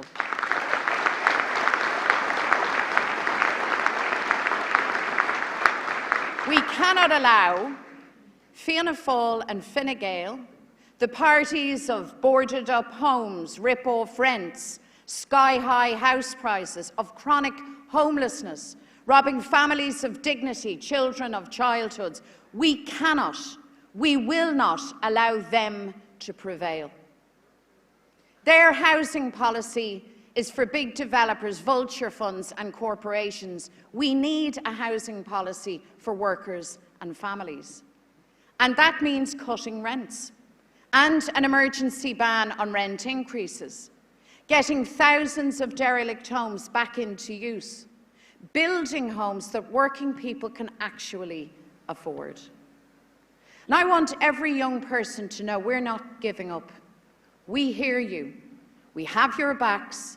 You deserve your chance. So we will keep working for that day, for your day, our future beyond Fianna Fáil and Fine Gael, beyond partition.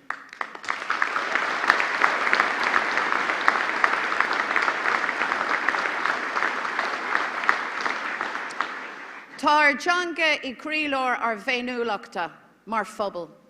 Sníonn si tríd ar star agus ar stracailt ar son saoirse.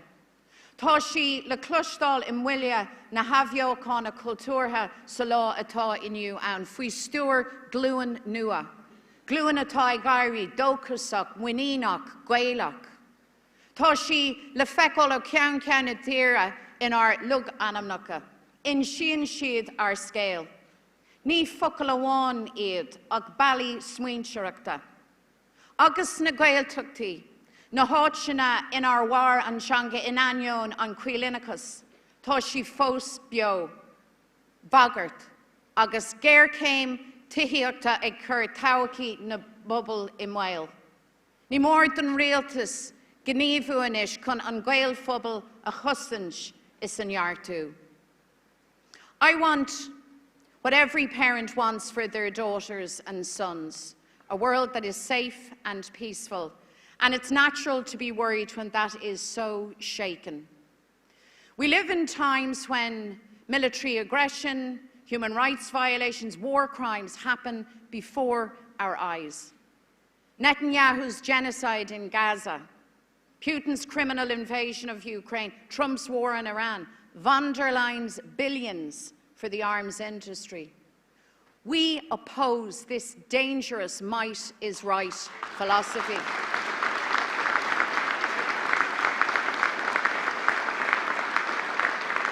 We call for these wars to end, for the restoration of international law, for the European Union, Britain and the US to stop funding Israel's war machine.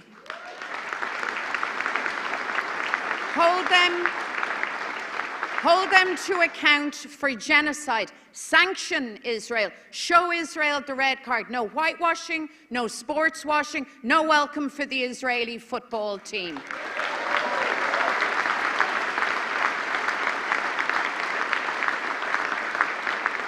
And no more excuses, no more delay. Pass the Occupied Territories Bill in full.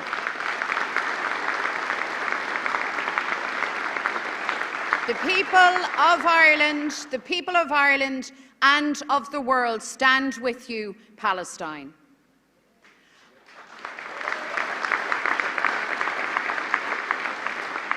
Ireland's neutrality is our strength, our cornerstone as a champion of peace, diplomacy and human rights rooted in the history of our nation. Neutrality belongs to the people.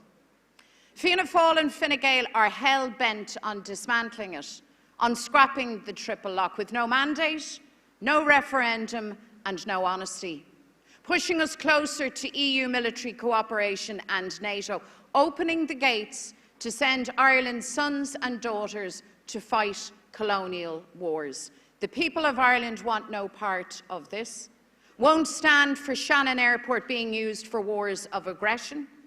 We stand by Connolly. We serve neither king nor Kaiser, but Ireland.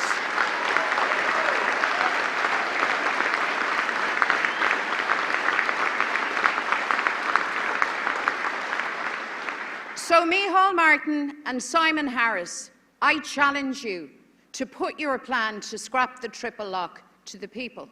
You'll get your answer Hands off Irish neutrality.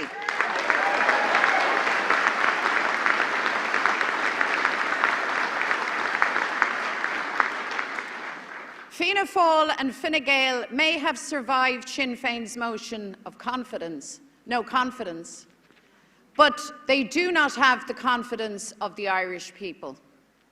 They've lost a minister and a TD, 2 men down. We were strong enough to take them on, and we forced the first cracks in this government, but we need to keep the pressure on because we need to get them out.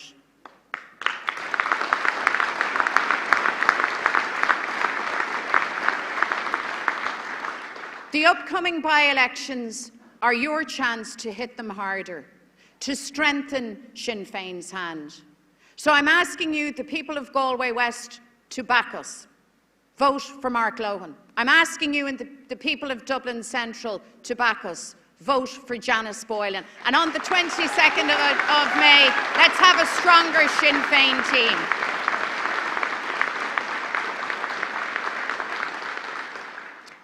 "100 years ago, Cumann na Man introduced the Easter lily, a symbol of remembrance of the rebels of 1916. The proclamation they declared and defended still inspires us. The right of the people of Ireland to the ownership of Ireland, religious and civil liberty, equal rights and equal opportunities, cherishing all of the children of the nation equally.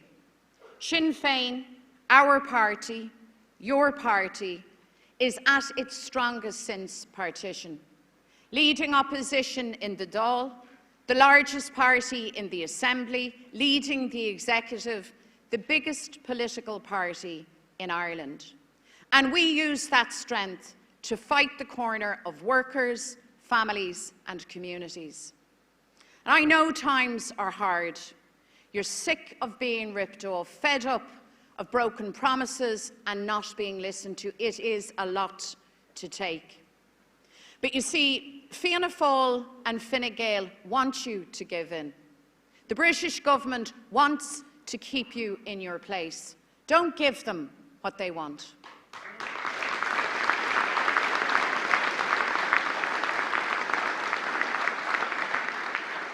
Hold tight to your hope for yourself, for your family. Don't surrender your hope for Ireland, not ever. Irish people don't give up. We don't give in. We overcome because we love our country, and we will overcome. A better future can be won.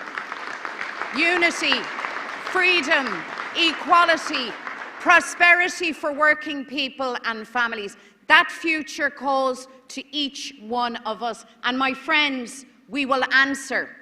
So let's win it. Let's win it now. Let's win it together. Let's win for Ireland. Gorimila Mahagwiv is an Fublok Abu.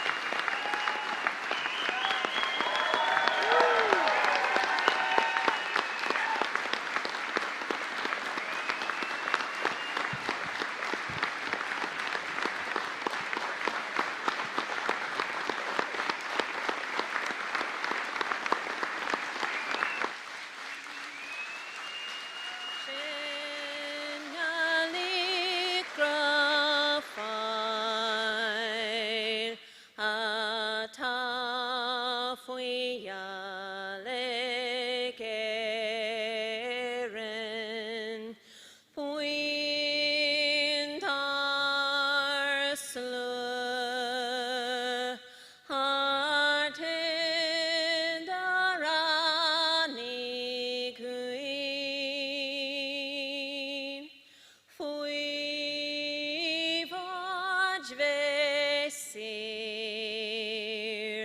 Shanchira Shin Sherfasta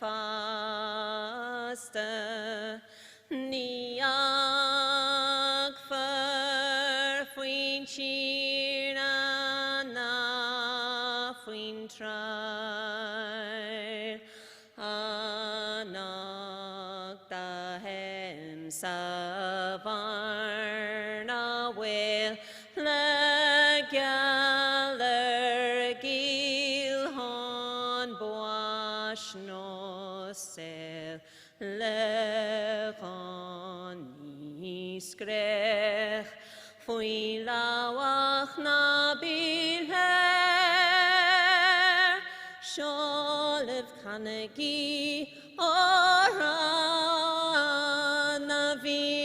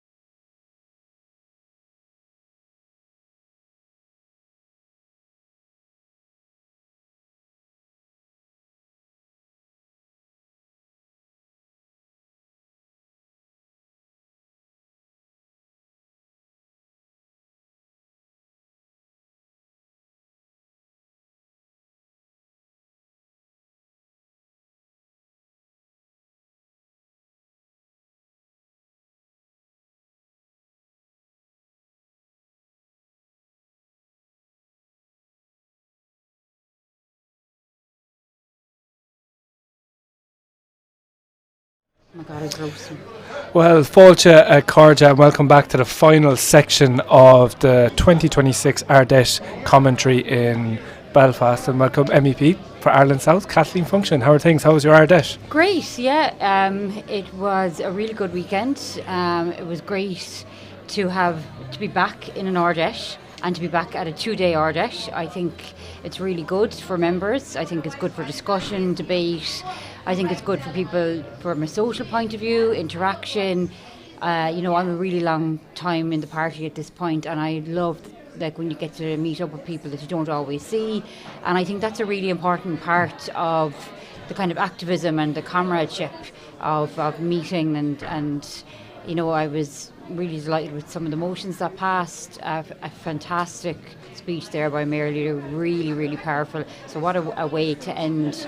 And Belfast, what a fantastic city. Exactly, yeah, and we're all motivated now over the next couple of weeks, months, and it's only a couple of weeks now till the by-elections in Galway West and Dublin Central, and then 54 weeks till the Assembly and Council elections in the North. So I'd say a lot of people have been motivated by today, listening to the speeches, and of course Uachtaráin Sinn Féin Mary Lou McDonald's speech. Yeah, I think the by-elections I'm glad that you mentioned those. I think they're really, really important. They're obviously our next elections. I was a by-election candidate once upon a time. It's actually 11 years ago now, which is a bit scary, but it can be intense for the candidates because there's so much focus on one area. So I think it's really important that we all come around them and support them and get out and canvass. And it is the only election, so what better reason for us to get out and to be knocking the doors in Galway for Mark Lowe and then in Dublin as well for Janice Boylan. 100%, and Cohorgas for getting elected onto the Ard Corla.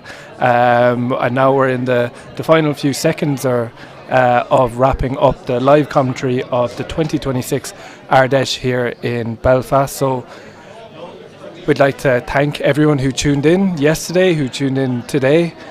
For those who want to get active and get involved, you can join Sinn Féin at sinnfein.ie, be part of the fastest growing movement that can deliver reunification on this island, but as well can deliver real change within their communities. Yeah, so it's fantastic, and what a brilliant few days, as I said. And there's lots of work to do. People are really struggling with the cost of living. People are really under pressure, and I think it's important that we're out there, we're active, we're standing with people. There's a lot of hopelessness as well sometimes, because people are struggling. They're trying to meet on their bills. They're trying to deal with all the everyday problems of their life. And sometimes in all of that you can lose a bit of hope. So I think that it's really, there's a serious responsibility on us as activists, especially those of us who are elected, to make sure that we're out, that we're representing people, we're talking to people and giving that hope. We have the best policies, and we have the policies that can make change and also that can bring our country back together and united. Perfect, and 100%. And Gurmila Mahgood, MEP Kathleen Function for Ireland South. And that's the end of the live stream for the 2026 Ard Fheis. Gurmila Mahgood, agus slán.